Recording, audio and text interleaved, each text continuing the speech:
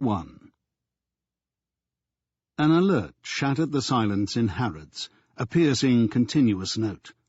The guard on duty in the security control room, Lionel Kenton, drew himself up in his chair. His hands went to his neck and tightened the knot in his tie.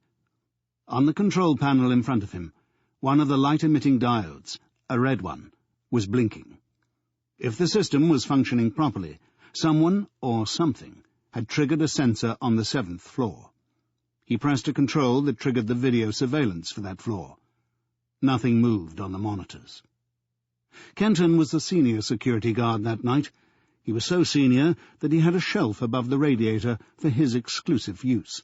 On it were framed photos of his wife, 2 daughters, the Pope, and Catherine Deneuve, an ebony elephant, and a cassette rack of opera tapes. Puccini kept him alert through the night. He told anyone so philistine as to question opera in the control room. None shall sleep. Listening to music was more responsible than reading a paper or a paperback.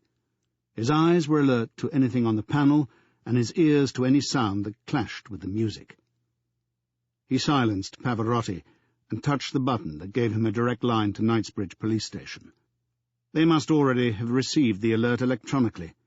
He identified himself and said, "Intruder alert. I'm getting a signal from the 7th floor. Furniture, Section 9.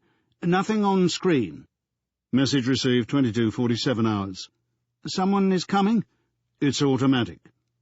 Of course it was. He was betraying some nervousness. He tried another survey of the 7th floor. Nothing untoward was visible, but then he hadn't much faith in video surveillance.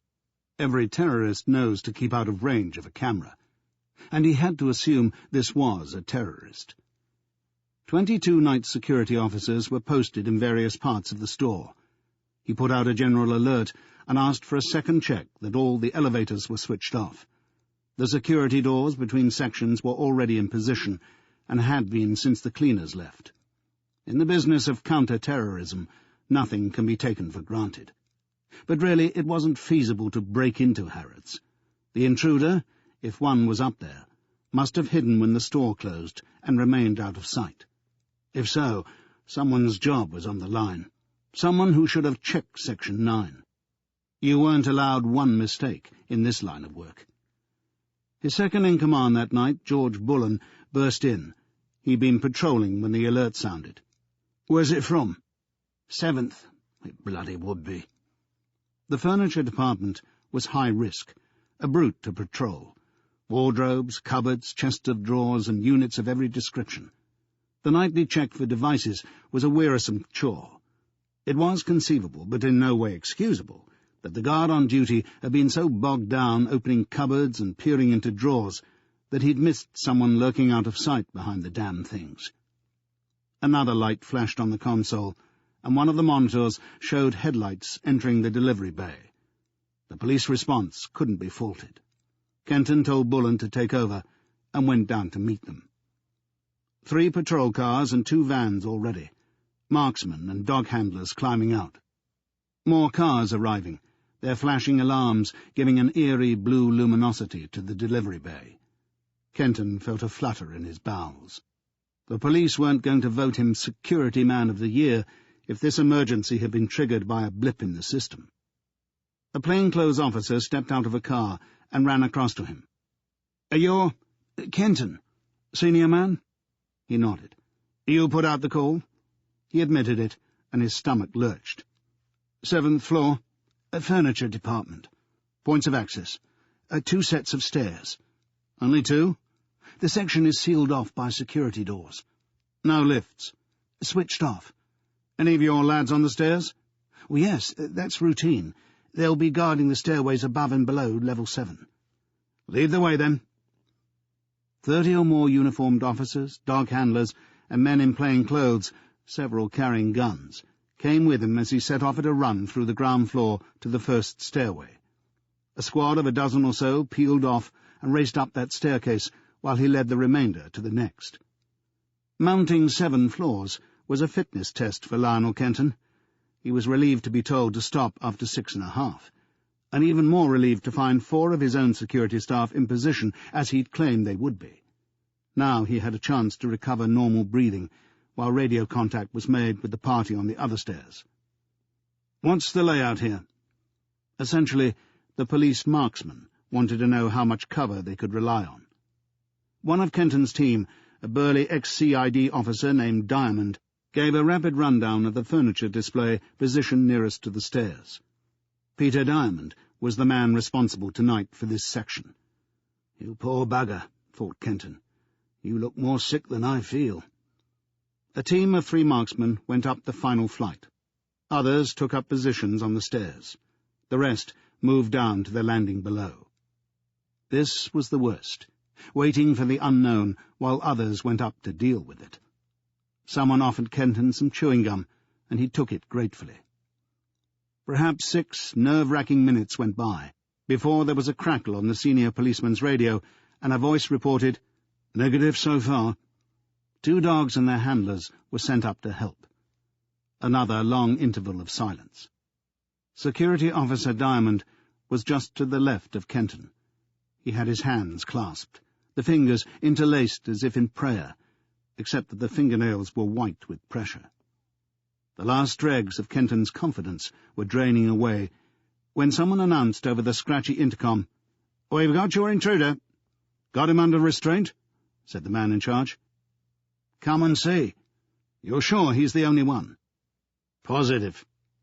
The tone was reassuring, strangely so, as if the tension had lifted altogether. Police and security staff dashed up the stairs. The 7th-floor lights were fully on. The marksmen had converged on a section where armchairs and settees were displayed. But they weren't in the attitude of gunmen. They were lounging about as if at a wine-and-cheese party. 2 were seated on the arms of chairs. There was no sign of anyone under arrest. Suddenly cold with his own sweat, Kenton went over with the others. "But you said you found someone." One of them flicked his eyes downwards, towards a sofa. It was the kind of vast black corduroy thing that an advertising executive would have in his outer office. At one end was a heap of scatter cushions, brilliant in colour. The face, looking out from under the cushions, was that of a small girl, her hair black and fringed, her eyes Asian in shape. Nothing else of her was visible. Kenton stared in bewilderment. "Ah, so," said the senior policeman. Chapter 2. "You're sacking me." Peter Diamond, the guard responsible for Section 9 on the night the child was found, spoke without rancour. "I know the score." The score was heavily against him.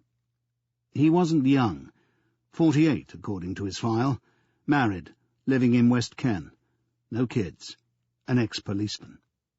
He'd got to the rank of detective superintendent, and then resigned from Avon and Somerset over some dispute with the assistant chief constable. A misunderstanding, someone said, someone who knew someone. Diamond had been too proud to ask for his job back. After quitting the police, he'd taken a series of part-time jobs, and finally moved to London and joined the Harrods team. "I shouldn't say this, Peter," the security director told him, "but you're bloody unlucky. Your record here has been exemplary. Apart from this, you could have looked forward to a more senior post." "Rules are rules." "Unfortunately, yes. We'll do the best we can in the way of a reference, but security jobs are out, right?" said Diamond. He was inscrutable. Fat men, and he was fat, often have faces that seem on the point of turning angry or amused. The trick is to guess which. The director didn't mind exhibiting his own unease. He shook his head and spread his hands in an attitude of helplessness. "Believe me, Peter, I feel sick to the stomach about this. Spare me that." "I mean it. I'm not confident I would have spotted the kid myself. She was practically invisible under the cushions." "I lifted the cushions," Diamond admitted. "Huh?" "She wasn't on that sofa when I did my round. I definitely checked. I always do. It's an obvious place to plant a device. The kid must have been somewhere else and got under them later." "How could you have missed her?" "I reckon I took her for one of the cleaners' kids. They bring them in sometimes. Some of them are Vietnamese. She's Japanese, I think. Diamond snapped out of his defeated mood. You think? Hasn't she been claimed? Not yet. Doesn't she know her name? Hasn't spoken a word since she was found. Over at the Nick, they spent the whole of today with a string of interpreters, trying to coax her to say something. Not a syllable. She isn't dumb, is she? Apparently not, but she says nothing intelligible. There's almost no reaction from the child. Deaf? No, she reacts to sound. It's a mystery. They'll have to go on TV with her. Someone will know her. A kid found in Harrods at night. It's just the sort of story the media pick up on. No doubt. You don't sound convinced. I'm convinced, Peter. All too easily convinced. But there are other considerations, not least our reputation. I don't particularly want it broadcast that a little girl penetrated our security. If the press get onto you, I'd appreciate your not making any statements. About security? I wouldn't. Thank you. But you can't muzzle the police. They have no interest in keeping the story confidential. It's going to break somewhere, and soon. A sigh from the director, followed by an uncomfortable silence. So, when do I clear my locker? Diamond asked. Right away? Chapter 3. The priest looked into the widow's trusting eyes and rashly told her, It's not as if it's the end of the world. The words of comfort were spoken on a fine summer evening in the sitting-room of a country villa in Lombardy, between Milan and Cremona.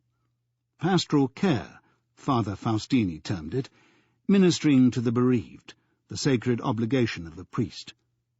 True, the ministering in this instance had continued longer than was customary, actually into a second year. But Claudia Coppi, cruelly widowed at 28, was an exceptional case. Giovanni, the husband, had been killed freakishly, struck by lightning on a football field. Why did it have to be my husband, when 21 other players, the referee and 2 linesmen, were out there? Claudia demanded of the priest each time he came on a visit. Is that the Lord's will? My Giovanni, of all those men. Father Faustini always reminded Claudia that the Lord works in mysterious ways.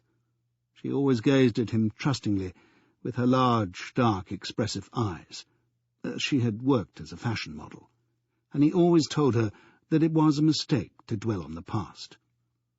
The priest and the young widow were seated on a padded cushion that extended around the perimeter of the sunken floor. As usual, Claudia had hospitably uncorked a Barolo, a plummy vintage from Mascarello, and there were cheese biscuits to nibble. The sun had just about sunk out of sight, but to have switched on electric lights on such an evening would have been churlish. The scent of stocks, heavy on the cooler air, reached them through the open patio doors. The villa had a fine garden, watered by a sprinkler system. Giovanni, not short of money, he'd made it to the top as a fashion photographer, had called in a landscape architect when the place was built. For Father Faustini, the remote location of the villa meant a 3-mile trip on his moped, but he never complained. He was 40 and in good health, a rugged man with tight black curls and a thick moustache. "You are doing so much better now," he remarked to the widow Coppi. "It's window dressing, Father. Inside I'm still very tense." "Really?" He frowned, and only partly out of concern for the tension she was under. It was a good thing the room had become so shadowy that his disquietude wouldn't be obvious to her. "My usual problem," she explained. "Stress. It shows up in the muscles. I feel it in my shoulders, right across the top." "As before?" "As before." There was a silence. Father Faustini was experiencing some tension also. Claudia said, "Last week you really succeeded in loosening the muscles." "Really?" he said abstractedly. "It was miraculous." He cleared his throat, unhappy with the choice of word.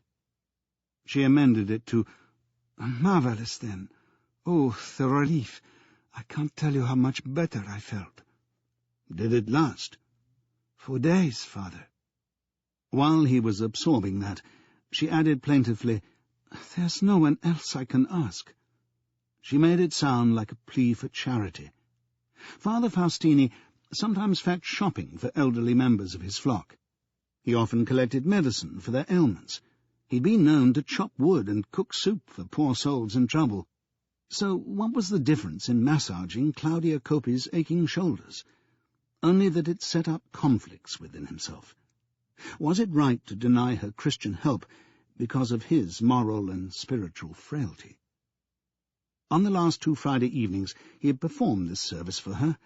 Willingly he would have chopped wood instead, but the villa's central heating was oil-fired. He would have fetched shopping with alacrity, but she had a twice-weekly delivery from the best supermarket in Cremona. She had a gardener, a cook, and a cleaner. What it came down to, in practice, was that the only assistance Father Faustini could render to Claudia Coppi was what she was suggesting. The poor young woman couldn't massage her own shoulders, not well enough to remove muscular tension. There was another factor that made him hesitate. Once a week in church he heard Claudia Coppi's confession, and lately, he wasn't certain how many times this had occurred, and didn't intend to make a calculation, she had admitted to impure thoughts or carnal desires, or some such form of words. It wasn't his custom to ask for more details in the confessional once the commission of a sin was established, so he couldn't know for sure that there was a connection with his visits to the villa. I found something you could rub in, if you would, she said. He coughed nervously and crossed his legs. This was new in the routine. Embrocation?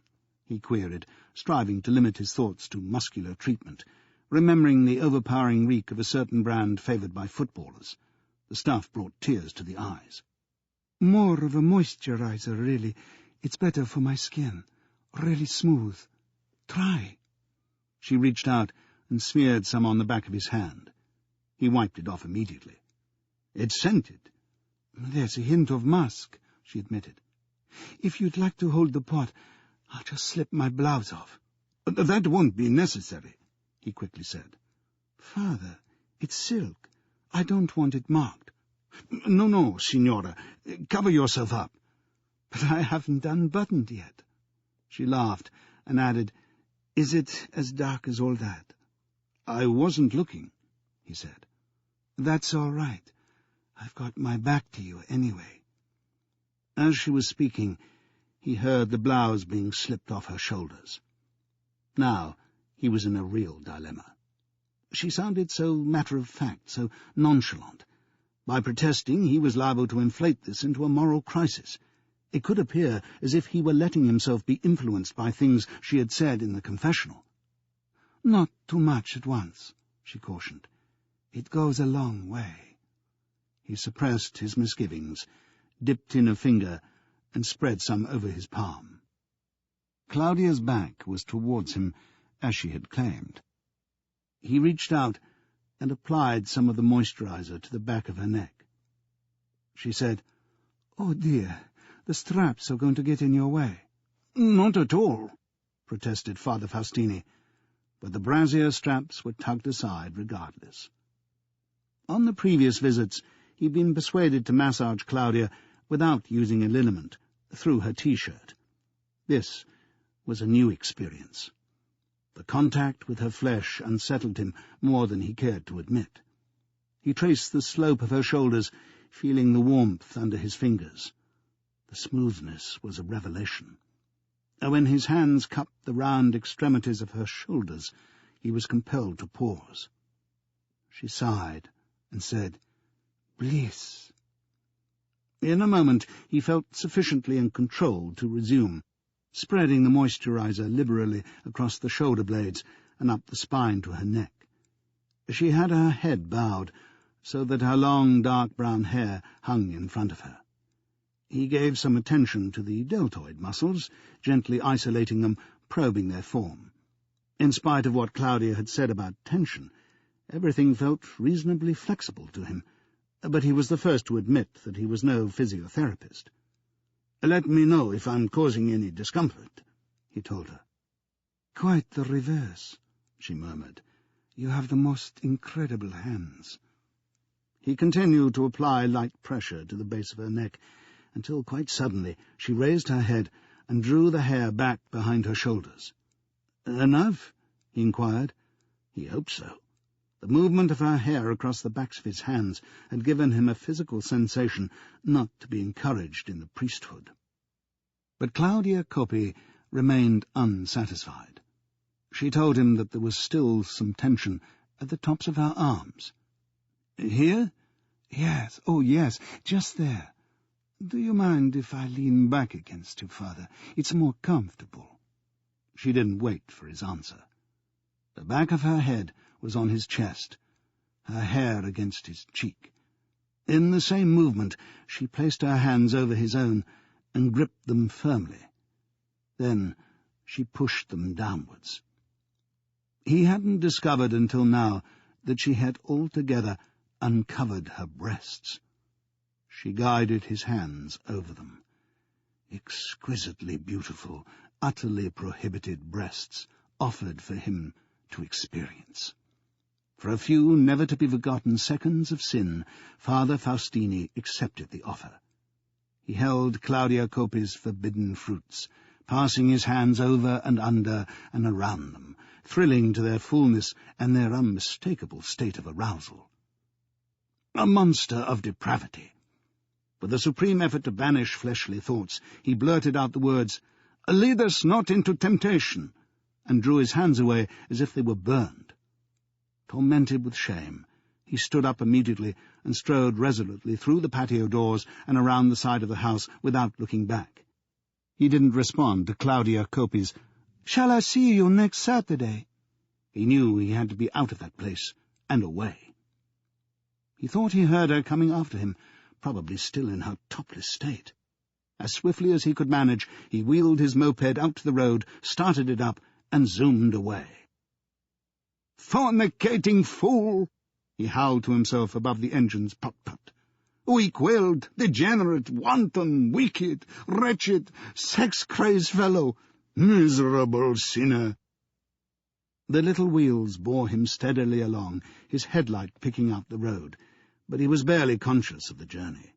His thoughts were all on the depravity of his conduct.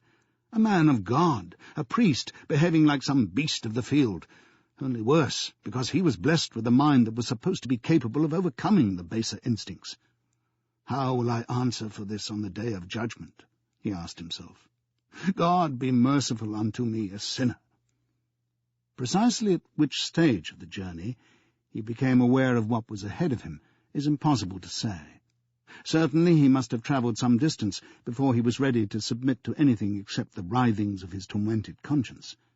It had to be spectacular, and it was. Father Faustini stared ahead and saw a pillar of fire. The night sky was alight above the plain of Lombardy, fizzing with hundreds of brilliant fiery points. Their origin was a fiery column, perhaps 3,000 metres away, and towering over the land.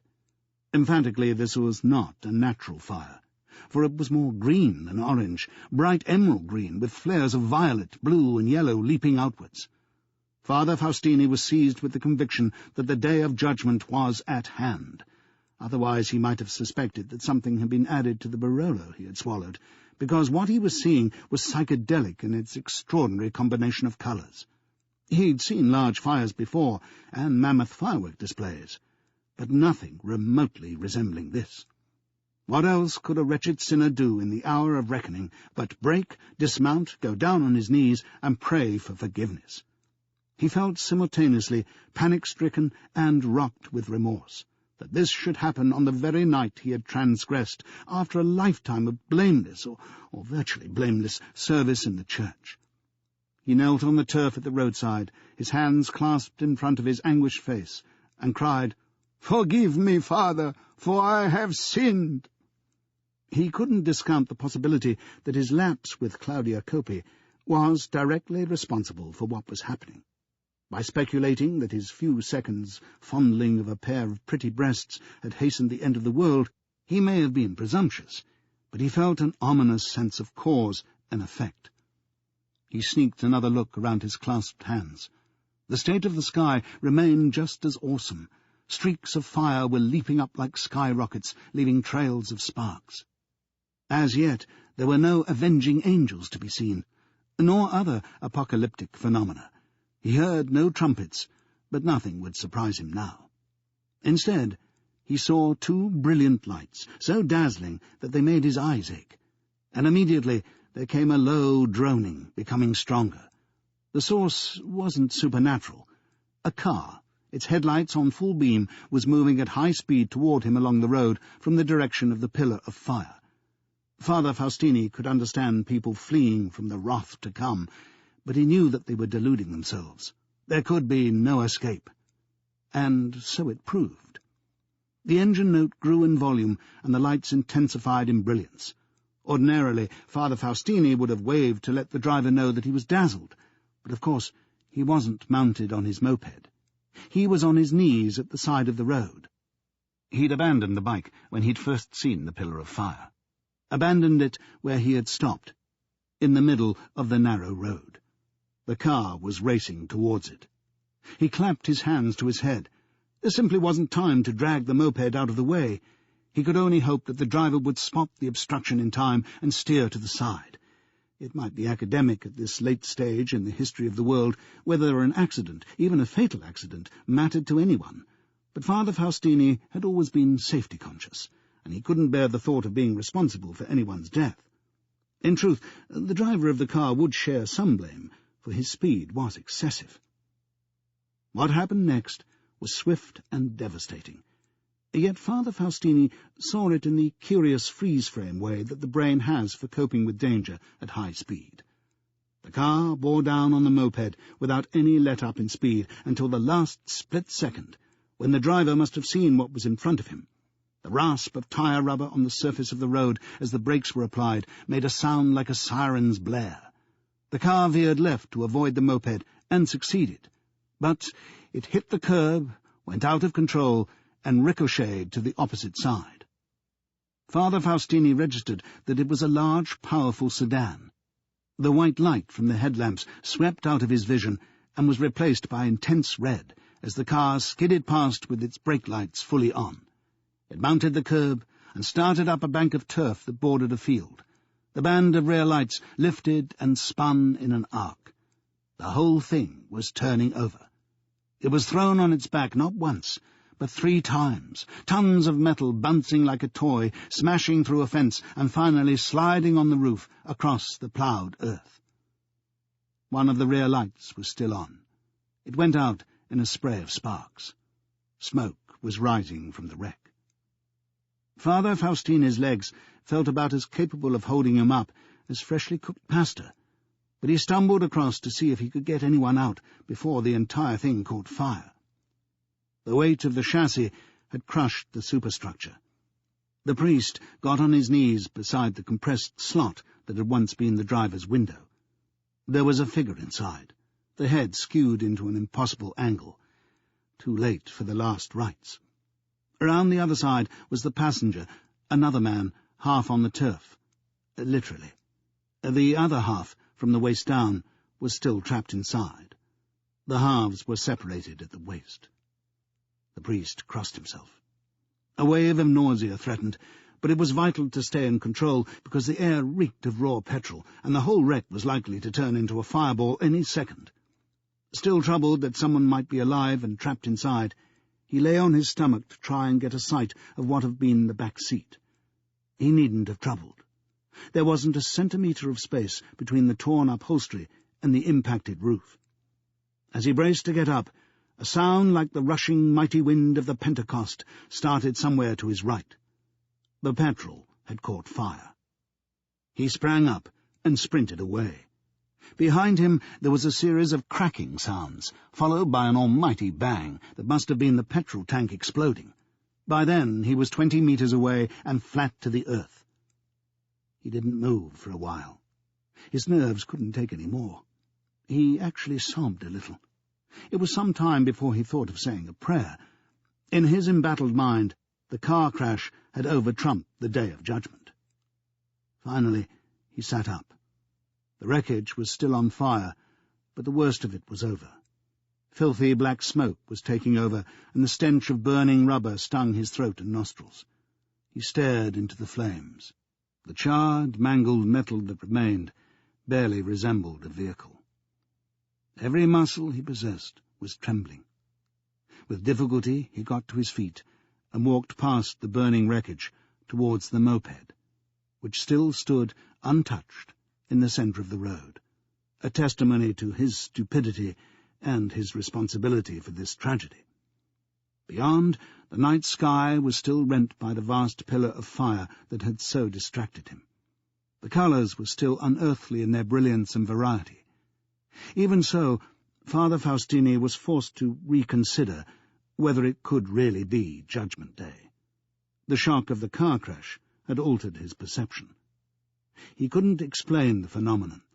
There had to be a reason for it, but he hadn't the energy left to supply one. He got astride the moped, started up, and rode off to report what had happened. Chapter 4.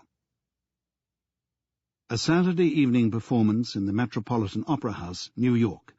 Domingo and Freni in full voice before a packed, enthralled house. The entombment scene was drawing to its climax.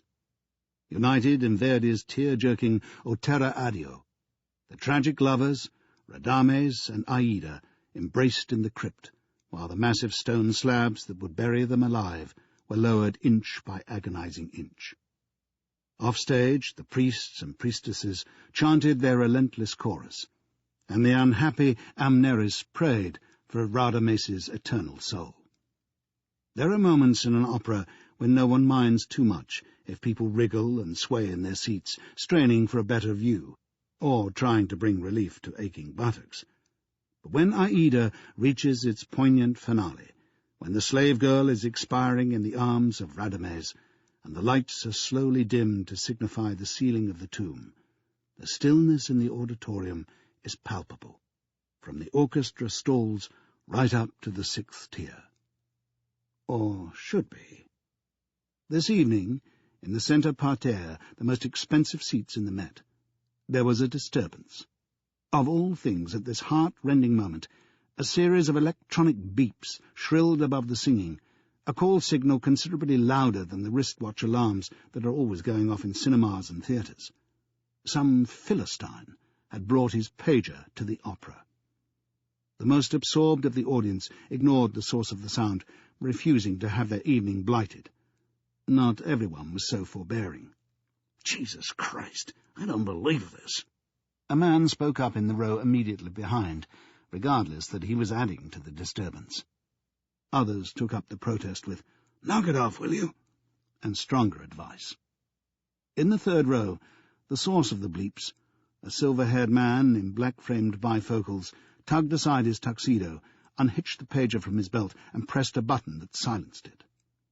The entire incident had lasted no more than 6 seconds, but it could not have been more unfortunately timed. Now the curtain was down and the performers were taking applause, and in the centre parterre as many eyes were on the man in the third row as on Domingo. Dagger thrusts of obloquy struck at the offender. Try as he did to ignore them by energetically applauding and focusing his eyes fixedly on the stage, he could expect no mercy from the offended patrons around him. New Yorkers are not noted for reticence. "I know who I'd bury alive. How do jerks like that get admitted?" "I bought a ticket for a fucking opera, not a business conference." The jerk in question continued vigorously clapping through 6 or 7 curtain calls until the house lights were turned on. Then he turned to his companion, a stunning-looking, dark-haired woman, at least 20 years younger than he, and attempted to engage her in such earnest conversation that the rest of New York was shut out. She wasn't all that impressed. It was some consolation to those around as they got up and started to file out that the lady was unwilling to gloss over the lapse. In a short time her voice was raised above his, and snatches of the tongue-lashing she was giving him threatened to shake the chandeliers. "Never been so humiliated, and if you think after this I'm going to tag along for dinner in a screw, forget it," someone called out. "Atta girl," Dump him." And that is what she did, flouncing off between the rows of seats, leaving her escort staring after her and shaking his head. He didn't attempt to follow. He remained seated, judiciously letting the people he'd upset get clear. And when everyone had filed out of his section of the auditorium, he took out the pager again and keyed in a set of numbers. Having got something on the display, he delved into his breast pocket and, impervious to the surroundings, took out a cell phone and pulled out a length of aerial. "Sammy, were you trying to reach me? Because if you were, you could have timed it better, my friend."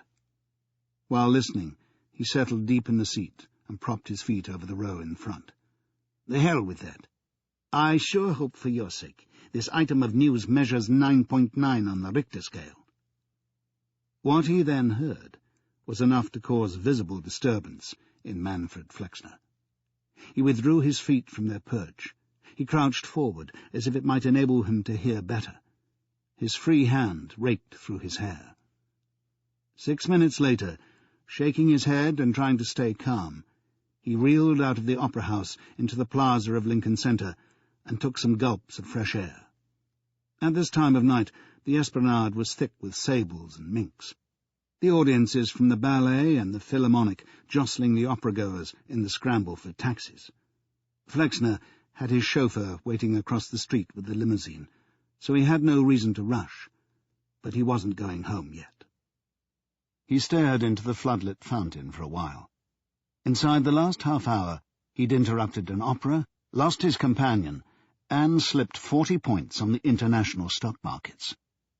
He needed a drink. The world was not a happier place next morning. He watched the Alka-Seltzers fizzing in the glass on his desk, and brooded on what might have been. Pharmaceuticals were Manny Flexner's business. Pharmaceuticals. And here he was, relying on the product of a rival company. He'd worked all his life in the expectation one day of finding a market leader like Alka-Seltzer that would become a steady seller for the foreseeable future. His was the traditional story of a Lower East Side boy with a head for business who'd made some bucks driving taxis, lived frugally for a time, and invested his earnings. Realizing, as all entrepreneurs do early in life, that you get nowhere using self-help and savings, he'd borrowed from the bank to buy a share in a small business supplying labels to pharmacies. When self-stick labels came in, he'd just about cornered the market, and made enough to borrow more cash and move into the supply side of pharmaceuticals. The 1960s and 70s had been a prosperous time in the drug industry. Manny Flexner had taken over a number of companies in the USA and expanded internationally, buying shrewdly into Europe and South America. One of the Manflex products, Caprofix, a treatment for angina, had become a strong source of income, a steady seller throughout America and Europe. The story had a downturn. The pharmaceuticals industry relies heavily on the development of new drugs. Companies cannot survive without massive research programs. In the early 80s, scientists working for Manflex had identified a new histamine antagonist with potential as a treatment for peptic ulcers. It was patented and given the proprietary name of Fidoxin. The potential market for anti-ulcer drugs is enormous. At that time, SmithKline's Tagamet dominated the field with sales estimated at over $1 billion. Glaxo was developing a rival product called Zantac that would eventually outsell every drug in the world. But Manny Flexner was in there and pitching. The early research on Fidoxin was encouraging. Manflex invested hugely in studies and field trials designed to satisfy the federal panel that advised the Food and Drug Administration, for no drug can be marketed without the FDA seal of approval. By 1981, Manflex was set to beat its rivals in the race to $1 billion market. Then, at a late stage, long-term side effects were discovered in patients taking Fidoxin. Almost every drug has unwanted effects, but the possibility of serious renal impairment is unacceptable. Reluctantly, Manny Flexner had cut his losses and abandoned the project. Too much had been gambled on that one drug. Through the 1980s, Manny had been unwilling to sink so much into any research project, The recession in 1991 had hit Manflex harder than its rivals. Thanks mainly to the old standby Caprofix, the company is still rated in the top 10 in America, but it had slipped from 4th to 7th, or worse. Manny didn't care to check anymore. Today was the worst yet. He had the Wall Street Journal in front of him. Overnight, his stock had plummeted again in Tokyo and London. The reason? The biggest firework display in history is what they're calling it, he told his vice-chairman, Michael Liepman, throwing the paper to him. A 20 billion lira fire. The flames could be seen 30 kilometers south of Milan. How much is that, Michael? About 20 miles. The lira, for God's sake. Not so bad as it sounds. Say 17 million bucks. Not so bad, Manny repeated with irony. An entire plant goes up in smoke, a quarter of our Italian holding, and it's not so bad. Insurance, murmured Michael Liepman. Insurance takes care of plant and materials. There were research labs in that place. They were testing a drug for depression. Depression? I hope to God some of the stuff is left, because I need some. Research is irreplaceable, and the market knows it. Do we have any news from Italy? Is it a total write-off? Liepman nodded. I spoke to Rico Villa an hour ago. The scene is a heap of white ash now. He crossed the room to the drinks cabinet and took out the scotch. Can I pour you one? Manny shook his head and indicated the Alka-Seltzer. Then you don't mind if I do. 37, 6'2", and blonde, Michael Liepman was less volatile than his boss. He was half Swedish. Supposedly the Swedish half kept him from throwing tantrums. He'd joined Manflex 5 years ago, through no action of his own, when Flexner had bought the small company he managed in Detroit. Liepman had proved to be the only valuable acquisition from that takeover, a creative thinker with fine organizational skills. He developed a good rapport with his tough little boss. Within a year, he'd been invited to join the board. Anyone died yet? Manny inquired in a voice that expected nothing but bad news that day.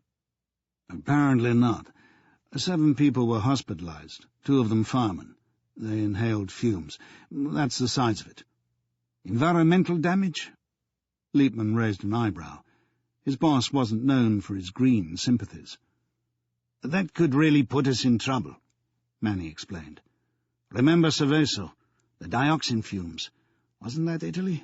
How many millions did the owners have to shell out in compensation? Liepman helped himself to a generous measure of scotch. No poison fumes reported yet. The tension in Manny's face eased a little. He took off his glasses and wiped them with a tissue that he took from a Manflex dispenser. We can ride this, Liepman said confidently. Providing reassurance was one of his most useful talents.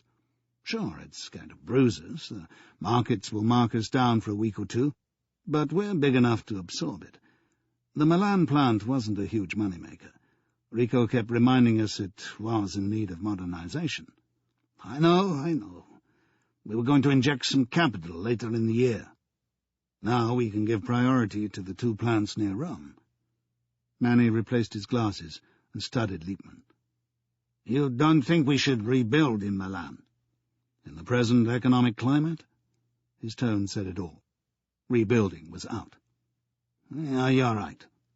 We should consolidate with what we have out there. We can sell the Milan site. Having weighed the options, Manny seemed satisfied. What I want now is for someone to go to Italy and tidy up, sort out the staffing problems, salvage anything we can from this mess. He hesitated, as if casting about for a name. Who do you think? Would you say David can handle it? David?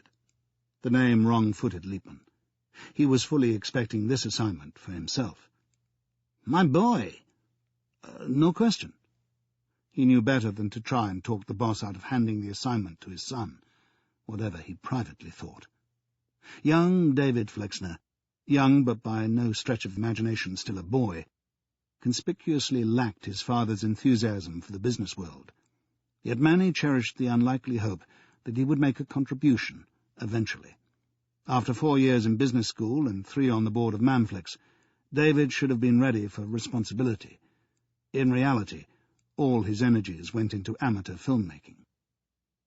Towards the end of the morning, the screens in the large office adjacent to Manny Flexner's were registering some improvement in the group's ratings.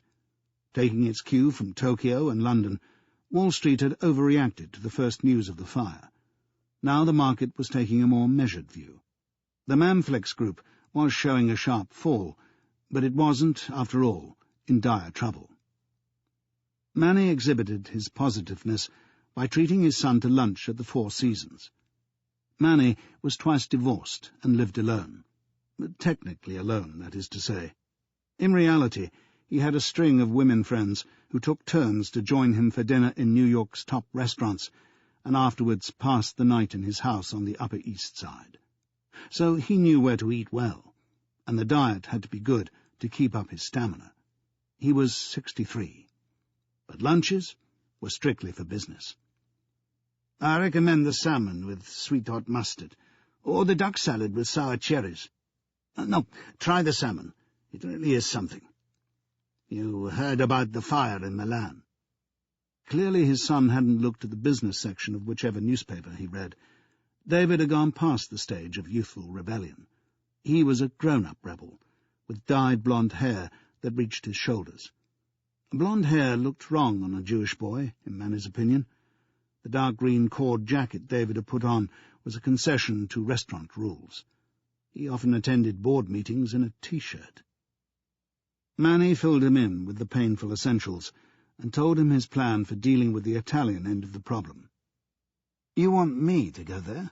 Well, that could be difficult, Pop," David said at once. "How soon?" "Anything wrong with tonight?" David smiled. His engaging smile was both an asset and a liability. "You're not serious." "Totally serious. I have up to 200 people without a job, unions to deal with. Yes, but an insurance claim to file, and for all I know, lawsuits pending. Things like this don't get sorted if you ignore them, David." "Well, how about Rico Vila? He's there. He speaks the language." Manny pulled a face and shrugged. "Rico couldn't close a junior softball game." "You want me to fly out to Milan and wield the hatchet?" "Just point out the facts to these people, that's all. Their workplace is a pile of ash now. There's no future in rebuilding it. If anyone is willing to transfer to Rome, fix it. Talk to the accountants about redundancy terms. We'll give the best deal we can. We're not ogres." David sighed. "Pop, I can't just drop everything." Although Manny had expected this, he affected surprise. "What are you saying, son?" "I have commitments. I made promises to people. They depend on me." Manny gave him a penetrating stare. "Do these commitments have anything remotely to do with Manflex?" His son reddened. "No, it's a film project. We have a schedule." "Uh-huh. I'm due on location in a Bronx zoo." "Filming animals, huh? I thought you said you made promises to people." "I was talking about the crew." The waiter arrived a split second before Manny was due to erupt. Father and son declared a truce while the gastronomic decisions were taken. David diplomatically elected to have the salmon his father had recommended. It would be no hardship. When they were alone again, Manny started on a different tack. "Some of the best films I ever saw were made in Italy." "Sure, the Italian cinema is up there among the best. Always was. The Bicycle Thief, Death in Venice, The Garden of the Fitzy Continis. A feast full of dollars." David gave a fair imitation of the Sphinx. "Ah, you mean spaghetti westerns?" Manny nodded, and said with largesse, "You could get among those guys. Take a couple of weeks over this. Tidy up in Milan, my boy, and you have a free hand. Go to Venice. Is that a reasonable offer?" Such altruism from a workaholic was worthy of a moment's breathless tribute, and got it. Finally, David confessed. "I know you want me to step into your shoes someday, Pop, but I think I should tell you that the drugs industry bores the pants off me." "You're telling me nothing." "But you won't accept it. because you won't give the business a chance. Listen, Dave, it's the most challenging industry there is. You stay ahead of the game or you die. It's all about new drugs and winning a major share of the market. That much I understand, David said flatly. One breakthrough, one new drug, can change your whole life. That's the buzz for me. You mean it can change a sick person's life? Naturally, Manny said without hesitation. Only what's good for sick people is good for my balance sheet, too. He winked, and his son was forced to grin. The ethics may have been clouded, but the candour was irresistible. Research teams are like horses. You want to own as many as you can afford. Once in a while, one of them comes in first, but you can never be complacent. When you have the drug, you still need government approval to market it. Manny's eyes glittered at the challenge. He didn't smile much these days, but occasionally a look passed across his tired features, the look of a man who once picked winners, but seemed to have lost the knack. And in no time at all, the patent runs out, so you have to find something new. I have teams working around the globe. Any moment they could find a cure for some life-threatening disease. David nodded. There was a strong R&D section in the Milan plant, Manny said with approval. You know more than you let on. I guess you really believe I can handle this. That's why I asked you, son. He gestured to the wine waiter. When he'd chosen a good Bordeaux, he told his son, This trouble in Italy has gotten to me. I always believed that someone up there was on my side. You know what I mean? Maybe I should think of stepping down. Pop, that's nuts, and you know it. Who else could run the show? Then David's eyes locked with his father's penetrating gaze. Oh, no, it's not my scene at all. I keep telling you I'm not even sure that I believe in it. If it was just a matter of making drugs to help sick people, okay, but you and I know that it isn't. It's about public relations, keeping on the good side of politicians and bankers, thinking of the bottom line. Tell me a business that doesn't. This is the world we live in, David. Yes, but the profits aren't in drugs that cure people. Take arthritis. If we found something to stop it, we'd lose a prime market, so we keep developing drugs to deaden the pain instead. They're not much different from aspirin, only 50 times more expensive. How many millions are being spent right now on Me Too arthritis treatments? Manny didn't answer. However, he noted with approval his son's use of the trade jargon. A Me Too drug was an imitation, slightly reconstituted to get around the patent legislation. There were more than 30 Me Toos for the treatment of arthritis. David was becoming angry. Yet how much is invested in research into sickle cell anemia? It happens to be concentrated in third-world countries, so it won't yield much of a profit. I was idealistic when I was your age, said Manny. And now you're going to tell me you live in the real world? But you don't, Pop. Until something like AIDS forces itself on your attention, you don't want to know about the real world. I don't mean you personally. I'm talking about the industry. Come on, the industry was quick enough in responding to AIDS. Wellcome had Retrovir licensed for use in record time. Yes, and hyped their share price by 250%. Manny shrugged. Market forces. Wellcome came up first with the wonder drug. David spread his hands to show that his point was proved. The waiter approached and poured some wine for Manny to sample. After he'd given it the nod, Manny said slyly to his son, You know more than you sometimes let on. When you become chairman, you'll be God. You can try injecting some ethics into the drug industry if you want.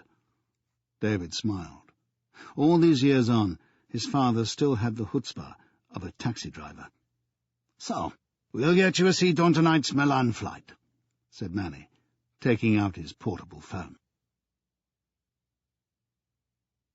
Chapter 5 Kensington Library was built in 1960, yet the reference room upstairs has an ambience emphatically Victorian. The carpet is a dispiriting olive green, and the chairs are upholstered in dark leather. Notices everywhere urge the readers to beware of pickpockets, and to tell the staff immediately if they see anyone mutilating or taking newspapers. True, certain of the papers are heavily in demand. The Evening Standard, which arrives early in the afternoon, can be seen only on request, not because of anything unseemly in the contents, but because it would go from the open shelves and not be found again. The assistants at the desk get to recognise the beady-eyed men who hover from 2 p.m. onwards, each hopeful of being the first to spot a second-hand car bargain, a tip for the greyhound racing, or a job. Peter Diamond, formerly of Harrod's security staff, had become one of the job-seekers. He got his turn with the Standard and ran his thumb down the columns. If he could imagine himself filling any of the posts on offer, he would hurry to the nearest phone. Most of the ads were couched in a friendly style. Call Mandy or ring Trish, and you were encouraged to picture a sweet-natured personnel officer on the end of the line eager to talk you into a 30-grand job with bonus and pension.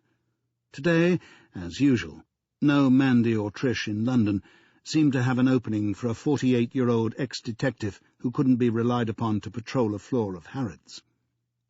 He gave up. The Standard reported another rise in unemployment, with the headline, "Despair of London's Jobless." The despair wasn't much in evidence in High Street Kensington, apart from the droop of Diamond's shoulders. Young women with laminated carrier bags stuffed with goodies from the department stores stood by the curb waving for taxis. Middle-aged men in designer tracksuits jogged in the direction of Holland Park. The lunch crowd was still installed in El Gallo d'Oro, the Italian restaurant across the street. For the past 7 months, Diamond and his wife Stephanie had subsisted in a basement in Addison Road, a one-way street where the traffic noise is almost unendurable without double glazing and earplugs. The house was a stuccoed 3-story building with rotting window frames that never stopped shaking.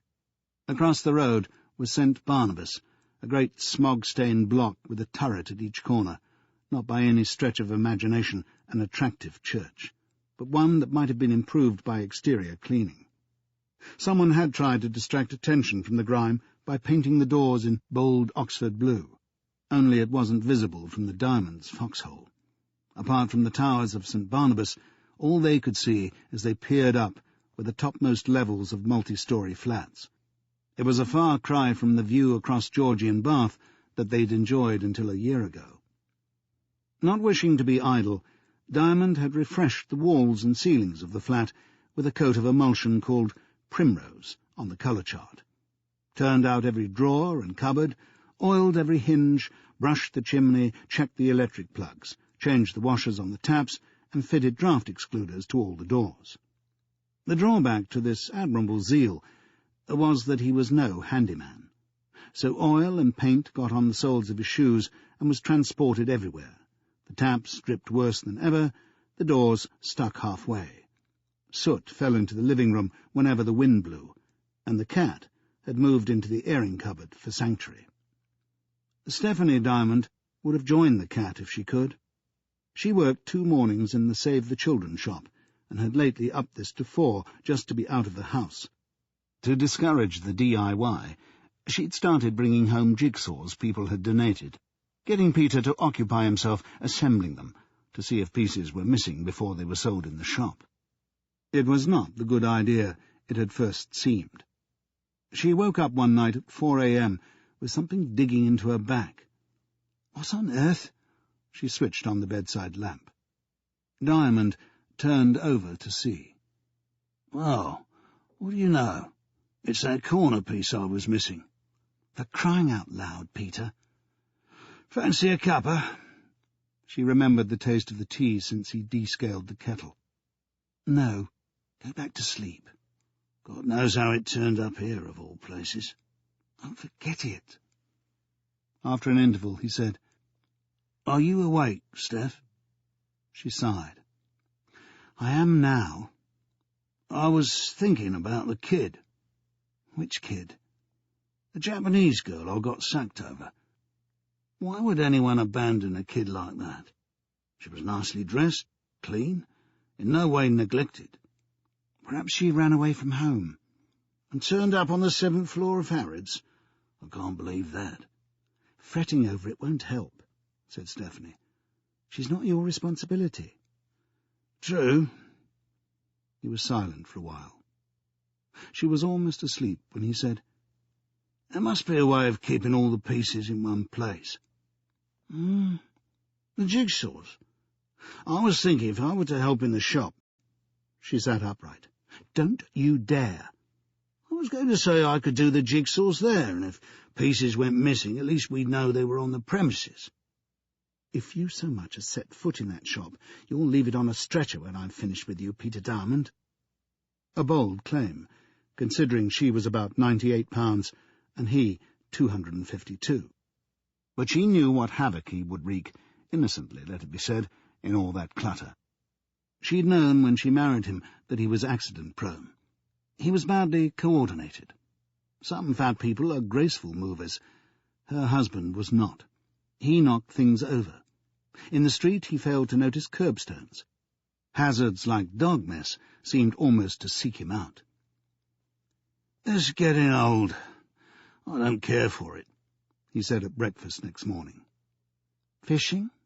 Stephanie said. He gave a shrug. "All right, I'll say it. You're not that old." "Too old for work, apparently." "Snap out of it, Pete." "You want to see them lining up for unemployment benefit. Younger men than me. Much younger, some of them. Kids, straight out of school." She heaped streaky bacon on his plate. "Things could be worse." "You mean one of those unemployed kids could be ours?" She looked away, and he cursed himself for being so boorish. In her first marriage to a shop manager, Steph had miscarried 3 times. She'd lost another baby when she married Diamond. That time she'd suffered complications that were finally resolved by a hysterectomy. Surgery had been the cure-all in the early 70s. She'd lost her womb, but not the maternal urge. Before he'd met her, she'd taken on the role of leader to a pack of brownies. Did it for years, and did much more than Baden-Powell had ever intended. Always willing to be a second mum to small girls whose parents neglected them. They were all young adults now, and she still wrote to some of them. He put his hand over hers and said, "Sorry about last night, love." Her face creased into a bewildered look. "Last night?" "In bed." She stared at him with wide eyes. "The jigsaw piece." "Oh," she laughed. "I'd forgotten that. I thought you were on about something entirely different. It didn't make sense at all." The day was fine, after more than a week of overcast skies and rain. So instead of joining the queue in the library again, he called in at the newsagent's, treated himself to his own copy of the Evening Standard, and took it into Holland Park to read. Finding that nothing in the jobs columns grabbed him, he put the paper aside and basked in the sun for a while on one of the wooden benches facing the pond beside the orangery, watching people walk their dogs and push their prams along the length of the arched cloister. Everyone but he had some accessory, some visible reason for being in the park: a model airplane, a tennis racket, a camera, a spiked stick for picking up waste paper. He got up decisively. Hell, he had no cause to be idle. He remembered an urgent job of work. Overnight a couple of air bubbles had appeared on the freshly emulsioned kitchen ceiling. Stephanie hadn't said anything, but he was sure she'd noticed them. He'd see if he could rub them up with sandpaper. At home, trying to be tidy, he spread the sheets of the Standard across the kitchen floor below the bit of ceiling he was about to sand. Then he stood on a kitchen chair and examined the job. There were 2 bubbles the size of marshmallows. No question, they had to be removed. He picked at one with his fingernail. The paint was dry, so he gave it a tentative pull. It was pliant and springy, like plastic. He pulled harder, and suddenly a sizable piece of the coat of paint detached itself from the ceiling and flopped over his head and shoulders like a bridal veil. He swore, stepped down from the chair, extricated himself, and examined the damage. This was no longer a simple sanding job. The entire ceiling would have to be stripped and repainted. Worse, it needed washing before he applied the paint. It was obvious, even to an incompetent, that the grease and grime from years of cooking should have been removed before the first coat was applied. The emulsion hadn't adhered. By seeking quick results, He'd wasted an entire can of paint. In a couple of hours, Stephanie was going to come back from the shop to find her kitchen under occupation again.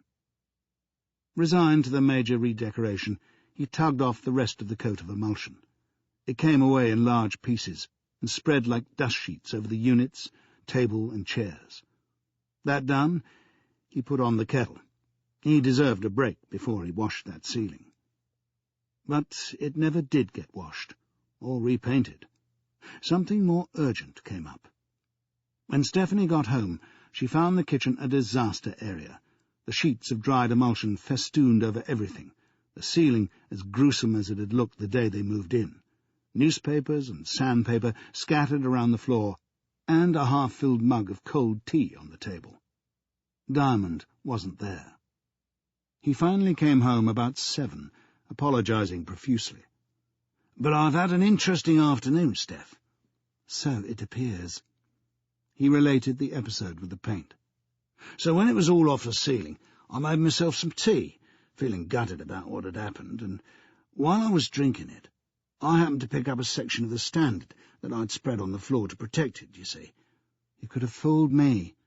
"Well, I just wanted something for distraction, something to read, and—" "You found a job in the paper?" "Oh, Pete." She turned to him, arms spread wide. "A job? No." Her arms flopped down. "What then?" "I was telling you. I picked up the paper and saw this." He handed her a scrap of newspaper. She read, "Mystery girl still unclaimed. The small girl who was the cause of a bomb scare when she was found in Harrods 5 weeks ago has still not been claimed or identified. The girl, believed to be about 7 and Japanese, is unable or unwilling to speak. A publicity campaign to find her parents has so far been unsuccessful, despite extensive inquiries among the Japanese community. Meanwhile, she is in the care of Kensington and Chelsea Social Services Department. A spokesman said, 'We are at a loss to understand why no one has come forward yet.'" "Poor mate," said Stephanie, ever ready to brush aside her own concerns to take pity on a child. "She must be terrified. First the police, and now the social workers. I'm not surprised she's silent." "Then you don't mind if I try and help?" said Diamond. She gave him a wary look. "If I did, would it make a jot of difference?" "I found out where she's being kept." Stephanie frowned, stared, and then allowed her face to soften.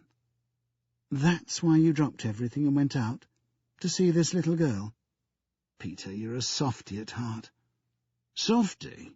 he said. "You're calling an ex-cop a softy?" "You always had time for kids," she insisted. "Who got a job as Father Christmas last year?" "Well, that was work. This abandoned kid is a challenge, Steph. A chance to do what I'm trained for, instead of standing on a chair washing the ceiling, which I will do. I'll give you my word. Face it, I've got experience. I was a bloody good sleuth." "With a heart of gold." He rolled his eyes upward in dissent, and found himself staring at the grease marks. "Anyway, I tried the town hall, and they weren't willing to release information. Well, I don't blame them. I could have been a weirdo or something. They were perfectly entitled to show me the door. I went around to the police, told them I was ex-CID, and got an address. Some kind of assessment centre. Of course, when I got there, the kid had been moved on. I needed to be a bloody Sherlock Holmes to track her down. They put me onto some child psychiatrist, and he was no help, but his secretary took pity and handed me the address of a special school in Earl's Court." "Special?" Stephanie said dubiously. "You mean for kids with mental problems?" He nodded. "Is she retarded?" said Stephanie. "Well, no one actually said so, but that's where they've sent her." "They must think she is. What kind of place is it?" "It's residential. I didn't get there this afternoon, but I'm going to try tomorrow. Apparently they haven't given up entirely. A Japanese teacher visits the school and tries to get her to speak. Up to now she's had no success." She was frowning. "If everyone else has failed, what can you do about it? You don't speak Japanese." "I don't propose to try. It's just possible that everyone is too preoccupied with the speech problem. I'd like to try other lines of inquiry. Such as? He wouldn't commit himself. I'd need to win the kid's confidence first. I've got the time to do it, Steph. For once in my life, I haven't got someone breathing down my neck. Well, said Stephanie, letting her eyes slide upwards. Don't say it. I'll scrub the damn ceiling tonight. End of Disc 1. Disc 2. Chapter 6. One useful thing Diamond had learned in the police is that anyone with an air of authority can get admitted anywhere, with the possible exception of 10 Downing Street. The children's home was a detached Victorian house just behind the Earl's Court Exhibition Building. The woodwork around the windows needed replacing, and brickwork was visible here and there where weathering had evaded the layer of stucco. The local authority had more urgent priorities. He rang the bell, and a woman in an apron came to the door. Raising the 1940s trilby he still wore in private homage to the great detectives of past years, he said, "Morning, madam. You must be Mrs. Straw. Mrs. Straw. Mrs. Straw," he said thoughtfully, as if deciding whether she qualified for the holiday of a lifetime in the Caribbean. She waited, intrigued. He said, "You're not the head of this school?" No, she said, fingering her apron. I'm the general help. A general? General help?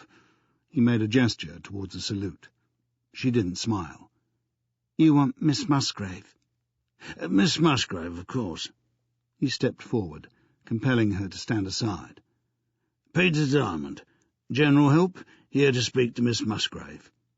She succeeded in saying, "You have an appointment?" If she meant it to sound like a question, as she probably did, the attempt was foiled by a huge, disarming grin from Diamond. The upshot was that Mrs. Straw's utterance ended on a descending note and became a statement. She added, "Miss Musgrave is very busy." "Don't I know it?" Diamond said. You know Miss Musgrave?" she said with relief. He shrugged like a Frenchman in a way that could mean everything or nothing. She'll see me, I think." He was in the hall now, and Mrs. Straw was closing the door.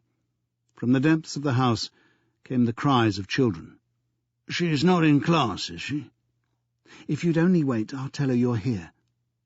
At that moment a face appeared around a door halfway up the hall. Diamond called out, "There you are, Miss Musgrave."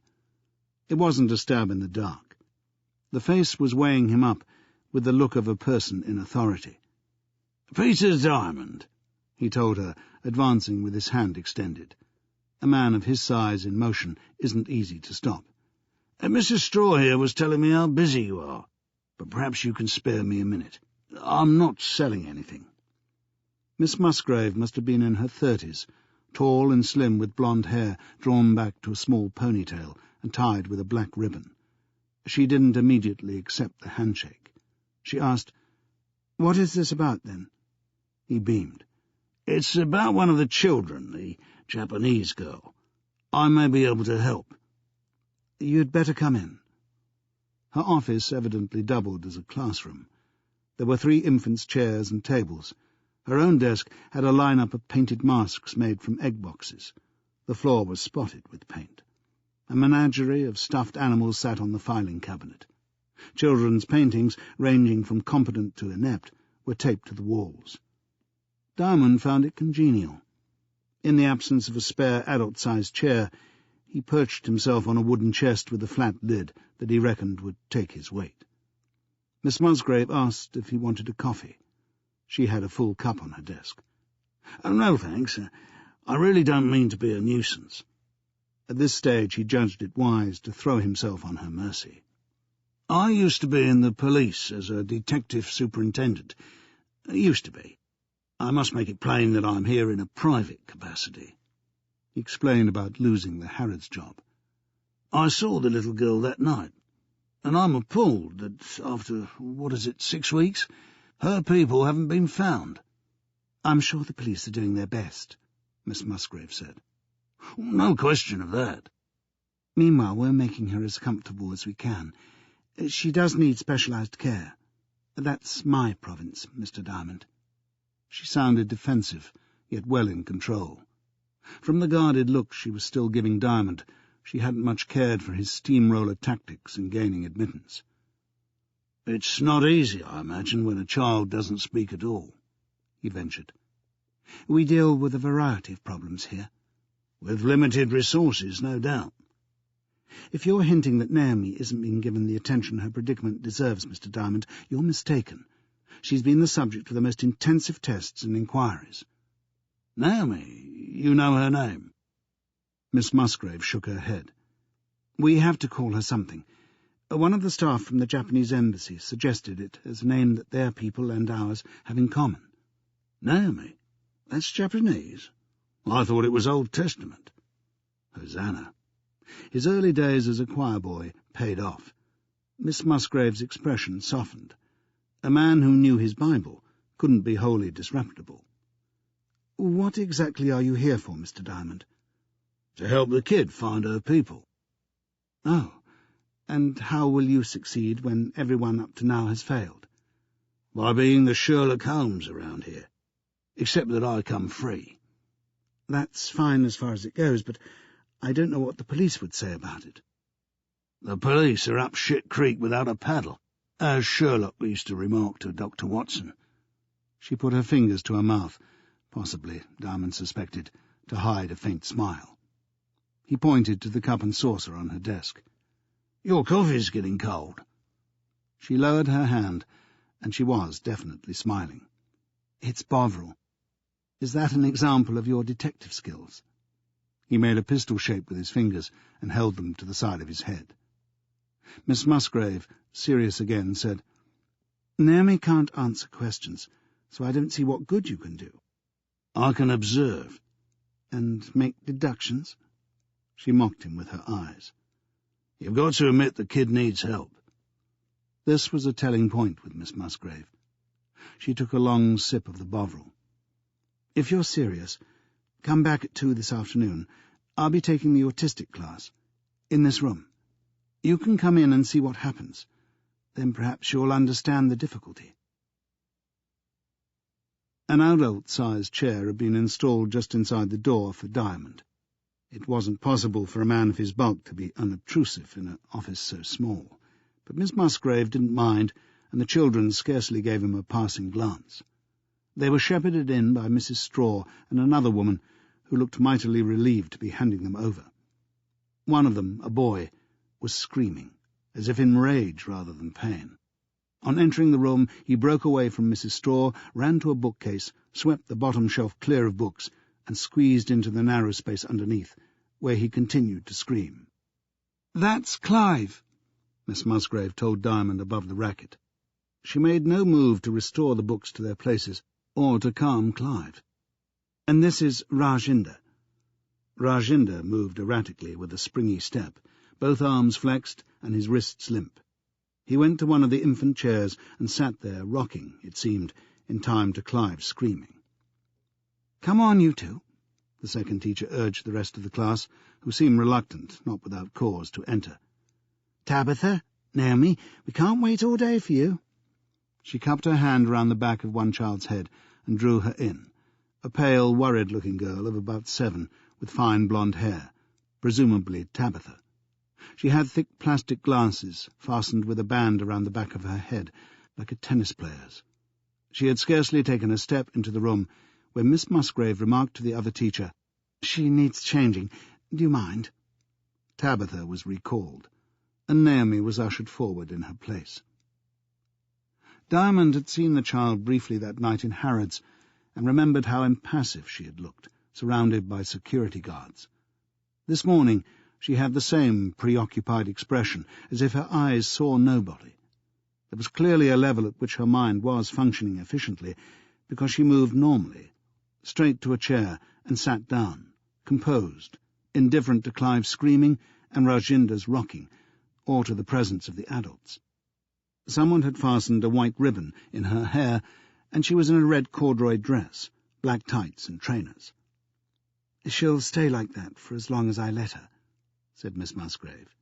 "I can get through to the others. Outwardly they appear more disturbed than Naomi, but she's inaccessible. And it isn't just the problem of language. It must be some form of autism." Diamond had seen television programs about autistic children who appeared physically normal, but tantalizingly locked in their inner worlds. They exhibited a range of behaviour that could include tantrums, grimacing, avoidance of all human contact, inappropriate emotional reactions such as laughing when someone else was hurt, and in rare cases, strange feats of memory, enabling them to play music they had heard only once before, or doing complex drawings of scenes and buildings only briefly visited. From what he remembered, there was controversy about how autism should be treated. He'd watched a disturbing film of mothers forcibly embracing their struggling children until they stopped resisting, which could take hours. In some cases, the results had been encouraging. Miss Musgrave closed the door and took a pencil and worksheet to the howling Clive. To Diamond's surprise, the boy took it, went silent, and started to write or draw, still in his cramped position under the bookshelves. Rajinder also was persuaded to take a worksheet and give it his attention, though he needed a patient explanation of what was required. "Now see what happens with Naomi." Miss Musgrave held out a pencil. Naomi stared ahead and didn't move. Gently, Miss Musgrave took the child's right hand and positioned the small fingers around the pencil. Diamond said, "It's not for me to interfere, but do the Japanese hold pencils like that?" He took a pen from his pocket and demonstrated. "I thought they held them upright, like this." Miss Musgrave's first reaction was a cool stare. Then she accepted the validity of the information. The child allowed her fingers to be repositioned. A clean sheet of paper was placed on the table in front of her. Miss Musgrave stood behind Naomi and guided the pencil, making a mark on the paper. "Now prove me totally wrong, Naomi, and draw a picture." But Naomi's eyes weren't on the paper, and as soon as Miss Musgrave stepped back, the hand was still. "I've had mutes before," Miss Musgrave said, "and they can usually be persuaded to use a pencil." "She's mute?"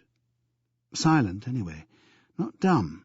She makes little sounds if she's surprised in any way." "Well, that's something." "Some autistics never learn to speak." Rajinder seemed to take this as a challenge, and started repeatedly saying, "Miss," until Miss Musgrave examined his drawing, praised it, and provided him with more paper. From the bookshelves came a new sound. Clive, tiring of paperwork, had taken a toy car from his pocket and was spinning the wheels with his finger, watching them intently. "He'll do that for the rest of the lesson if he's left. It becomes obsessive," Miss Musgrave said. "He fits the stereotype of the autistic child." "Meaning what?" "He shuns the company of others, doesn't use eye contact, refuses to be cuddled, throws these tantrums if he feels his privacy is being invaded." "And is Naomi like that?" "She's the aloof type. The muteness is a symptom." "Have you tried cuddling her?" "She's indifferent to it, passive. That's another kind of abnormality in these kids." "The others, Rajinder and Tabitha, are they autistic?" "Yes." "Does Clive speak?" She nodded, but he tends to repeat things parrot fashion. "Does he progress at all?" "A little." "Listen," she said. "If you want to try and get through to Naomi, please feel free." The invitation was tempting, but he knew better than to accept. On first acquaintance, a man his size terrified any kid if he went close. "At this stage," he told Miss Musgrave candidly, "I'd rather get through to you. That's my game plan for today." She tensed. "What exactly do you mean?" "I want to convince you that I won't be a nuisance. I want to come here again, and again. I can sit here and observe, or I can make myself useful, but I want to be here. I don't kid myself that I can work a miracle for Naomi. I sense that if she's going to give me any clues at all, it's going to be slow progress. How would you feel about having me here on a regular basis?" She didn't answer at once. She went over to attend to Clive, who started screaming again at her approach. For a moment she wrestled with him for the toy car. In the struggle, he bit her hand, and she cried out in pain. "If I don't do this," she told Diamond, "the entire lesson is wasted. Now, will you let go?"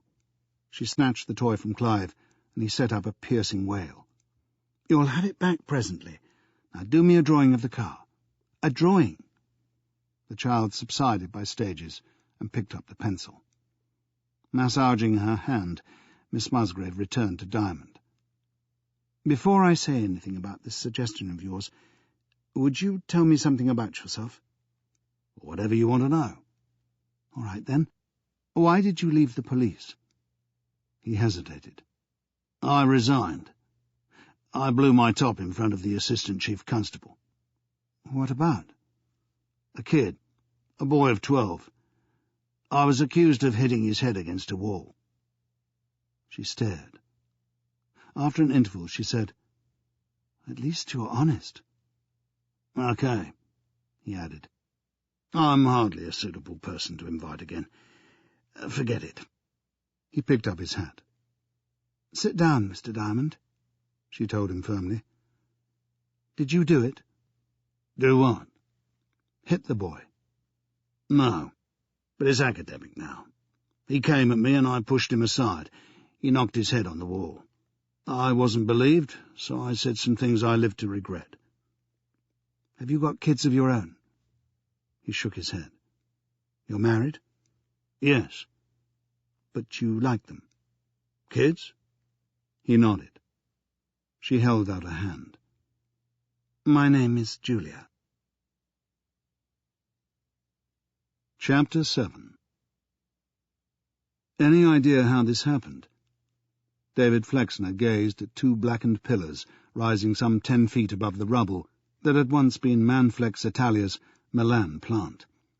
Immense heat had melted those pillars into stark Dali-esque images in the ashen landscape. All this in a perfect cloudless sky. What a location for a film, he found himself thinking. He'd been driven there by Rico Villa, the plant manager, whose Zegna suit and Danzini shoes weren't the best choice for stepping through ashes. Rico always dressed the part of the business executive. But David, casual as usual in white denims, black T-shirt and faded red running shoes, regarded him as a kindred spirit, one of the few in his father's employ that he might actually have chosen to drink with.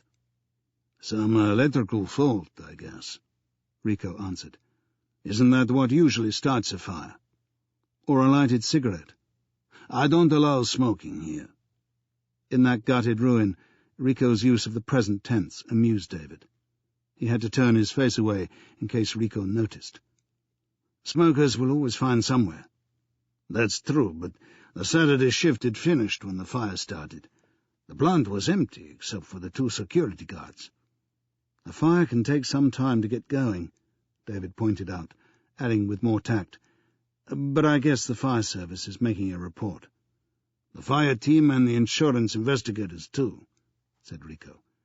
"The boys from Prima Roma Assurance came out here the next day to see what they could find." "Any theories yet?"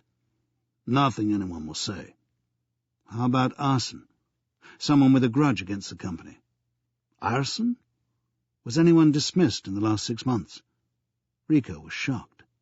He pressed his hand to his mouth as if unwilling to admit the possibility. "I guess 5 or 6 for absenteeism and petty theft. The personnel records went up in smoke with the rest. We won't have their addresses anymore." "Then the computer wasn't linked to our offices in Rome?"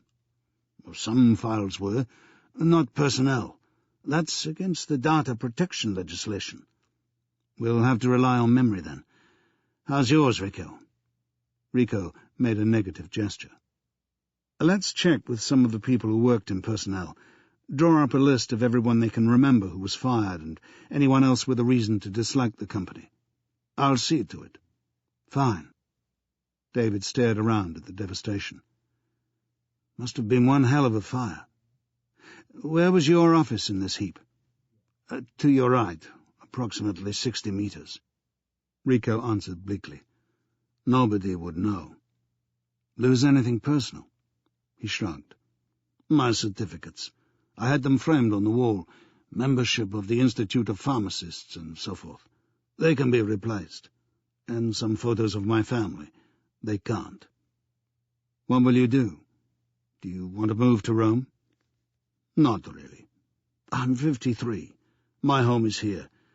My father is in a retirement home. I have kids in school. I guess I'll look carefully at the redundancy terms. Jesus, Rico, we can't afford to lose you, David heard himself say, and it was a perfectly obvious thing to say, except that he surprised himself by so readily taking on the role of spokesman for Manflex. Until now he'd never truly identified with the company. He only attended board meetings out of loyalty to his father. We'll find some way of keeping the family together. For the present, you're wanted here in Milan, so no problem. We need a temporary office. Can you find one? Michael. I'm dying. Michael Liebman jerked around to look at Manny Flexner. There was no hint of amusement in his features, but that wasn't necessarily significant. Manny was capable of the straightest face when stringing hapless people along. He was a shameless liar in the cause of fun, and Manny's style of humour frequently eluded Liebman. At Manny's suggestion, they were walking through the Essex Street covered market in the Lower East Side after lunching on blintzes and beer in Ratner's.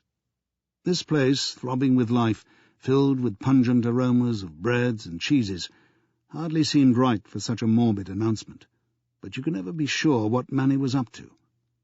Did I hear you correctly? How would I know? I thought you said you were dying. Correct. You really mean that? Manny nodded solemnly. I saw my physician this morning. He sent me for tests a while back. Now he has the results. It's inoperable. I have maybe 6 months, maybe 9. Liebman stared at him. There was still no indication that some kind of black humour was intended. But that's not possible. Precisely what I said to the doc. I have my faculties, I can read the paper still, eat a good meal, take a woman to bed when I want, and I don't disappoint. I'm not the biggest in that department, but what I got is in working order. He said, fine. Some people aren't so lucky. They languish and droop. At least I was going out in style. I said I didn't believe him. He asked if I wanted to bet. I said, okay, Doc, $50 I'm still alive for Thanksgiving. I thought I was on a sure thing. But he suggested we put the money in a brown envelope and leave it with his receptionist, because he didn't want to trouble my executors. That's really brought it home to me, Michael. My executors. He meant it. Manny exhaled, vibrating his lips. I called off the bet. You should get a second opinion, said Liebman, trying sincerely to be helpful while he assessed what this grim news would mean for his own prospects. He believed the story. More tests, more bad news. Manny groaned at the prospect. No thanks. I'd rather spend my last days on Earth profitably, robbing banks while I have my strength left. He turned to a woman behind a fruit and vegetable stall. She must have overheard the last statement, because she was goggle-eyed. Ignore me. I'm in shock. How much are your pineapples, ma'am? He chose one and felt it for firmness. Do you buy many pineapples, Michael? They can look fine outside, like me, and when you put in the knife, they're rotten. No offence, he told the woman. I'll take this one. They reached the end of the market and made their way back down Delancey Street.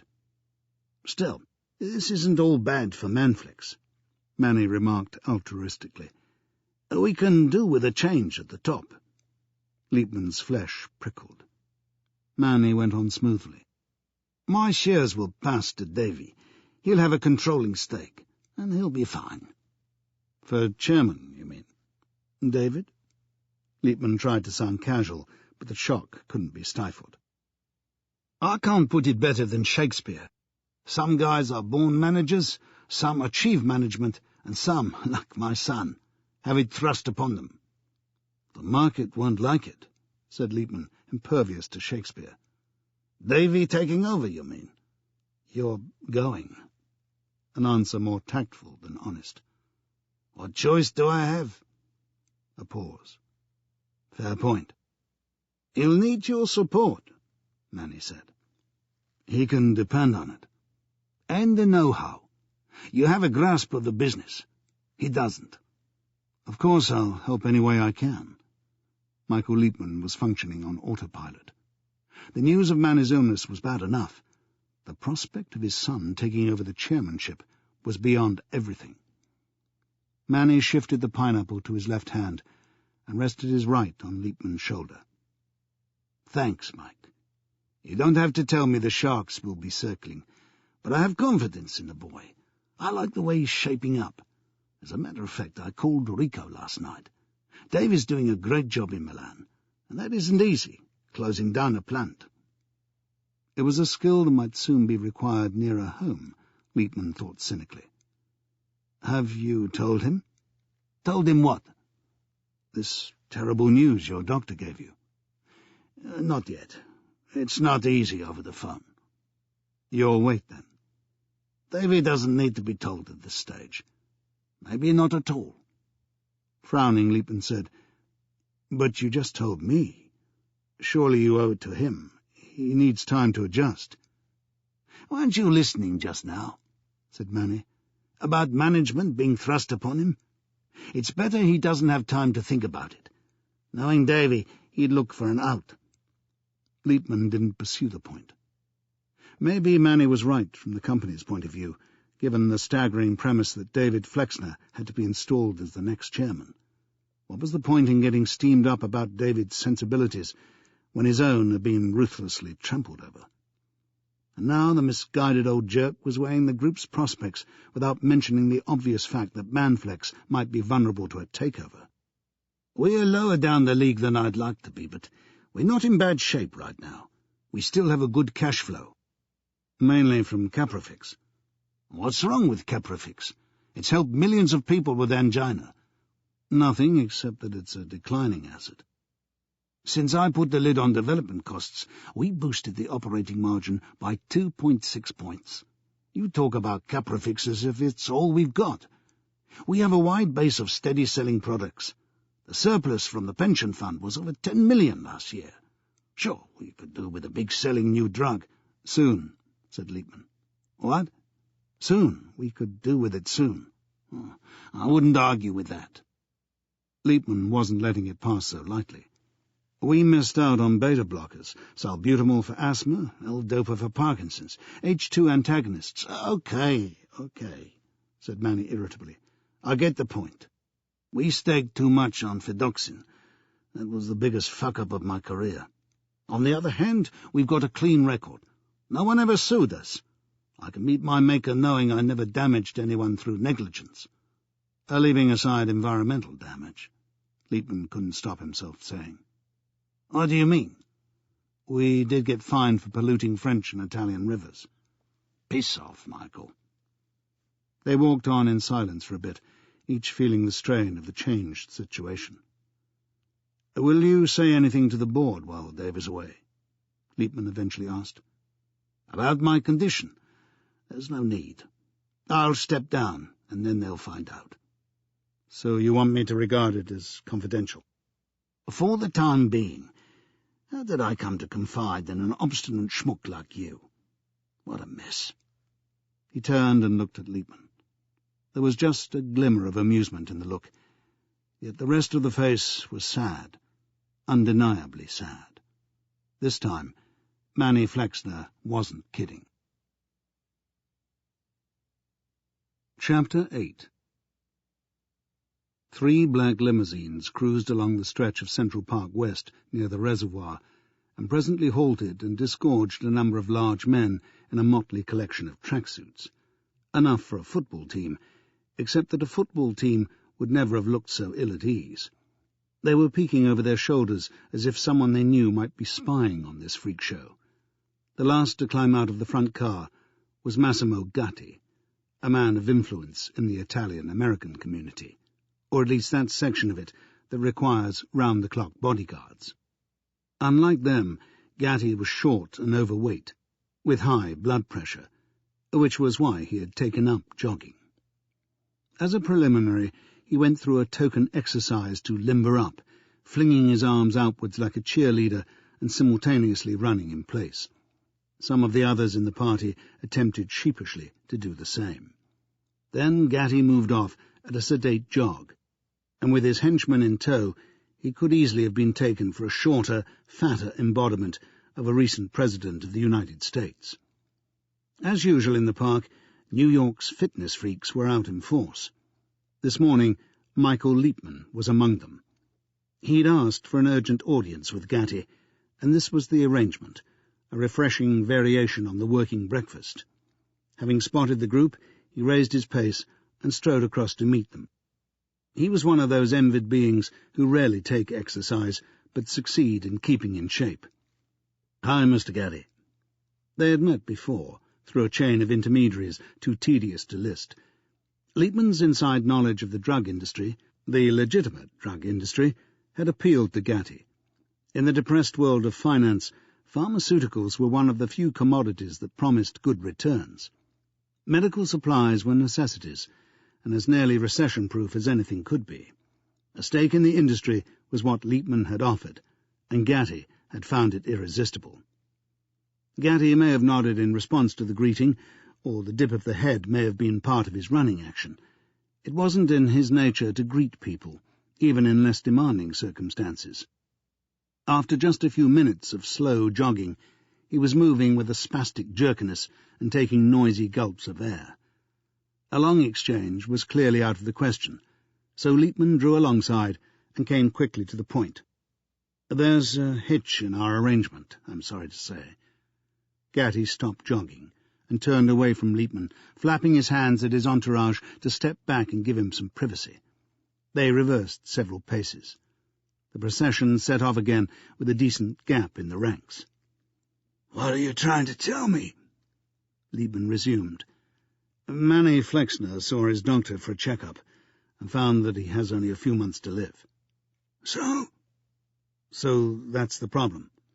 "His problem, not mine," Gatty wheezed. "With respect, it isn't so simple as that. He says he's going to step down." "Resign?" "Yes." "What's wrong with that?" "He wants to nominate his son to replace him." "He has a son?" "Yes."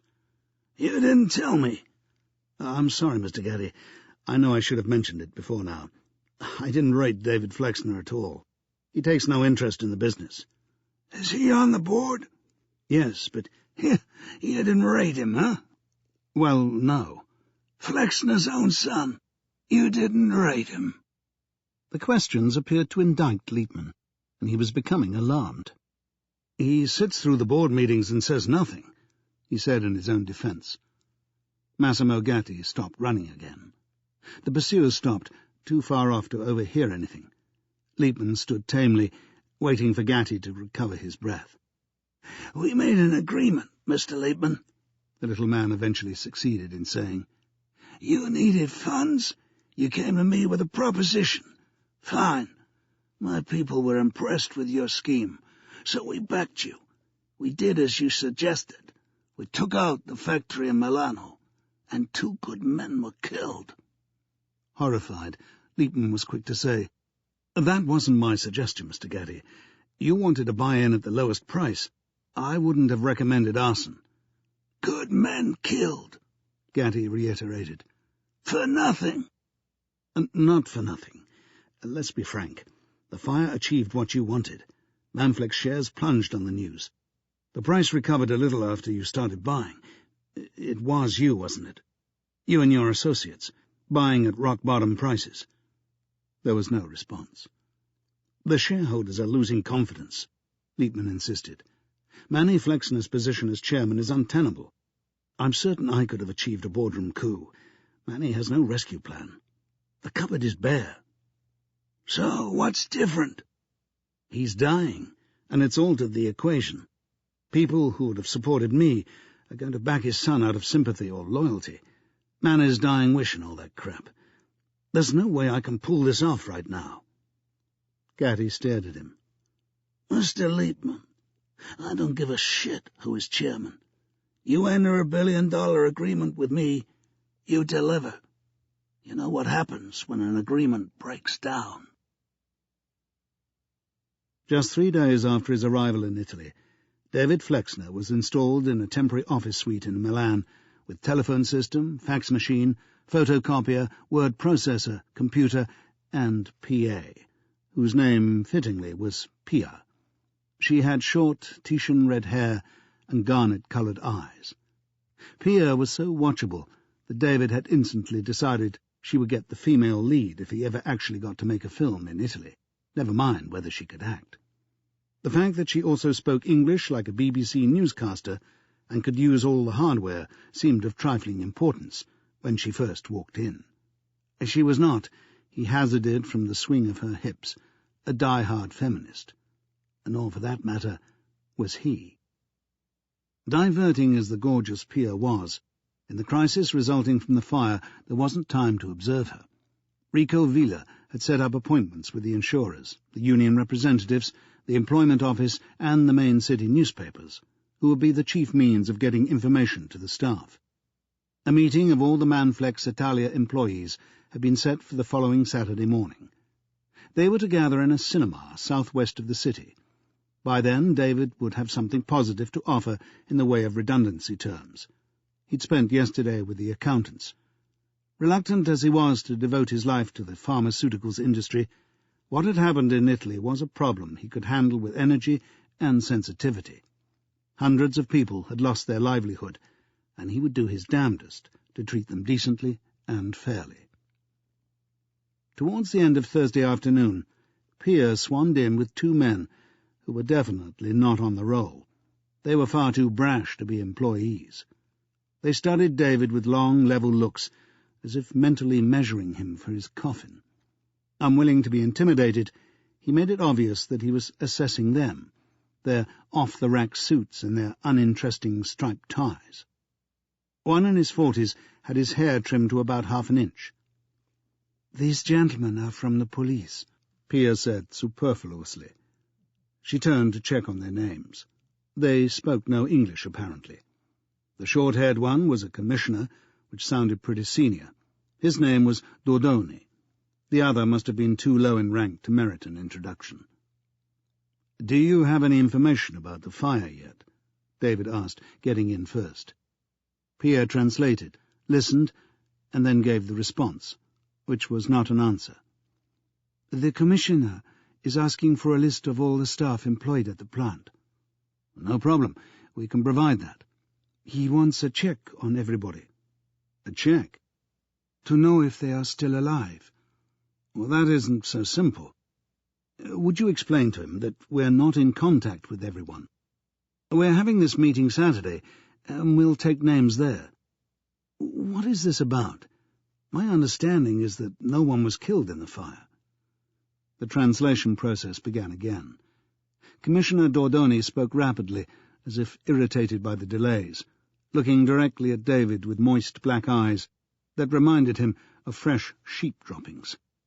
"He says a car—" Pia stopped and checked something with Dordoni. "An Alfa Romeo Veloci saloon crashed on a country road 3,000 meters, that's about 2 miles, from Manflex Italia on the evening of the fire. The petrol tank ruptured, and the wreck was badly burned." She turned back to Dordoni for more of the story in Italian, and presently added, "The remains of 2 men were found, badly burned, very badly. They've not been identified." "And he's trying to connect this with the fire at the plant." "He says the Alfa Romeo was coming from the direction of the Manflex plant. They can tell by the skid marks that the car was travelling at high speed when it left the road. Apparently it turned over a couple of times. Inside the trunk they found 5 empty gasoline containers."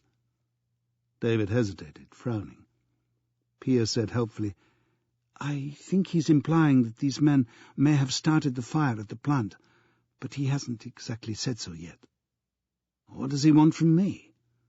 She had another brief exchange with Dordoni before turning back to David. "He says the fire service investigators haven't ruled out the possibility of arson. He's asking if you know of anyone who might have wished to destroy the plant? The answer is no. Commissioner Dordoni didn't require a translation. He countered with a frenetic outpouring of Italian. Pia, caught in the middle and handling her role with admirable cool, lifted her eyebrows a fraction and explained. He wants me to tell you it's unwise to refuse to cooperate with the police. If that's a threat, Pia, you can tell this arrogant jerk that I resent it. I spoke the truth. I've no reason to suspect anyone we employ or have employed. Having let rip, David had second thoughts. No, hold it. Tell him this. The possibility is very disturbing indeed, and he'll have our full cooperation. This undertaking lowered the temperature a little. Dordoni and his assistant got down to facts. The names of the 2 security men, the times of shifts, the number of employees, and so on, all of which David supplied. They also demanded a list of the staff with addresses, but he couldn't supply one, not before Saturday's meeting. If he'd described these 2 men, we can make some inquiries and find out if anyone recognizes them, he told Pia. Dordoni gave a sinister laugh when this was translated, and made a rubbing motion with his finger and thumb while speaking his reply. Pia impassively translated. The men were incinerated beyond recognition. It's possible that the forensic pathologists will give some information, but that is likely to take weeks or months. What about the car? Dordoni revealed that the registration plates had been removed from the Alfa Romeo. Very little that would be useful was left. David turned to Pia. Would you ask him a question from me? If these men haven't been identified, is there any evidence at all that connects them with our company? She conferred with Dordoni. He says no. It's circumstantial, then. Is that a question? Don't trouble, he told her. He wasn't scoring points. Ask him how this crash happened. Pia sounded reluctant to put the question. He already told us. The car was going too fast. It turned over. Yes, but why? Was it being chased? She turned back to Dordoni and succeeded in getting the unhelpful answer, Nobody knows. Dordoni nodded to his assistant, preparing to leave. He wasn't waiting for any more idiot questions. Was another vehicle involved? David pressed him. Pia translated quickly. Dordoni shrugged. At the door, he appeared to decide, after all, that he would volunteer something else. He turned and delivered a couple of sentences. Now Pia gave a shrug.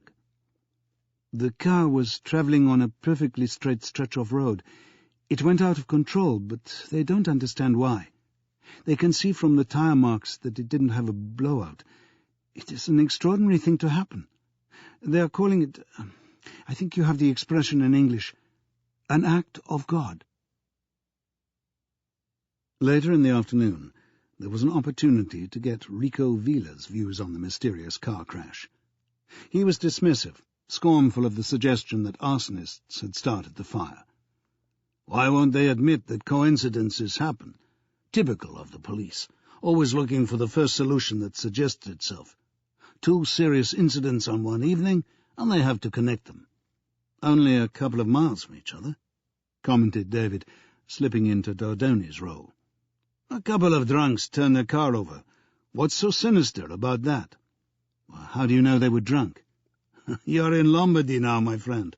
Have you tried the old Treppo Pavesi? They did have those empty petrol cans in their trunk. Well, they were probably farmers. If you have farm vehicles to keep on the move, you collect extra petrol to take back with you. But he said the registration plates were missing. Kids, souvenir hunters. They'll help themselves to anything. David wasn't overly impressed, and said so. Okay, Rico lobbed one back. In a couple of days we can take a roll call. Then we'll know if anyone from Manflex Italia is missing. Want a bet? The guys in the cars don't have to be Manflex employees, David said. Like Dordoni said, they could have been sacked, or they could simply be troublemakers from outside. Let it go, Dave, Rico advised, putting a hand on his shoulder. We have more important things to do right now.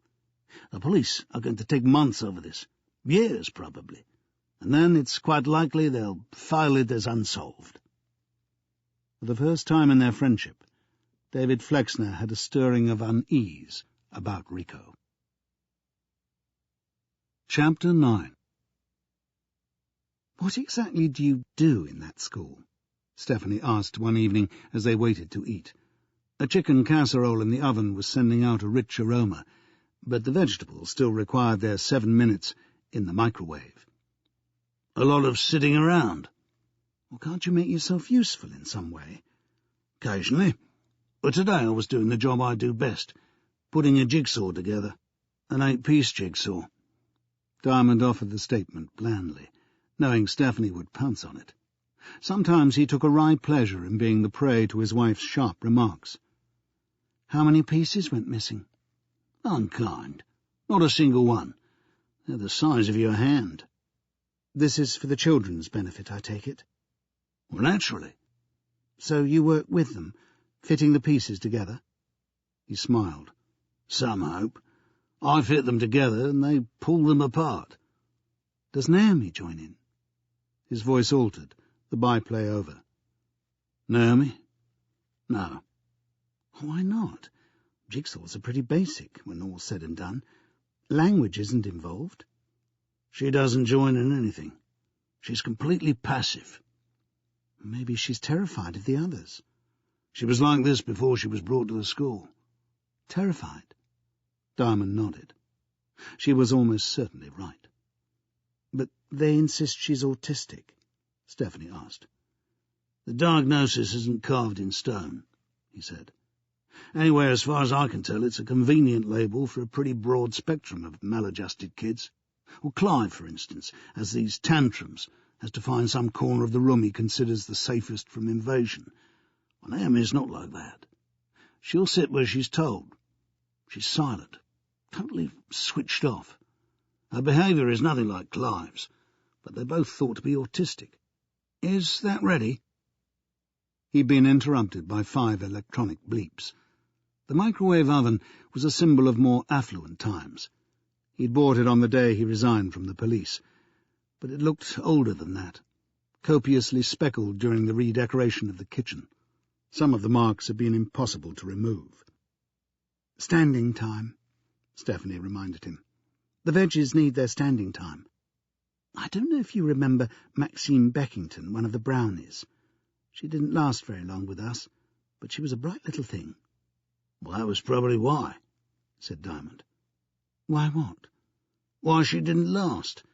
If she was as bright as you say, she probably objected to dancing around the toadstool on the grounds that it was a phallic symbol."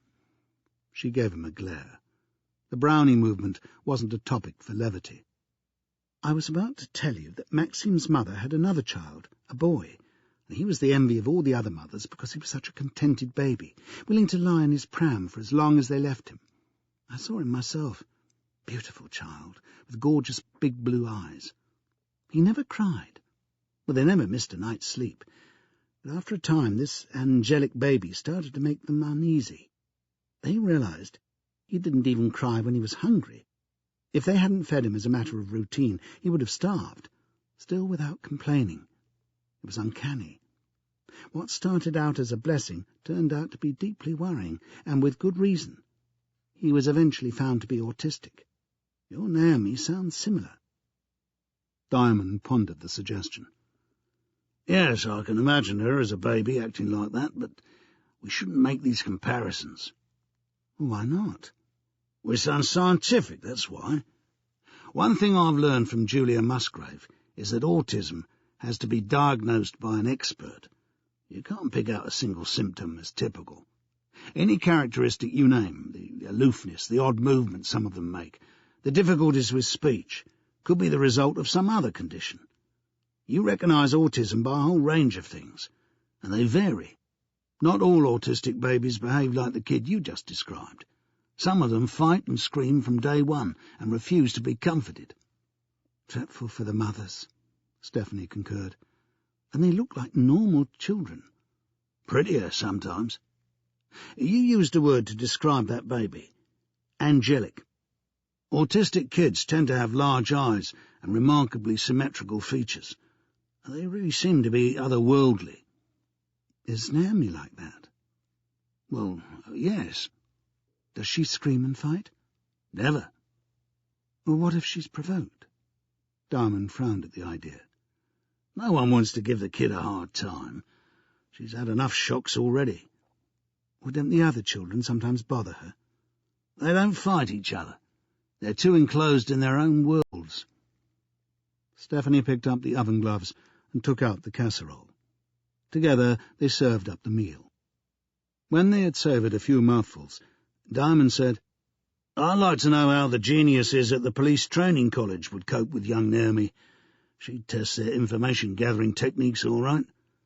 "Sounds to me as if you're warming to the challenge." "Me?" He raised his eyebrows in mock surprise.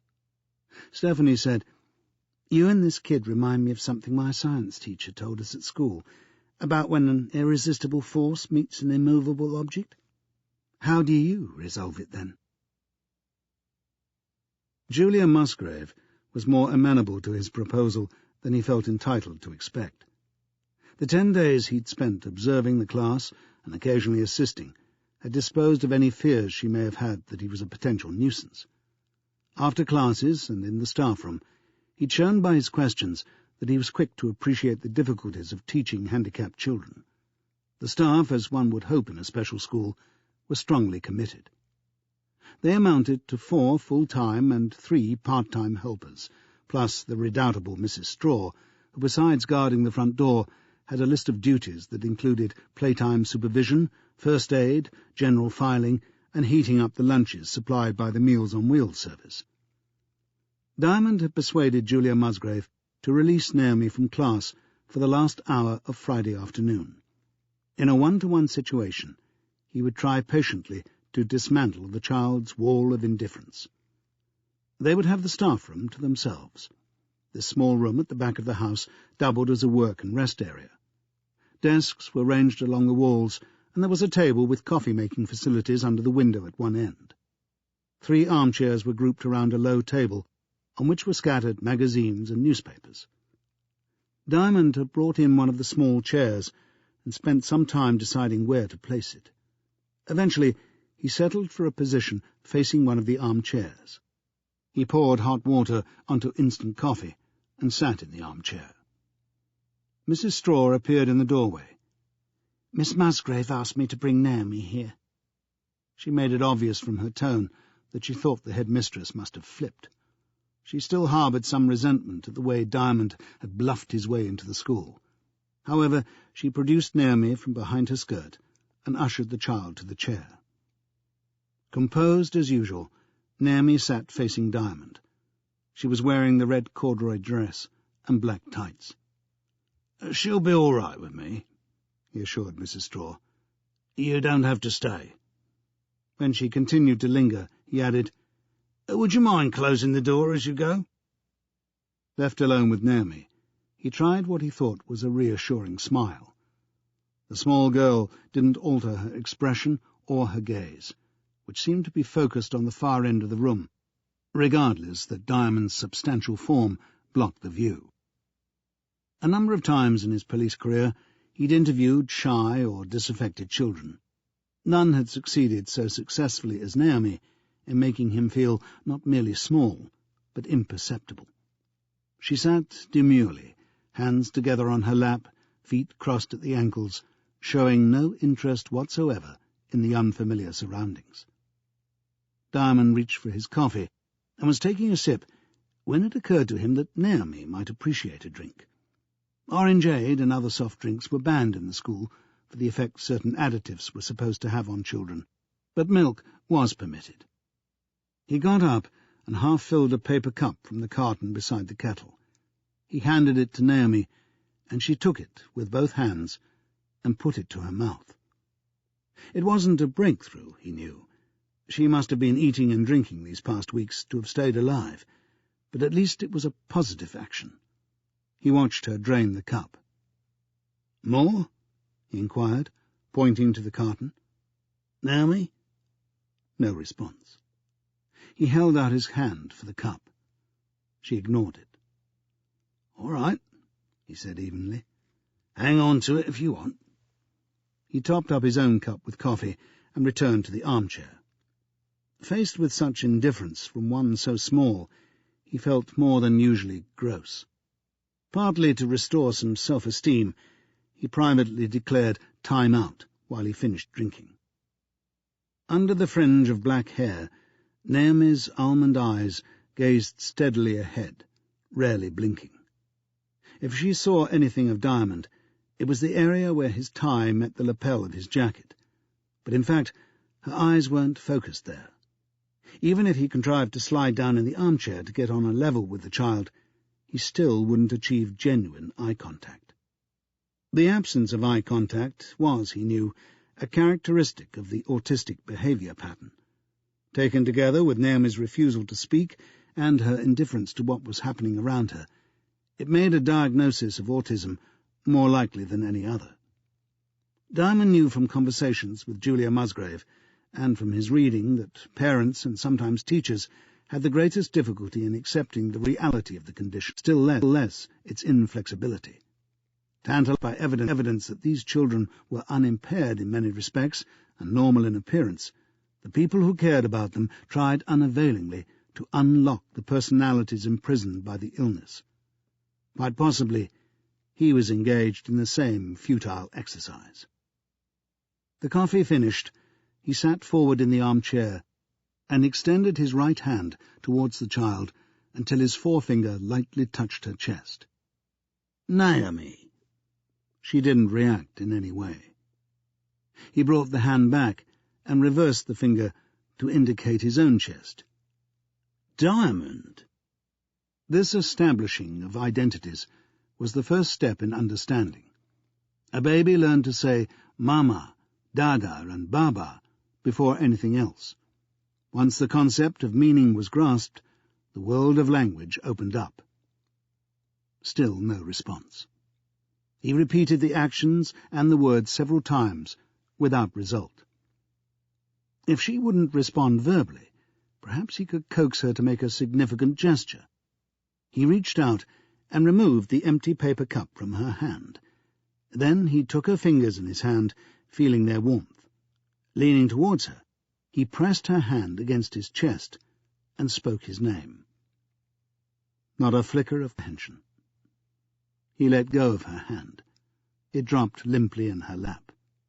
Without much confidence that she would get the idea and point to his chest, he said, "Diamond!" Nothing. If only he could elicit some response, there would be a platform to build on.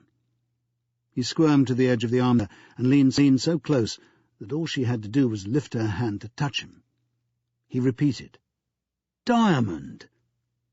Naomi dipped forward, and for a moment he thought she had twigged what to do. Her eyes were on him. Then she sank her teeth into his nose. She bit hard. "Jesus Christ!" The pain was severe. Diamond yelled and pulled away. He clapped his hand to his nose. She'd drawn blood. It started dripping steadily. He got up and looked around for something to staunch the flow.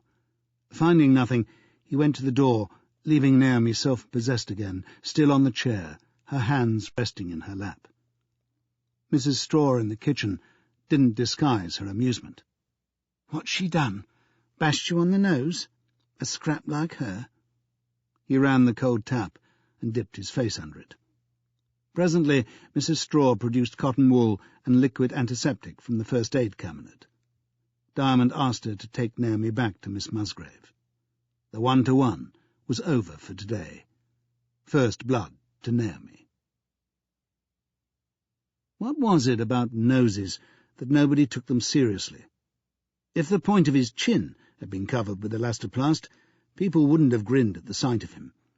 He knew he looked ridiculous, but the plaster was necessary. The bleeding had persisted in spite of the smallness of the cut. Naomi's sharp front teeth had opened a flap of skin at the tip, and it was most reluctant to dry up. At least Julia Musgrave's smile was accompanied by sympathy. "It's one of the hazards of the job, I'm afraid. I've been bitten in most places, but my nose has escaped up to now." How did she do it? When he explained, she said, "You invaded her space. They have a pathological fear of anyone getting too close. You've seen how Clive runs to the bookcase the minute he comes into my office. When you say they, you mean autistic kids? Well, yes. Naomi isn't like that, Diamond insisted. She sits where she's told. She doesn't run off. Well, didn't I warn you that their behaviour isn't all the same? It's a mental condition, Peter, not a physical thing like mumps, which always produces the same symptoms. With some of them it takes an aggressive form, while others are passive. You explained this to me the other day. Well then? So why did she bite me? Hasn't anyone invaded her space before? Julia Musgrave nodded. I see what you mean. This is the first time she's bitten anyone or shown any tendency to fight. Was it possible she learned it from Clive? The biting? I suppose it is. But they don't imitate each other much. They're too independent. You keep saying they, Diamond objected testily. The bite and the amusement it had created had made him irritable. Some of his old colleagues in the police would have said his true character was beginning to emerge. Let's suppose Naomi isn't autistic. Suppose she has some other problem that stops her from speaking. Mightn't she be influenced by what the other kids do? Julia Musgrave sighed. I can't help thinking you're heading straight up a cul-de-sac. People find it so hard to accept that their kid is autistic. Naomi isn't mine. She gave him a long look, not without sympathy, but accompanied by the slight smile that hadn't left her lips since she'd seen the injury. Well, let's say that you're taking a special interest. That's the agony with these children. They look bright. They can show glimmers of intelligence, even of brilliance in some cases. The textbooks call such children idiot savants. Cruel, Diamond commented. It's a cruel condition. For the parents, I mean. Oh, yes. It's harder to accept than having a child who's retarded. Some autistic children can sing quite intricate tunes before they're a year old. I've known a 4-year-old who remembers every bar of a Beethoven symphony. They can do incredible things with numbers. They can hide some favourite toy and then weeks, months later go straight to it. People marvel at such things, and they persuade themselves that there's a genius trying to get free, that it's simply a matter of finding the miracle cure. Well, it isn't so, Peter. These kids are impaired for life. The memory may be functioning with super efficiency, but the rest of the brain isn't. They can't reason as you or I can. They can't interpret the facts they know to any purpose. It's incredibly frustrating, but you have to accept it if you work with them. Of course. You're not discouraged? I'm not a quitter, Julia. I'm ready for the next round. She regarded him with a kind of pity. It isn't a boxing match, in spite of the evidence to the contrary. He peeled off the elastoplast on the way home in the tube, not wishing Stephanie to see it. The small cut had dried, but the area still felt sore. It was too much to hope that Steph wouldn't notice the minute he stepped through the door. She said, "Lunchtime drinks today?" Naomi. I thought you told me she was only this high. Yes, but I was sitting in an armchair. With the child on your lap? She paused. Have you got a lap these days, my love? Not on my lap, for God's sake. I don't want child molesting added to my record. No, I was leaning forward in the chair, trying to get her to touch me. Pete, that sounds even more deplorable. To identify me, to show that she understood my name. Well, she's Japanese, my love. He switched on the TV. Later she said, "Maybe you ought to try a different approach." Such as? He spoke sharply. He was still feeling frayed. You seem to be trying to get through to her on the basis that she isn't autistic. Have you thought of doing the other thing? In other words, testing whether she is? How do I do that? Better ask. After 2 more arid sessions in the staff room with Naomi, keeping his distance, he was close to being persuaded that no progress was possible, and he admitted as much to Julia Musgrave. They were in the school garden during what was wishfully described in the timetable as playtime. Rajinder and Naomi were seated on swings, of the kind that had side supports and safety bars, being kept in motion by Mrs. Straw. Not one of the trio seemed to be taking any pleasure in the exercise. Tabitha, sucking her thumb, was watching dolefully, and Clive was hiding behind a sack of grass seed in the gardener's shed. "I've got to admire your persistence, Peter," Julia Musgrave told him, "but I have to say that I think you're right. You're up against a brick wall. Have you talked to the police? They took away the clothes Naomi was found in. I wonder if they found any clues." You can stop wondering," he told her. "I know one of the inspectors there. The kids' things were sent off to the lab, and after a couple of weeks a 5-page report came back, saying, in a nutshell, that they appeared to have been worn by a dark-haired female child. Oh, and they had the Marks and Spencer label. That cuts it down to 5 million, I should guess." He picked a sprig of lavender and rolled it between his finger and thumb, watching the bits drop on the path. The scent was a favourite of Steph's. "My wife thinks I'm going at this the wrong way round." "Well, how do you mean?" "Well, she says instead of looking for signs that Naomi isn't autistic, I ought to be examining all the evidence that she is. Normality is impossible to prove." "It's a questionable concept anyway. She sounds like a bright lady, your wife." "Brighter than me, for sure." "Well, why don't you talk to Dr. Ettlinger? He's coming in to look at Naomi this afternoon." Ettlinger was a child psychiatrist attached in some unspecified way to the school, a short, troll-like man with a prodigious crop of wiry black hair. It wasn't clear whether he'd been appointed by the local health authority or was a freelancer who had persuaded Julia Musgrave that there might be something in it for the children. As Peter Diamond was only there himself by courtesy of Julia, he was in no position to object. But his private assessment was that Ettlinger ought not to have been let within a mile of young kids. The man was abrasive, opinionated, and humourless. In spite of that, he seemed to have convinced everyone at the school that he had international authority on autism, and presumably it was true. "You'd better not waste my time," he told Diamond waspishly, when approached in the staff room. "I'm Teutonic. I have no interest whatsoever in the weather or cricket or cars." From anyone else the remark might have been meant to amuse, not from Ettlinger. "It's a professional matter, Doctor," Diamond assured him, uncomfortably kowtowing. The days when he could pull rank on smart-mouthed forensic experts were just a memory now. "I'm interested in Naomi, the Jabba girl. She's here because they believe she's autistic." "Correct." "So you agree that she is?" "I didn't say that. I was merely confirming your statement." "But have you formed an opinion yet?" "No." "Was that because you have doubts?" "Certainly not," Ettlinger snapped. "Dubity is unscientific. I am open-minded. Do you understand the difference? You may harbour doubts. I am open-minded." Diamond was tempted to remark that the state of Ettlinger's mind interested him less than Naomi's, but he checked himself. Ettlinger added, "I would need to study the child in a more systematic way than I can on occasional visits. She is not my patient." "Well, I understand she shows some of the classical symptoms of autism." "Classical?"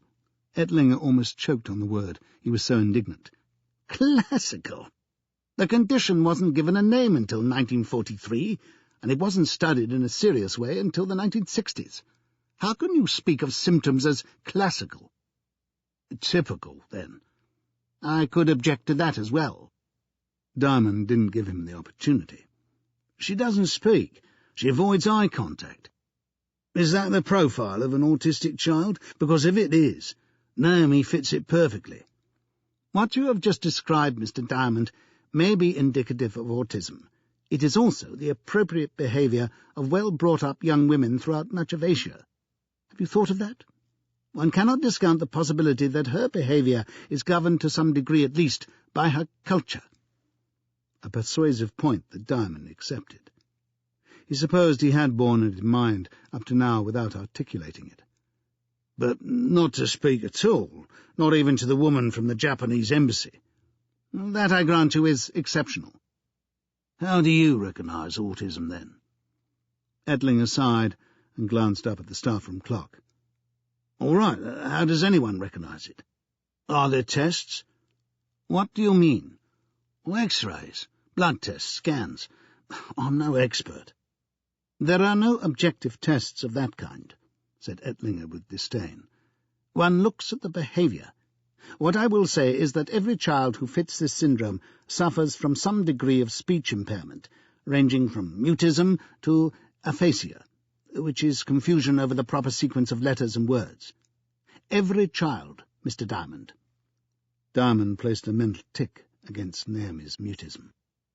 "It is also true by definition that the autistic child is manifestly indifferent to other people, especially other children. Autism comes from the Greek, as you probably know, autos, self, right?" Another tick. "However, one would expect to observe other impairments, such as problems of motor control." "Odd ways of walking, you mean, like Rajinder?" "Yes." "Well, Naomi isn't like that. She seems well coordinated." Ettlinger nodded. Some of them. Curiously, they sometimes have the ability to keep their balance better than other children. They climb on furniture and leap around in a sure-footed manner. They could probably perform prodigious feats on a tightrope." Which wouldn't be easy to test, Diamond thought. "And they won't get dizzy if they spin around." "Well, that's something I didn't know." "It's commonly observed." "Anything else?" Ettlinger spread his hands. "Much else, Mr. Diamond. Repetitive behaviour, such as head-banging or rocking or staring into a mirror or spinning things, the wheels of a toy, for instance. You must have watched Clive do that." "Well, of course, sir. I don't think Naomi does it." Ettlinger was already onto other symptoms of autism. "Abnormal reactions to sensory experiences, such as pain or cold or heat, hostility to being touched lightly." There was a hint of a smile. You heard what happened to me." "I can see." "Was that to be expected of an autistic child?" "They bite, yes." "I mean, does it make the diagnosis more likely?" "It's a small indication. Next time you should try being more boisterous and see if she responds to it. They often enjoy a good romp." The moral objection to a strange man romping with a small girl seemed not to have occurred to Dr. Ettlinger. "Is anything known about the cause of the condition?" A laugh came from deep in Ettlinger's throat. "The cause, you say? Nobody knows. No known cause and no cure. There are theories, more theories than I have time to list, my friend. Personally, I'm inclined to believe that the problem is organic rather than emotional. It has nothing to do with the way the children are reared, as was once suspected. It goes back, in my opinion, to peri, or postnatal injury or illness affecting the brain. And don't ask me what can be done.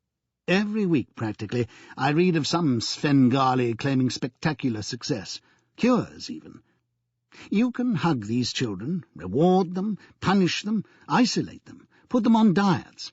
They can be trained to some extent, I don't deny it. But so can chimpanzees. Personally, I would rather train a chimpanzee. They're capable of affection, you know.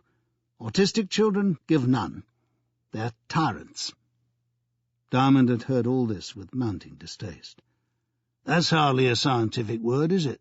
Tyrants?" The little doctor glared. "Think of a better one?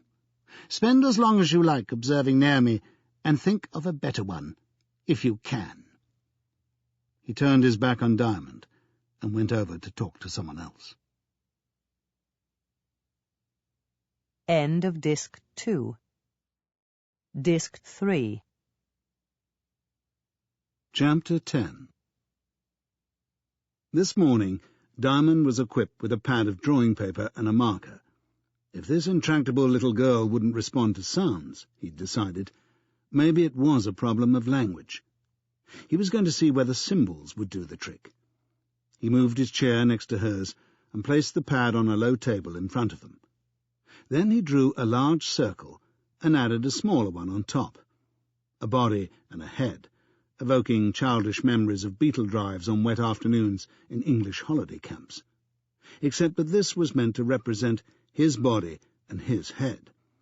He added stick legs and arms followed by the facial features, with a scribble of hair above each ear to establish the margins of his bald dome.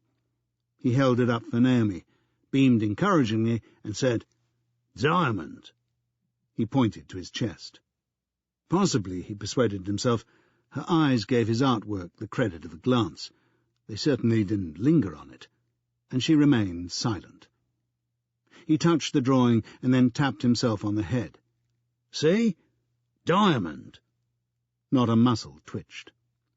Refusing to be discouraged, he folded the picture over and drew a smaller figure on the next sheet, with the suggestion of a skirt and a passable attempt at fringed hair.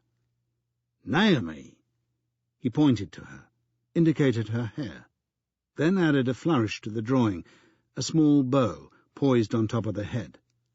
"Like it?" He chuckled a little, and was conscious how forced it sounded. "It's you." Not only was she unamused, she hadn't even looked. Determined not to be thwarted, he turned back to the first drawing, tore it from the pad, and set it on the table beside the second one, to make clear the contrast in size. "Big Diamond and little Naomi. Diamond, Naomi, me and you." She seemed frozen. Several more attempts to establish the significance of the drawings came to nothing. "Would you like to draw?" He slid the pad across the table in front of her.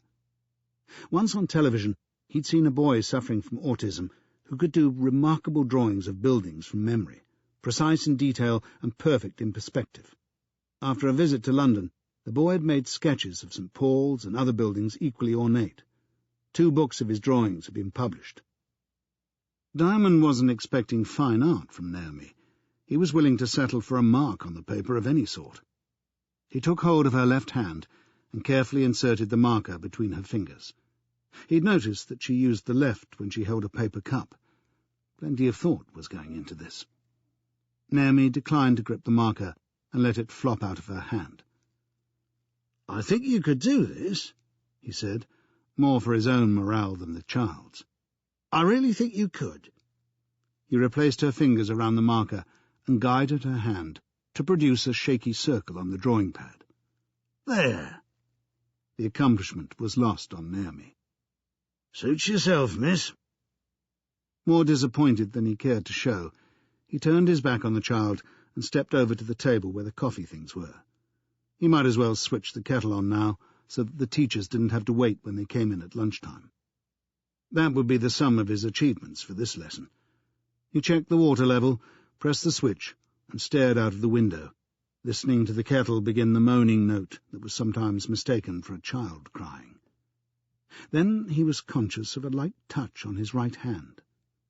Unbidden, Naomi had got up from her chair and reached up to place her palm against his. He stared down, amazed. Elated? Did he dare feel elated? She didn't return his glance, but what she had done was enough. It was the first positive gesture she had made towards him, or towards anyone in the school, so far as he knew. He let his fingers gently enclose the small hand. He and Naomi stood together in front of the window, in silence, in some sort of harmony, the irresistible force and the immovable object. The kettle was coming to the boil, and it had some fault in the mechanism that stopped it from switching off. He let it steam for a time, and then leaned forward, and with his left hand switched off the wall socket. Naomi took it as the signal to remove her hand from his and go back to her chair. He turned, smiling, to let her see that it wasn't meant as a rejection. She didn't respond. His eyes were misting. For pity's sake, he thought, I'm not going soft, am I? Peter Diamond, ex-CID.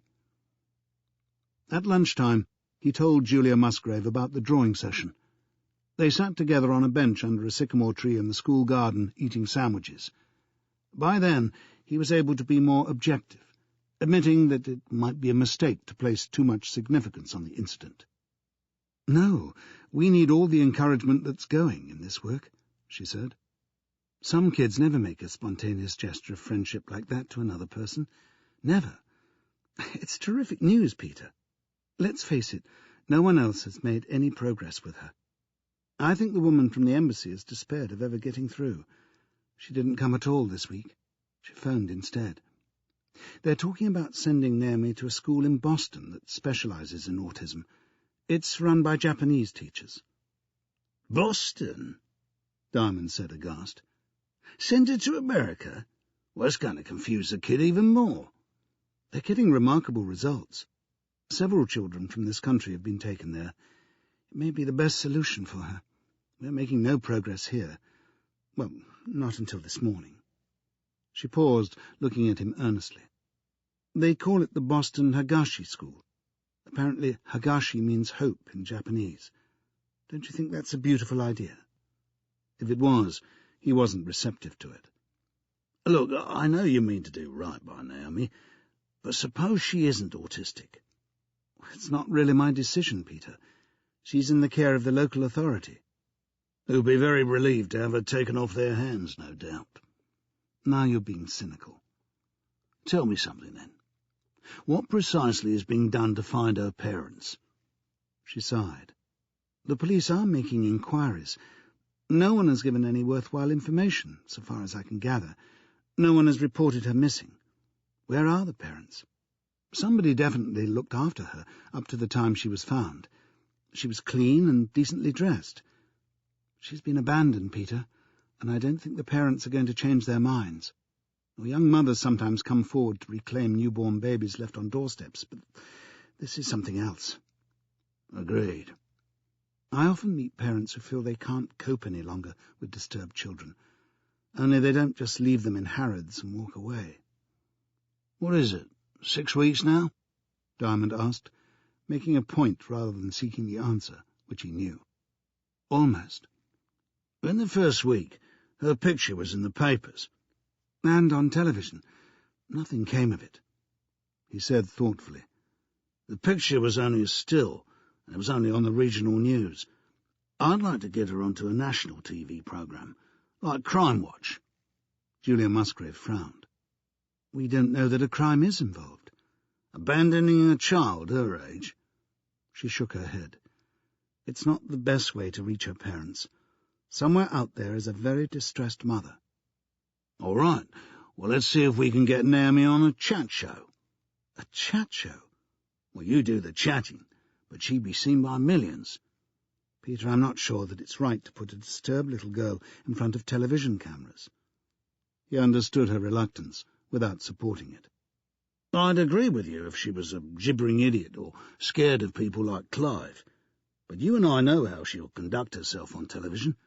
She'll stay as calm as ever, self-possessed. She's in control. You can't deny that. And if she appears live, it's going to make a far bigger impact than a still picture. There's a very good chance that someone will recognize her. I'm not at all happy about this. And I'm far from happy about a kid being whisked off to America when her parents may be still here in England. Let me make some inquiries. This is just the kind of story they like to take up on TV. She's a very appealing child. Exactly, she said with passion. I don't want her used. We don't have the moral right to turn her into an object for people to goggle at. If she's on television, you can bet the papers will take it up. We'll have all sorts of well-meaning folk offering to adopt her, sending her toys. Does she have any toys? She isn't interested, Peter. We have a whole menagerie of stuffed animals. How about toys with wheels? He asked suddenly, recalling Dr. Ettlinger's observation. She isn't a spinner, rest assured. Look, television is an entertainment medium. Naomi isn't entertainment. She's a vulnerable child with a serious impairment. Julia, people aren't going to laugh at her, for God's sake. She regarded him steadily. If this had been Clive or Rajinder, whose people we couldn't find, would you take them on television? Probably not on a talk show, he conceded. And why not? Well, their behaviour wouldn't do them credit. But they're different. You and I know that Naomi would acquit herself impeccably. Oh, yes? A glint came to her eye. How do you know she wouldn't bite the cameraman? He had to smile at the prospect. Julia's attention switched abruptly to Mrs. Straw, who was bearing down on them from the direction of the house. From the manner of her approach, The carriage of her shoulders and the swing of her thighs, she had something awesome to announce, and she was going to make sure that it received its proper attention. "What is it, Mrs. Straw?" Julia asked. "I think you should look in the staff room, Miss Musgrave. Somebody stupidly left a marker pen lying about. The Japanese girl found it, and she scribbled all over the walls, and they were only papered 3 months ago. You never saw anything like it." The vandalism in the staff room provided Diamond with his first opportunity of detective work since leaving Bath. The perpetrator of the graffiti had done an effective job, for the walls were copiously covered in aimless scribble. Nor had the furniture escaped. The thick black lines had turned the lower half of the room into what one of the teachers described as a Jackson Pollock. The reference went over Diamond's head, although it sounded apt. Nobody, he learned by questioning Mrs. Straw, had actually seen Naomi at work with the marker. The child had been found with it later in the dining room. She had refused to give it up. "I had to pry her fingers off one by one," Mrs. Straw asserted. "She was all set to do it all over the school." This, it turned out, was a false accusation. Doubtful that Naomi was the culprit, Diamond was able to demonstrate her innocence. When he examined the staff-room walls, he found that the scribbles ran higher than she was capable of reaching. Thus it was that the real culprit was apprehended in his usual hiding place behind the grass seed in the garden shed. Not only was Clive's reach 4 inches higher than that of any other child in the school, his hands and clothes were stained with black marks. It transpired that he'd wandered into the staff-room at a time when nobody was about, and had done the deed, afterwards throwing the marker away in the garden. Later, Naomi had picked it up. "I'm afraid Mrs. Straw is a vengeful woman," Julia Musgrave confided to Diamond. "She does work hard for the school, though. I didn't think we'd manage without her." "Well, she was right about one thing," he admitted. "I was daft to leave the marker out." In this confessional vein, he went on rashly to promise to redecorate the staff-room. A severe penance indeed. This little crisis had sidetracked them from the more vital issue of whether it was right to put Naomi on television. Not for long, he was resolved. As he was leaving, calculating how many cans of emulsion he'd need, Julia called his name and came after him into the corridor. He stopped, uncertain what to expect. "You can have your marker back," she told him. "Believe it or not, the ink isn't all used up yet." He pocketed it, slightly puzzled. The marker belonged to the school anyway. She must have known. She said, "You don't really have to go to all that trouble. Over the staff room, I mean." "Well, it's no sweat for me," he lied. "I appreciate the offer, only I wouldn't want you to think it will change anything." "Except the colour of the staff-room," he said, grinning. When he turned, he almost fell over Naomi. She must have been standing extremely close behind him, apparently waiting, because she stretched up her hand towards him. Twice in a day, he thought. This is too amazing to be true. He extended his hand towards hers, but immediately she pulled it away. She didn't, after all, wish to renew the contact. "Have it your way," he said, wryly reflecting that even at that tender age women played fast and loose with decent men's affections. Sure enough, she proffered the hand a second time, only now her palm was outstretched, as if she were asking for money. "What is it, Naomi?" he asked, bending lower. "What are you trying to say?" Her eyes had lost that habitual glazed look. She was focusing on him intently, her forehead creased in concern. She began jabbing her hand at him repeatedly, like a beggar in a Cairo bazaar. He asked, "Are you hungry?" Whatever the problem was, she was really trying to communicate. A huge advance after 6 passive weeks, and the least he could do in return was discover what she wanted. "Well, it can't be money." As he bent even closer to her upturned face, she reached for his jacket, pulled it open, and dipped her free hand into the inner pocket. "Young lady," he said, "you're sharper than anyone suspected." Only it wasn't his wallet she was after. It was the marker, that he'd stowed away in there after seeing Julia.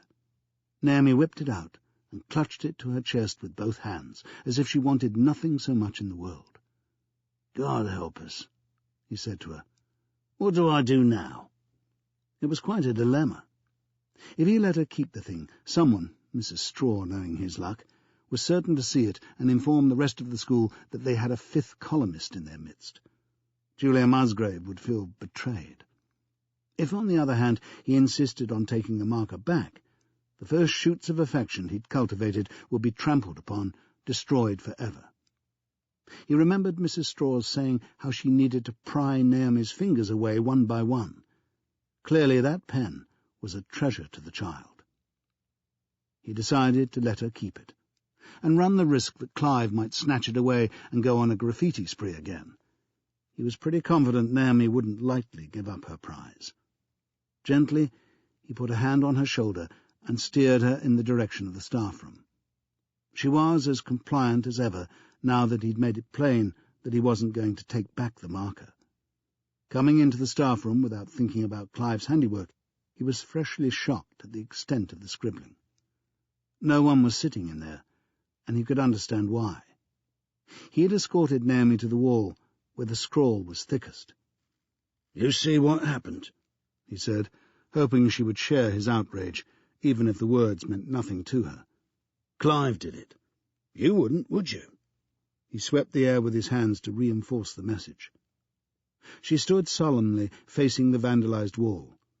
Troubled that he might have been too heavy-handed, he reached out impulsively to stroke her hair, and then decided he shouldn't. An action like that could be misinterpreted by others, if not the child. But his hand was already on her head, so he ruffled the dark hair instead, and still felt it was a liberty he shouldn't have taken. The drawing pad he'd used earlier remained on the table, open at the picture he'd done of Naomi. He folded the pad and handed it to her. "This is for drawing. You can have it. It's yours." "Yours? All right." She appeared to understand. Her eyes briefly met his, and she tucked the pad under her arm. "Now let's find where you should be at this hour of the day." He found the class in a lesson that was down on the timetable as music, and consisted of indiscriminate tambourine banging, while the teacher, a cool young girl wearing a black fedora, strummed something on the guitar. Naomi settled cross-legged on the floor away from the others, continuing to hold the drawing pad and marker. She declined to take the tambourine Diamond found for her. He nodded to the teacher and left. Now Julia Musgrave had to be told of his decision to entrust the marker to Naomi. He didn't want the news to be passed on by Mrs. Straw, or anyone else for that matter. He believed he could make a persuasive case. Julia wasn't alone in her office, but she called him in. Her visitor was a bearded, balding man in a brown corduroy jacket with patched elbows. An envelope file rested across his thighs, and from his neck a thick pencil hung on a cord, all of which suggested to Diamond that this was a social worker. He was mistaken. "Dr. Dickinson is a child psychiatrist," Julia explained. "He's here to make an assessment of Naomi." "Another assessment?" said Diamond, mildly enough considering the warning bells that were sounding in his head. "On behalf of the Japanese embassy," Dr. Dickinson put in, using the kind of "we all understand how the world goes round" tone that expects no disagreement. "They want my opinion as to whether the child is autistic. The general idea is that she'll be sent to the Higashi school in Boston if it appears that she'd benefit. She's a fortunate child." "Why is that?" Dickinson frowned. "Well, the fees are out of most people's reach, about £30,000 a year." "I'm not impressed by money," Dickinson said cuttingly. "Well, I'm extremely impressed by everything I've read about the school. As Naomi, I gather, is Japanese, this must be a happy arrangement." "You think so?" "Mr. Diamond has some reservations," Julia Musgrave quickly added. "Oh, and what's your specialism?" Dickinson asked witheringly. "Testing the truth," said Diamond. "I'm a detective, or was until recently." Dickinson caught his breath and turned to Julia Musgrave. Really, I can't begin to understand why a detective—" Julia Musgrave briefly explained the reason for Diamond's presence in the school, and finished by remarking that only that morning his perseverance had paid a wonderful dividend. "Oh, and what was that?" "Naomi got up from her chair and held my hand," Diamond informed him. "It may not sound like much, but it's a real advance." "Well, let us hope so," the psychiatrist commented in a tone that suggested the reverse. "Unfortunately, the condition of autism is full of false dawns. Not that I question the accuracy of what you experienced. It's so tempting with these children to draw unscientific assumptions from their behaviour. You assumed when she took your hand that she wished to express some trust or affection. On the contrary—" "But I didn't say that," Diamond interrupted him. "All I said was that she got up from the chair and held my hand. And speaking of unscientific assumptions, I'm surprised to hear you talking about autism in relation to Naomi before you've actually seen her." "I specialise in autism," Dickinson said icily. "I wouldn't have been invited here unless the child had exhibited autistic tendencies." Julia Musgrave judged it right to interrupt the exchange. "Peter, what was it you came in about? Something urgent?" "Something I'd like you to hear from me before you get it from anyone else," he answered, and went on to tell her how it was that Naomi was back in possession of the marker. "You don't mind?" he said finally, encouraged that she'd nodded more than once as he was relating the episode. "It's a risk I'm willing to take," Julia answered. "Anything is preferable to that passive state she's been in for so long. Yes, I'm really heartened. She's being positive at last." Without much tact, Dr. Dickinson offered his interpretation. "This is very characteristic. Autistic children frequently become possessive about objects, to an exceptional degree. Mirrors, wheels, bits of crumpled paper, they refuse to be parted from them. It's compulsive." He took a writing pad from his folder and made a note.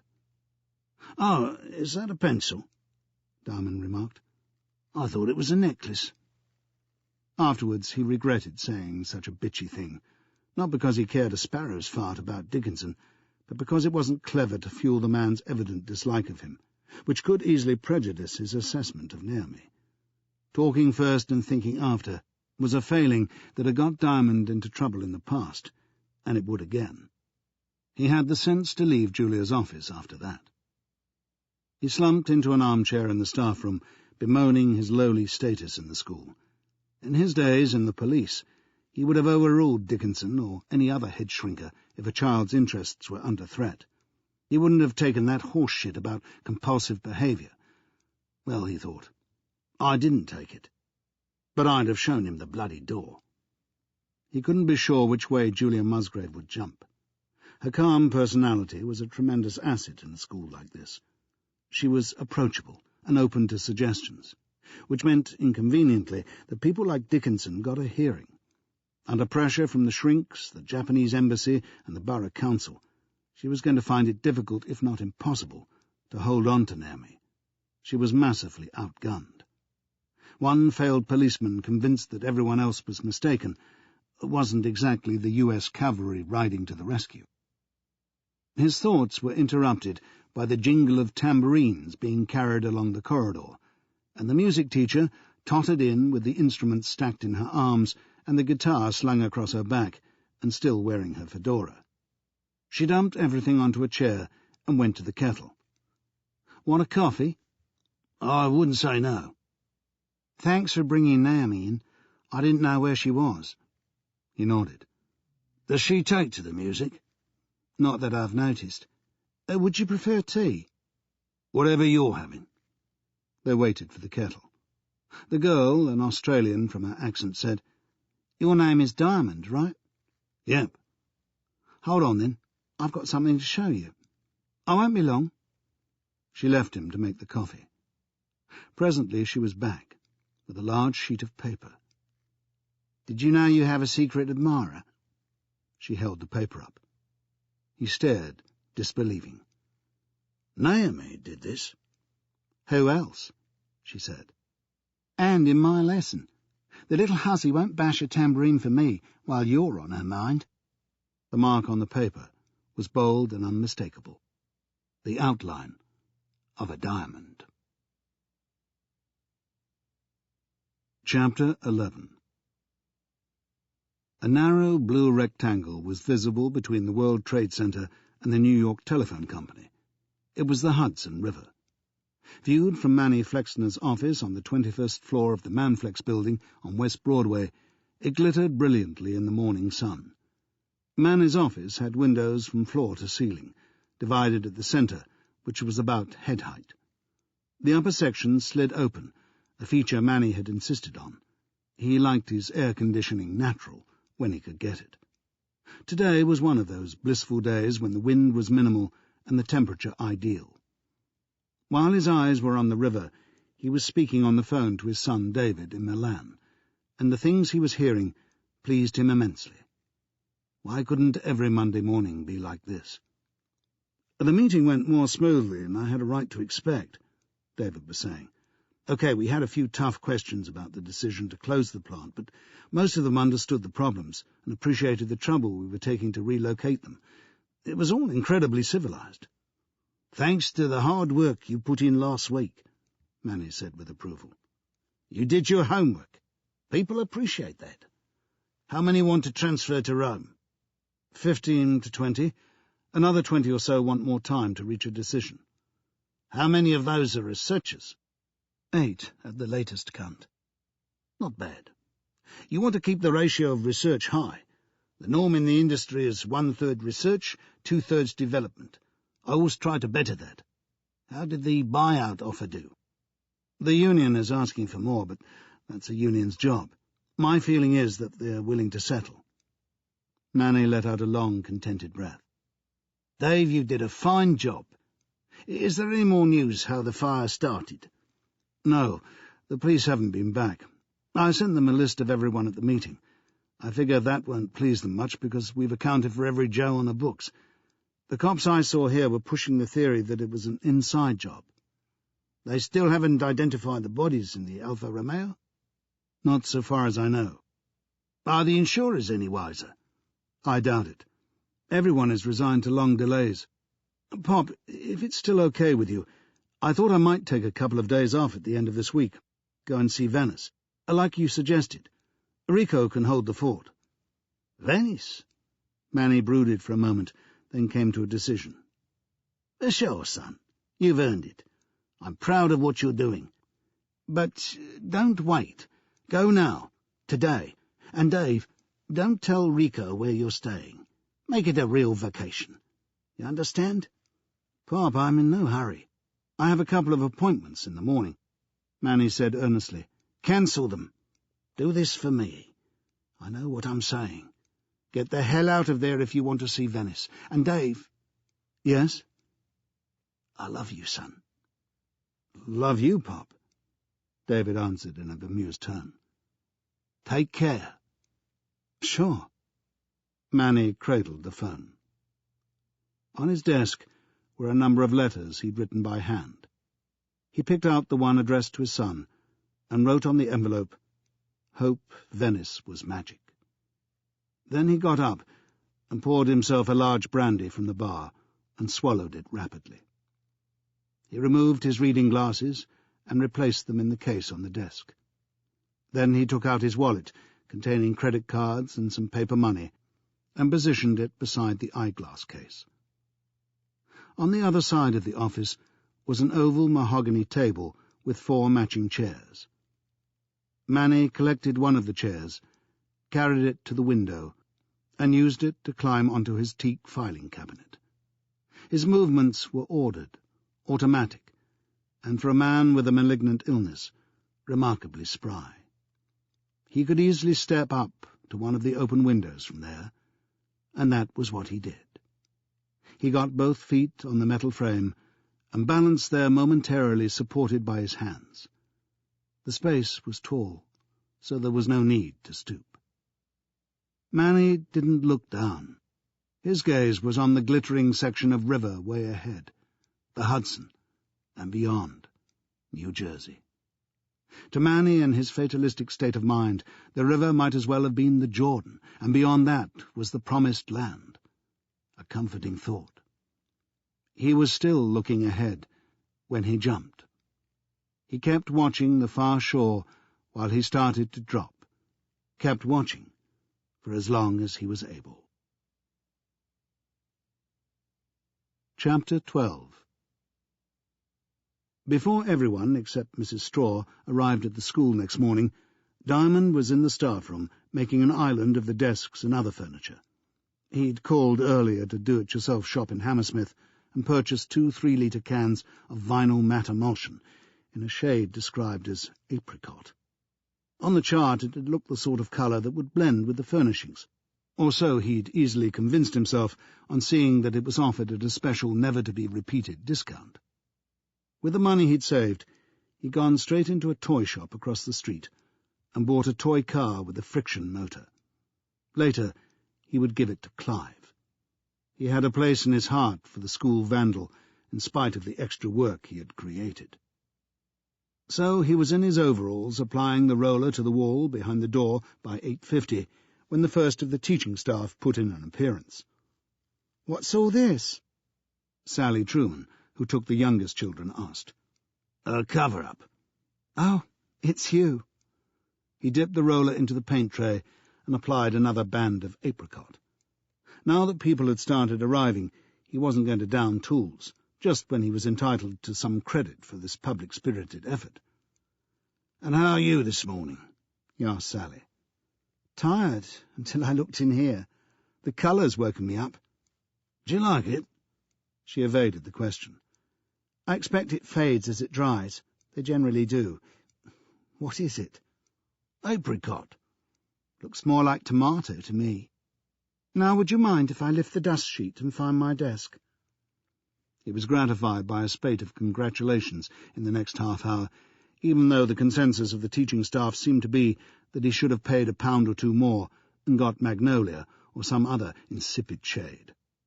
He listened with good humour and carried on obliterating Clive's eye-swivelling murals. By 10, he was ready for a coffee break, and that required a rearrangement of the desks to get at the kettle. He'd covered 2 walls. Now that he stood back, the effect did appear more red than apricot. He was earning plenty of goodwill for trying, however, and no one had complained about the disruption. They rummaged under the dust sheets for chairs and sat as usual with their coffee cups, catching up on developments since they'd last shared a break. The news from yesterday of Naomi's drawing was the main topic this morning. In this small school, every child was known to the teachers. "It's got to be good news, Peter," the deputy head John Taffler said. "And by God, you deserve some encouragement after all the time you've put in with that kid." Diamond was less sanguine. He'd had a night to think it over. "I'd be more encouraged if it was something I'd taught her." Taffler wagged a finger at him. "Don't be so ungrateful, man. It's recognition. It's your name. She's registered that you exist." "I wouldn't bet on it." "Oh, come on. Why else would she draw a diamond? She knows your name." He looked around him at the faces of the staff. "How would she know the symbol for it? I didn't tell her, nor did anyone else, so far as I can make out." "Maybe she plays poker," someone said, and got a few laughs. Sally Truman said, "It proves that she speaks English. Surely that's apparent now." Diamond pointed out gloomily that she didn't speak anything. "Understands it, then," Sally insisted. "She heard your name and related it to the shape. She's trying to communicate." Someone else, one of the part-time teachers, then voiced the uncertainty that Peter Diamond himself was feeling. "Let's not read too much into this. The kid could have drawn the shape in a random way. She may never repeat it." "She may not have the opportunity," Taffler commented, in the arch tone of someone with inside information. "Not in this place, at any rate. Did you hear that Ollie Dickinson, the shrink who was here yesterday, confirmed her as autistic? She's off to America as soon as they can organise it." Diamond had feared he would hear something like this before much longer, but it still raised his blood pressure by many points. He slammed down his mug, slopping coffee over the table. "So it's the tidiest outcome for everyone," he said bitterly. "This school unloads a kid it can't do anything for, and so do the social services. The police stop making inquiries, Dickinson pockets a fat fee. The embassy stumps up and solves its collective conscience. Out in America, they cash the cheque and add a new name to the roll. Bully for everyone, except one small girl who can't speak a word to prevent it.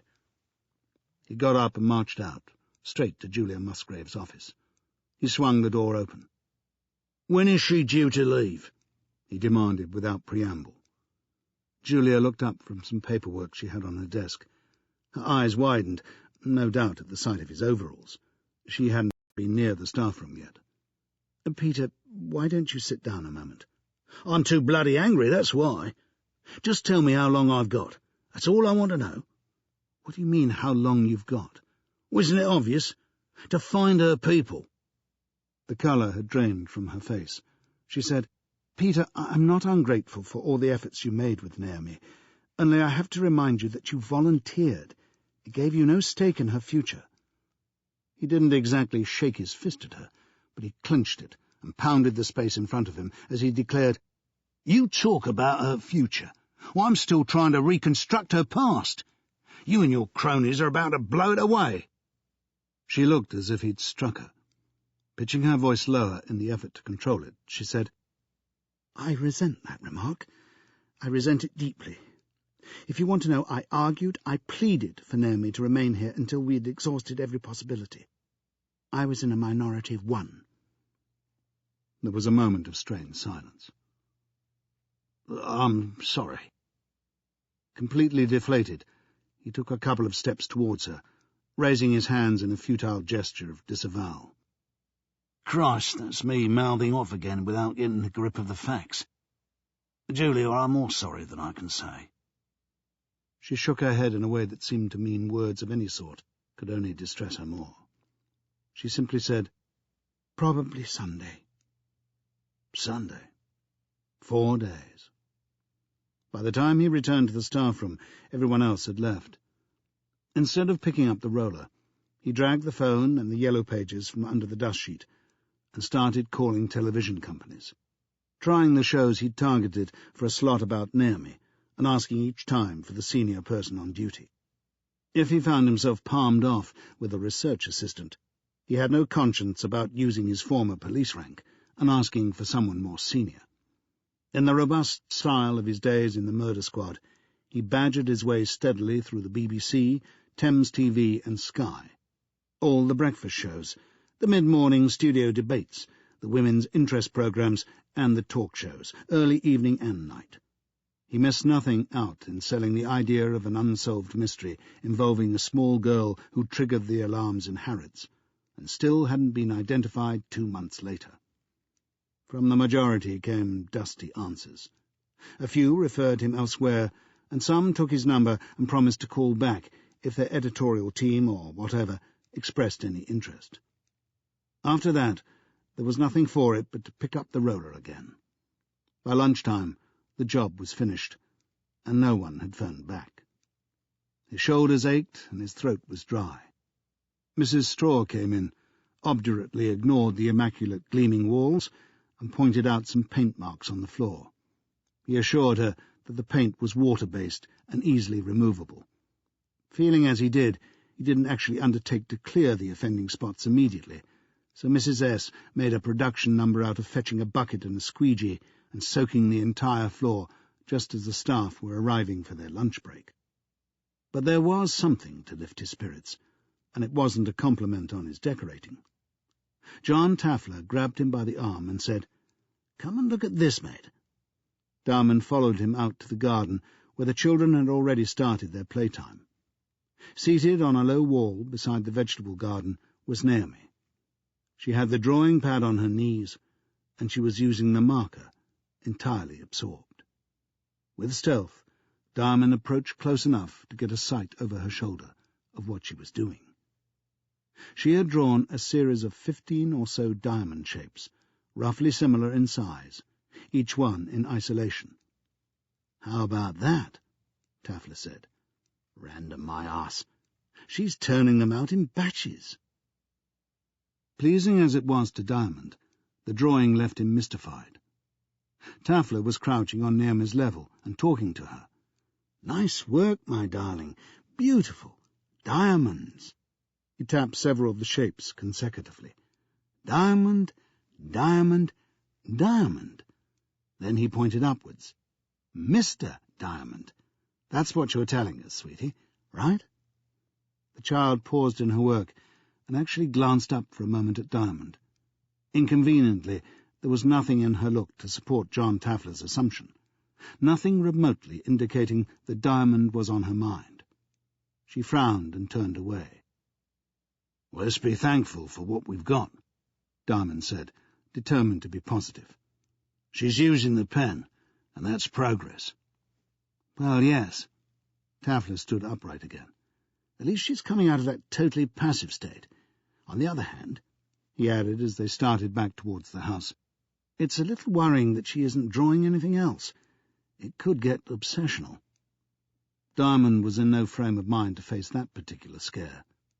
Nor was he overjoyed to find Dr. Ettlinger in the staff room when he returned there. The psychiatrist was holding forth to an audience of one, Mrs. Straw, about colour in the working environment. Apparently apricot, or orange, as Ettlinger termed it, was a highly unsuitable choice for a common room, liable to stimulate aggression. Predictably, too, from a psychiatrist, there were sexual implications. Red and orange were the colours of heat and passion. Listening to all this, Diamond could hardly wait for the orgies over coffee and cheese sandwiches. Not content with putting suspicions of carnality into Mrs. Straw's head, Ettlinger went on to speculate that whoever had chosen such an unsuitable colour must be in urgent need of therapy. There was a deep-seated and dangerous aggression in such a personality. To which Diamond, dressed in his paint-spattered overalls, responded, "Rest assured, Doc, if I find him, I'll strangle him with my bare hands." Hearing this, Mrs. Straw quit the room without her squeegee and bucket. Ettlinger, the dour Dr. Ettlinger, actually raised a smile. He could appreciate a psychological quip, even if it was directed his way. "I didn't know you had suicidal tendencies," he said ponderously to Diamond. "Self-strangulation is difficult to achieve, I hear." Curiously enough, this bizarre conversation got both men off on a better footing. Diamond admitted that he was feeling angry, not suicidal, about the decision over Naomi. This was the first Ettlinger had heard of it. He shared in the indignation. After all, he regarded himself as the school's pet shrink. Diamond suggested a coffee and switched on the kettle. "I shouldn't say this about a professional colleague, but I will," Ettlinger declared. "Oliver Dickinson ought to be ashamed of himself.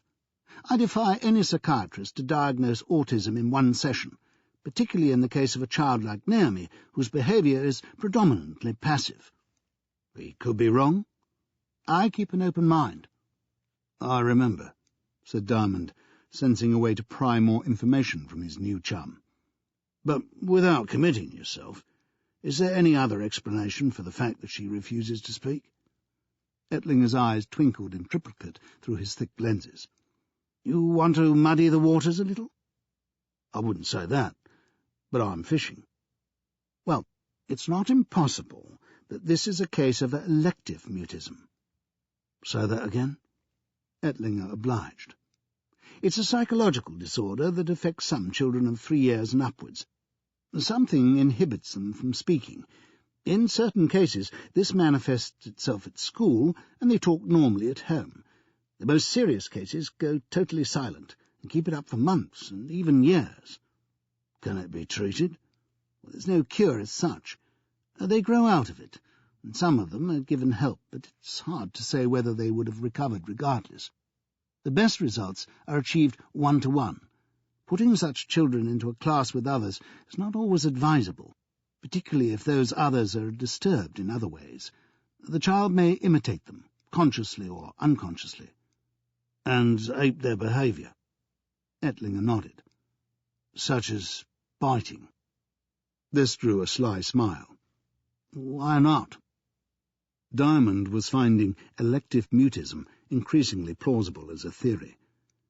"Would this also explain the avoidance of eye contact?" "I wouldn't regard that as the sort of behaviour a child would notice in another," Ettlinger said. However, if she is anxious to avoid speech, she will very likely shun situations requiring responses. So for that reason, she may look away from people. You say nobody knows the cause of this, what did you call it? Elective mutism? Ettlinger shrugged. One can't generalize. Sometimes school phobia is thought to trigger it. You move the child to a new school or a new class, and the speech returns. But in most cases, the onset comes earlier in the child's life, and the problem isn't so clear or so easily resolved. It may result from some emotional disturbance of which adults are unaware. Diamond made the coffee and handed over a steaming mug. In Amy's case, she's been parted from her parents, abandoned possibly. Is that the kind of disturbance you mean? Yes. An experience as shocking as that could amount to a trauma. Trauma? Well, that's a different ballgame. Ettlinger pulled a face at the metaphor, making it plain that matiness had its limitations. I would define trauma as a deep emotional wound, an injury to the psyche. Can it make a child mute? Well, certainly. And is it curable? Well, let's say that the condition is usually of limited duration. So she will recover her speech. I wasn't discussing a particular case. Diamond conceded with a nod. Well, that's another possible explanation, then. So far we have autism, elective mutism, and now trauma. Ettlinger beamed. Have we muddied the water sufficiently? Diamond nodded. Confusion wasn't the object, of course. Quite the contrary. He'd enlisted the support of an expert in questioning the assumption that Naomi was autistic. He hadn't enough clout to prevent her being put on that flight to Boston on Sunday, but he felt more clear in his own mind that he was right to protest. Late that afternoon, there was another boost. A call from the BBC. A generous-minded producer, who had given him not a glimmer of hope that morning, had since talked to someone's PA over lunch at the television centre, and she'd passed on the word about Naomi to her producer, who was now on the line. A new programme Diamond had never heard of, called What About the Kids, had been running on BBC Two for 2 weeks, a Friday afternoon show featuring children and presented by children. It consisted mainly of 2 or 3 minute items, such as song and dance, circus acts, animal training, a word game, demonstrations of toys, interviews with kids who'd been in the news, and with adults like writers and artists who produced work for children. The whole thing sounded like a dog's breakfast, but Diamond was careful not to say so. I bet the kids love it. Surprisingly, the audience figures aren't all that encouraging, the producer, who revelled in the name of Cedric Athelhampton, admitted. But we are back-to-back with Tintin and Jackanory. The controllers are willing to live with moderate figures, as long as we have some educational content, social issues, and so forth. We're trying to include some items with more weight. Try me for size, Diamond frivolously thought. In fact, he felt lighter than air at this minute. You're looking for serious issues. Exactly, only they have to be conveyed simply and directly, and they must involve children, which is why I pricked up my ears when I heard about your Japanese girl. She is the child found in Harrods. Yes. And she still doesn't speak a word? Not a syllable. And nobody has identified her in all this time? I'll tell you how I see this, Mr. Diamond. I've had a rather creative idea. We'll present it as a challenge. Do you follow me? With admirable self-restraint, Diamond indicated that he was keeping up. Cedric Athelhampton's voice thickened and swelled in anticipation. This will really engage our audience. Kids adore playing detective. See if they recognise her from school or the park or the street where they play. Tell me, Mr. Diamond, what exactly is your connection with this girl? He was primed for this one. I just took an interest in her case. Speaking of detectives, I'm ex-CID myself. How divine! It was the first time he'd heard it so described. The only hitch in all this euphoria was that Cedric was thinking in terms of the programme a week on Friday. Sorry, no chance, said Diamond. Can't you slot her in this week? I wish I could, Ducky, but we're in pink script for Friday. Does that make a difference? He inquired, trying manfully not to let the Ducky unsettle him. It's a live show, Mr. Diamond. We can't take more risks than we have to. A live show for children? Is that usual? Nothing about our show is usual. That's why it's so riveting. Can you come in on Friday week? No. She'll be in America by then. America? Whatever for? Without hesitation, he said, "Prime-time television. She's going to be a sensation over there, they tell me." He could be creative too, when pushed. Chapter 13. David Flexner turned over the envelope for the umpteenth time and looked at the 4 hastily scribbled words. Hope Venice was magic.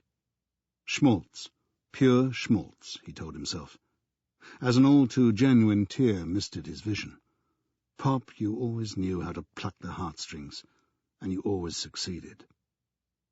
No question, Venice had been magic. He'd acted on Manny's advice and driven there the same night, dropped everything, or almost everything. Bullish from handling his first executive assignment so effectively, he'd invited the winsome peer to accompany him. To his delight, she'd laughed, squeezed his hand, and accepted.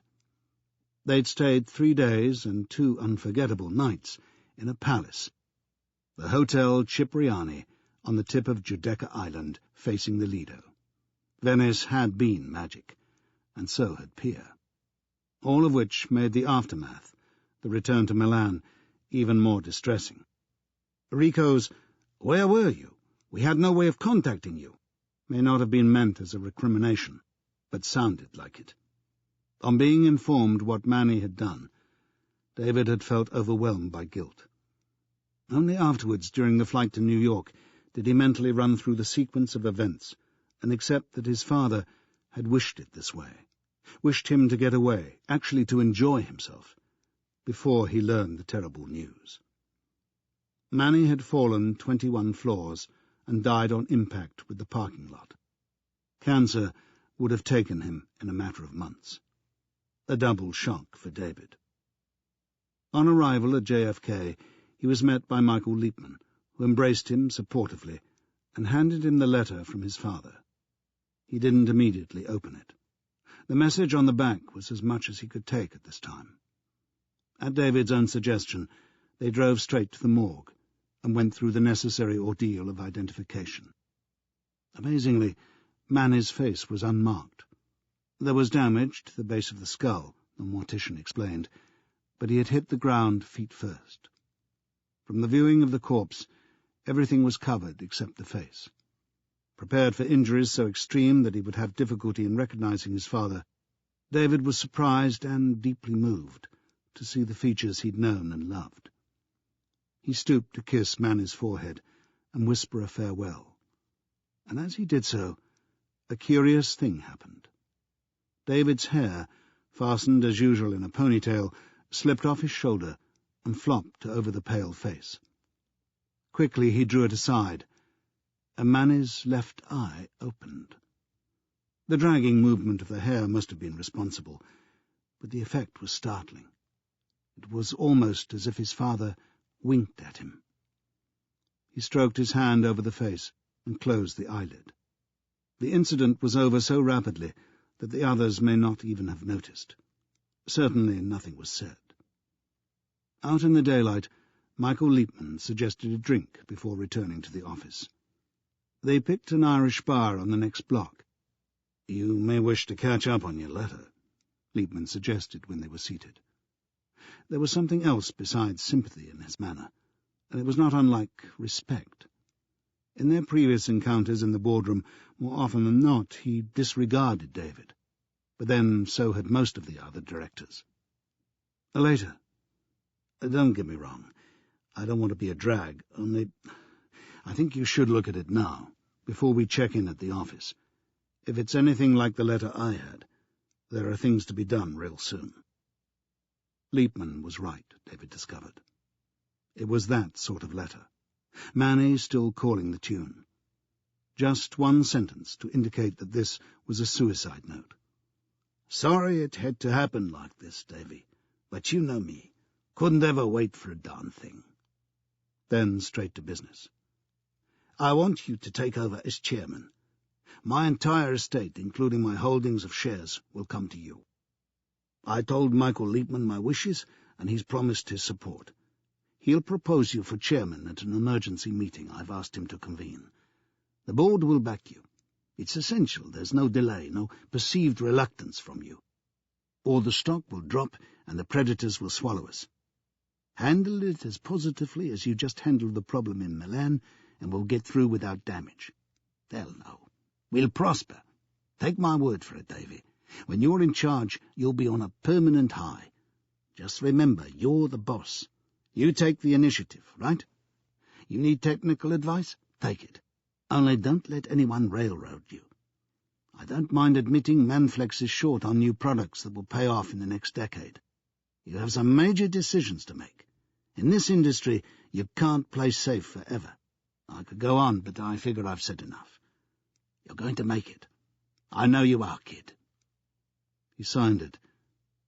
Your loving, Pop. David sat rigidly in his chair and read the letter a second time. You can take so many shocks, and then you enter a catatonic state. He felt close to that. Chairman of Manflex. It was bizarre. He'd never seriously contemplated such an outcome. He'd always assumed that the family would retain a major stake in the business after Manny went, but that others would undertake the management. He'd be content to keep his nominal seat on the board without ever burdening himself with policy decisions. He was into creative things, not pesky pills. He leaned back in his seat and looked towards the ceiling. "He surprised you?" Liebman queried. "That's an understatement. I urged him to speak to you, tell you his plans. He wouldn't have it, said something about having management thrust upon you. Thought you'd function best if it came without warning." David's eyes switched to Liebman.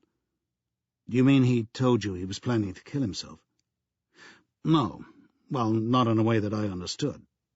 Liebman nervously fingered his tie. "He told you about the cancer?" "Yes." "And what exactly did he say he would do about it?" Liebman examined his beer intently, as if the answer to David's question might rise to the surface. "Well, go on," David insisted. "I want to know."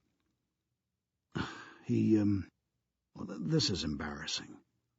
He said he was going to step down." David's lips softened slowly into a grin, and the grin turned to a laugh. The first breach in the gloom since he'd heard that Manny was dead. And he stepped down 21 floors. That's typical of Pop. A bad-taste joke about his own suicide. Come on, Michael. I don't mind if you laugh. Pop certainly wouldn't. You bet he enjoyed saying it. Liebman mustered a smile from somewhere. He'd never been in tune with Manny's humour. David found it comical, the more so when he imagined his father's secret enjoyment in ceding the idea to his solemn sidekick. "So, did he also tell you he wanted me to step up, so to speak?" Liebman nodded. "Did you think he was out of his mind? Be honest." "It was unexpected, but you can count on my total support," Liebman added quickly. "I'm going to need it." A declaration of intent from David. Suddenly, intuitively, but irreversibly. He'd made the greatest decision in his life. He would give the job his best shot, in spite of his contempt for the business world. The mission to Milan had boosted his estimate of his own ability as an executive. Manny had been wise as well as witty. He was right about the high to be had from being in control. "The shareholders have to be reassured," he said, as if the matter had been upmost in his mind for weeks. "What's been happening to our stock price? I saw on the plane it fell sharply when the news broke. Down another 6 points this morning. Someone is going to stage a raid unless we buck the trend." "A takeover, you mean?" "Well, that's the danger. The bastards know that there's value there. It's all about loss of confidence. We go into decline, and they wait for the moment to strike. And then they break us up? It could happen very soon. Unless we act." "Right." Liebman ran his right forefinger slowly around the rim of his glass.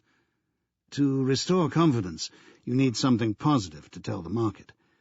Thanks to your father, we have the reputation of being rock solid, or did, until the last couple of weeks.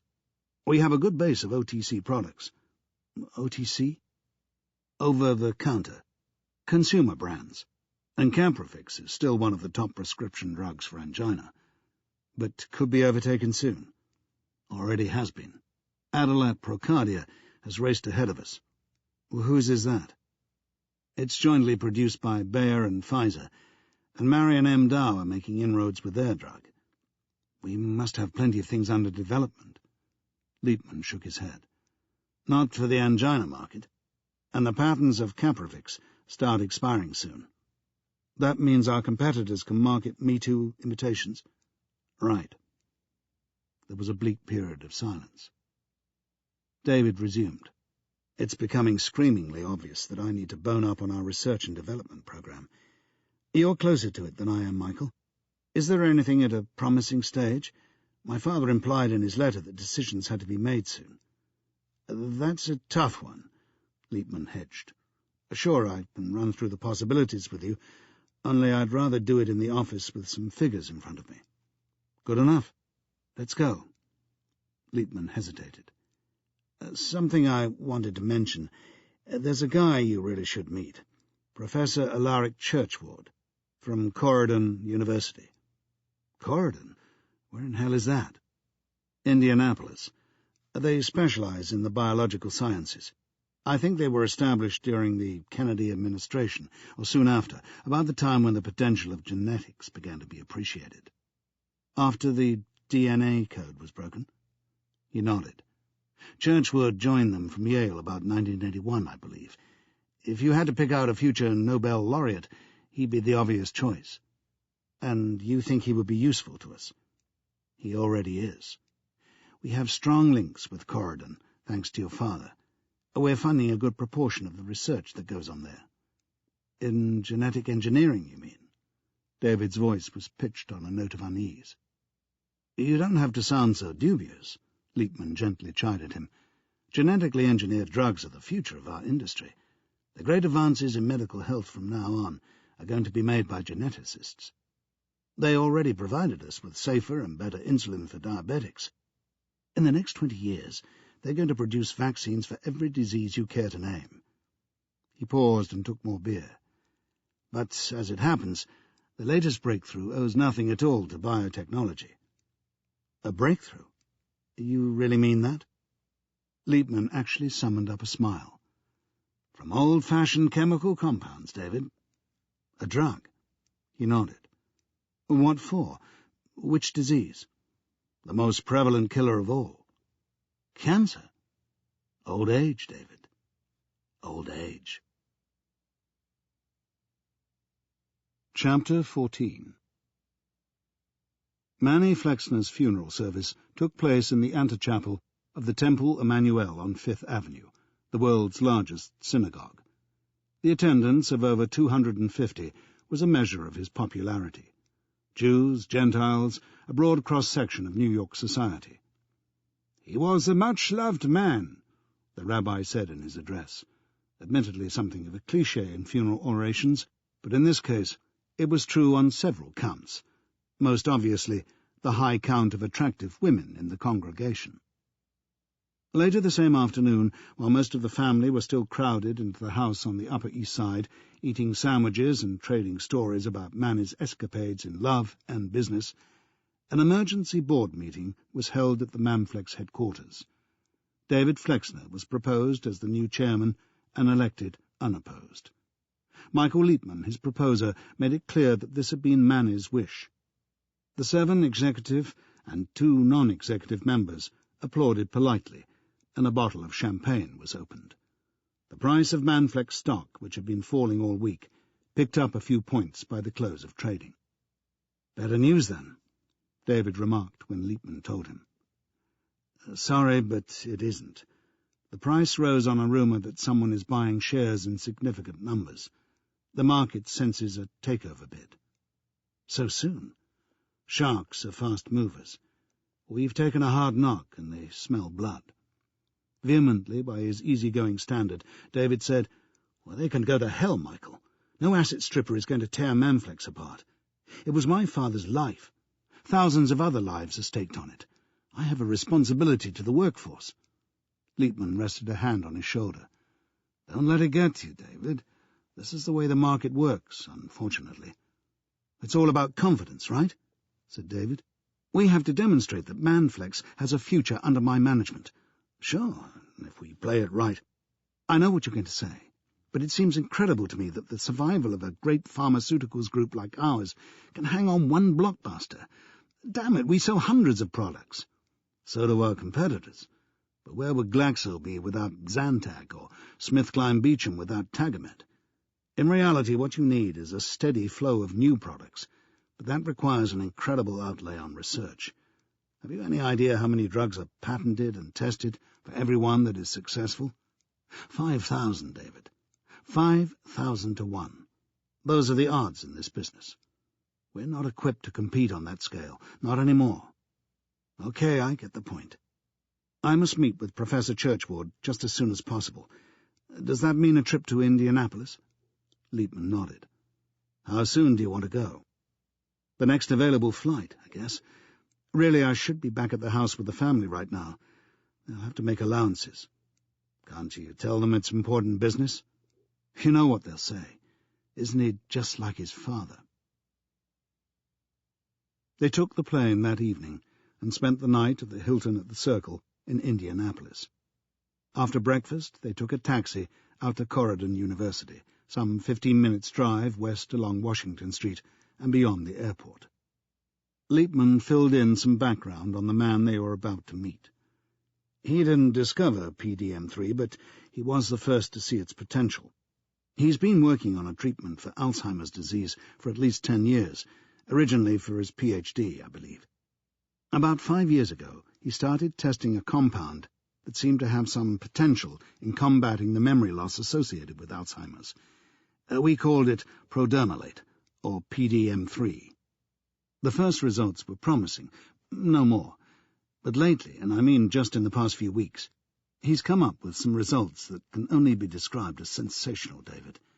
They have implications not just for Alzheimer's, but for the mental capacities of the population at large. You said my father knew about this project, David inquired. Sure, Manny knew. He met Professor Churchward several times. So what was his assessment? Of Churchward? Of PDM3. He gave it his backing. You mean he was willing to stake the future of Manflex on it? Liebman shook his head. He didn't have the information we have. But it's only just over a week since he died. Has it all taken off since then? Liebman put his hand to his face and said, as if heralding a sensitive matter, Well, David, Manny was a terrific guy, and we all loved him. But towards the end, he had his mind on other things. I don't blame him for that. When he told me about his terminal illness, I saw problems for the business.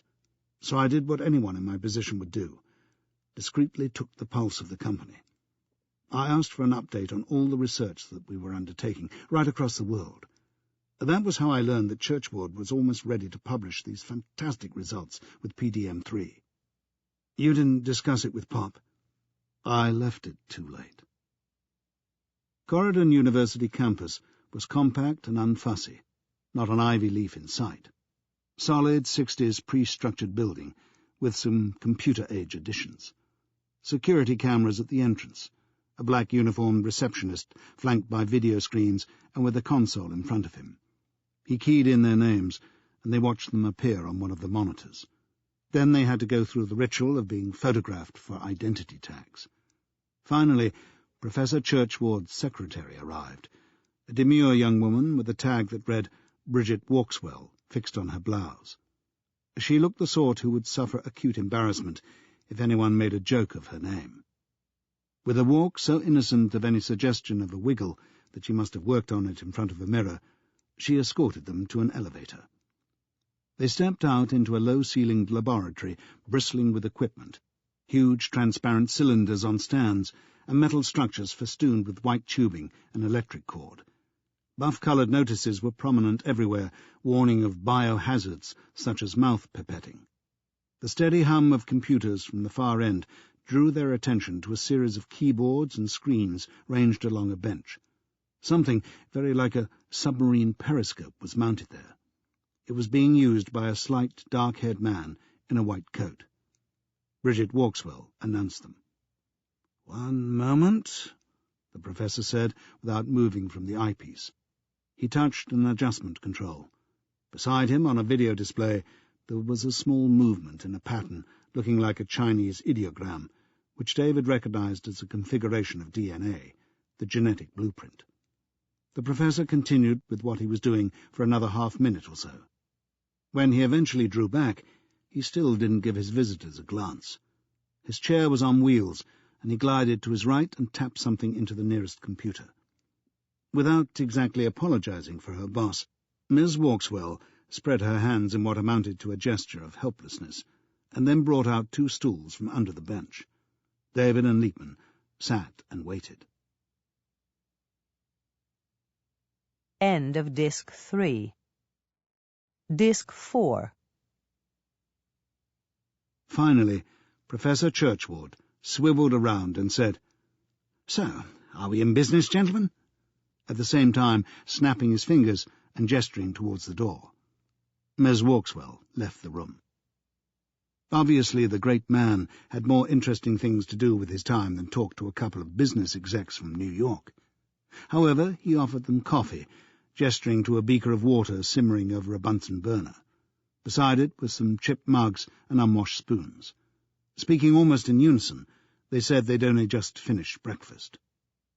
Churchward looked like a marathon runner, without an ounce of spare flesh, but his metabolism didn't require athletics to keep him in shape. He was one of the type who burn up energy without getting out of a chair. His intense blue eyes, lodged in a small bony face, flicked over David's casual attire, missing nothing. There was no clue as to what he thought. He wore a plain brown tie, and his own hair was as short as a Marine's. "David took over as chairman of Manflex yesterday," Michael Liebman explained. Churchward nodded as if he already knew. No words of regret about Manny's passing. "And you want an update from me on Prodemolate? You know the background." "Well, let's assume I know nothing," said David, who knew not very much. "As you wish. The compound that we call PDM-3 was discovered as long ago as 1975 by a team at Cornell. They were funded by Beaver River Chemicals, which is now a Manflex subsidiary, as I guess you know. The formula was registered along with 1 million others, but it wasn't considered to be of any commercial use until about 5 years back, when a decision was made in this department to initiate research into protective agents. You know what I mean?" David frowned. The question was addressed to him, and he felt that he ought to make a stab. "Contraceptives?"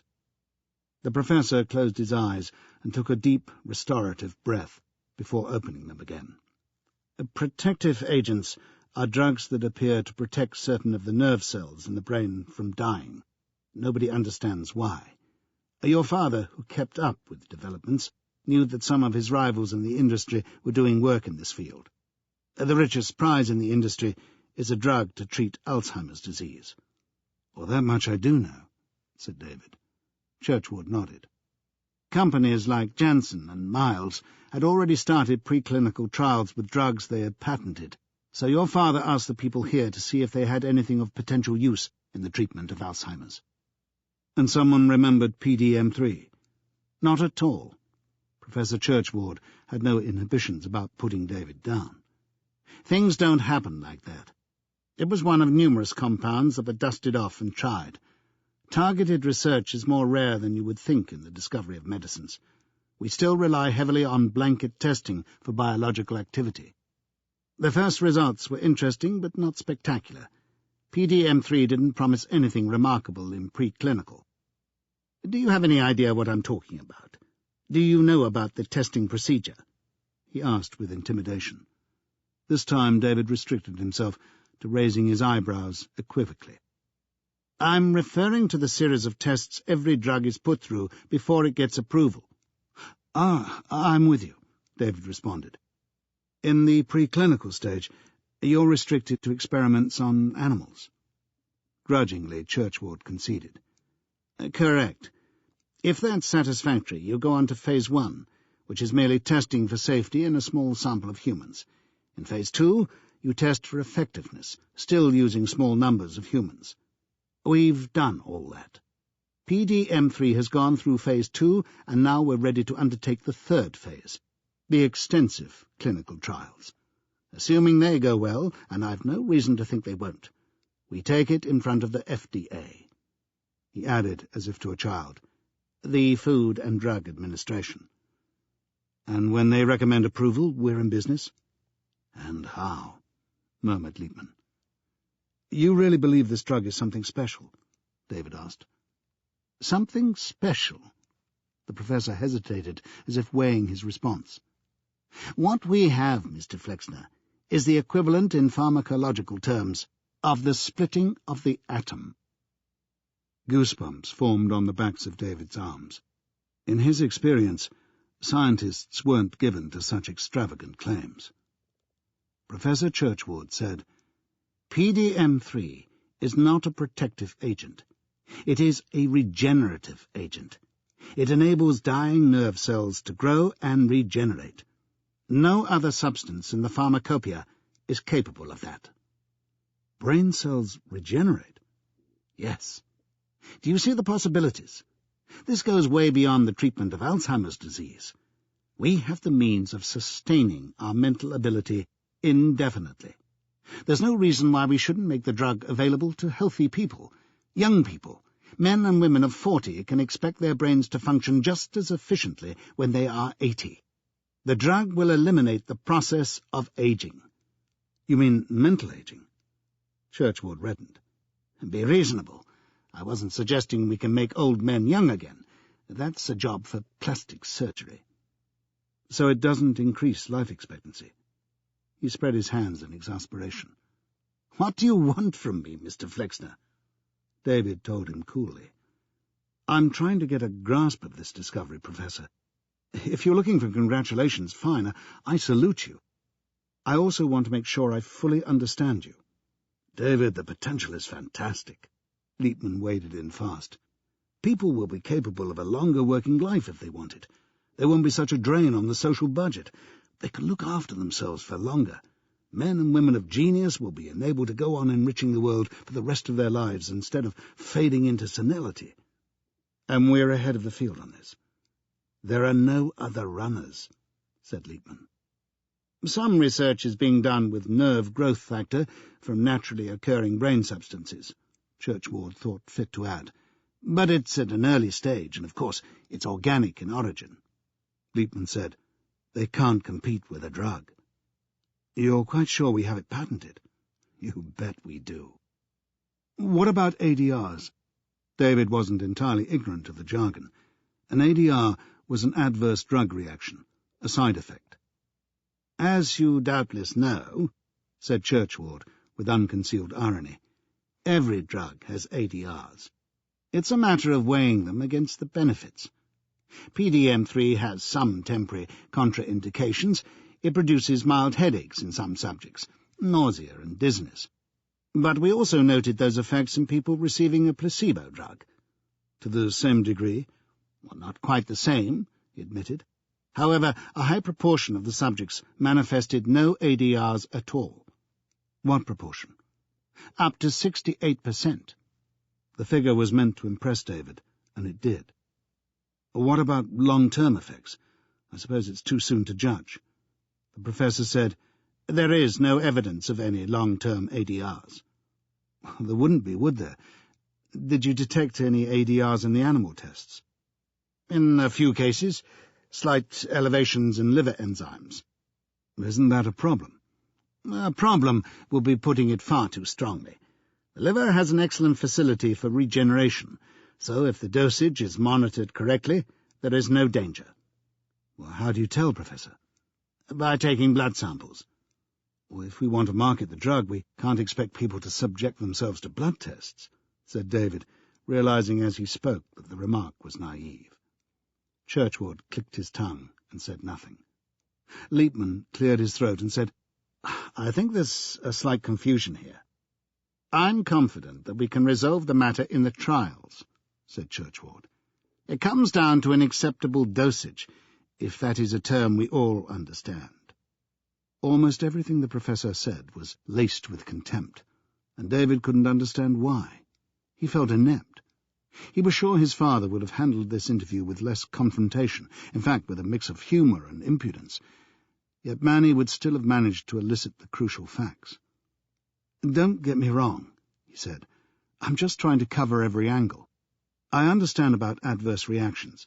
I take your point that every drug has them to a greater or lesser degree. If you want to stop a cancer, you don't care so much if your hair falls out, right? The difference is that we wouldn't be treating a disease with PDM3. "We treat Alzheimer's," said Liebman. "Yes, but the professor is talking about offering this drug to fit people." "Hold on," said Churchward. "The first thing is that PDM3 is remarkably effective in the treatment of Alzheimer's, which was the subject of my research. We can safely go to Phase 3 now." "But you're also confident that it improves the function of the healthy brain?" "Improves? No," Churchward corrected him. "It can extend the time scale of its efficiency." "Fine, but if we sell it to healthy people, we're not balancing those ADRs, the nausea and the giddiness and the increase in liver enzymes, against a dangerous disease. We're asking them to accept risks." "I don't accept that. Let's not talk about risks. We would eliminate risks. There might be some inconvenience or discomfort," said Churchward. "That's up to them. Plenty of popular foods and drinks produce more disagreeable symptoms than PDM3. Health products, too. You take a multivitamin, and there's a chance it will give you constipation." "So PDM3 is as safe as a vitamin tablet?" "In the proper dosage, yes."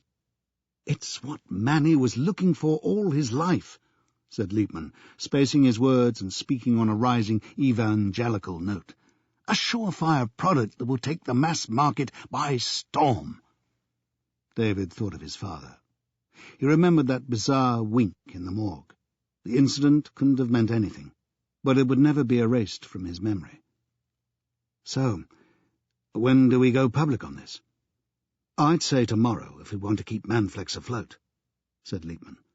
Quick to note David's startled reaction, he added, "At this stage, we just have to announce tomorrow that we'll be hosting a conference soon to present the first studies of a new drug for Alzheimer's. That's enough to restore some confidence." The decision couldn't be put off. Now David felt his sweat go cold against his T-shirt. He looked towards Churchward. "That's fine by me, gentlemen," the professor said, positively fraternal. "I'm ready to publish." "We're not going into production yet," Liebman told David in reassurance. "Yes, but once we've made this announcement, there's no drawing back, or it'll play hell with our rating on the stock market." "Agreed," Liebman said cheerfully. David was still troubled. "The next step is going to require funding, millions probably. Clinical trials on a wide scale don't come cheap, and if we get FDA approval, we'll require massive new investment to launch this drug." "So we raise capital." "In a world recession?" "We've got to be bold, David, or frankly Manflex is finished." Liebman moved closer and said confidentially, "Actually, I have some suggestions about additional financing that I can put to you later." Chapter 15. With her drawing pad tucked under her arm and the marker pen in her fist, Naomi stepped into the waiting taxi as confidently as royalty. Just in case the little girl was more uneasy than she appeared, Diamond tried to enliven the short journey by pointing out the London buses they passed. After 10 or so, he gave up. Naomi didn't need distracting. Julia Musgrave had wanted to buy her a special dress with a lace collar, until Diamond had reminded her of the reason why the child was going in front of the television cameras. So she was in clothes similar to those she had been found in, a brown and white check dress from Marks & Spencer, and white tights and trainers. For a moment, when the taxi circled the fountain in front of the television centre at Shepherd's Bush, a small hand reached for Diamond's and gripped it tightly. Nerves? He wasn't convinced. "Maybe she thinks I'm looking jittery," he told himself. In the course of his police career, he had notched up plenty of television appearances, so by rights he shouldn't have had any anxieties, but he was nagged by doubts whether an appeal for information on Crime Watch was any preparation for What About the Kids. He'd been asked to report to the reception desk with Naomi by 10 on Friday morning, and also to be patient, because Cedric was going to fit them in when an opportunity came. There was no way of predicting how soon it would be. They were taken up to the hospitality suite. The purpose of such places is allegedly to put visitors at their ease. Diamond's confidence plunged as he stepped inside. He was a misfit here. The hospitality amounted to a stack of canned cola and plates of doughnuts and penguin biscuits. Toys of various kinds were scattered invitingly around the leather and steel furniture. Naomi, for her part, appeared as indifferent to the food and the toys as Diamond was. She squatted on the carpeted floor and was soon completely absorbed in her drawing. There are certain pivotal moments in any fanatical enterprise when you are compelled to pause, look around you, and take stock. It wasn't the toys or the doughnuts that pulled Diamond up short, nor the arrival of 3 small girls in pink satin frocks, nor the boy with a punk haircut who came in on a skateboard. The critical factor was Sally, a deceptively docile-looking chimpanzee, accompanied by a grey-haired woman wearing gauntlet gloves. Hardly had Sally been carried in and deposited at the far end of the settee where Diamond was seated before she started jumping and shrieking. The creature wasn't in distress, the woman assured them, nor was she nervous about appearing on TV. Sally, it seemed, was a regular, the mainstay of the programme. No, Sally was screaming out of sheer high spirits because she was happy. Moreover, she wanted to share her happiness with Diamond. Dressed in a red leather harness, but given a fair amount of play on the rein held by her trainer, she was allowed to venture within a yard or so of Diamond. It was a fine judgment on the trainer's part, and flail her arms in his direction. And then she bared her teeth and screamed, because she was happy. That morning over breakfast, he told Stephanie where he would be spending the day, remarking bleakly that a kids' TV programme was a far cry from police work. Steph had pointed out that he was a free agent now. If he wanted to go through hoops for young Naomi, fine, but he'd better not forget that it was a self-imposed quest. "What you mean," he summed it up for her, "is stop griping." She hadn't disagreed.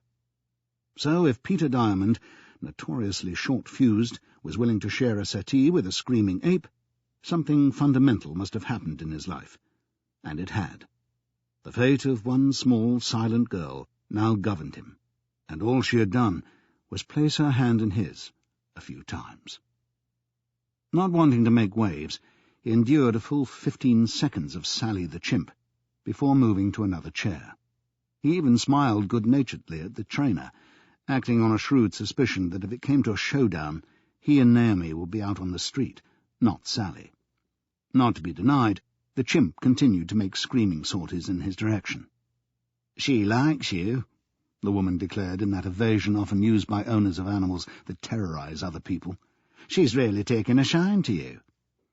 Relief presently arrived in the person of a bright-eyed young woman who introduced herself as Justine and said she was Cedric's personal assistant. At her side was a black boy, looking not much older than Naomi. "This is Curtis, who'll be interviewing you," Justine said, and explained as Diamond's eyebrows shot up. "The programme is entirely presented by kids." And with that, Justine smiled and left. Curtis winked.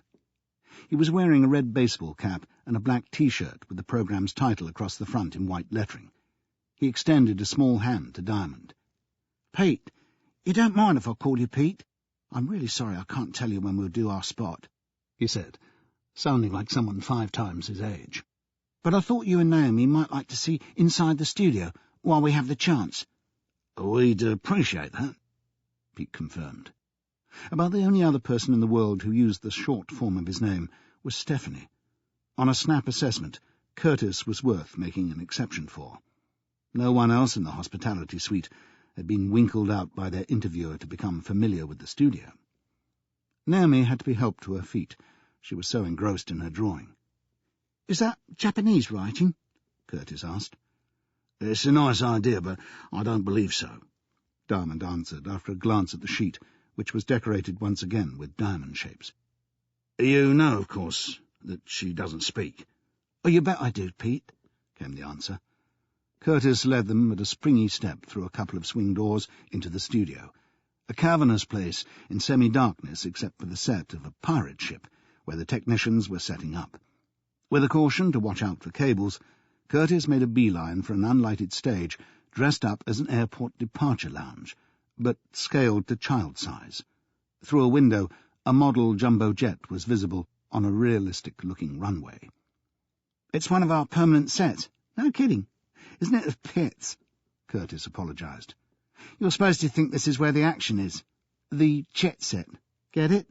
It's where Cedric wants to shoot us. In view of the flight to Boston being planned for Naomi, the choice was not inappropriate, and Diamond said as much to Curtis. The only problem is that I'm going to look like King Kong in a set that size, he added. No sweat, Pete, Curtis assured him. The cameraman can take care of that. Whether such touching faith was justified was another question, but the boy couldn't have been more reassuring as he went on to outline the kind of interview he wanted to conduct.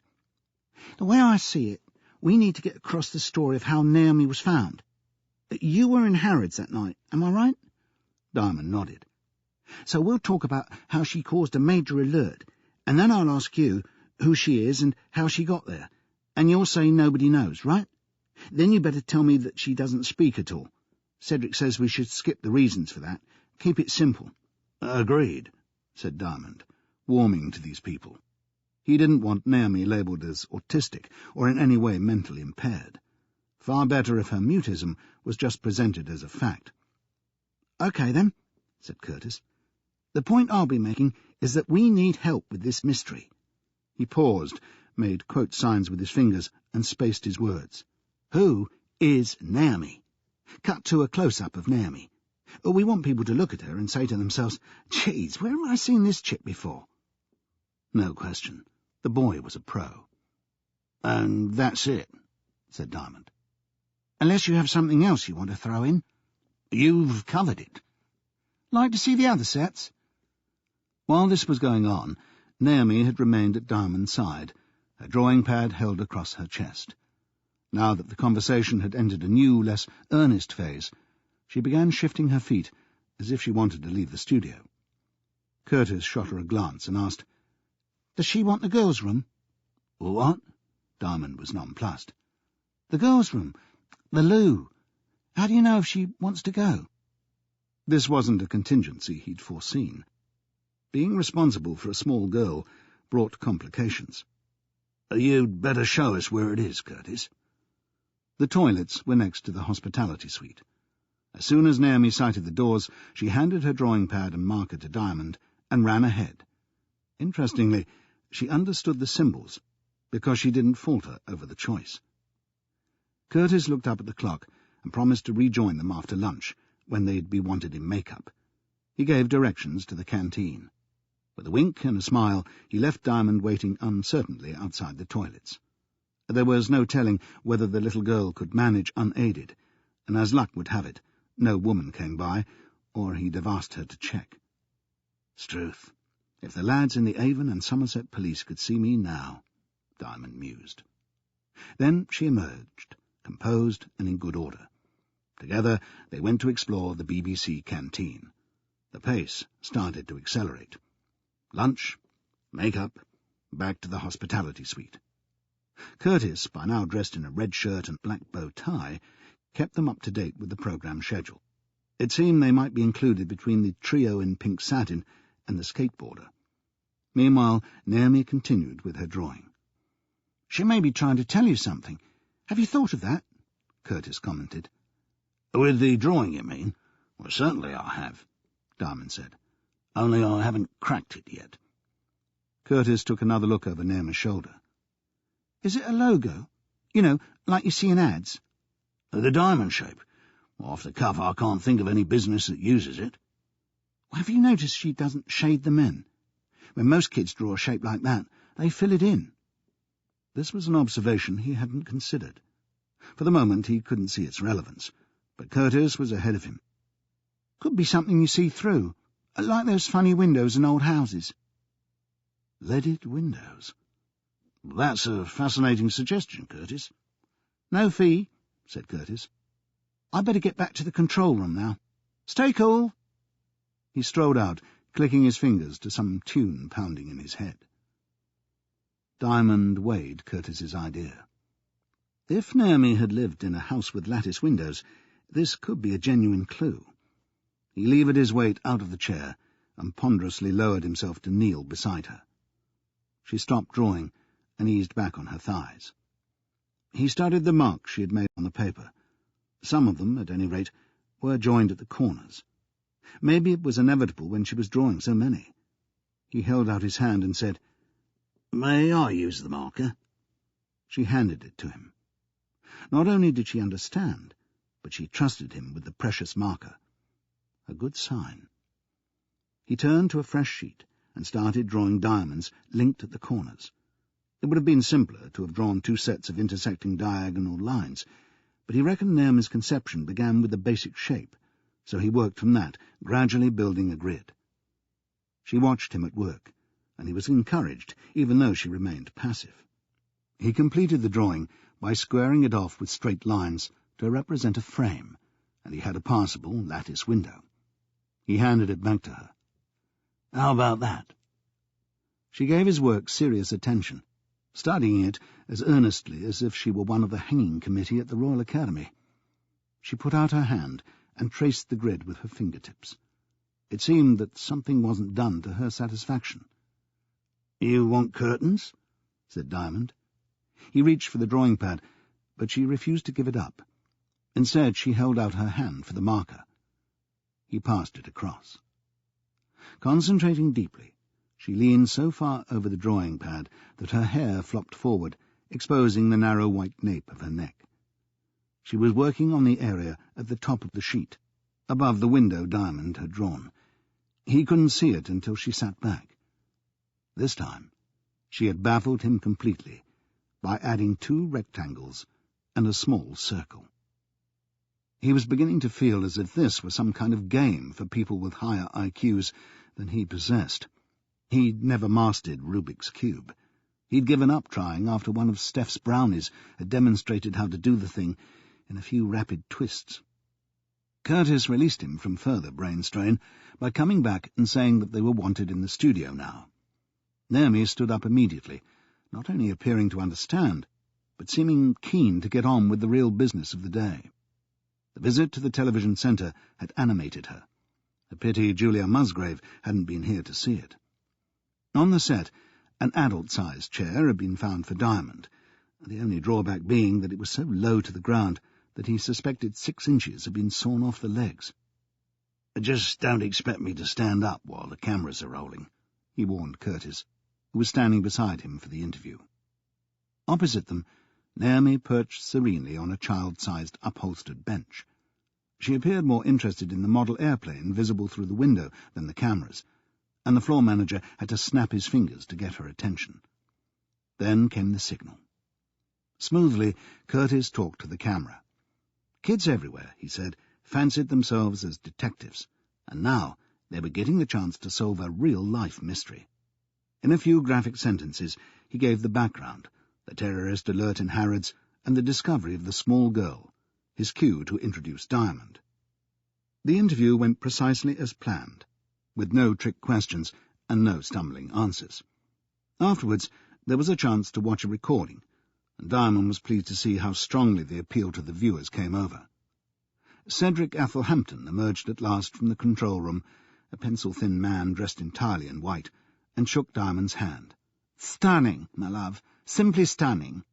You must have been handcrafted for television, every chunky pound of you. Did you know that? Such a substantial presence, a marvellous contrast with the little girl. My only problem now is that I didn't warn the BBC about the calls. I'm perfectly certain the switchboard's jammed already. I'm going to get it in the neck, but it was bloody good television, and I'll say so in my defence." "What about these calls?" Diamond asked, suddenly perturbed. "What do you mean?" "Well, who's taking them?" "Oh, they're being put through to my office, to my assistant, Justine, at present." Between you, me and the BBC, 99% will be duff, the proverbial pisspot full of crab apples. Kids get carried away when someone with Curtis's charm and flair makes an appeal for information. Isn't he irresistible? Diamond was in no frame of mind for discussing anyone's charm and flair. He was furious with himself for failing to think ahead. He'd been far too preoccupied with the programme. Right now I'm interested in the calls, the 1%. Is Justine capable of recognising the real thing? Cedric smiled roguishly. The real thing? How would I know? Reacting fast to Diamond's glare, he added, Well, she's bright as a guardsman's buttons. Don't fret. He squeezed Diamond's arm. We'll let you know if we strike lucky. But Diamond wasn't satisfied. He insisted on being taken to the office where Justine was answering the phone. She had a notepad open and a pencil in her hand and was talking into a headset. Thank you, dear. Now, give the phone to Mummy. She glanced up at Diamond. Sodding little brats. She pressed another switch and said wearily, What about the kids? Where exactly did you see her? The King and I. Do you mean the film with Yul Brynner? Thank you. I've made a note of it. Maybe it wasn't opportune to ask if any of the calls seemed promising. Justine said, The parents give them these ideas. They must do. They're dafter than the kids. She told Diamond. I know why you're here. I've been doing this for over an hour, and they're still coming in non-stop. Do me a favour and get me a sarnie and an orange juice from the canteen, would you? By then I might have got myself sorted. He didn't argue. He was going to have to rely on Justine. She had removed the headset when he returned. She bit hungrily into the sandwich. Thanks. What do I owe you? Just a summing up, he told her. Have we struck gold or not? Well, you're the judge of that. What it boils down to is that at least 12 callers who swear they know her at school or in a dancing class or something. I've got their numbers, so you can call them back. And there was one spooky call. What do you mean, spooky? I didn't like the sound of it one bit.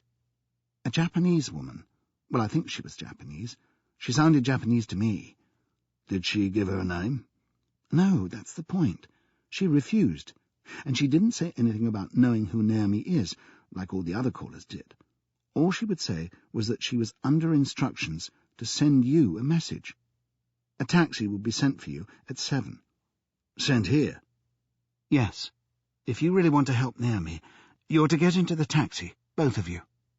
Naomi as well? Yes. Well, that was all. She didn't say where the taxi would take us. Justine shook her head. Will you do it? Did you get the impression she was serious? Mr. Diamond, she was so serious that if I were you, I'd think twice about going. I'm not looking for a bunch of laughs, said Diamond. What time is it now? Chapter 16. Quick reactions can be vital to success. They can also get you into trouble. In the taxi, Diamond remembered he was no longer a senior policeman. He was doing the professional thing, following the only real lead to come out of the television programme. But as a detective, acting on a tip-off, he would have routinely radioed his movements to headquarters. He asked the driver where they were going. My lips are sealed, mate. Oh, come on. The Albert Hall.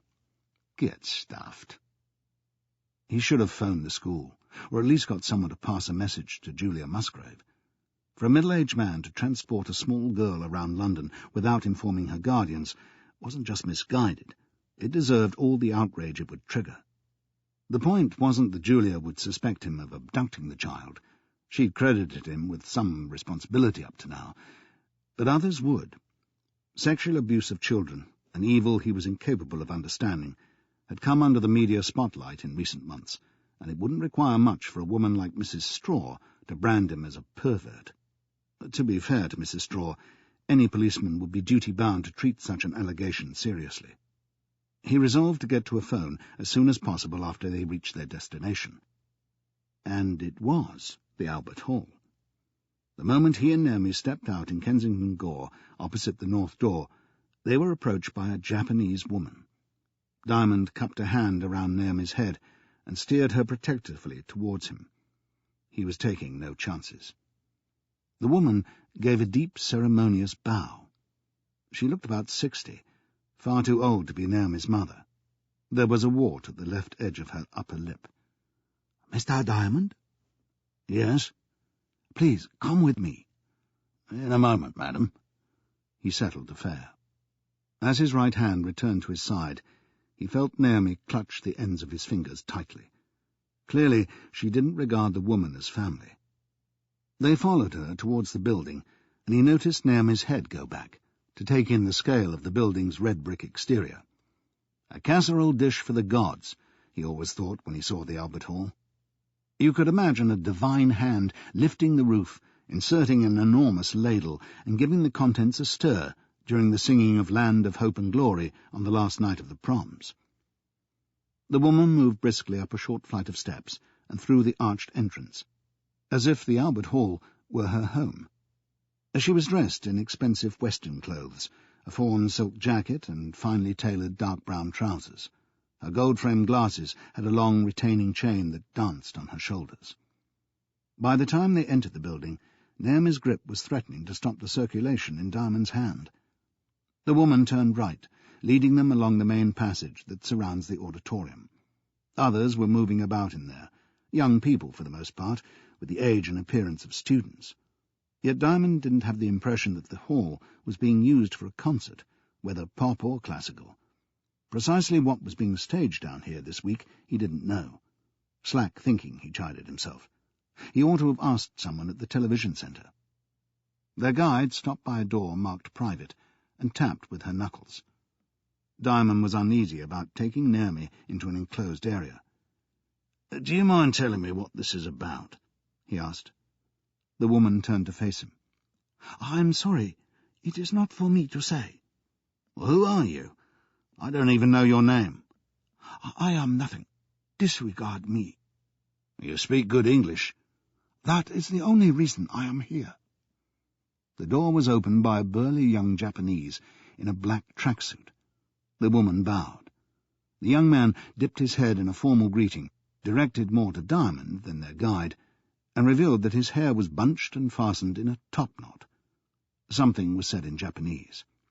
"Please, enter," the woman told them, standing aside to gesture them forward. The sickly sweet fumes of a floral perfume wafted over them. It was coming from the young man's hair, and the scent was camellia, Diamond registered, recalling a more subtle variety sometimes used by Steph. This was looking less and less like a homecoming for a lost child, but there didn't appear to be anything threatening about the invitation. He led Naomi through the door. They were greeted by a spectacle that nothing had prepared them for. An enormous pair of buttocks, naked except for a strip of black silk squeezed into the cleft. For reasons too complex to explore, the overfleshed male bottom is not a feature much revered in modern Western society. It can be the object of mockery, literally a butt, or more positively, a source of extra poundage in the rugby scrum or the tug-of-war team. This bottom manifestly aspired to higher planes of experience. It was monumental, as awesome in its way as the Albert Memorial across the road. Motionless, pale gold in hue, smooth as traffic beacons, sturdy as two barrels stored side by side, it dominated the centre of the room, and much of the sides as well. The rest of the owner's body was for the moment hidden, except for a partial view of stocky legs and bare feet. He was bending forward, in a position that must have been painful to hold. From Naomi's eye level, the spectacle would have rivalled Mount Fuji. Belatedly, Diamond recalled an item he had seen a couple of days before on a television newscast.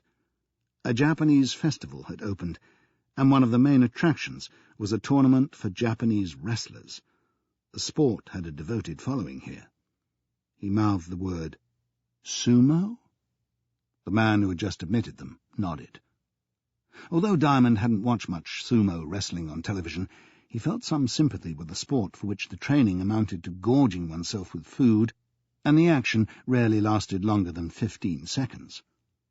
The buttocks flexed, shuddered, and shifted position with astonishing rapidity, as their owner, regardless of his guests, went through a physical routine, raising his body level with his hips and lifting his right foot to shoulder height and then slapping it down heavily. "The shiko," murmured the woman from the doorway. "to frighten evil spirits and the opponent." "Well, tell him the opponent isn't here," Diamond muttered. The shiko was repeated with the left leg. The great domes of flesh completed their movement, quivered, and were still. If anything, the reek of camellias had intensified. The wrestler, as well as his Jeeves, must have been pomaded with the stuff. "I rather think someone has made a mistake inviting us here," Diamond insisted. Shocked that anyone should speak while the workout was in progress, the man in the tracksuit held up a restraining hand. The wrestler treated them to the panorama of his backside again, bending so low that his head must have been between his knees. He was wearing the silk loincloth used in combat by the highest-ranking sumotori. The enforced intimacy with this mountainous rump was unsettling Diamond, and he didn't care to think what effect it could be having on the child. Actually, the room wasn't small.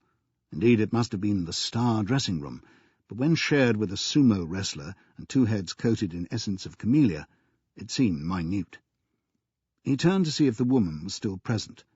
She was standing just inside the door, trying to be unobtrusive. Diamond asked her, "Are you sure this is right?" She nodded and signalled to him to be silent by pressing her fingers against her lips. The wrestler grunted, raised himself from the jackknife position, and suddenly turned about to face them. He was vast all over.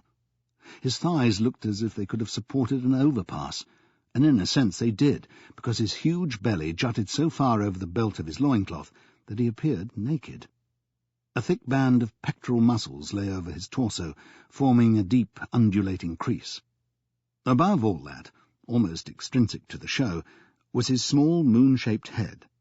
Its only real distinction was the hair, tied at the back and folded forward in the traditional fan shape worn by the highest-ranked sumotori.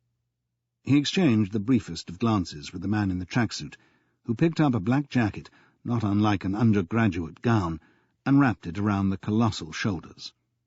Then the great man bowed in greeting, and Diamond did the same.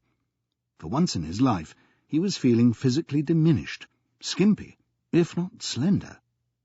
A hand was extended for him to shake. Having seen the agility of Japanese wrestlers, he wouldn't have been surprised to have found himself on his back in the far corner. Instead, he received nothing worse than a firm handshake. As something was said in Japanese, the voice high-pitched and husky. The woman spoke up from behind Diamond. "The Ozeki Yamagata wishes to introduce himself and welcome you to the Albert Hall, his temporary quarters." Diamond identified himself and Naomi. Chairs were produced for them. A Yamagata squatted on a wooden bench and said something to his dresser, who spoke in turn to the woman interpreter. She told Diamond, "I have the honor to translate for Mr. Yamagata. He instructs me to explain that Ozeki is the second highest rank in sumo. Mr. Yamagata is a very important wrestler in Japan, and the most senior in this tournament. You are welcome to be his honored guests in the arena tonight if you wish."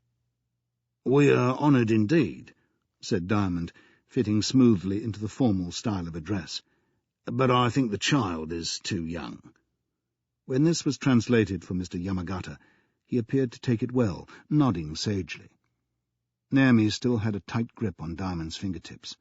With some justification, she regarded these proceedings with the deepest suspicion. Yamagata spoke again, and the interpreter explained that by chance the very important wrestler had watched the transmission of What About the Kids. A portable set had been brought in for him to see a Channel 4 program about sumo, but it had concentrated too much on a rival sumo stable, and he had switched channels. "Mr. Yamagata was deeply moved by the unhappy situation of this Japanese child who appears on British television and says nothing.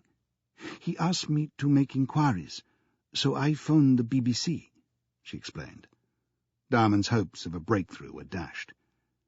"You mean he didn't recognize Naomi?" She shook her head. He doesn't know who she is." "It was only a TV show." "Well, for crying out loud!" Diamond jerked up from the chair, accidentally hoisting Naomi to her feet as well, because she still had hold of his fingertips. "You brought us here for nothing because this lump of lard happened to see the kid on the box. Well, that's ludicrous. Who else have you dragged in? Arthur Daly?" "Please, I cannot possibly say these things to Mr. Yamagata." "Don't trouble. We're off. We've been conned by this heap of flab." He turned to leave, and found the way barred by the henchman in the tracksuit, hunched forward combatively, looking as if he wasn't messing. Naomi gave a whimper, dropped her precious drawing-pad, and flung both arms around Diamond's waist, or as far around as she was able. Not the ideal conditions for a first encounter with a sumo wrestler. "Do you mind?" Diamond articulated in a straining to be civil British fashion. "We would like to leave now." A volley of Japanese came from Yamagata, and the interpreter pushed herself between Diamond and the henchman. "Mr. Diamond, I implore you. Mr. Yamagata has not finished speaking. You cannot leave yet." "There's nothing else to say," Diamond told her. "The only reason we came was to find out who Naomi is. He doesn't know. He hasn't the faintest idea." "He wishes to help." "By questioning her in Japanese? The embassy people tried. She doesn't respond. Now, will you do me a favour and ask this buffoon to let us pass?" "You should not turn your back on Mr. Yamagata." She spoke this dictum like a universal truth. Probably it was well known and wisely heeded among the wrestling fraternity. Diamond heeded it, and looked over his shoulder. Thankfully, Yamagata hadn't moved from the bench. He was beckoning to Diamond to return to the chair. Maybe, after all, Diamond rationalized, the guy has something constructive to suggest. I won't gain anything from an angry exit. I shouldn't let the frustration get to me. If I'd been questioning a witness in the nick, any old witness, I'd have heard him out in hope of eliciting something useful, wouldn't I? "Okay," he said, resting his hand on Naomi's shoulder. 2 minutes. They sat down again. "Mr. Yamagata would like to hear from your own lips the story of this little girl." "I thought he had something to tell me." "Please, Mr. Diamond." "As you wish." Striving to be tolerant, he picked his way through the few known facts, starting with the bomb scare in Harrods, and ending with Naomi's drawings, which she was willing to hand over for Yamagata's inspection. The wrestler methodically turned the pages of the drawing-pad, studying the diamond shapes, and coming finally to the lattice window. "That's my own work," Diamond said, thinking how ridiculous he sounded, like some amateur artist looking for compliments. "This drawing above is Naomi's. I wondered at one stage if she was writing in Japanese characters, but I was told not." When this was explained to Yamagata, he shook his head. He seemed as mystified about the significance of the drawings as everyone else. He closed the pad and handed it back to Naomi, graciously with both hands, as if it were some precious item in the sumo ritual. He said something in Japanese to her, but she made no response. He then turned to Diamond, and actually managed some halting words of English. "Yamagata, love little girl." Diamond had dreaded something like this. "No, that's out. Definitely not possible," he said, reinforcing it with a sweeping motion with his hand. Yamagata frowned. "I didn't bring her here to give her away," Diamond tried to explain. "She doesn't belong to me anyway. I'm taking her back to the school tonight, and that's how it is." He turned to the interpreter. "For God's sake, tell him what I'm trying to say." There was a consultation in Japanese. The woman then told Diamond with another bow. "Pardon me for mentioning this, but I think you misunderstood Mr. Yamagata. He was beginning to tell you that he had a young daughter about Naomi's age. He loved her deeply, but she died of meningitis last year." Yamagata's eyes moistened noticeably while this was explained. "I'm sorry to hear that," Diamond said in sincerity. "A child's death is the worst kind of grief to bear. But please, get him to understand that Naomi belongs to someone else." "He understands that." Yamagata spoke again in Japanese, flattening his palm to his chest to reinforce his message. He says he wants to help this little girl. Naomi? He wants to help Naomi? Yamagata was nodding. Well, that's kind, said Diamond. I appreciate the offer, but what could you do? Do you understand me? What could you do to help?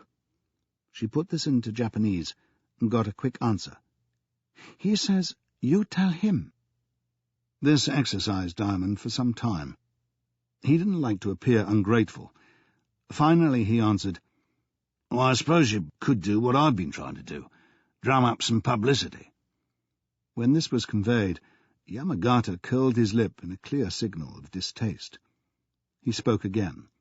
The interpreter told Diamond, Mr. Yamagata has heard your story, and he trusts you.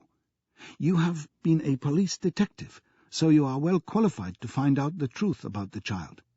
Mr. Yamagata is a famous wrestler, not a detective. He is a rich man. He will pay all expenses. When you travel, fly to other places, stay in hotels, he will pay. A sponsor? I wasn't planning on flying anywhere.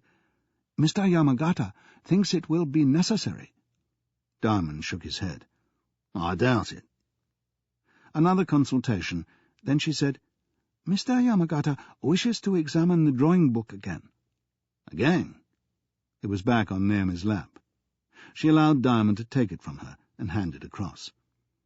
The wrestler turned the pages until he came to the drawing of the lattice window that Diamond himself had started. He traced a finger around the shapes Naomi had drawn and said, Airplane. To reinforce the message, he rested the drawing pad on his thighs and spread his arms wide. What? By no stretch of imagination could the drawing represent an aircraft of any description. Yamagata called his interpreter closer and spoke earnestly to her. She turned to Diamond. He says you should look closely at this drawing. On cue, Yamagata turned the drawing book in his hands and held it for Diamond to inspect. He believes this may be the child's view of inside an airplane. Well, I wouldn't describe myself as a jet-setter, but I've flown a few times. Not one of the planes had lattice windows. Please, study the drawings with Mr. Yamagata. Yamagata held it higher. As Yamagata spoke and traced the shapes with his fingers, the woman interpreted. This grid shape that you have assumed to represent a window may be something else. Well, I drew it myself. You drew it from the patterns the child was making. Mr. Yamagata believes it may represent the document storage pocket that is fixed to the back of each seat. Diamond knew what was meant. That string thing that everything is stuffed into, the safety instructions and the airline magazine and so on. Well, that's a thought. She would be on a level with it if she sat in a plane. And this other shape could be the flap that you rest your tray on. I believe he's right. He snapped his fingers. That's brilliant. Bloody brilliant. She's letting us know that she was in an aircraft. Or an intercity train. An uneasy pause ensued.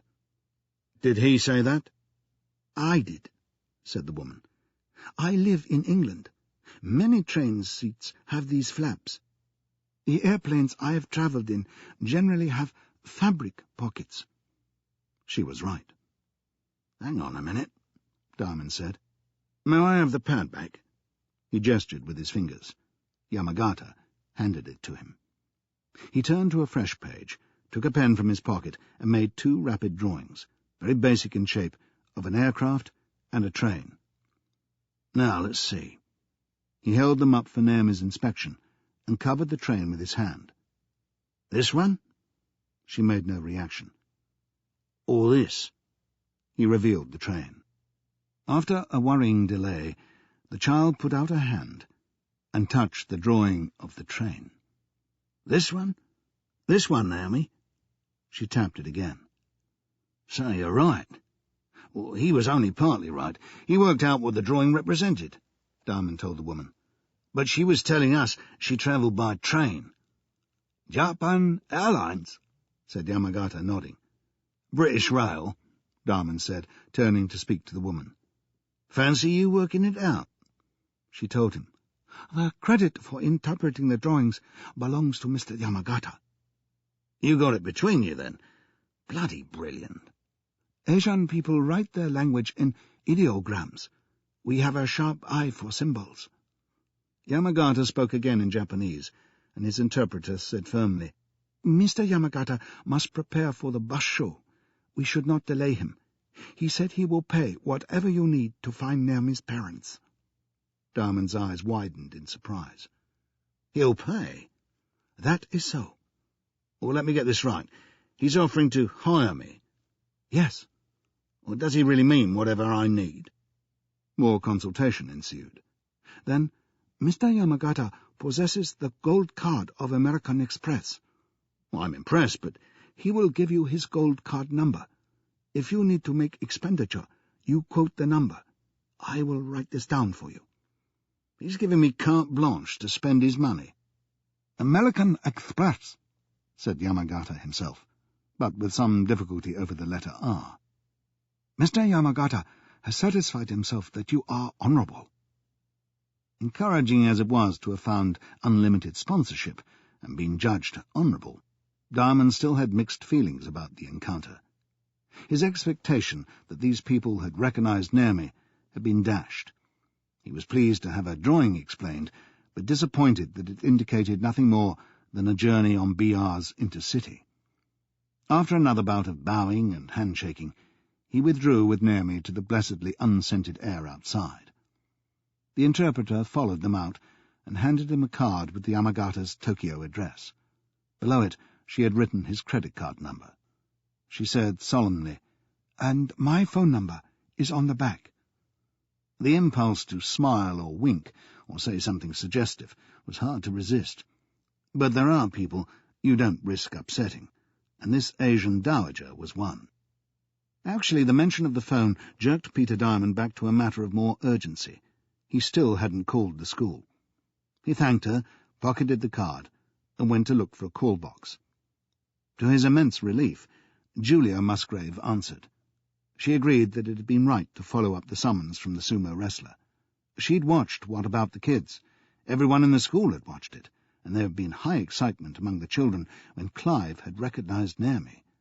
Julia was sorry that nothing of real substance had resulted from the programme, apart from Mr. Yamagata's offer, because, she reminded Diamond, as if it wasn't paramount in his mind, Naomi's time in England was almost up. In less than 48 hours, she would be on that flight to Boston.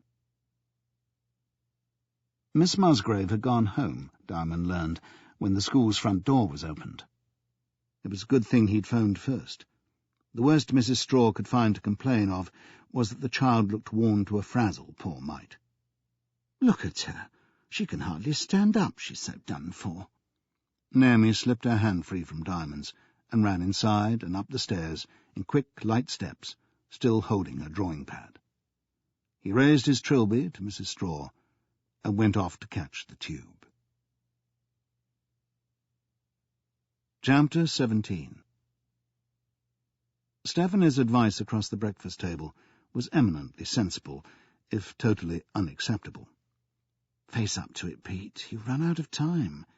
You can't solve that little girl's problem." "Which problem is that?" She sighed. "Oh, don't get pernickety, love. It's too early in the day."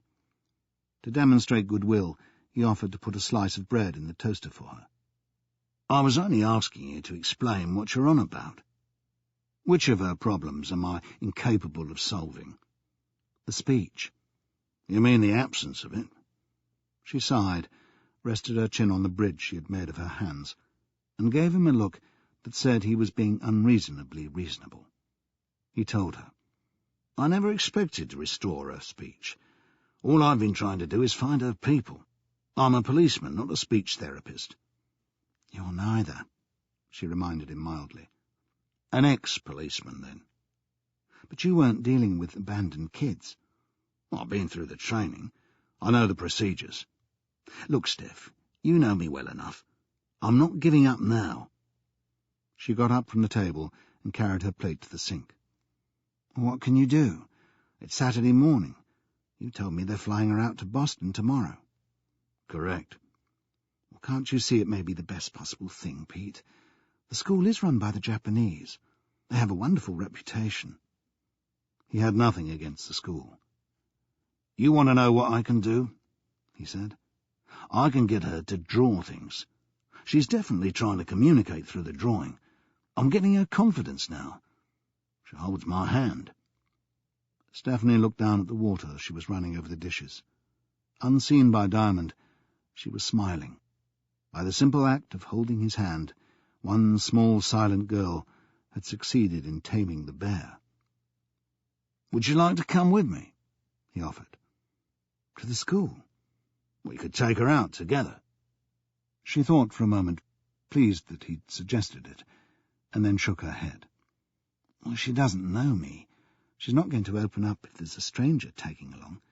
She's seen too many well-meaning women already, social workers and embassy people and special teachers trying to coax something out of her.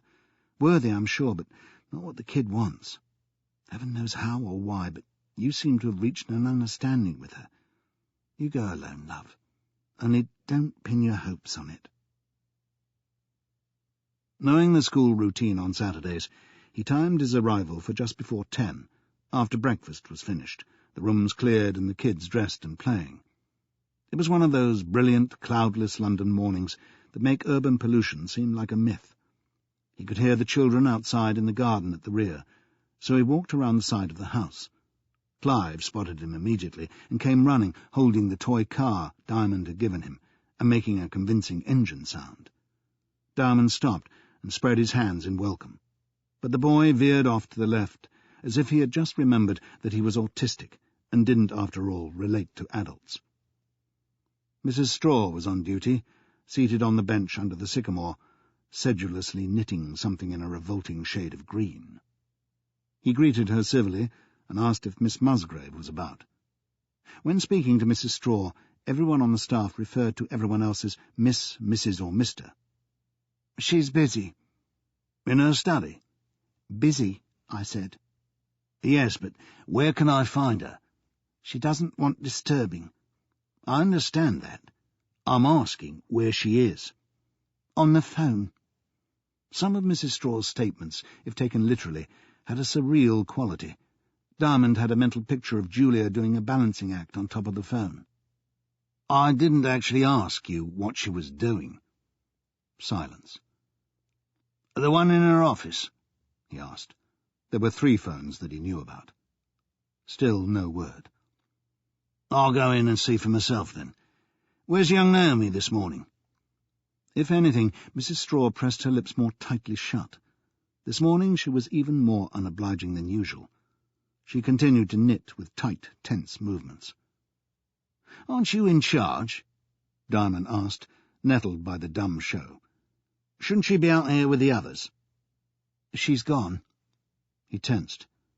"What do you mean, gone?" "It's plain English, isn't it?" "Gone away?" She gave a nod. "Left altogether, do you mean?" "Collected this morning." Mrs. Straw hadn't even looked up from her knitting. She gave the information casually, as if it were common knowledge, and now she had started this row.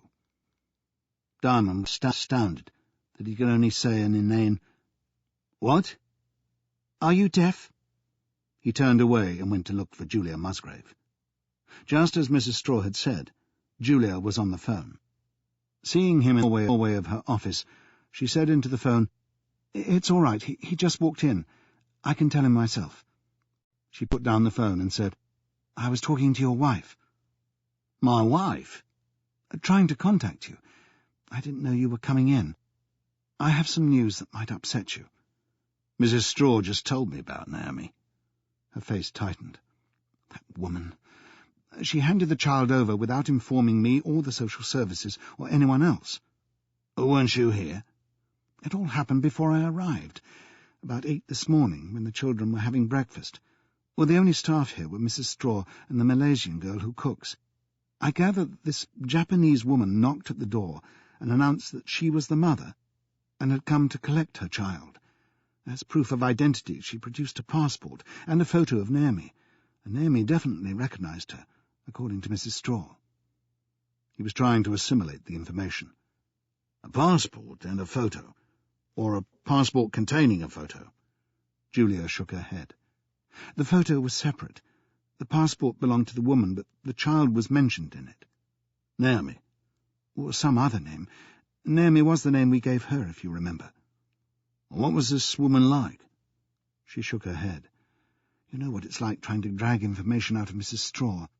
I was so incensed when she told me that she'd handed Naomi over without reference to anyone that I lost my chance of a normal conversation with her. Well, you better have her in here immediately, said Diamond. She's got to give a proper account of what happened. All right. You'll stay? You bet I will. I'll fetch her now. In the garden he got a glare fit to petrify, but Mrs. Straw folded her knitting and went with him. They sat stiffly among the children's toys and pictures in Julia's office. Diamond on the wooden trunk, Mrs. Straw on a chair just inside the door, as if poised for a quick exit. Julia explained that she wanted to go over the details of what had happened that morning. Pointedly ignoring what was said to her, and thrusting out her chin defiantly, Mrs. Straw demanded, "What's he doing here?" Diamond drew breath to lambaste her, but Julia got him first, and her rebuke was the more effective for being spoken in a soft, measured voice. "Mr. Diamond, as you very well know, takes a special interest in Naomi. He has worked for the police." "It's nothing to do with the police." "I didn't say it was, but I have to be sure about this woman who claims to be Naomi's mother. She could be an impostor." "Impossible," said Mrs. Straw. "Well, not at all. It's quite possible that some childless woman could have seen Naomi on television and decided that she could pose as the mother." Mrs. Straw was unimpressed. "The woman had the photo of Naomi." Diamond intervened. "Before we go into that, can we have it from the beginning, when the woman arrived?" Without a glance in his direction, Mrs. Straw said, "I already told Miss Musgrave." "You gave me the essential facts," said Julia. "Now we need to know more." Mrs. Straw sat back, exhaled noisily, and folded her arms. "There isn't any more." "Then tell me again, so that Mr. Diamond can hear exactly what you recall." She rolled her eyes upward in protest. "It's simple enough. I answered the door when the children were having breakfast." "What time?" Diamond asked. "Round about 8. I don't have a watch. It was this Japanese woman. She asked if the little girl who was on the television yesterday was here. She said, 'I am the mother.'" "What was she like? Can you describe her?" "Well, she was Japanese." This apparently said it all, so far as Mrs. Straw was concerned. "And?" Diamond prompted her. "Well, they all look the same to me." "What age would she have been?" "I can't say. You can't tell." "Young enough to be the mother of Naomi?" "I suppose so." "What was she wearing?" "I'd have to think about that." "Please do. Now." After a pause, she said, "A grey jacket of some kind, and trousers to match." "Shoes?" "Black, I think." "With heels?" "I didn't notice." "Would you describe her as smartly dressed?" "The clothes were Rowan, if that's what you mean." He hadn't meant it. He didn't know anything about Rowan clothes, or how you recognise them, but from Mrs. Straw's tone he took it that she was sure. "How did she wear her hair?" "Short." "Very short, do you mean? Cut close to the head?" "No, it was permed." "In curls?" "Waves." Little by little he was getting a mental picture, though not one that would distinguish the woman from a million other Japanese. "What height would she have been?" "Average." "Average for a Japanese?" She responded once more with the unsatisfactory, "I suppose so." After some more probing as to skin quality and colouring and make-up, the woman had been well groomed, it appeared. Diamond gave a nod to Julia, who said, "Shall we continue, then? You invited the woman in." "Only after she showed me Naomi's photo in the passport." "Her own passport?" "Her picture was in it." "A Japanese passport?"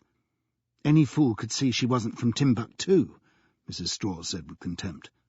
Diamond just about contained himself. "She might have held an American passport, or Australian." "Well, how would I know?" Couldn't you see the writing on the passport? I can't read Japanese. So you think it was Japanese script? We're getting somewhere. We're not trying to catch you out, Mrs. Straw. We just want all the information you can give us. It was in some foreign language. That's all I'm prepared to say. And she also showed you this photo of Naomi? Yes. You're certain it was Naomi? I said so. You just implied that all Japanese people look alike to you. If they're strangers. I've seen Naomi plenty of times. The point was fair. So, was it a recent photo of Naomi? Must have been. Julia asked, Did she have a name for Naomi? Can't remember. Come on, Diamond urged her. Surely she gave a name. I said I can't remember. It was double Dutch to me. Anyway, said Mrs. Straw, willing to move on with her account to avoid further discussion of the child's name. I told her Miss Musgrave wasn't here, and she said she wanted to see her little girl. She kept on saying it. She wouldn't be put off, so I let her come through to the dining room. No one could doubt that any person who had talked her way past Mrs. Straw was uncommonly persistent. The children were on their own, she explained, to justify her capitulation. I was forced to leave them when I went to the door. I couldn't stand arguing on the doorstep.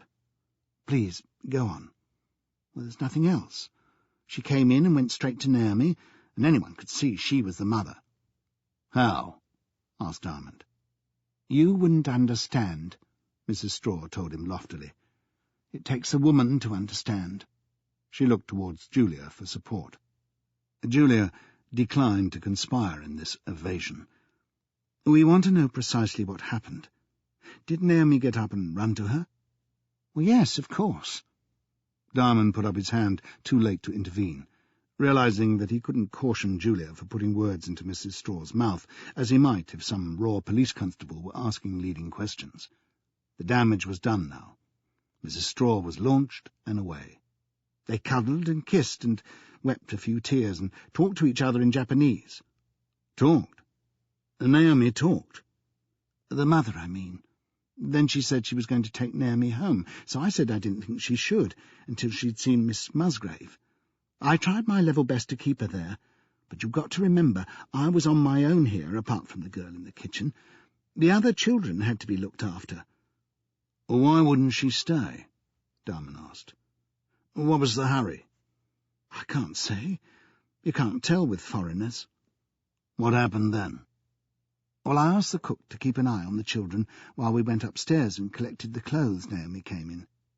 I let them take the things she was wearing. Well, I knew Miss Musgrave wouldn't mind. Then what? Well, they left. Without leaving a name or address? I forgot to ask. Brilliant. Well, she was in a hurry to go, said Mrs. Straw in her defence. And you couldn't wait to show her the door. That isn't fair, and it isn't true either. End of Disc 4. Disc 5. Reacting to a convenient scream from the garden, Mrs. Straw said, Lord knows what the children are getting up to. I'd better go.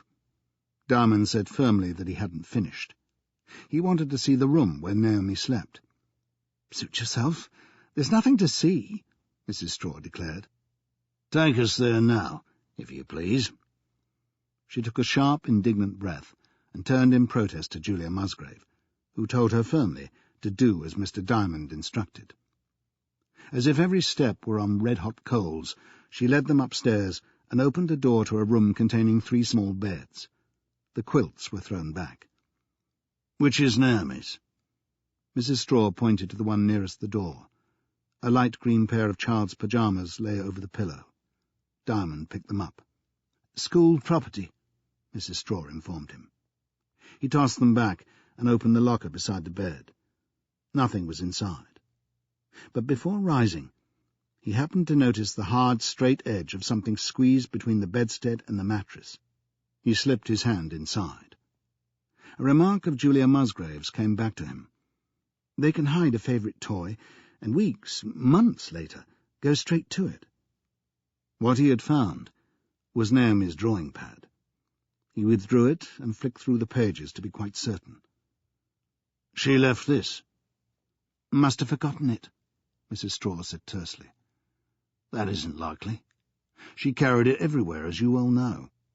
He felt under the mattress again, and this time found the marker pen. She kept the things here because they were so precious to her. She's unlikely to have left without them. Not freely. Ridges had formed at the edge of Mrs. Straw's mouth. You were here, Diamond pointed out. Did she have the opportunity of collecting her things? She gave no answer.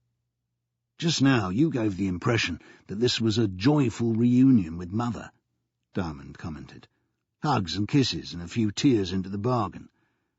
Were they tears of joy, Mrs. Straw, or distress? You see, this discovery has rocked my confidence. I'm beginning to wonder if the child was taken from here against her will.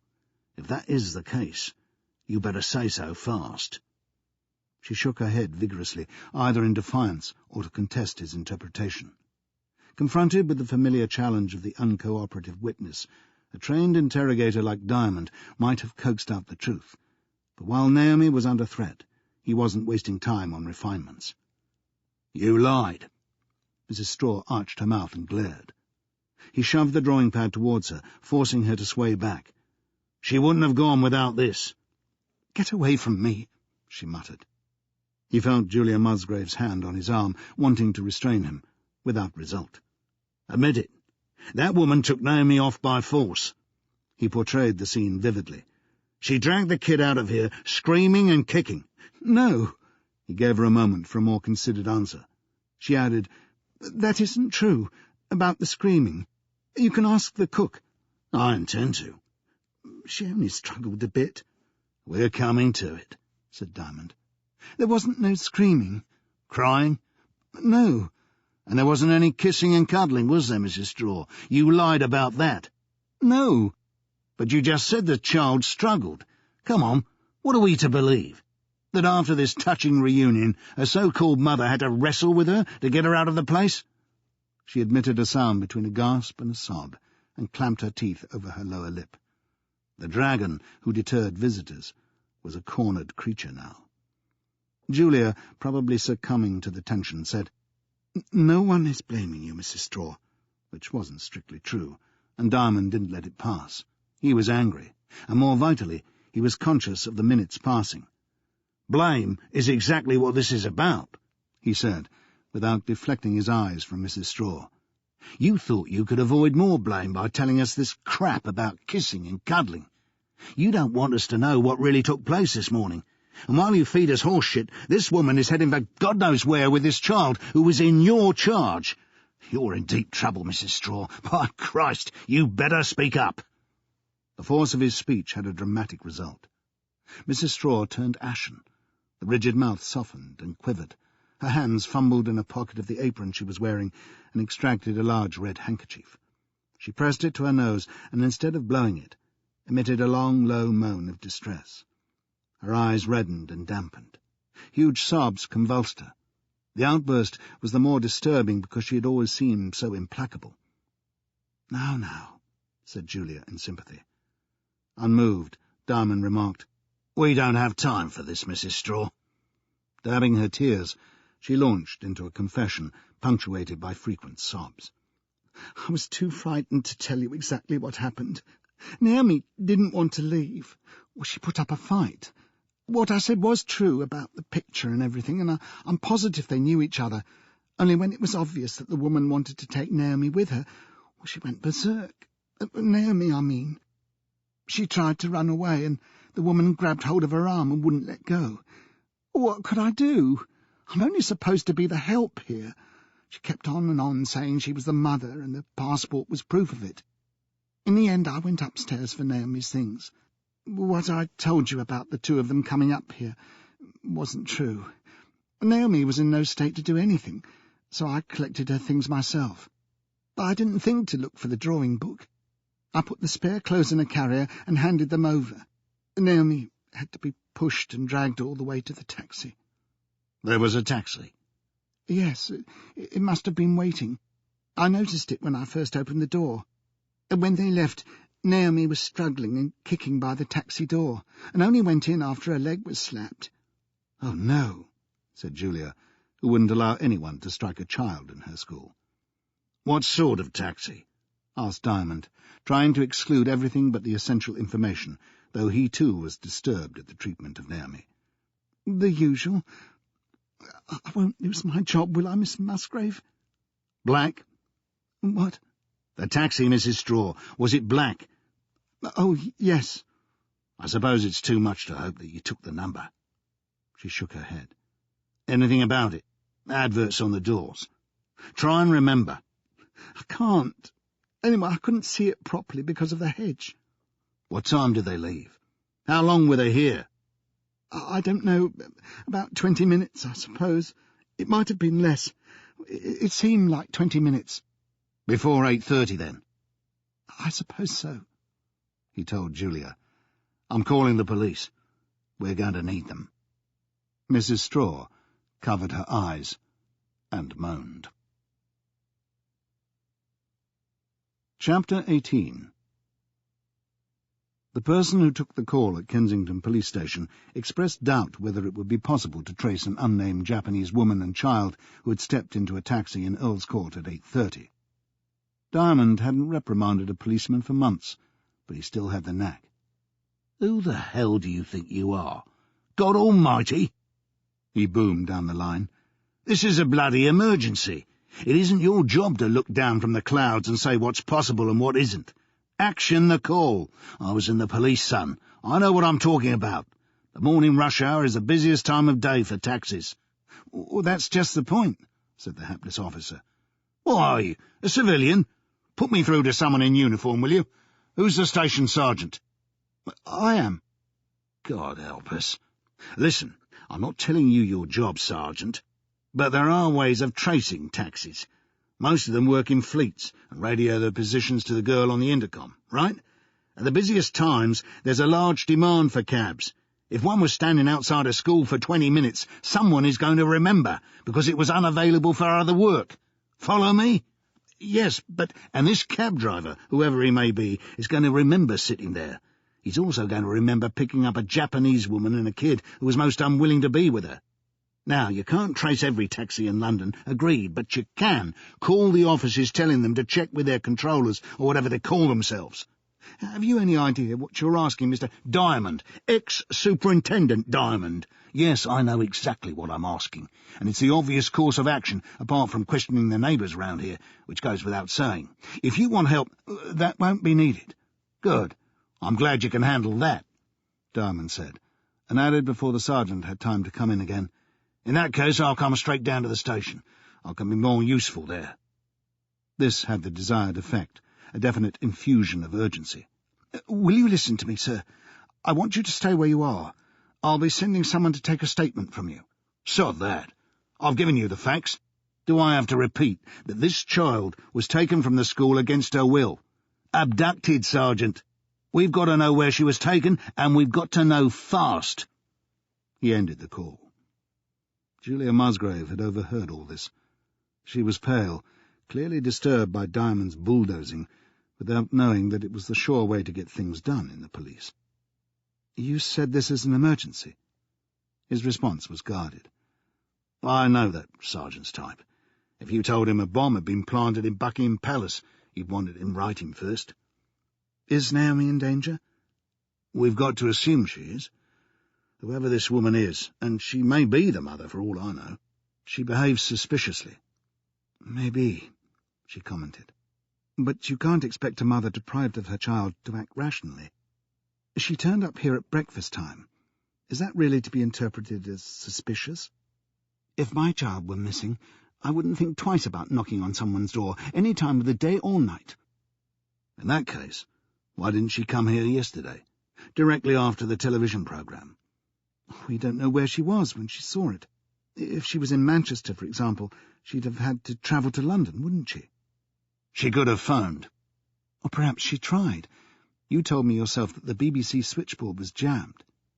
He wasn't going to get far with this line of reasoning, and he hadn't started it anyway, so he mentioned another obvious cause for mistrusting the Japanese woman. "I can't believe a genuine mother, just reunited with her child, would hit her." "Stress." He gave up. He knew really that his motives in treating the matter as an emergency were more instinctive than rational. Naomi had eventually come to trust him, at least to the extent of holding his hand. He wouldn't have admitted to Julia Musgrave or anyone else, bar Stephanie, that the child had captivated him. He'd felt the small hand in his own, and now it was a self-imposed duty to find out whether she was safe. But he didn't want anyone running away with the idea that he, the veteran of a dozen murder inquiries, was a soft touch. Literally, a soft touch. He didn't particularly want to admit it to himself. There was more to it, he insisted. He was deeply suspicious about the mother. How could she have allowed herself to be parted from her child for so long? Why hadn't she alerted the police, or at least her own embassy, when Naomi first went missing? Foreigners could be forgiven some confusion in a strange country, but anyone of any nationality ought to have reacted promptly to a crisis as basic as that. So he wasn't giving up without satisfying himself that the mother was the mother, and was capable of looking after her child. Before carrying out his promise, or threat, to call at the police station, he decided to give the area car 10 minutes to drive up. Someone may have seen the woman forcing Naomi into the taxi, and it was worth making sure that the right questions were asked. Thus far, he wasn't over-impressed by the calibre of the Kensington plot. 2 PCs, male and female, arrived with a couple of minutes to spare, looking like extras in a TV soap opera. Why was it that no one in police uniform looked genuine anymore? To do them justice, they went about their duties efficiently, and agreed to divide forces, one knocking on doors while the other questioned Mrs. Straw. Diamond waited long enough to learn that not one of the neighbours had witnessed Naomi being bundled into the taxi. One man raised hopes by saying he had spotted the cab standing outside, and then could only add that the vehicle had been black and the driver white. Down at the Nick in Earl's Court Road, someone must have issued a warning of imminent invasion. 2 sergeants and a plainclothes CID officer, an inspector as it turned out, were at the desk to repel Diamond. They didn't succeed, of course. He'd long ago checked the identity of the Deputy Assistant Commissioner for 6 Area West, and nothing opens a door better than naming the man in charge. This being Saturday morning, the big white chief wasn't about, so Diamond had to settle for his surrogate, Chief Superintendent Sullins, another name usefully committed to memory from the police directory in Kensington Library. For his part, Sullins, a foxy little character in white shirt and red braces, trying strenuously to look the part of the Kensington Supremo, claimed to have heard of Diamond, though they had never met until this handshake on the stairs. "Everything under control," was Sullins' text for the day, at least for Peter Diamond's consumption. He was giving this matter of the missing child high priority. The police already knew all about Naomi. "I wish I did," Diamond commented in passing. "From the night of the alarm in Harrods. They'd gone to extraordinary lengths to try and establish who she was, and now everything possible was being done to trace the taxi. Cab firms all over London were being contacted, so Diamond was free to leave in the sure confidence that nothing he could do would speed the process. "Thank you, but I'd prefer to stay," he said amiably. "I'm afraid that won't be possible," Sullins told him. "Why?" "We don't allow members of the public—" "Ex-CID?" Diamond interjected. "I appreciate the offer, Mr. Diamond, but we have our procedures." He countered with, "You mean you need to get the chief's consent? Understandable." He smiled disarmingly. "I'll fix it. What does he do Saturday mornings? Play golf or go shopping with his good lady? I'm damn sure he carries a beeper, wherever he is, and if he has to trot back to his car for the phone, I dare say he won't mind. Do you want me to mention you asked me to get clearance, or should I leave your name out of it, Mr. Sullins?" No ambitious policeman was proof against that kind of blackmail. "Ex-CID, you said?" Sullins remarked, as if he had only just registered the information. "I suppose it's possible you may be of use. It's highly irregular." Diamond nodded. "Cheers. I'll keep myself inconspicuous," which was, by some way, the most unlikely assertion anyone had made that morning. In the communications room, a WPC was keying something into the computer. Diamond squeezed around her to reach for the log of calls that the switchboard operator had beside her. "Got anything back from the taxi firms?" About the Japanese kid." "0 so far," she told him. "How many are there?" "Cab firms. Have you looked at the yellow pages?" He picked a directory off her desk. What he saw depressed him. "How many have you done?" "About 12. "Keep going." She gave him a withering stare. "Who are you?" "It's a young kid," he said. "Japanese, aged about 7, she chanted without looking at a note. "Red corduroy dress, black tights, white trainers, accompanied by a Japanese woman about 30, of smart appearance with short, dark, wavy hair, grey jacket and matching trousers, believed to be made by Rowan." He took the opportunity to ask how anyone would recognise Rowan garments, and was told the name was displayed on them. So Mrs. Straw was not, after all, a connoisseur of fashion, but her information was probably reliable.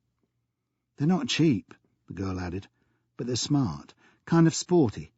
Rowan's really something else in trousers. All those pockets." He thanked her. "Now, can I help in any way? By calling over the numbers, perhaps?" "Is that meant to be a hint or something? I was going as fast as I could before you interrupted." "What if one of them calls back?" "Harry over there will take it. He's had nothing up to now." Harry over there was wearing earphones. He looked up from a copy of Viz and raised his thumb in greeting. "I'll let you get on then," Diamond told them tamely. "Ta." He moved away. He fancied a cigarette now, and he hadn't smoked in years, didn't even approve of it. Feeling alien and ineffectual, a sensation he'd never have dreamed was possible in a police station, he went to look for the canteen. 5 cigarettes and 2 black coffees later, he went back upstairs, only to be greeted with Harry's palm spread wide in a negative gesture. In an hour he returned, and the operator said that she'd contacted every taxi firm except 3 that had probably gone out of business. Most of them had said they'd need to check with their controllers or their drivers, some of whom had changed shifts since 8 in the morning. The standard arrangement was that they'd ring back if anyone could remember picking up the Japanese woman and child in Earl's Court. Harry was filling in a football pool's coupon. "Nothing yet?" "Zilch." Diamond went in search of Superintendent Sullins. He found him in an office upstairs, dictating a letter. "About to leave, Mr. Diamond?" "We seem to have drawn a blank with the taxis." "Nil desperandum? One of the firms could ring back any time." "I know, but it's almost 6 hours since they were last seen." "Let's not be melodramatic," Sullins unwisely commented. "We're not dealing with a mine disaster." "Melodramatic? This is a missing child." "Possibly." "Have you alerted the airports and the mainline stations?" "Alerted them to what? A mother slapping her child's leg? Let's keep this in proportion.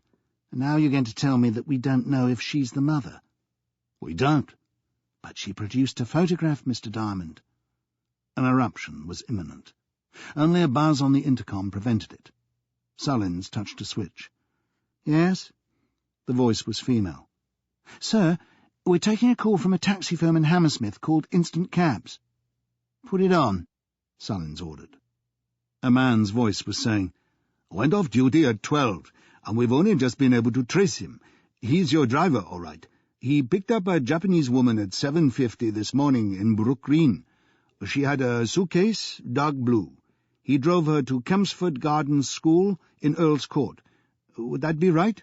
And waited until 8:25, or soon after, when she came out with a child, a small girl. Japanese, like the woman. She seemed to be playing up, he said. He drove them to the airport." "Heathrow?" "Yes." "Which terminal?" 3, the Intercontinental." Diamond didn't wait to hear any more. He was out and down the stairs and telling Harry to get immigration on the line. Chapter 19.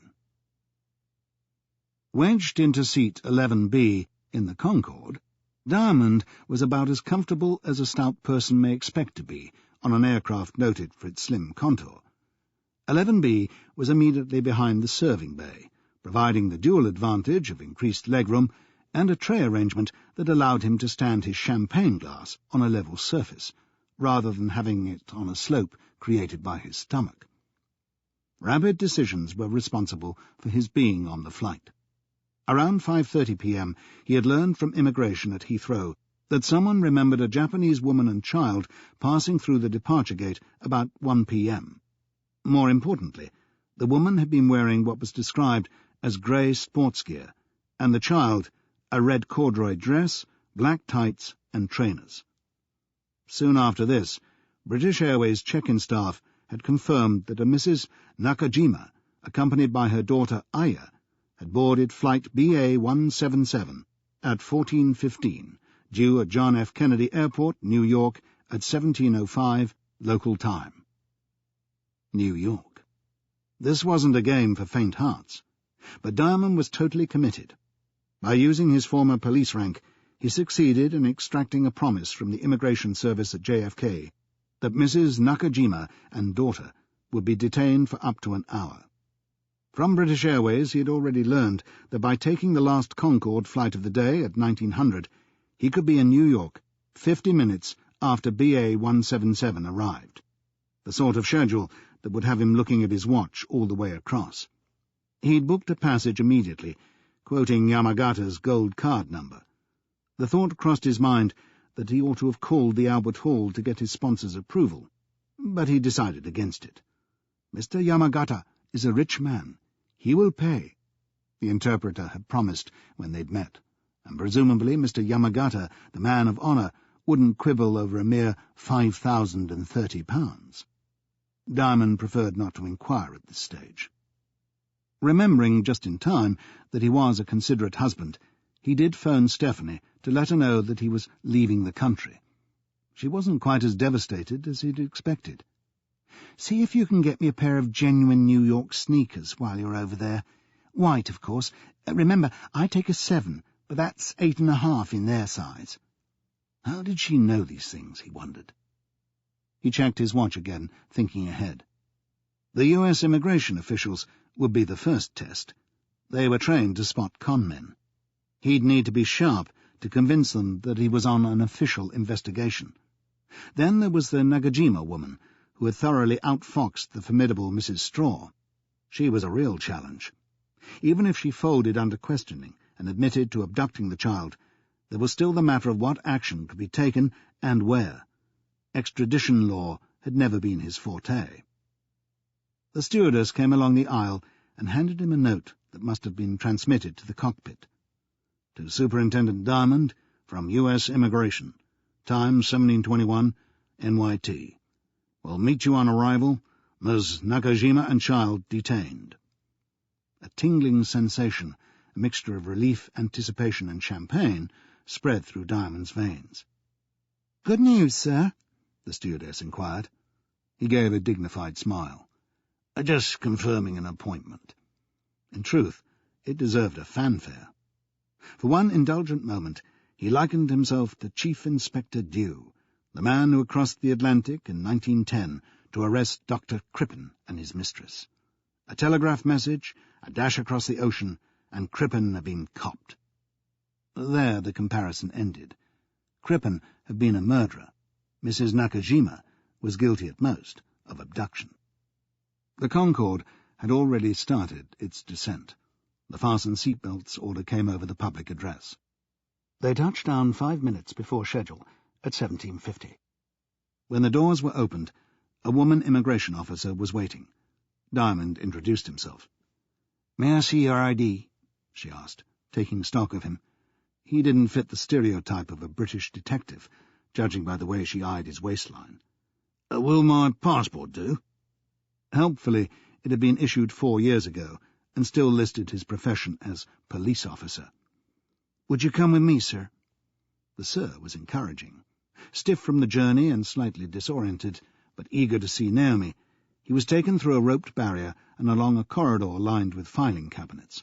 Another door, another corridor, and into an office looking like a scene out of a television police series, with its sense of stage-managed activity as people walked through, stopped, exchanged words, presumably to develop different plot lines in the story, and moved on.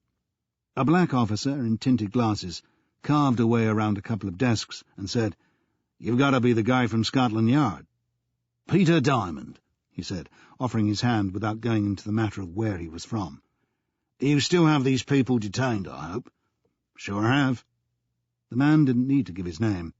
He had a tag hanging from his shirt that identified him as Arthur Wharton. "Are they giving any trouble?" "No, sir." "What have you told them?" "Well, the usual. A small technical problem over their passport. They're yours."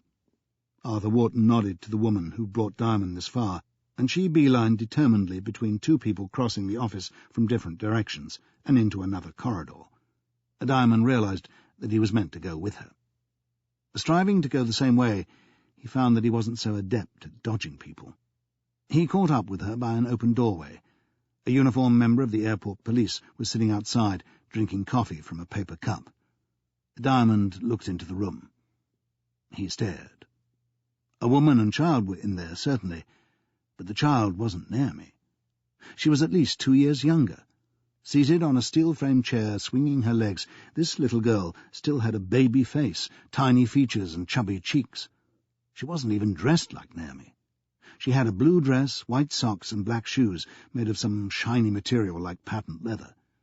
She was Japanese, admittedly, but there the resemblance ended. The Japanese woman who looked up anxiously at Diamond didn't match the description he'd been given either. She was in a red skirt and jacket, and she was wearing rimless glasses. At a loss, he turned to his escort, but she'd already gone. He spoke to the man at the door. "Those aren't the people. There's some mistake." The cop shrugged. He found his way back to the hub of the immigration department and vented his frustration on Officer Wharton. "You detained the wrong people. I've never seen that kid before, and they're wearing different clothes, for Christ's sake." "Hold on, Mac," Wharton told him, pointing a finger. "Don't give lip to me. We held the people you wanted. You gave us no description, just a name. That's Mrs. Nakajima in there, no mistake. You want to see the passport?" He handed one across. Diamond opened it. No question. These people were called Nakajima. "But they don't match the description," he said. "You mean this passport belongs to some other woman?" "No, what I mean is that the people who were seen at Heathrow were dressed differently from Mrs. Nakajima and child." Even as he spoke the words, the mistake he'd made dawned on him. "Oh, no." Wharton eyed him dispassionately. "I assumed, because Mrs. Nakajima and her daughter were Japanese and travelling alone, that they had to be the woman and child seen going through the departure gate at Heathrow. After BA came up with these people, I just didn't check the other airlines. They must have taken some other flight. Well, they could have gone anywhere, any damn place in the world." Mad with himself for being so obtuse, he ended by thumping his fist down so hard on Officer Wharton's desk that paperclips jumped. 3,500 miles on the Concorde, chasing the wrong people. What a pea-brain. "Listen," he said to Wharton. "It may be too late, but I want to contact Terminal 3 at Heathrow. I want to fax every airline to check their passenger lists for a Japanese woman travelling alone with a child sometime after 1 p.m. today. Could you arrange that for me?" Sensing that the request was too stark, he added, "Arthur?" "You want me to authorize those faxes?" Wharton's expression didn't look promising. "Well, you have the facilities here," Diamond told him frankly. "But you want me to handle this?" "Well, exactly. If my name is given, there's so much to explain. If the request comes from US Immigration, they'll act on it promptly. No explanation needed. Speed is the key here." "Checking passenger lists? You've got to be joking, man." "Well, they're computerized," Diamond pointed out.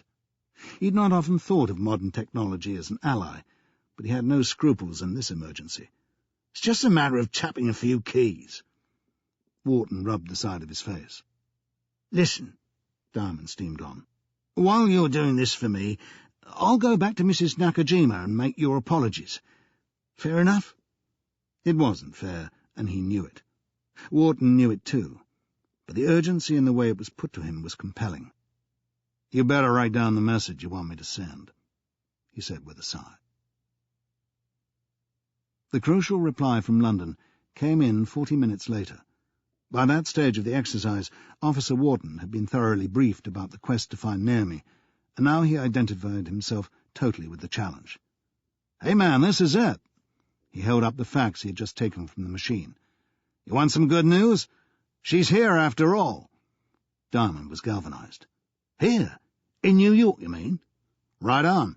They flew in this afternoon on a United flight. A Japanese woman and a kid." "Brilliant. When did they land?" 17:20, about an hour ago." "An hour?" Diamond's elation withered and died. By now they must have cleared customs and left the airport. But Wharton gave a reassuring grin. "Not this airport. Takes a while to get through immigration in JFK. The United flight?" He looked at his watch. "I figure they could be as far as the customs hall by now, but I wouldn't bet on it." Diamond was on his feet. "Which way?" "Hold on, Peter," Wharton told him. "You're in serious danger of doing yourself an injury. We can check from here." He pointed upwards to a set of 8 television monitors mounted on the ceiling. "Video surveillance. See if you can spot your people. I'm going to see if I can raise the crew of that flight." Cameras were in positions where they could pan slowly over the entire queue snaking around the system of barriers towards the kiosks where their passports were examined and stamped. Diamond studied each screen keenly, looking for a child. Some were tantalizingly half obscured by adults. Wharton was busy on the phone. "I've spoken to the chief steward on the United flight," he presently informed Diamond. "There's no question they were on board.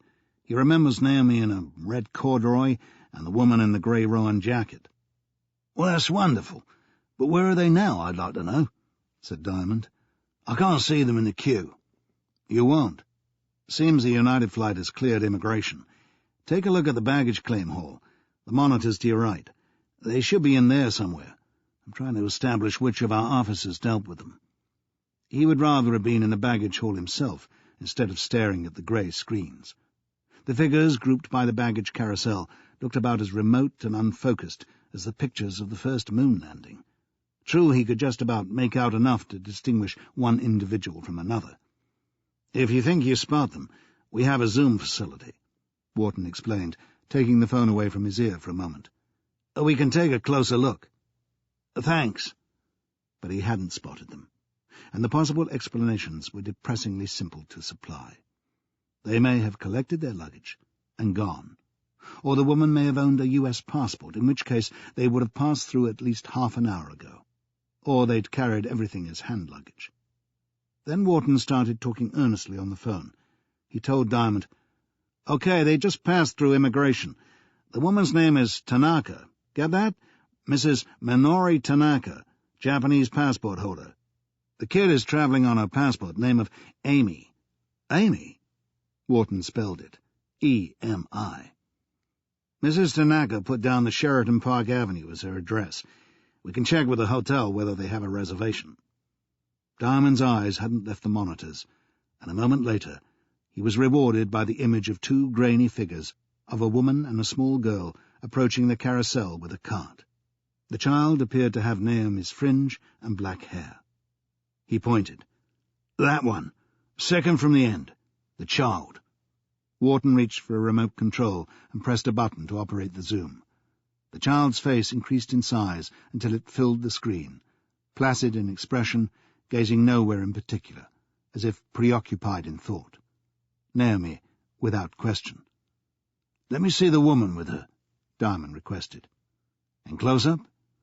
The screen blurred momentarily. Then he had his first sight of Minori Tanaka, a keen-eyed, intelligent face with prominent cheekbones and a small nose. The mouth, defined with an intense lipstick, was wider than usual in a Japanese, giving a suggestion of waywardness or sexiness, according to interpretation. She was probably in her 30s. Attractive, was Arthur Wharton's opinion. Unexpectedly, the face slid out of shot. "Can you pull back?"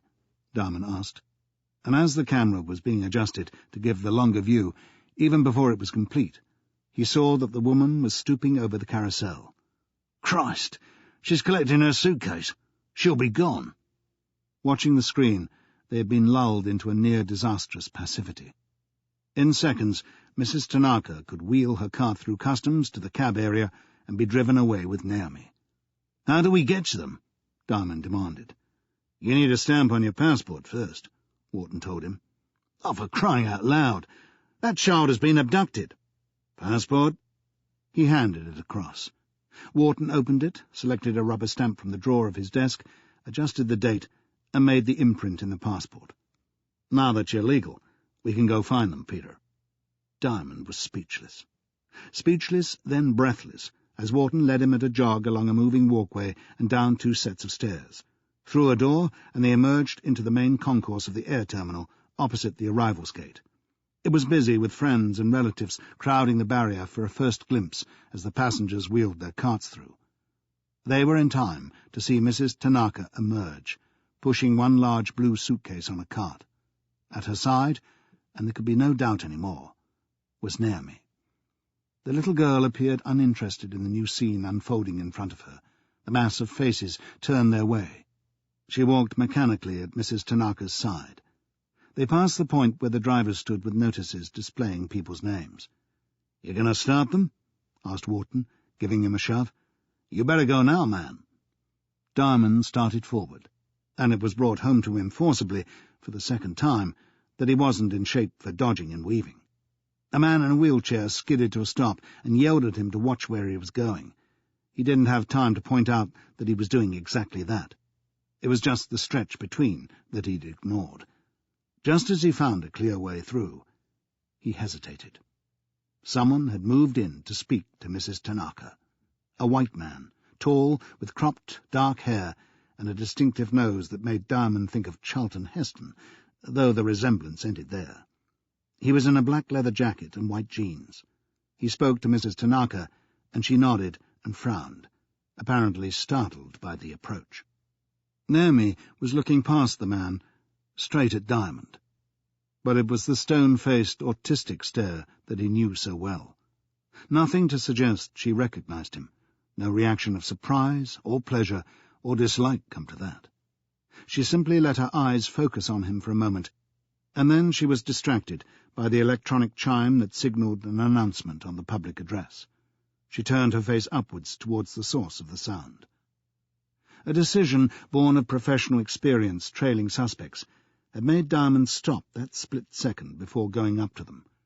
The man might be some predator muscling in to help with the luggage for an exorbitant fee, easy bucks when the victims were women with children in tow. Yet his presence could be more significant, so the right move was to go straight past them, veering off to the left, and stand close to the queue at an information desk and keep tabs on what happened next. Mrs. Tanaka's body language suggested she was agreeing to whatever the man was proposing, yet not without some reluctance. After some head-shaking and spreading of the arms, she twice took a step away from him. Finally, she allowed him to take over the cart and wheel it towards the nearest exit, so quickly that Naomi had to trot to keep up. Diamond followed closely, secure in the knowledge that neither of the adults knew him, and Naomi was unlikely to react.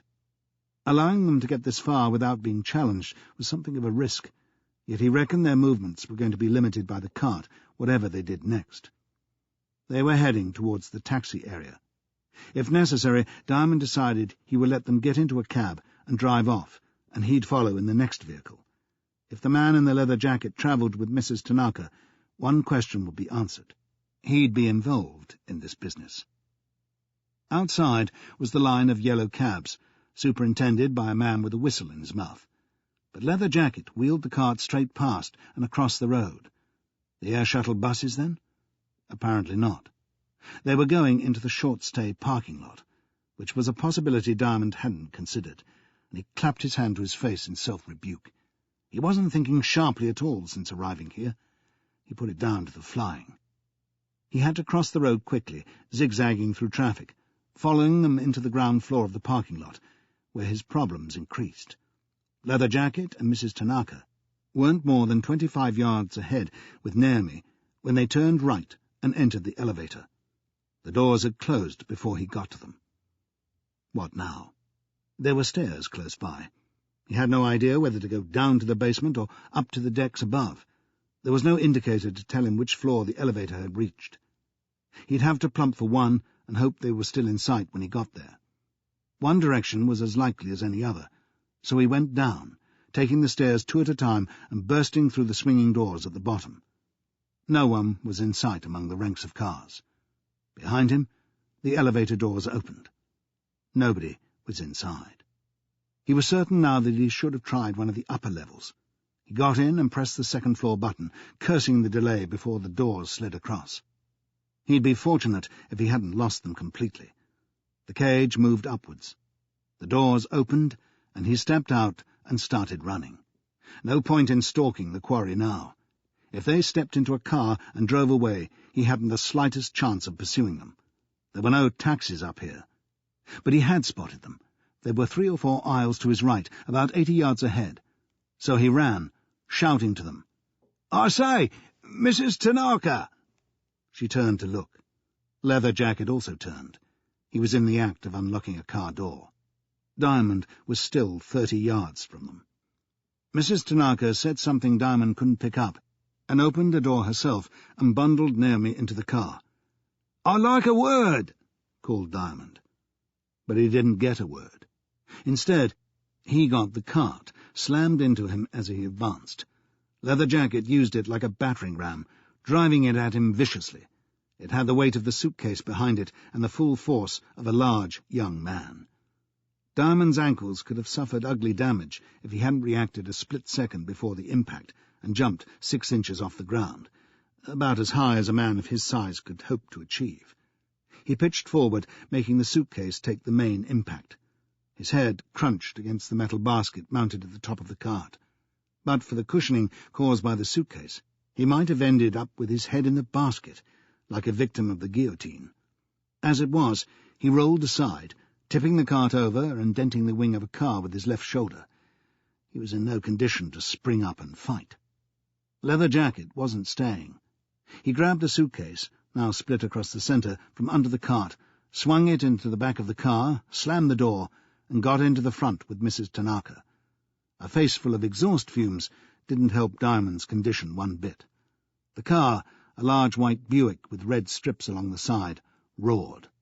The tyres shrieked, and it powered away. Chapter 20. Extensive bruising, definitely. Some torn skin on the shoulder and left arm, which was smarting. A rapidly developing headache. Really, though, there was no serious injury, except to his confidence. He'd blundered, blown it, gone down the tubes, as they would say in this city of fertile phrases. After flying thousands of bloody miles and actually catching up with Naomi, he'd allowed her to be snatched away again. She was being driven God knew where. Hopeless. He hauled himself painfully upright, more stricken with self-reproach than pain. Damn it! He'd ignored even the most basic procedures, hadn't even got the car's number. He could imagine the reception he'd get from the New York cops if he asked them to trace a white Buick with red trimmings and no number. What now, then? Was this really the end of the chase? He glanced around at the cart still lying on its side in the space the car had occupied. He supposed he ought to look over the side of the car lot in the hope of seeing the Buick making its getaway, but he was damn sure his eyesight wasn't good enough to read a license plate from up here, even if he had the good fortune to spot the car. Then it occurred to him that a vehicle making a getaway from here still had to conform to the procedures. The designers of car lots made sure everyone was obliged to check out in an orderly way. There would be a barrier downstairs and a place where you paid. Maybe, in a busy car lot like this, where you lined up to pay. Even if this place had automatic gates, you could only get out as fast as the machinery and the cars in front allowed you. Actually, he was quite sure Leather Jacket hadn't stopped at a prepayment facility, so they couldn't race out without paying. A car, however fast, took a little time to get out to the street. He hobbled across to the lift at the best pace he could manage. The only point of exit from the car lot was on the basement level, and this was the quickest way down. By good fortune, and he was overdue for some, the lift door had remained open, so he stepped in and pressed the control. Each delay was mental agony. The pause before the door operated, the slow progress down, saying a silent prayer that the cage wouldn't stop at the floors between, and the hesitation before it opened. Then he was out and looking for the exit signs, trying to see the shortest way across the floor, because he didn't need to go by the same roundabout route as the cars. He decided on a line to his left, through the ranks of cars, which meant some tight squeezes and several wing mirrors being knocked out of alignment, but it proved the quickest route. Ahead, 5 or 6 cars were curving out of sight up a ramp. He ran past 4 and was in time to see the barrier descend, and the Buick, or at least a red and white car, on its way out. He wasted no more time. The car now at the head of the queue was a pink Chevrolet. He dragged open the passenger door. The woman driver was in the act of paying her charge. She swung around. "What is this?" "Police." With no credentials to show, except a passport, he tugged it from his pocket and held it up like a warrant. "Do you mind? Would you kindly follow the car in front?" Would you say that again? She was young, in her 20s probably, with dark hair and a mass of loose curls that stirred as she spoke. "I'm asking you to follow the Buick." "Are you from England?" she asked. He groaned inwardly. "This is an emergency." "You better jump in, then. I can take you into Manhattan if that's what you want." He didn't prolong the conversation. She moved off at a promising rate and soon got them out of the airport complex and onto the Van Wyck Expressway to Manhattan. There was no sign of the Buick. "Can we go faster?" "You said you're police." "I did." "Well, you don't happen to have one of those portable sirens with you?" He supposed she was being sarcastic. "No." "Do I have police permission to break the limit?" "It's a kid at risk, a small girl," Diamond stressed. She moved into the fast lane. 2 miles along, Diamond asked her to ease off a little. He could see the white Buick. It was in the centre lane, doing about 75. He could see the outline of Mrs. Tanaka's head above the front passenger seat. "Not too close." "So you don't want me to force them off the road?"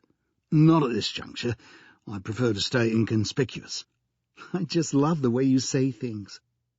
She steered smoothly into a space 3 cars back from the Buick, and they cruised in convoy. "This kid, is she from England too?" Yes. What's your name?" he said to change the subject. Telling her the little he knew about Naomi would just confuse her. He was confused. "Ken." "You say Ken?" That's a girl's name here." "Short for Kennedy. I was born the week the president was killed. I get tired of explaining." "Well, it's nice to have an unusual name. Mine's common enough. Peter." "Peter the Great?" "Unfair." "What's wrong with that?" Ken asked. He slapped the curve of his belly, and she grinned. "I didn't mean it that way." The line of cars was still cruising steadily in the same formation. The New York skyline was in view now. "We're on Long Island here, am I right?" Diamond asked. "This is the Long Island Expressway we just moved onto," she confirmed. "We're heading for the toll tunnel under the East River." "Is this the route you would have taken anyway?" She shook her head. "I live in the Bronx. It doesn't matter." After a pause, she added, "You appeal to my curiosity. You're not really a policeman at all. I may look dumb, but I can tell the difference between a police ID and a passport. On the other hand, you don't have the look of a hitchhiker or a rapist. Is it like a fight with your wife over custody of the child?" He told her that Naomi wasn't his own child. He was almost persuaded, after all, to explain how the little Japanese girl had taken over his life. Then they entered the tunnel, and he concentrated instead on the uncertainty of what would happen at the other end. "Where exactly does this come out?" he asked, as if he had a map of Manhattan imprinted on his brain. "East 34th, Ken told him. "It won't be so simple tailing them from now on." "Could you try and get closer, then?" After they were out of the tunnel, she succeeded in passing one of the cars ahead, and another turned off at the first traffic lights, leaving them with just a blue Volvo between their car and the Buick. But the tension grew as they crossed the city, negotiating lights, willing the Volvo not to hesitate. They passed the Empire State and Macy's before turning right onto 8th Avenue, heading north. The Buick picked up some speed. "Can you pass the car in front?" Diamond asked. When she moved into the next lane, the driver of the Volvo took it as a challenge and blocked their way through. At the next lights, he braked hard, forcing them to stop, while the Buick cruised on. Diamond swore and turned to see if there was room to move out, but it was impossible. "They won't get far," Ken said in reassurance. "The lights will hold them up." He wasn't so confident. He'd already watched them go through on the red at the next intersection. "We've got to pass this clever dick." She did, on the next block in front of the Port Authority bus terminal, to a crescendo of car horns. They had lost position badly. A glimpse of white some way ahead might just have been the Buick. They had to assume it was. Diamond strained forward with his face to the windshield. "Keep going straight ahead. If they turn, I'll tell you." She overtook cars at each opportunity, and sometimes when the opportunity scarcely existed. He couldn't fault her commitment to the chase. Occasionally he caught sight of the white car through the traffic about a block ahead, and he just hoped to God it was still the Buick they were following. Central Park came up on their right. "We keep going far enough, we'll get to the Bronx, and I'll be home," Ken told him. But they didn't get that far. They had almost reached the northern limit of the park when the white car ahead moved into the left lane and turned. "Can you move over?" "Sure. That must be 109th. She handled the Chevrolet with confidence, accelerating into a space and taking the turn at a speed that made the wheels screech. But there was no white car ahead of them on West 109th Street. "He could have doubled back down Manhattan Avenue," Ken suggested. "Try it, then." She turned left again. Mistakenly, for 2 blocks ahead, there were only yellow taxis.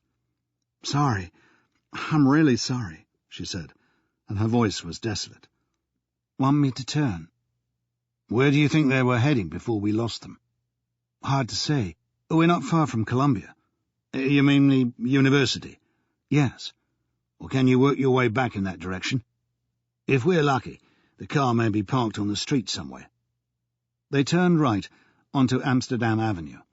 No sign of a white car. A vast church loomed up on their right. "It's really popular with the students," Ken remarked. "The Cathedral of St. John the Divine?" Diamond read from the board in a disbelieving voice. "I mean the Hungarian pastry shop on this side." "Ah." Neither of them felt like smiling. The confusion was indicative of their helplessness. Nothing is so hard to accept as the knowledge that you've failed. They were floundering, trying to buoy each other up with words, but the words gave no real support.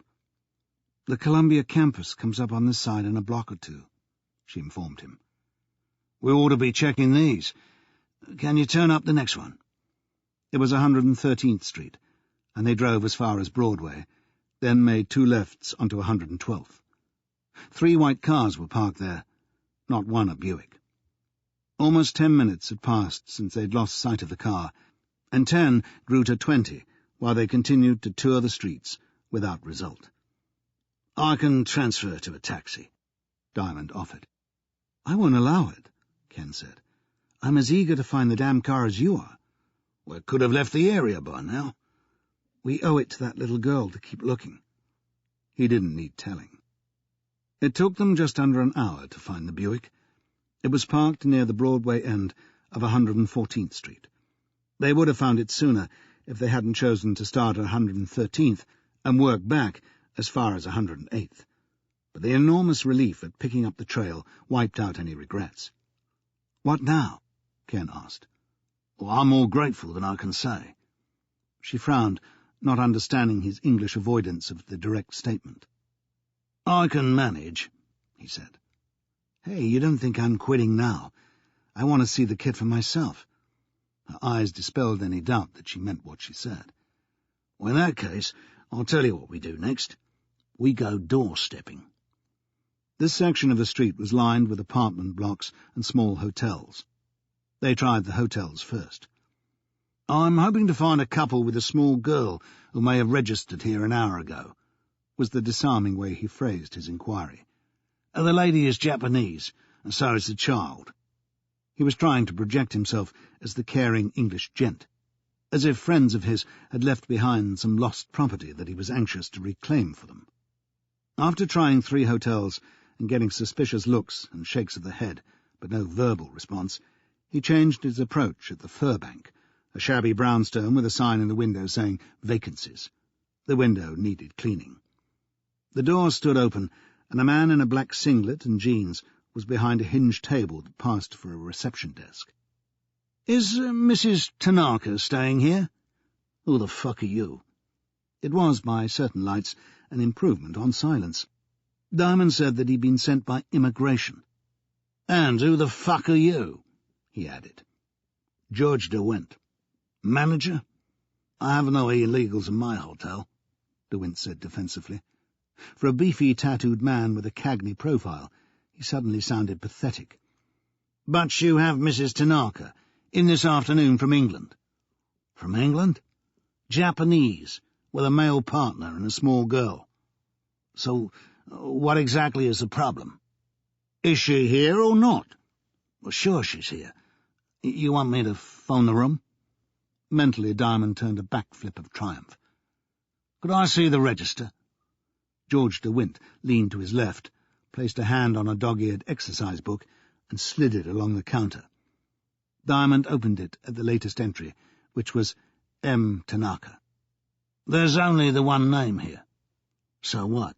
Kids don't have to register." "How about the man?" "The guy isn't staying here. He carried the suitcase." "Has he left yet?" "Not to my knowledge. What exactly is this about, mister? I don't want trouble." "Which room?" 12. "Upstairs?" 3rd floor. She wanted a twin with bathroom, so I gave her my biggest." "Show us up." The furbank reeked of some cheap-scented spray. It didn't run to a lift, and the stairs creaked, so there was no point in trying to approach the room by stealth. A Do Not Disturb notice was hanging from the handle of room 12. Diamond knocked. No one responded. "Seems they went straight to bed," DeWint suggested. "With a child in the room?" said Ken in disbelief. "To sleep. They could be jet-lagged if they came from England." Diamond called out. "Anyone there?" Still silence. He rattled the handle. The manager unhooked a bunch of keys from his belt. When the door was unlocked, there was still no word from inside, and the room was not in darkness. Diamond stepped in. A moderate-sized, cheaply furnished room, twin beds, one with the bedding pulled back, on the other an open suitcase. "They went out then," DeWint commented. "People are so dumb, leaving notices on the door like that. When are my staff supposed to make up the rooms?" "You said they were up here." "So I made a mistake. Mister, this is a hotel, not the city jail." Diamond crossed to the bathroom door, tapped once and opened it. The light was on. A saturated towel lay on the floor. There was water in the bath to the level of the overflow. He stepped closer. "Someone is in, after all," he said. The manager went closer. His reaction was less restrained. "Jesus, why in my hotel of all places?" Lying along the base of the bath, under several inches of water, was a body, face down and dressed in a white blouse, grey trousers and shoes. The hair was short and dark. Diamond warned Ken not to look. Discovering a death is disturbing in any circumstances. What made this the more shocking was that the wrists were fastened behind the woman's back, bound with cord. Around the ankles a belt had been wound several times and fastened. Diamond took off his jacket and handed it to DeWint, who was still carrying on about his misfortune. He rolled up his shirt sleeves and stooped over the bath in an attempt to turn the body face upwards. The New York Police Department wouldn't be too thrilled at having the corpse disturbed. However, he needed to confirm the victim's identity at once. Taking a grip of the clothes, he tugged, but his figure wasn't shaped for turning over bodies in baths, and he had to ask for the manager's assistance. "Come on, man! I'm not talking to myself." DeWint was backing out of the bathroom. "I can't touch it. No way." Fortunately, Ken was less inhibited. She came forward and said, "Let me help. I'm not bothered." Splashing themselves liberally in the process, they managed the maneuver at the second attempt. Without any doubt, the body was that of the Japanese woman they'd followed from John F. Kennedy Airport, the woman who had brought Naomi from England.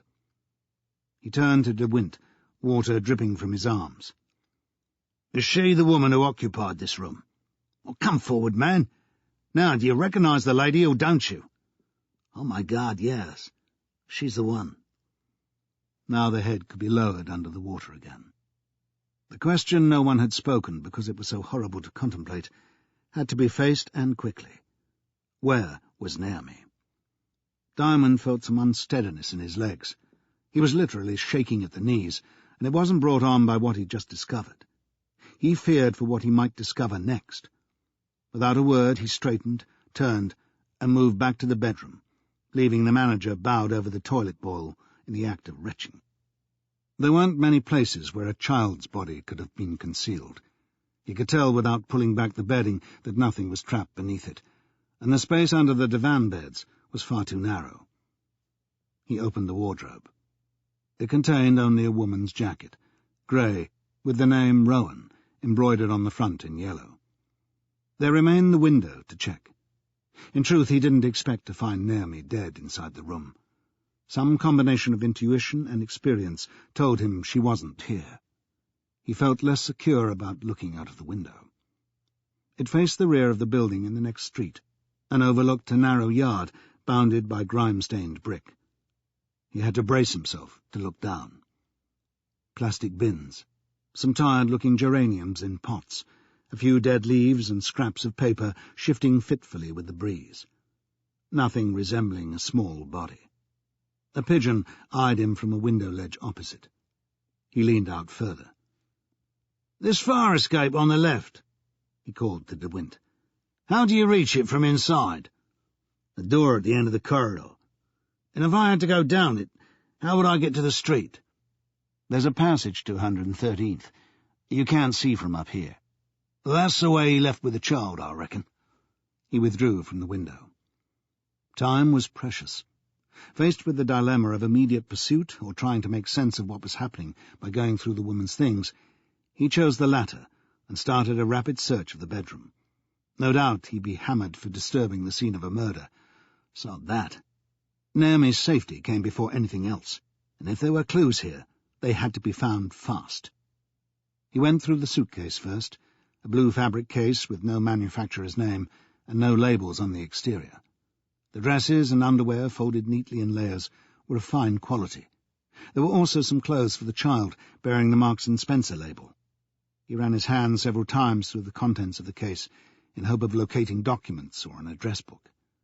There was nothing more helpful than an A to Z street atlas of London, and a copy of the Times, 3 days old. A toilet bag contained wash things, lipstick and other makeup, and some Aspro Clear in tinfoil. A brush and comb. A portable hairdryer. It was all very predictable. He flicked over the pages of the A to Z and found a cross penciled in against the location of the school. That finally made a categorical connection with Naomi. With a face not markedly different from the pale green of the bathroom he was emerging from, the manager reappeared in time for more questions from Diamond. "This man who was with them, did he say anything when they registered? Do you figure he could have done this thing? Would you answer me? Did you hear him speak? Was he British?" "No. The woman was doing all the talking, trying to shut the kid up. The child was upset. She was giving them hell." From across the room, Ken's tough front suddenly gave way to the realization of what that small girl must have been through. "Oh, my God." Diamond, rigidly holding his imagination at bay, said to DeWint, "Let's concentrate on the man for a minute. How was he behaving when they arrived?" "He was smiling plenty." "While the child was giving them hell?" "Yes, as if it embarrassed him." "Did he seem possessive towards the child?" DeWint shook his head. "He just grinned and left the woman to it. Don't know if this is any help, but there was a gold tooth somewhere. I noticed it when he smiled." "Somewhere?" Diamond repeated without gratitude. "The front, the sides, upper jaw or lower? Come on." "Upper. This side. The left." The mention of the tooth must have brought the rest of the face into focus in the manager's recall. His eyes were brown, and he had a nose you wouldn't forget easy, kind of narrow and elegant, like some movie actor." "Charlton Heston?" DeWint looked impressed. He didn't know Diamond had been charged down with a luggage cart by the man with a Charlton Heston nose. Resuming the search, he found a handbag upended and left between the beds. The ejected contents, comb, another lipstick, pens, compacts, some keys, 2 matches and a roll of peppermints, lay scattered over the carpet. A purse was left containing $600 and a handful of British coins. This was not a murder for money. He picked up the handbag. Every section had been unzipped and emptied. So what was missing? The passport. The photo of Naomi that the woman had shown to Mrs. Straw. Presumably a checkbook and credit cards. The United flight tickets and boarding pass. She may have discarded these at JFK, but it was unlikely. People tended to dispose of them later. In short, any documentary evidence that might have been used to identify the woman and child had gone. He moved the beds and looked under them, lifted the pillows and the bedding, went through the pockets of the jacket in the wardrobe. Nothing. Leather jacket had taken what he wanted as efficiently as he had killed. With the terrified child looking on, he must have behaved with exceptional single-mindedness, or callousness. Diamond drew a hand across his bald crown, trying to decide if there was anything more to keep him here. The impulse to go in pursuit of the killer was almost irresistible. The man had Naomi. He might be taking her to some place to kill her, too. Yet where? It had to be faced that the trail was cold. Leather jacket could have gone in any direction, anywhere in New York. Finding them wasn't a one-man assignment. It required the resources of the police. He picked up the phone, got an outside line, and dialed 911. A patrol would be on its way directly, they promised. He was to stay where he was and touch nothing. A bit bloody late for that, he thought. He was racked with the helplessness of the situation. What a cock-up. Those cops were going to throw the book at him for handling the body and the dead woman's possessions, and so they should. He defied the rules for Naomi's sake and achieved precisely nothing. He was so wound up that when Ken spoke from across the room, there was a delay before her words got through. If the police were about to take over, she was telling him, she figured she didn't really want to stay, particularly as she couldn't do anything else to help. He thanked her with as much warmth as he could muster, saying that she'd come to his aid in a crisis and put up with him heroically. She said something about wishing the kid would be rescued real soon, and then she shook his hand and left. This was no time for self-pity, but he was sorry she was leaving. Alone in the room, DeWint having taken the opportunity to escort Ken downstairs, he found the wait unendurable. With nothing else to occupy him in the bedroom, he entered the bathroom again. The corpse of Mrs. Tanaka lay face upwards, submerged, the eyes closed, the mouth gaping. There was no point in turning her face down again, even if he could have managed it. He'd tell the patrolman exactly what he had done since entering the room. As he looked down at the body, he recalled the rigidity of the thigh when he had gripped the clothes to turn her. He'd handled the dead as a matter of necessity in his work on murder squads. For some reason, the rigor mortis, experienced through the sensation of touch, always affected him more profoundly than the sight of the corpse.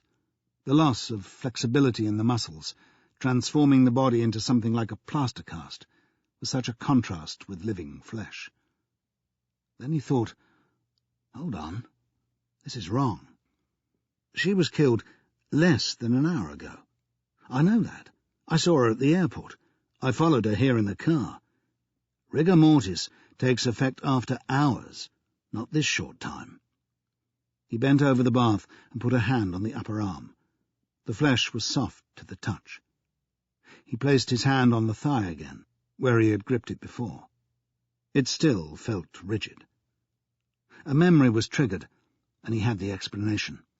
He recalled something the switchboard operator at Earl's Court police station had said. Rowan's are really something else. All those pockets.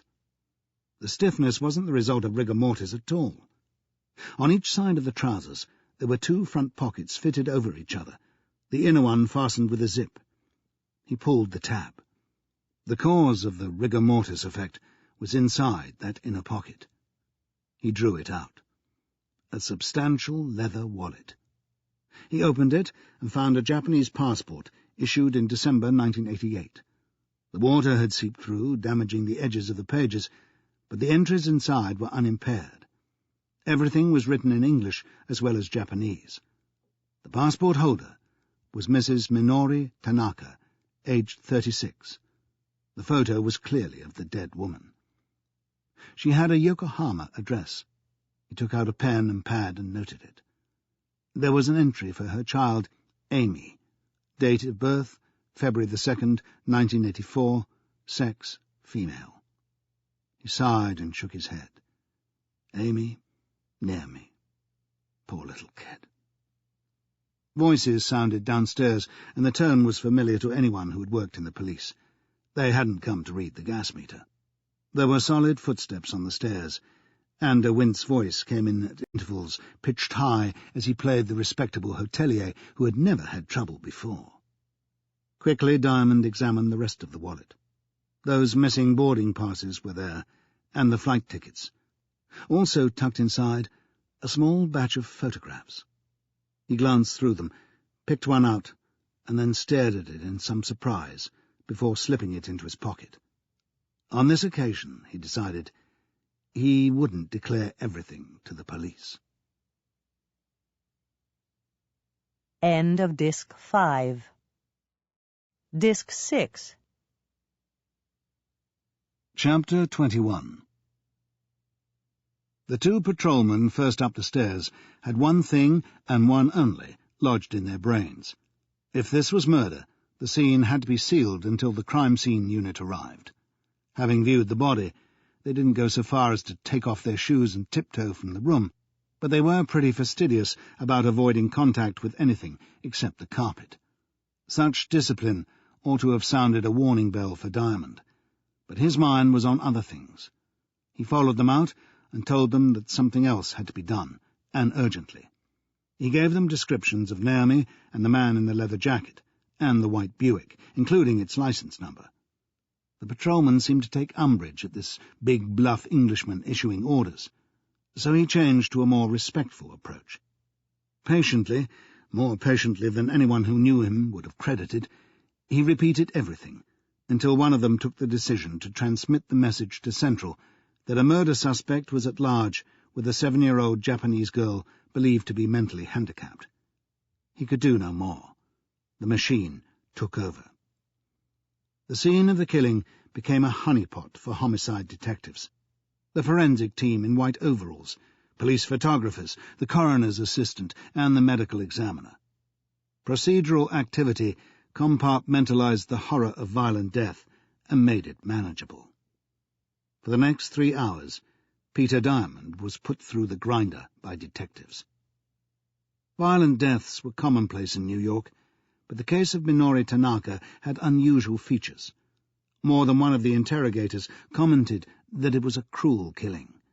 Even murders have their scale of acceptability, and a bullet through the head rates several points above a drowning. The tying of the victim's hands was picked out as a particularly nasty feature. One officer commented that drowning may have been used because it was a relatively silent way to kill. It was true that the manager, de Wint, hadn't heard anything to alert him. If Diamond hadn't arrived and demanded to be let into the room, the body would have remained undiscovered until the next day. The workover he was given was outrageous, in his opinion, considering who he was, and he told them so. Homicide were unrepentant. As an ex-detective, he'd conducted himself, in the words of one lieutenant, like Winnie the Pooh in a James Bond movie. While he didn't accept the comparison, he pretended to see it their way, after a couple of hours of being shouted at. He was driven to the 26th Precinct station house to assemble a photo fit of leather jacket, a task he'd often demanded of witnesses himself, without appreciating how difficult it was to arrive at a likeness. Afterwards, they got him to look through photos of known criminals, a fruitless exercise that had to be gone through.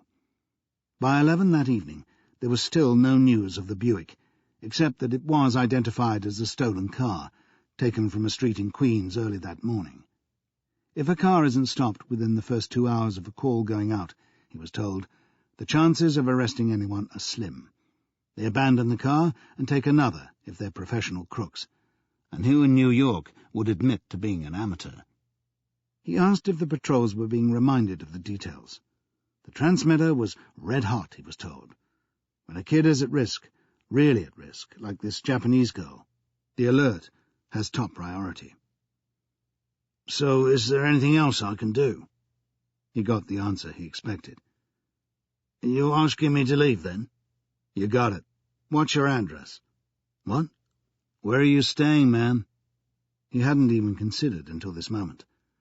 I haven't checked in yet. Mister, it's a little late in the day."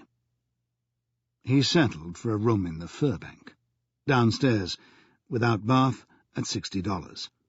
Probably a sensible choice. While his sumo sponsor might conceivably have stumped up for a 5-star hotel downtown, this was where the action was. And a 5-star hotel downtown might have looked askance at a guest without any baggage at all. The action? Why do I kid myself, he thought. I'm sidelined here. A killer is holding a handicapped child somewhere in this city. Even the police are getting no information. Patience, self-discipline, confidence that something will turn up. These are the props a senior detective learns to support himself with when everything has been done and nothing seems to be happening. He'd been through it many times. The pressure was extreme, but you had to be strong. In the privacy of the first-floor bathroom, he took from his pocket the photograph he'd found in Minoru Tanaka's wallet, having suppressed his curiosity for hours. A curious picture to carry in a wallet, not the kind of snap people hand out to friends when families are mentioned. It was the shot of a gravestone. Most of the inscription was in Japanese, with the exception of some numerals showing the dates of birth and death of the deceased. He had to squint to read them. 2nd of February, 1984, to the 12th of December, 1988. He dipped into his pocket for the notes he'd made of the passport details, and found that his memory wasn't at fault. The child named in the passport, Amy Tanaka, had been born on February 2nd, 1984, which was identical to the date of birth on the gravestone. A coincidence? No. A twin? Unlikely. Most probably, Amy Tanaka was dead. If so, she had been dead 4 years. Yet Mrs. Tanaka had brought Naomi through immigration at Heathrow and JFK by using this passport, suggesting that she was the child born on February 2nd, 1984. The age was about right. No other identification is required when children travel on their parents' passports. No photo, no birth certificate, not even descriptive details. He returned to his room and lay on the bed, pondering the reason why a woman should take a child, an autistic child, all the way from Japan to England, pretending it was hers. The obvious assumption was that she had kidnapped Naomi. Maybe she was one of those unfortunate mothers who snatch somebody else's child because their own has died. He'd investigated a similar case in England, although both children had been much younger, just a few months old, in fact.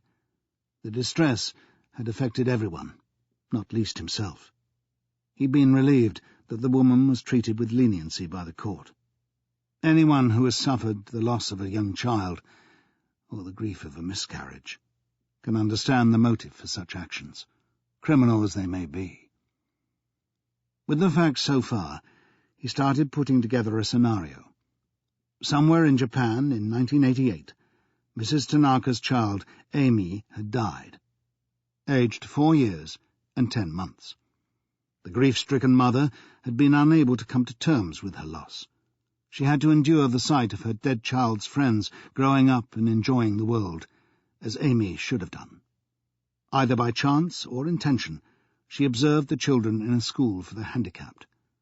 Naomi was one of them, and Mrs. Tanaka noticed her particularly, because she was about the age Amy would have been. She coveted her.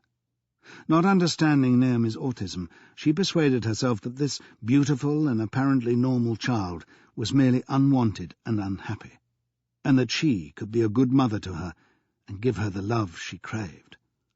So she contrived some way of snatching her from the school.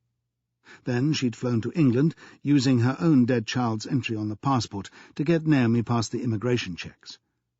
In London, the scenario went on, in fact on a shopping trip to Harrods, Naomi had succeeded in escaping from this woman who had kidnapped her.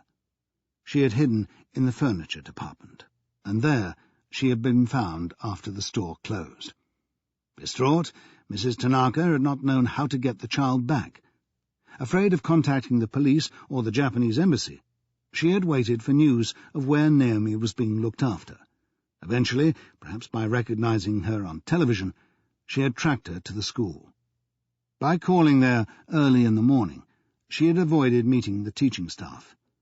Her strength of will had outmatched Mrs. Straw's. Reunited with Naomi, she had made her escape to New York. There, the theory foundered. The events in America were inexplicable. Leather Jacket's involvement didn't fit any facts at all. Apparently he'd been waiting to meet Mrs. Tanaka and the child with murder in mind. If not, then he was a killer who picked up women randomly at airports and murdered them. But would a random killer approach a woman with a young child? Surely he'd have the sense to foresee the problems that would bring. Anyway, the nature of the killing didn't square with a casual pickup. The usual motives of sex and theft just didn't apply. Well into the night, Diamond grappled with the inconsistencies, trying to develop the scenario and finding it impossible. Somewhere earlier in the chain of events, there must have been an American connection he'd missed, he decided. But that was the limit of his speculation. At some stage, he left the room and went upstairs to check whether anything new had emerged. He found a solitary cop slumped in a chair outside the murder room. No one was inside. Homicide had left, and the inquiry was now being conducted from headquarters, wherever that was. He returned to his room, stripped, and got into bed. Back in England, it would be morning already. He didn't feel like sleep, but he was dog-tired. Chapter 22. The crime scene unit were running the inquiry their own way, and the detective skills of Peter Diamond were not included in the plans. He was finding that being a bystander was more stressful than heading the murder squad. Early in the morning, realizing he hadn't eaten anything since the flight from London, he went looking for a coffee shop and found Hungry Mac's on Broadway and 114th. Number 7 on the menu, with just about everything in the kitchen included, carried the promise of what he regarded as a basic breakfast, and he ordered a double portion. He was on one of the stools at the counter, an uncomfortable perch for a big man, in order to get a view of the TV set. The Furbank wasn't the sort of hotel that provided television in the rooms, so he hadn't yet seen if there was any news coverage of the murder and Naomi's abduction. To add to his frustration, some kind of idiot game show was on the screen at present, and 2 of the customers were watching as if it were the high point of their week. He should have realized he'd get the information he wanted from the man who took his order. You think you can put away 2 breakfasts? I'm certain I can. You visiting? Yes. From England? Yes. Where are you staying? He hesitated. He hadn't personally experienced rapid-fire interrogation by a New York waiter, though he'd seen others getting the treatment. The Furbank. Where they found the dead woman? Yes. He tried to make light of it. Hot and cold in all rooms. Towels and corpse provided by the management. You get some crazies these days, the man remarked to the shop in general, and it wasn't entirely clear whether he meant Diamond. This guy slept in the Furbank last night. Evidently he did mean Diamond. The place was pretty full, but no one else seemed interested where Diamond had slept. When the plateful of bacon, sausages, hash browns, and 4 eggs, easy and over, was served with toast and coffee, there was an extra tidbit in the form of some hard information from the waiter. I hear they found the car the killer used. Diamond had the knife and fork poised over the plate. Where? Some cop spotted it in Chinatown. No one in it, I suppose. No chance.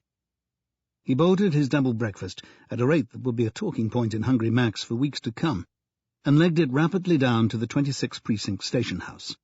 There, his air of authority carried him through as far as Sergeant Stein of the Detective Bureau, a gangling, grizzled man in a faded pink shirt and black jeans, who, this morning, was the senior detective on the case. "You're the British cop?" Stein said in a tone that suggested he'd been warned to look out for Diamond. "I hear you found the car." "A patrolman did." "Chinatown? Is that somewhere near the Bowery?" "You could say that." "Where exactly is it, then?" "Chinatown?" "The Buick." "They moved it," said Sergeant Stein, and added after a considerable pause, "for forensic examination." "So, what time was it found?" "A statement will be issued later." "Come on," said Diamond in a flash of annoyance. "I'm not here out of morbid curiosity." "What are you here for?" Stein asked. "For a missing child out there with a murderer. Isn't that a good enough reason for the New York Police Department?" Stein was unrepentant. "Mister, I should be asking you the questions." "Like what?" "Like what is your special interest in this kid?" Diamond tensed. "What exactly are you driving at, Sergeant?" "We take a good look at middle-aged guys who follow little girls." The sergeant came within an ace of being thumped, and he knew it, because Diamond advanced on him until they were almost nose to nose like boxers staring each other out. "That is not only insulting, it's also provocation," he said on a note from deep in his gut. "If you want to hang on to your shield, don't ever give horse shit like that to a senior policeman." The minor detail that he was no longer a senior policeman didn't arise. He'd reacted as if he was. In the heat of the moment, he'd have needed to think hard to remind himself that he was not, and Sergeant Stein wasn't to know. Stein backed down, actually raising his right palm like an Indian making peace. "Just overlook what I said, would you? It was a heavy night." "Tonight could be heavier," Diamond told him. "Well, what time did they find the car?" "Around 2 a.m. on Mulberry Street." "Anyone see anything?" "No witnesses yet." "Where was the car taken to be examined?" "Forensic has a workshop on Amsterdam." "Is that a walking proposition?" "You want to visit? You can ride with the patrol. Just wait here, Mr. Diamond." Nodding a number of times to demonstrate his newfound cooperativeness, Stein departed, thankfully, from Diamond's presence. The ride to Amsterdam Avenue, in the company of a laconic, gum-chewing officer, allowed Diamond to weigh Stein's remark. Child abuse had always been around, yet lately its notoriety had increased sharply. Whether the practice was on the increase was another question. As with rape and other sexual offences, the statistics needed to be put in the context of the greater opportunities for reporting and detecting the crimes. Whatever the truth, the public perception was that any man not actually a parent or a teacher had better not be seen alone with a young kid. He understood the need for vigilance, but he still regretted the fact that a few sexual deviants and sensation-seeking newspapers could make trust between man and child seem so unlikely as to be impossible any more. Without a kid of his own, he couldn't truly view the question as a parent would, but were childless people who liked children fated to be treated as potential perverts? The place where vehicles were taken for the forensic tests was hardly the squeaky-clean workshop-cum-laboratory Diamond had expected to walk into. It was a converted garage, with a couple of ramps and inspection pits manned by young men in greasy overalls. The Buick was parked on the forecourt and was getting no attention at all. He soon found an easy-going and friendly evidence technician, who appeared not to have been warned to watch out for a trouble-making British cop, and was quite willing to talk. "The Buick? It'll take us at least a week. From what I can tell so far, half of New York seems to have driven that car and used it for sex and smoking. My guess is that it was owned by a syndicate of students." "You've done some preliminary work, then?" "Have to look inside, remove most of the litter for examination." "What does it amount to?" "The litter? Well, cigarette packets and butts, candy wrappers, sandwich wrappers, tissues, condom packets, gasoline receipts, Alka-Seltzers, chewing gum, ballpoints, parking tickets, panty liners, take-out containers. Want me to go on?" "Quite a heap, I should think," Diamond commented. Or have you bagged it up already? Give me a break, man. 4 cars were brought in last night. May I take a look at this collection? I'm assigned to the case. You're welcome. He was led to the back of the garage, through an office into a large room where the items he'd just heard listed were displayed on a long trestle table. The impression he'd first gained of good-natured inefficiency was given a sharp corrective. Every piece was already labelled and assigned a number, with the position where it was found in the car duly noted.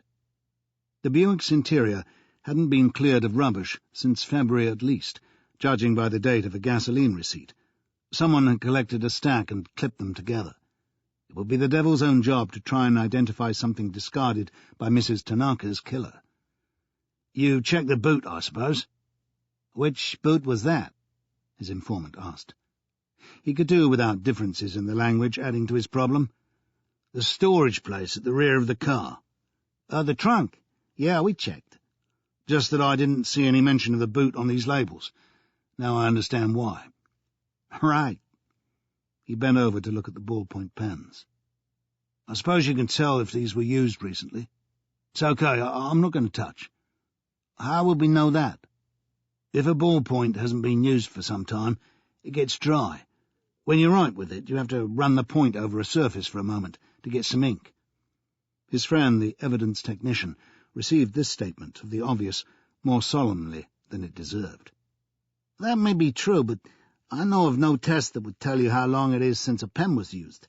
It would depend on certain variables, such as the temperature where it was stored. Jesus, man, we can't even tell with accuracy how long the body has been left someplace, so I don't see us succeeding with ballpoints. No, but if the pen delivers the ink straight away, the chances are it was used not long ago. He was sounding like Sherlock Holmes, except that this wasn't impressing anyone, least of all himself. Better say no more about ballpoints. May I examine the receipts? Sure. Just hold them by the clip, and use this probe to separate them. I can't imagine the killer stopped at a gas station anyway, Diamond commented, picking up the sheaf of receipts. It's unlikely any of these would carry his prints. We can check the date, no problem, said the technician. Well, I'm not looking for a date, Diamond told him. He was acting mainly on impulse now, as he turned the receipts over and used the wooden probe to flick through the blank squares of paper. The pens had suggested a possibility, a long shot. You think there might be something written on the backs of those receipts? The technician asked. Have you checked already? Haven't had time. Why would anyone do that? The little girl, the one who was kidnapped, was a dab hand at drawing. And you figure that could give you a clue? It might, said Diamond. Unfortunately, he added, replacing the receipts on the table, none of these are marked. He picked up the parking slips and inspected them in the same way. Naomi had not used them for drawing either. He clicked his tongue in exasperation. Seen enough? Well, am I holding you up? Well, it's okay. Then I'd like to sift through the rest of this stuff. If you want to get back to your work, I can promise I won't leave my prints on anything. That's okay by me. It was nice to be trusted. The chance of finding anything significant was remote, but even sorting through a collection of rubbish was better than doing nothing at all. Using 2 probes like chopsticks, he examined the items systematically, looking for signs of recent use. There was a roll of peppermints, and it occurred to him that Naomi might have been offered one to pacify her. But the mint that was visible was so dusty that it must have been unwrapped months ago. With his thoughts still on the possibility that Naomi might have been offered something edible to stop her from protesting, he turned to the take-out containers, a stack of 6 of different shapes from various fast-food places, odours of sweet and sour. Sweet what and sour what he preferred to pass over, lingered around them. Nor did he care to imagine what the interior of the Buick must have smelt like on a warm day when the windows had been closed for some time. There were 2 containers apparently of fairly recent origin, so he extracted them from the stack. These weren't polystyrene like the others, but were boxes made from thin white card. Judged by the grease-stained, sugary interiors, they'd probably contained doughnuts. He turned one over to look at the underside. It would have made a good surface for drawing. However, it was blank. Why was he so reluctant to drop this supposition that Naomi had left a drawing moreover that provided information? He had a sense of being driven by some force akin to telepathy, as if the child were willing him to find what she had left. This wasn't entirely illogical, for occasionally in his life he'd experienced premonitions that had been fulfilled, such as the certainty that he would meet a particular old friend in a strange town. So when he picked up the second box and saw pen marks on the underside of the lid, his pulse may have quickened, but he didn't punch the air with his fist or shout Eureka. He explained with great patience to Sergeant Stein at the station house how Naomi liked to make drawings, probably to compensate for the non-communication enforced by her muteness. "And you think this is her work?" said Stein. "Not this precisely.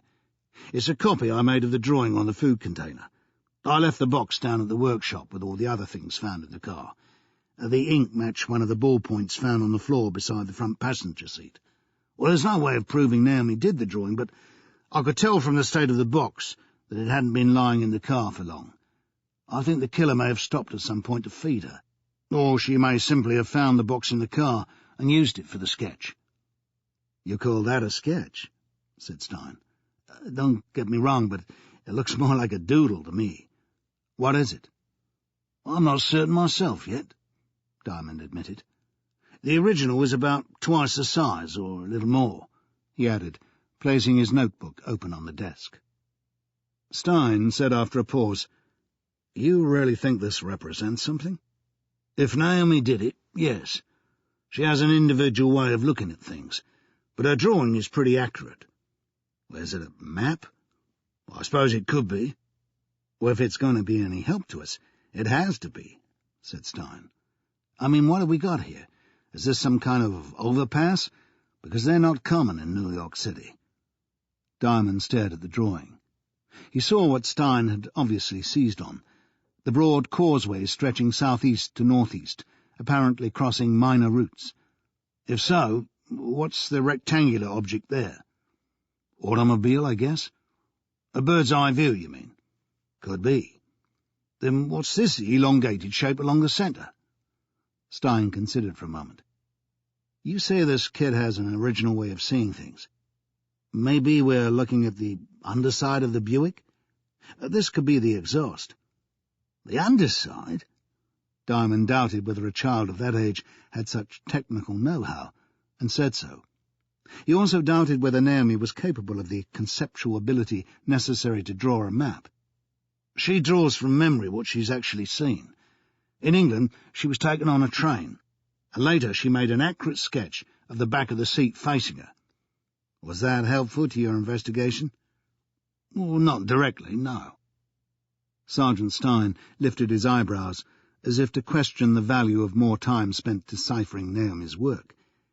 Diamond said, "This object that you think could be a car looks awfully like an old-fashioned razor blade to me." "Uh-huh," said Stein, without committing himself. "Before they invented disposable razors." "I remember razor blades," said Stein. "But if that's a blade, I have a problem understanding the rest of the drawing." "Me too. I'll just attend to a couple of other things that came up." Abandoned to ponder the mystery alone, Diamond tried turning his notebook to see if the picture made more sense orientated differently. There was no certainty that what he'd taken to be the top was actually so. You can turn a food container any way you like and draw on it. No new possibilities leapt out. The rectangular shape still looked like a razor blade from every angle. Now that he'd lodged that idea in his brain, he couldn't visualize anything else. Towards noon, Lieutenant Eastland, the officer in charge of the case, the man who compared him to Winnie the Pooh, came in and said there was some progress in identifying the dead woman. The Japanese police had checked the Yokohama address in the passport. Mrs. Tanaka was divorced and lived alone. Until the previous November, she'd been employed as a secretary at Yokohama University. "A secretary? That begs a few questions," Diamond commented. "It could mean she was a high-powered administrator, or simply a typist." My information is that she worked in the Faculty of Science as one of the team of people operating word processors, Eastland told him. As for the kid, Diamond interrupted. Lieutenant, there's something I should tell you about the kid. This would be embarrassing, but it had to be admitted. I'm pretty sure Naomi wasn't Mrs. Tanaka's child. She had a daughter of her own who died. I found this picture of the grave. This was the child listed in the passport. He produced the photo from his pocket and prepared to be sliced into small pieces. The withholding of evidence wasn't the way to win friends and influence people. The inevitable question came. Where did you get this? He answered, explained, and apologized. Why are you showing it to me now? Eastland asked without otherwise reacting. He was a tight-lipped, gaunt-looking cop in his 40s, with a measured style of speech. Because it may have a bearing on the case. You knew that last night. I only examined it after you'd finished with me. Couldn't take more of the same, huh? That wasn't the reason. So what was? Priorities. I wanted to keep it simple. The first thing was to get the machinery in place to find Naomi, never mind who she is. Did you remove anything else from the wallet? No. Can I rely on that? Well, absolutely. You know what you are. I know what you think I am. So long as we both understand, said Eastland flatly. Now, would you be so gracious as to share with me the drawing you were discussing with Sergeant Stein? The sarcasm couldn't have been more blatant, but at least there was some recognition of Diamond's efforts at consultation. He opened his notebook again. Not wishing to preempt any ideas the lieutenant might have, he said nothing about the razor blade. You believe the kid drew this? Diamond explained that he had made a copy. Eastland frowned at the drawing for some time. Finally, all he could find to say was, What's your opinion? Well, I think the small object is a razor blade. Could be. In that case, what is it standing on? A shelf? Are we in a bathroom here? This semicircular section. Does this represent a sink? Well, I hadn't thought of that. The bathroom attached to the murder room has a similar basin, only the shelf is at quite a different angle. No bathroom shelf I ever saw is suspended across the width of the basin. Mind you, kids draw things from strange angles. Well, she'd have needed to be taller than you or me to look down on the shelf in that bathroom, Diamond commented. I'm saying kids get things out of line. Well, she's an accurate artist. And you think this is significant? But not much else to go on, said Diamond, his voice trailing away as a new possibility dawned. Even if it is a drawing of the bathroom, said Eastland, even if there was a razor blade in there, and I don't have any recollection of one, where does it lead us? Suddenly the marks made sense to Diamond. Everything clicked into mental focus. It's a tattoo. A what? The razor blade is a tattoo. Well, take another look. This thing you thought was the shelf is obviously someone's arm against a steering wheel. She draws what she sees in front of her. I think that's the suspect's arm. It's the view Naomi must have had if she was strapped into the front seat beside him. Eastland stared at it for some time. You could be right. Chapter 23. One of the older cops passing through the office had a memory of a razor blade tattoo. It had been the emblem of a teenage street gang of the late 1970s that had created a certain amount of mayhem in a rundown area of Brooklyn, inspired by the punk rock movement. The membership had reached about 40 at the peak around 1978. By the 80s, new gangs had taken over. Presumably you keep records of tattoo marks of known criminals? Diamond asked. They'll be on computer, sure. They ran a check. 11 males were listed as having a razor blade tattoo on one arm or the other. Not all had been members of the Brooklyn gang. Several, it seemed, simply liked the razor blade design. One extreme case had a chain of them, running from the back of one hand, up his arm and over his shoulder, down to the opposite hand.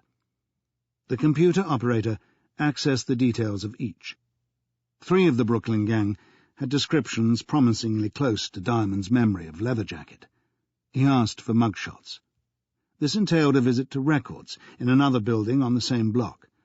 The files were spread on a table for inspection by the time he got there. His pulse quickened. Naomi's picture had paid off.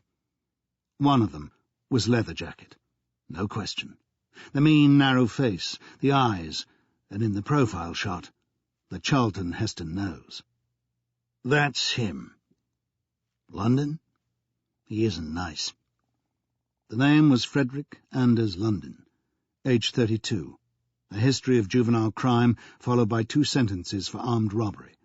Sandwiched between them was one for murder, but he'd been released on appeal. There was information that since coming out after serving 3 years of the second rap for armed robbery, London was offering his services as a contract killer. He was currently under police surveillance, the file claimed, presumably in prospect of putting him away for a long term, rather than some token sentence for the charge of intent. "It says you have tabs on him," Lieutenant Eastland said in his slow-speaking way. "You're 100% certain this is the guy?" "Absolutely." "You saw him meet with Mrs. Tanaka and the kid in the airport parking lot?" "Lieutenant, I was as close to him as I am to you right now." "Okay. We'll pull him in." "Or how?" Eastland gave a shrug that said English detectives were dense. "That's what patrols are for." "Look, this isn't a simple arrest," Diamond pointed out. "This man is a killer. He's abducted a child. Her safety is paramount. You send 2 patrolmen in and people could start shooting." "What's your advice, then?" "A stakeout." "He's already under surveillance, according to this." "Don't believe everything you read in records," Eastland cautioned. "Surveillance could mean we have a guy who watches him play pool a couple of nights a week." Diamond couldn't be certain how much of this laid-back attitude was the New York detective's insulation against the dangers out there on the streets. He was in earnest, and he meant to leave nothing to chance. "Lieutenant, you asked for my advice. I'm suggesting some subtlety is necessary. I don't think you should attempt to arrest him in the room where he's holding Naomi. That's putting her in real danger." "Mr. Diamond, I'm deeply obliged to you," said Eastland, affecting an English accent with about as much success as Dick Van Dyke in Mary Poppins. "Let's take a jolly old spin out to Queens, where the gentleman resides, and be subtle. I assume you want to be on the team." Diamond wasn't amused by the sarcasm, but he accepted an offer from Sergeant Stein to ride in his car. When they emerged from the Midtown Tunnel, the afternoon was drawing on. Some of the streetlights were switched on. "Do you carry a piece?" Stein asked at some point on the journey. "No." "Is that right? That English cops go unarmed?" "Generally, yes." "Didn't you ever need one?" "Not up to now." He could have added that he was notoriously cack-handed, that in his possession a gun would go off when it was least expected, like now, from the jolting he was getting. The seat had no springs at all that he could discern. Stein commented, "Me, I'd have been dead 5 times over without my automatic." The area they were driving into was neither the best of Queens nor the worst. The turn-of-the-century tenements had probably been smart addresses when they were built. The fire escapes that fronted them were still festooned with evidence of the warm afternoon that had just come to an end. Canvas chairs, pot plants, bedding, beer cans, take-out boxes. A patrolman flagged them down on a street corner. "You can't drive past here. The suspect has a view of the street." "Which side is his apartment?" Stein asked. "The right." "Anyone sighted him yet?" "No, but there's a light." "So we could get lucky." They got out and joined Lieutenant Eastland and 2 more detectives who were pulled up behind. A 3rd car of uniformed officers had arrived from another direction. Eastland used his mobile radio to make contact with people already in position closer to the apartment. Then he issued orders. He wasn't messing now, and Diamond formed a better opinion. "We're getting good cooperation from the people in the adjoining apartments," he told Diamond presently. "Have they seen the child?" "Sorry, but no." Or heard her voice. Nobody mentioned it yet.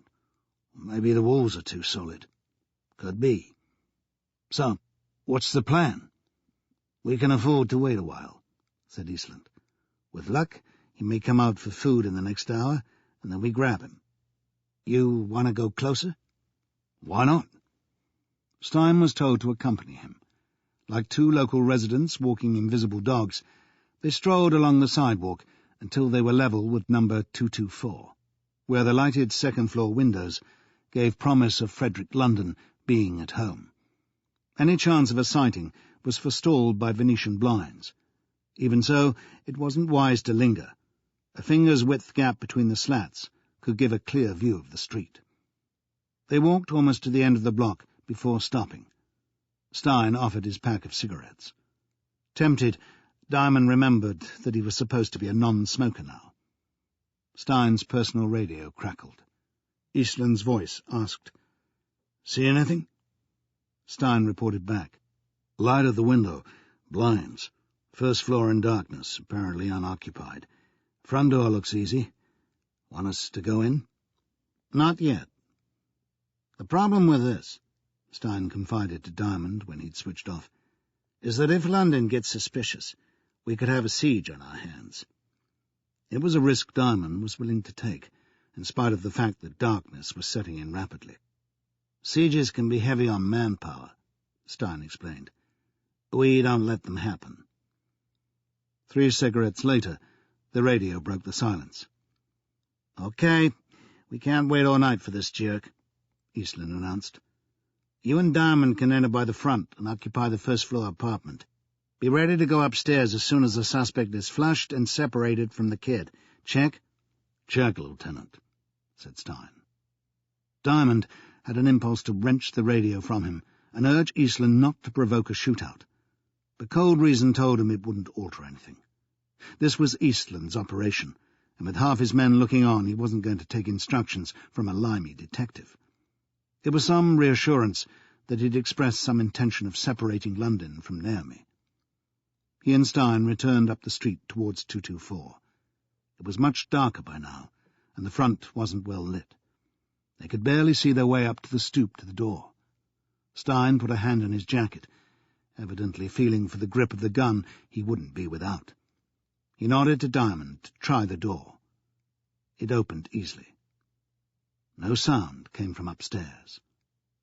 They were in a wide hallway with stairs facing them. Halfway along on the right was the door of the apartment where they were supposed to take up position. Diamond gripped the handle. Was it too much to hope that this door also would be unlocked? It was securely fastened. Probably a well-aimed kick would resolve the matter, but only at the risk of disturbing the entire house. Fortunately, Sergeant Stein had come prepared, with the strip of plastic known to housebreakers and policemen as the indispensable aid to easing latches aside. He used it confidently. The door opened inwards, and they stepped inside. Warm air wafted over them, reeking of cheap perfume and body odour. Just like a knocking shop, Diamond found himself thinking. A thought that lingered and lodged more firmly when he heard a female voice murmur sleepily, but without alarm, "Hey, who is it? What time is it?" A sofa creaked, and something stirred. The woman who had been lying there said, "Is there one of you or two?" She got up and moved unsteadily towards a table lamp.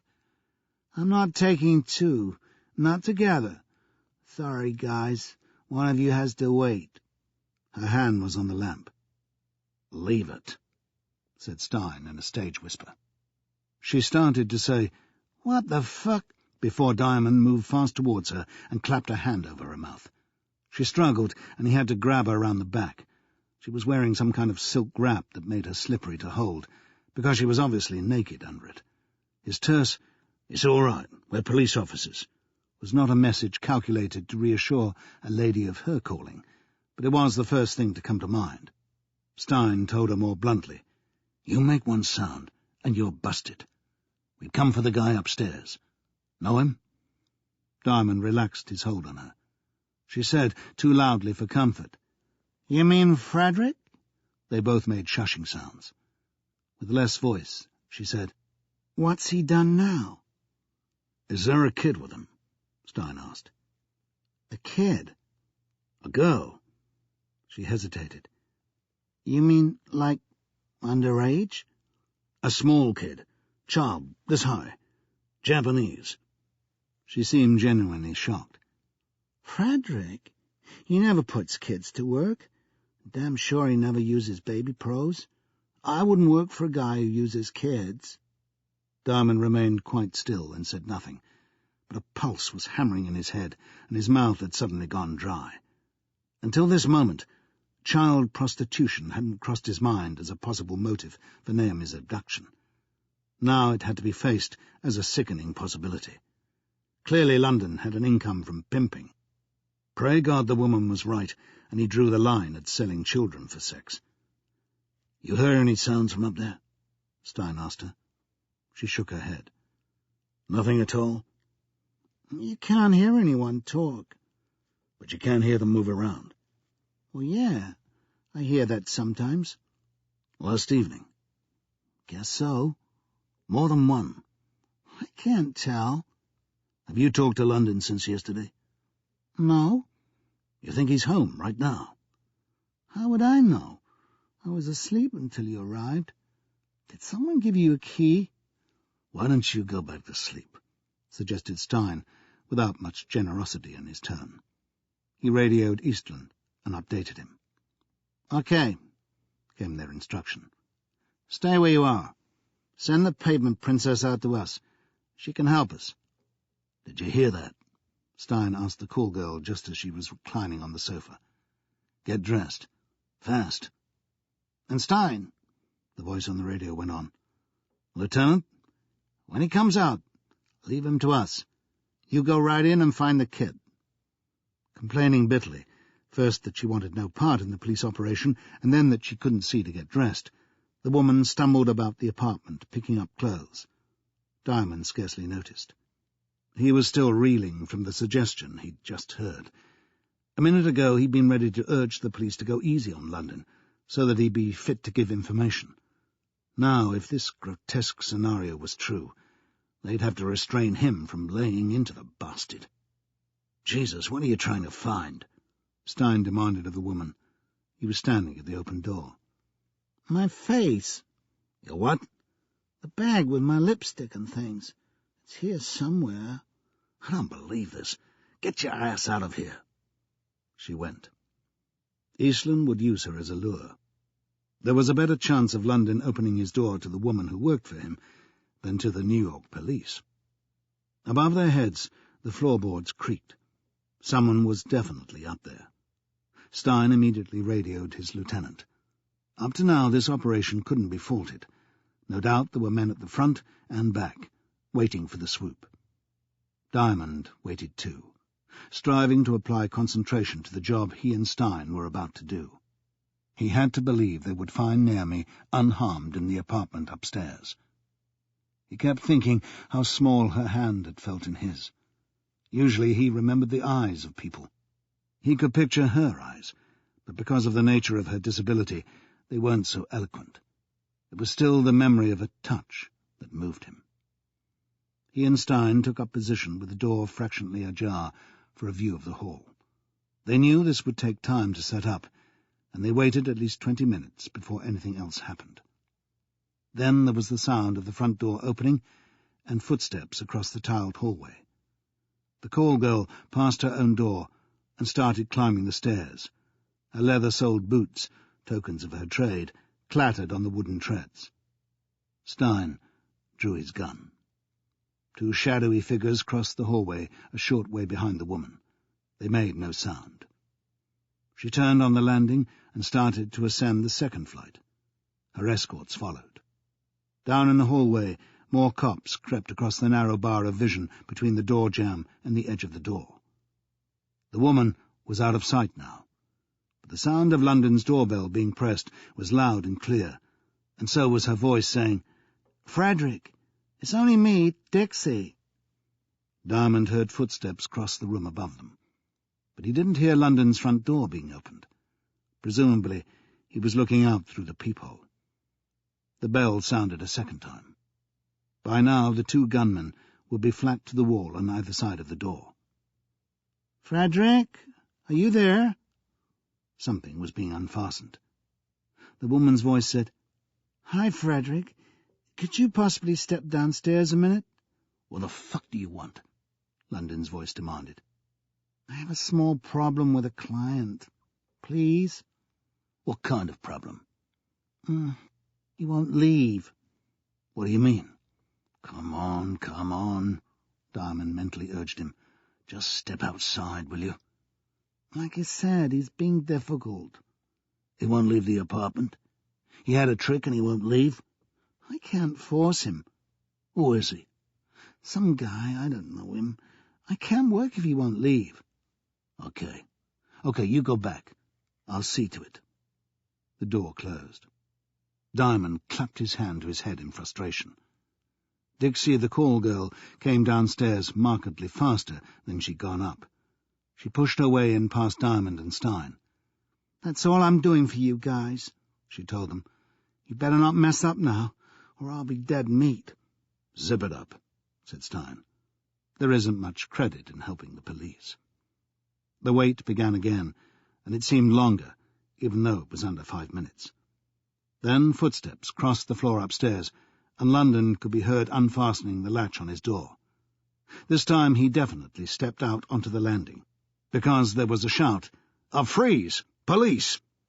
Rashly, London chose not to obey the order. He could be heard making a dash for the stairs. He must have got down 2 or 3 when a shot was fired, followed by 2 more almost immediately. A shriek of pain gave way to the sound of a body hitting the stairs and thumping down several steps. "They got him," said Sergeant Stein. He stared through the gap while shouts were being exchanged by the police in the hall, checking that it was safe to close in on the wounded man. "Let's go." When they opened the door, a man in a white T-shirt and black jeans was lying near the bottom of the stairs, and one of the cops was standing over him. Stein ran straight past, up the 2 flights, with Diamond close behind. The door to London's apartment stood open. The light from inside was dazzling after the long wait in darkness. The place was lavishly furnished in brown leather furniture, cream-coloured units and a Chinese carpet.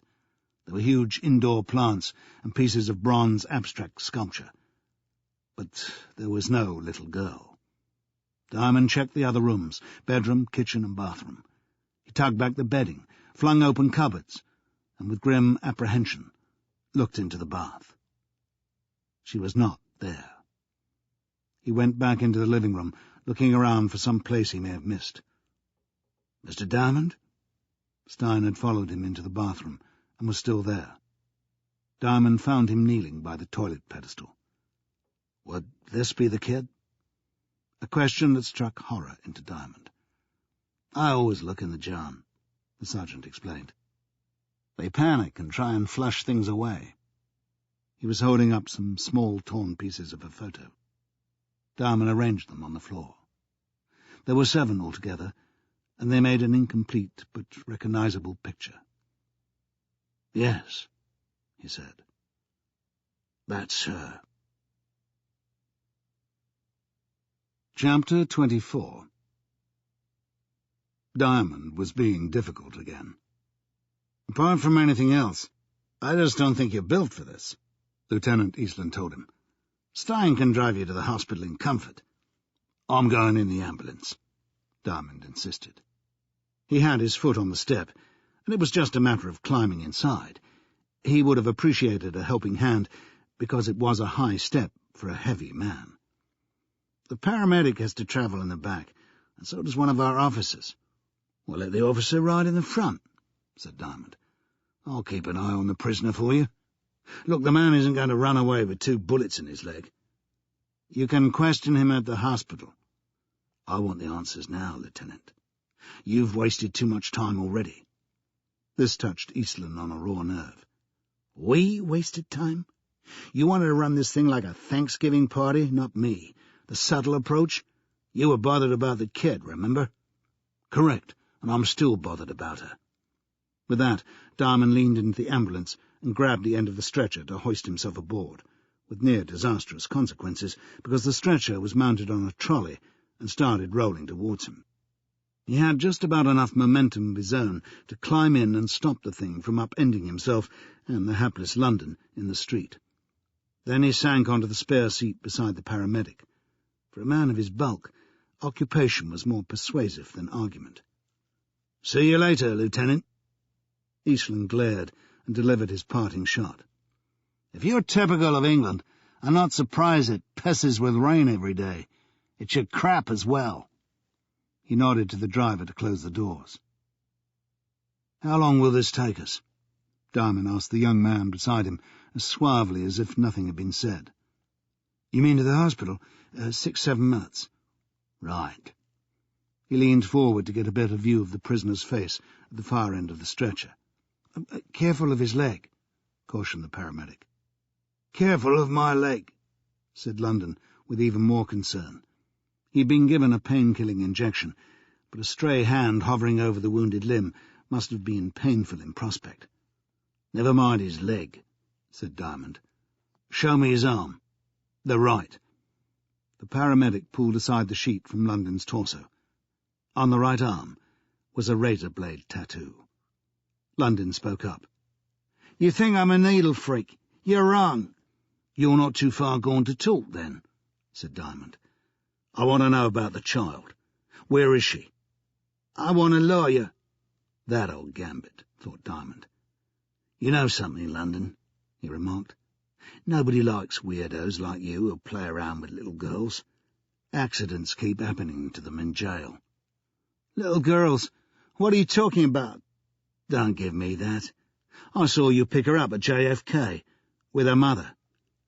"So that's who you are," said London, as realization dawned. Diamond was rather put out that he hadn't been recognized right off. Once seen, he was seldom forgotten.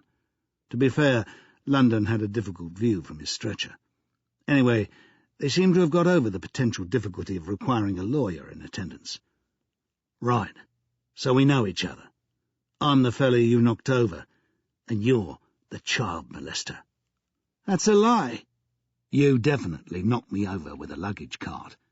"The other part. I'm no pervert." "You're acting for someone else who is? Is that what you're telling me?"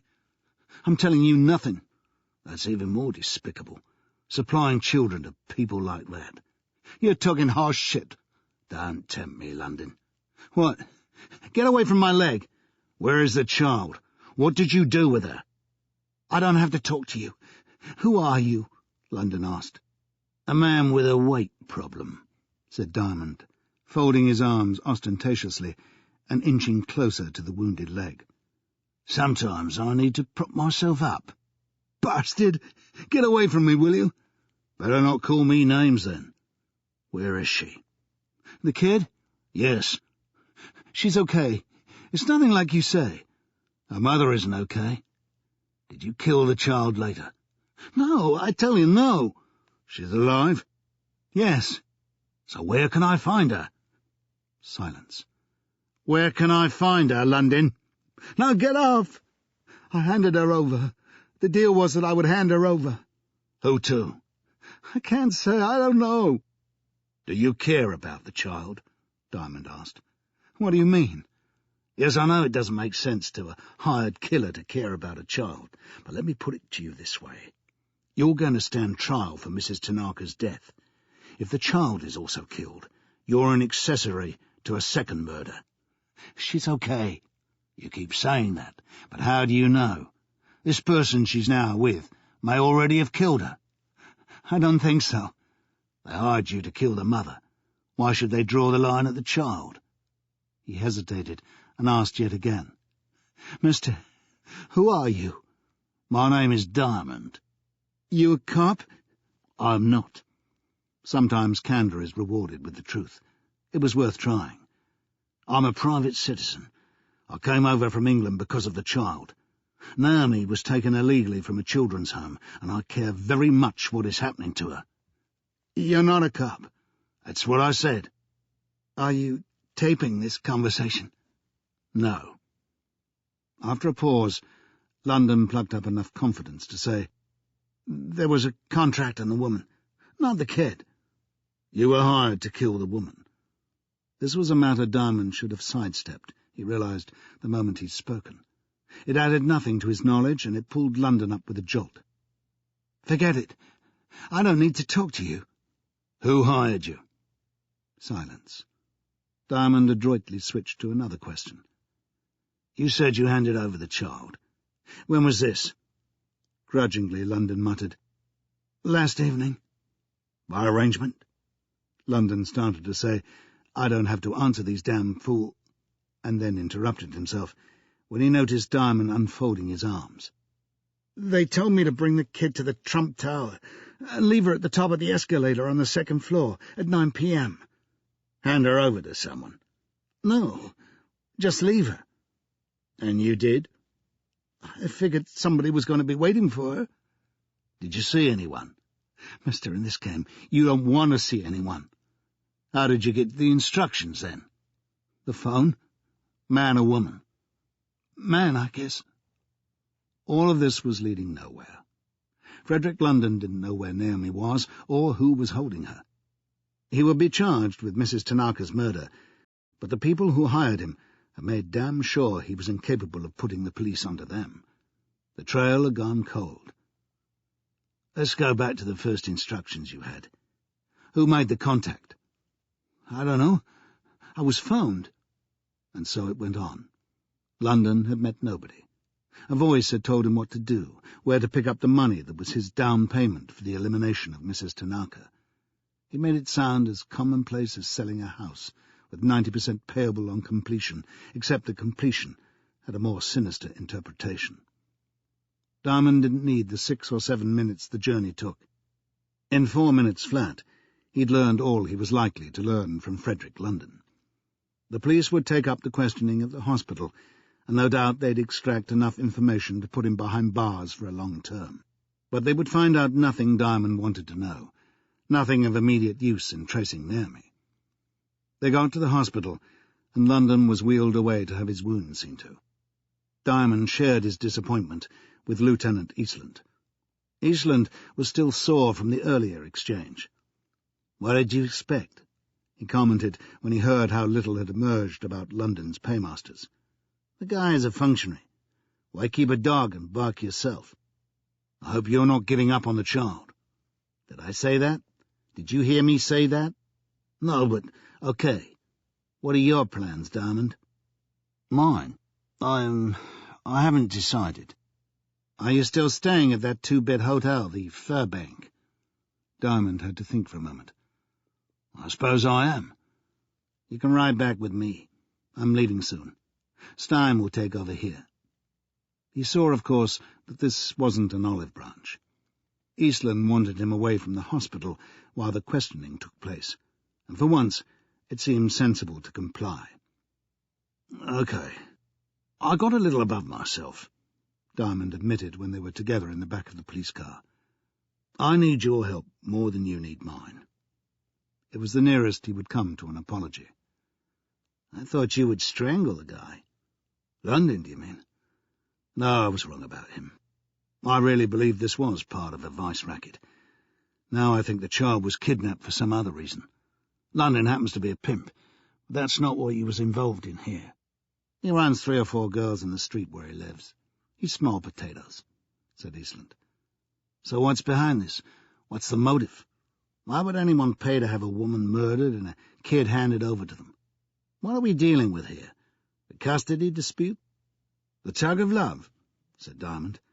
"Not the way I see it. Nobody's shown much affection for Naomi. She was abandoned in London until Mrs. Tanaka came along, and she didn't treat the child with noticeable kindness." "She wasn't the mother?" "Right. Where are the parents? They've been conspicuously silent. If they were in dispute for custody of the child, they'd have declared themselves by now. The people in these cases need publicity." "Do you have a theory, then?" Diamond stifled a yawn. "Lieutenant, I'm jet-lagged. It's all I can do to stay awake. I'll say this much. Whatever we're dealing with, it's high risk, and there's big money behind it. But why a small handicapped girl should be mixed up in it is a mystery to me." "For a ransom?" "The parents would have to be very rich." "Japanese industrialists?" Or surely they'd have reported by now that their daughter is missing. You've been in touch with the Japanese police. Did they say anything about a tycoon whose child has been taken away? No, said Eastland. But you and I know that kidnappings don't get reported every time. The parents could be dealing with the kidnappers directly.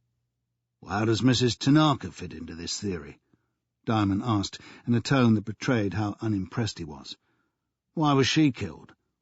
She was caught in the middle somehow. Maybe she double-crossed the people who hired her. Do you really believe this? Diamond asked. Can you think of anything better? He didn't answer, and for a time all that was heard was the car's suspension being tested by the uneven Manhattan street surfaces. Finally Eastland said, "If we could positively identify the kid, we'd stand a better chance." "We've been trying to do that ever since she was found," said Diamond. They pulled up outside the hotel, and he got out and thanked Eastland for the ride, adding that he might drop by in the morning. He was deeply dispirited, and the prospect of another night in the Furbank did nothing to lift him. It occurred to him, when he caught sight of the payphone in the front hall, that he hadn't spoken to Stephanie since leaving London. She wasn't the sort to panic, but she must have wondered why he hadn't been in touch before now. He felt in his pocket for some change, badly wanting to hear Steph's voice, even if she gave him some aggravation. Then he made a mental estimate of the time in London. About 4 in the morning. Nothing was working for him. Chapter 25. In the morning, when he tried phoning Stephanie, his timing was still wrong. After listening to the dial tone until his ear ached, he worked out that it was noon in England, and she would be at the Save the Children shop. He went out to breakfast, convinced already that this would be another frustrating day. But when he returned to the Furbank and tried again, she answered, and still the timing was wrong. Even 5,000 miles and a time zone away, the disapproval in her tone was unmistakable. He was in the doghouse. He didn't make much impression explaining that he tried phoning earlier. The legendary diamond charm was put to the test, and he had to dredge deep. "The reason I'm calling you now, apart from wanting to hear your voice, my love, is to check something you mentioned just before I left, about shoe sizes. Am I right? Is an English 7 equal to an 8.5 over here?" There was time out for thought, during which he could sense the reproach evaporating. Then they had a normal conversation. He didn't mention that Mrs. Tanaka had been murdered, but he told her Naomi was still missing, and she sounded genuinely concerned. He admitted, "I may be forced to abandon this." "You wouldn't give up?" she said, shocked. "Peter, you couldn't leave the poor little soul a prisoner in New York. Besides, what would you tell that wrestler, the man who paid your fare?" "I haven't even thought about that." "Listen, if it's me you're bothered about, I'll be perfectly all right for a few more days. Don't worry. Just do what you can for that child. There must be some way of tracing her." "I hope you're right." And he added, meaning it, "Love you." "Love you too." "Thanks, Steph. You're very understanding." There was a distinct pause before she said, "Sometimes I understand more than you give me credit for, pussycat." Outside, it had started to rain, so he borrowed an umbrella from the hotel before stepping out to the station house, where pandemonium reigned. He learned rapidly that Naomi's abduction was yesterday's news. Overnight, there had been a triple killing in a shooting gallery in West Harlem. It took him rather longer to work out that a shooting gallery was the slang for an abandoned house frequented by drug addicts and pushers. Some of them were having their prints taken while he waited to talk to anyone he knew. Sergeant Stein came in and nodded. He would have walked straight through to another office if Diamond hadn't called across to him. "Did you get any more out of London?" "Not much. He was sleepy." "Any clues about what happened to the child?" "Zilch. No, if you don't mind, I have the arrest report to type." "Nothing else has come through about her?" Stein shook his head. "Why don't you go sightseeing, like at the Empire State or something?" "Is Lieutenant Eastland about?" "This afternoon. Maybe." Biting back a sarcastic remark, Diamond walked out and hailed a cab, not to go sightseeing, but to drive out to London's apartment in Queens. An idea had surfaced. When he was feeling fractious, his brain sometimes went into overdrive. The van in the street indicated that a forensic team was at work in the house. Meeting one of them on the stairs, he explained who he was, which was received with a narrowing of the eyes, and then he mentioned Eastland's name, which made more of an impression. "When we were here yesterday, we found some torn pieces of a photograph of the missing child. In the toilet. Yeah, we have them. We found a couple of extra pieces trapped on the inside. Could I examine them? You'd better talk to my boss." The fragments of photograph were in a polythene bag in the van, and there was some reluctance to let Diamond see them, until he explained his thinking to the senior man, giving it the sales pitch he'd noticed was obligatory when you wanted results in New York. "The style of picture, from what I remember of it, full face with a pale blue background, strikes me as typical of a school photo. These commercial photographers are smart. They persuade a school to let them take shots of all the kids, one by one. The style is pretty much the same the world over. You see beaming kids in their school uniforms on businessmen's desks, the mantelpiece in the White House, everywhere. Are you a family man?" "Yeah, we've got a grandchild." "So the photographer has to print dozens, maybe hundreds of photos to order, right? And he has to have some way of identifying them. He can't get each kid to hold up a board with his name on it like a mugshot. So what does he do? He pencils some kind of serial number on the reverse. If we're lucky, one of those torn scraps may have the number that identifies the child." The senior man was sufficiently interested to send someone down to the van. Diamond, pink with the effort, said casually, "We may be unlucky, of course." Presently the pieces of the photo were tipped onto a table. No number was visible at once, but they started turning pieces over. How about that? It was not unlike a conjuring trick, except that this was no illusion. Just as Diamond had predicted, the number 212 was penciled on a corner piece. His luck seemed to have changed at last. "That was just a hunch?" "Yes." "Cool," the senior man conceded. "Thanks. Now you have a number?" "Yes." "So next you have to find the photographer, out of all the school photographers in all the world?" "Right," said Diamond, without stopping to explain that there was a way of narrowing down the hunt. He was going to have inquiries made in Japan, and in particular in Yokohama, where Mrs. Tanaka had lived and worked. Of course, there were plenty of schools in Yokohama, but fewer junior schools and even fewer children, given the number 212. End of Disc 6. Disc 7.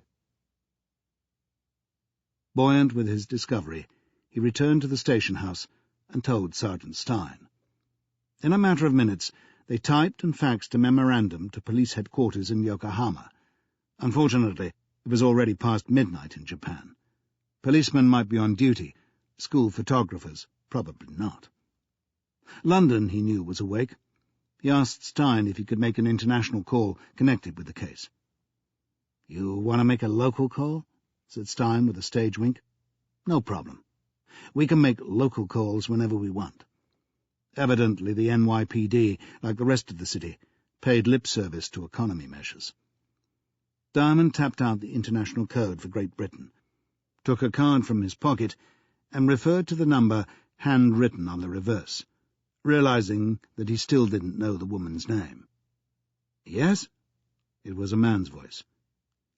"Could I speak to the lady who works as a Japanese interpreter?" "One moment." She came on the line, still guarding her identity. "Yes?" "This is Peter Diamond, from New York." "I remember. The sumo wrestler, Mr. Yamagata, kindly agreed to underwrite my expenses." "That is so." "I thought I should let him know what's happening. I'm working with the New York police. The little girl is still, unfortunately—" She interrupted. "Mr. Diamond, before you say any more, I should tell you that I am no longer employed by Mr. Yamagata. The London bus show finished on Sunday. The entire party of wrestlers and officials has returned to Japan. Ah. If you remember, I handed you a card with his Tokyo address. Yes, I have it right here in front of me. Then I suggest you make contact with him in Tokyo later tonight. With Yamagata himself? He lives in the Heya, the stable of wrestlers. They have someone who will interpret.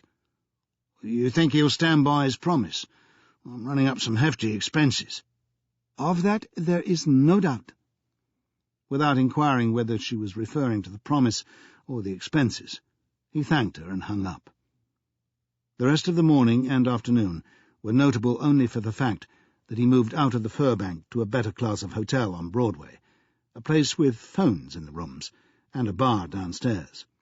It was still only a short walk from the station house, where he returned at regular intervals, only to be told each time that no reports had come in of the missing child. Plenty of progress was being made on the shooting gallery murders. "Has London been put through the grinder to find out who hired him?" he asked Stein. "London knows nothing. The only thing he cared about was the money, and we think he was paid most of that in advance." "How much?" "Probably 20 grand. About 5, a fax arrived from Yokohama, stating formally that inquiries would be pursued as requested. Further information would be dispatched if and when it became available. "If and when? Doesn't sound too positive," Stein commented. "Sounds to me like computer speak," said Diamond. "But I'm willing to wait around until late. You can go back to your hotel. We'll call you right away if anything comes through." Diamond cast a glance around the office, still teeming with drug addicts, detectives and patrolmen, and had more than a flicker of doubt. "Thanks, but I'll stick around."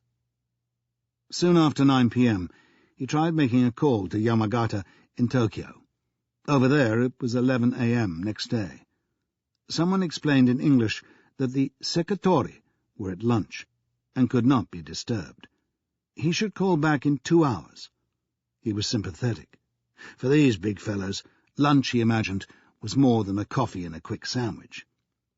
He got through later and talked to the same person, whose English was impeccable. Apparently Yamagata was somewhere close to the phone this time, because the interpreting was fast and to the point. Diamond reported on what had happened in the hunt for Naomi, ending by admitting that he was making some hefty use of the gold card number. And this was not a problem, he was told. Yamagata wished to do everything in his power to assist the investigation. In fact, he would immediately contact the Yokohama Police Department to see what progress there was in checking with the school photographers. The result was impressive. Just under 20 minutes later, a fax came through from Yokohama. All school photographers had been told to check their records. Another fax would be transmitted as soon as more information was supplied. "I like that better than if and when," Diamond remarked to no one in particular. Sergeant Stein had long since gone off duty. Just before 2 a.m, the first positive news came humming through the fax machine.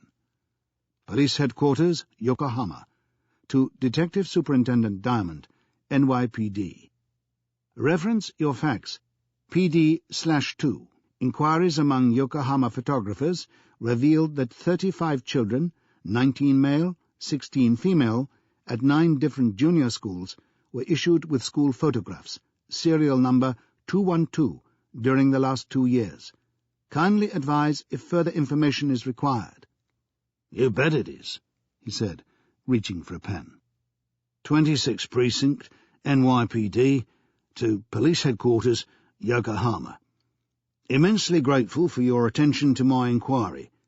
It is vital to discover whether any of the female children is at present missing and has been absent from school for the past 6 weeks. Please include special schools for the mentally handicapped. Your urgent attention to this matter will be deeply appreciated." A woman detective who had recently come on duty told him he was looking pooped, and he couldn't deny it. She offered to check the incoming faxes regularly, while he caught up with some sleep on one of the cots used by officers forced to take off-duty naps in the station house. Police Headquarters, Yokohama.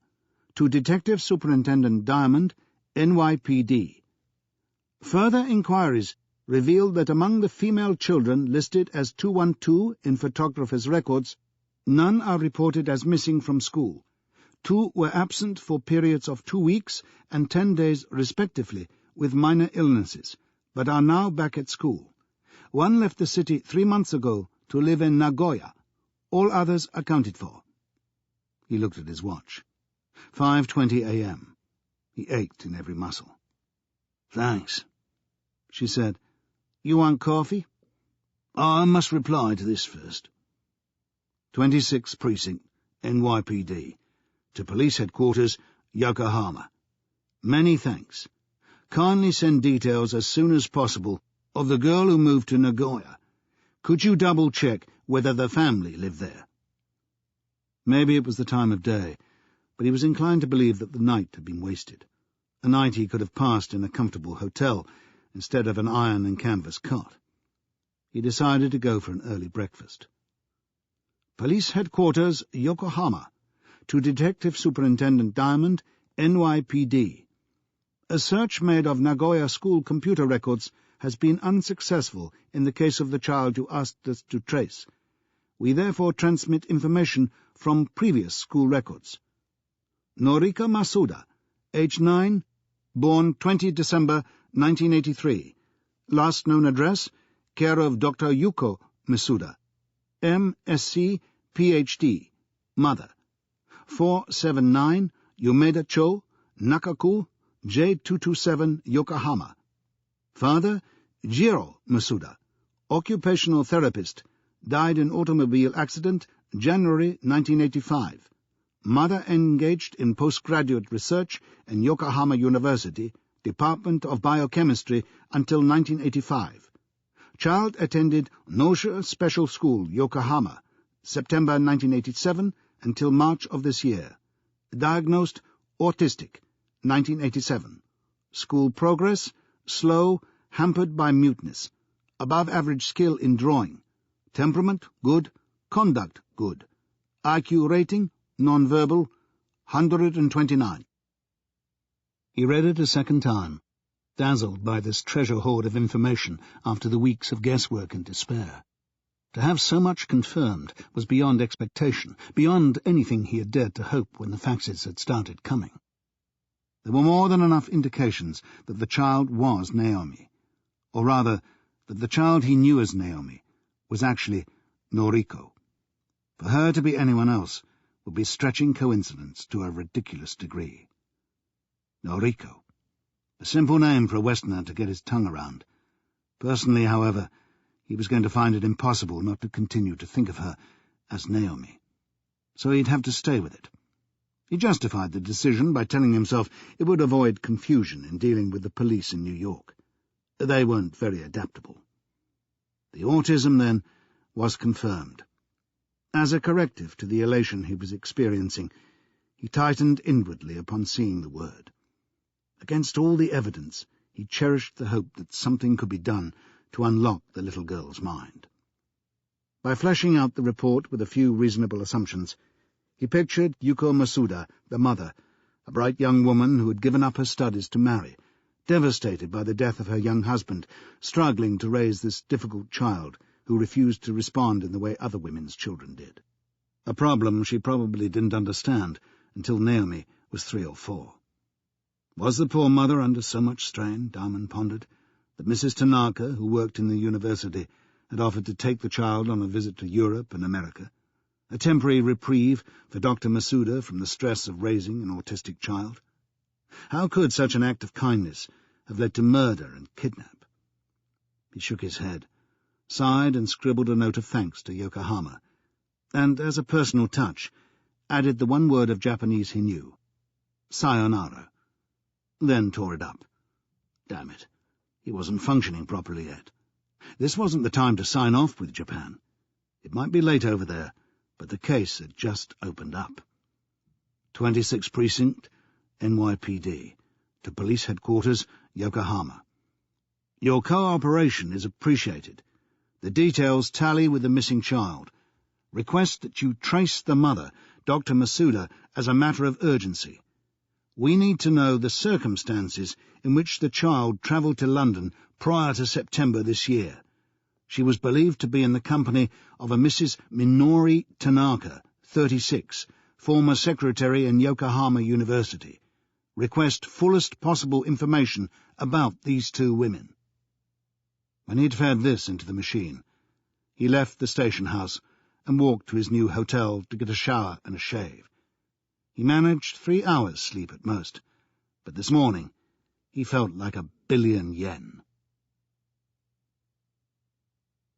Chapter 26.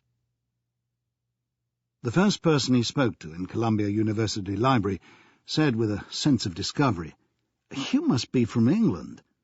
He said tamely, "How right you are."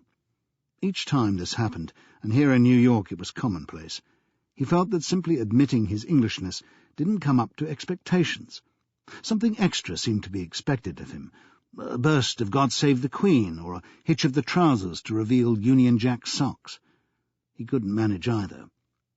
He introduced himself, claiming that he was a detective attached to the New York Police Department, a slight distortion of the facts, but he never had a conscience about embroidering the truth in the cause of justice. The senior librarian he was addressing, a strange, thin man with a peculiar fixed smile seen usually on the faces of politicians and the earliest Greek statues, said that he just adored the British police, and was he at the library on official business or personal? Diamond explained that he hoped to consult an international data bank of postgraduate research projects, if the library possessed one. He already knew it did.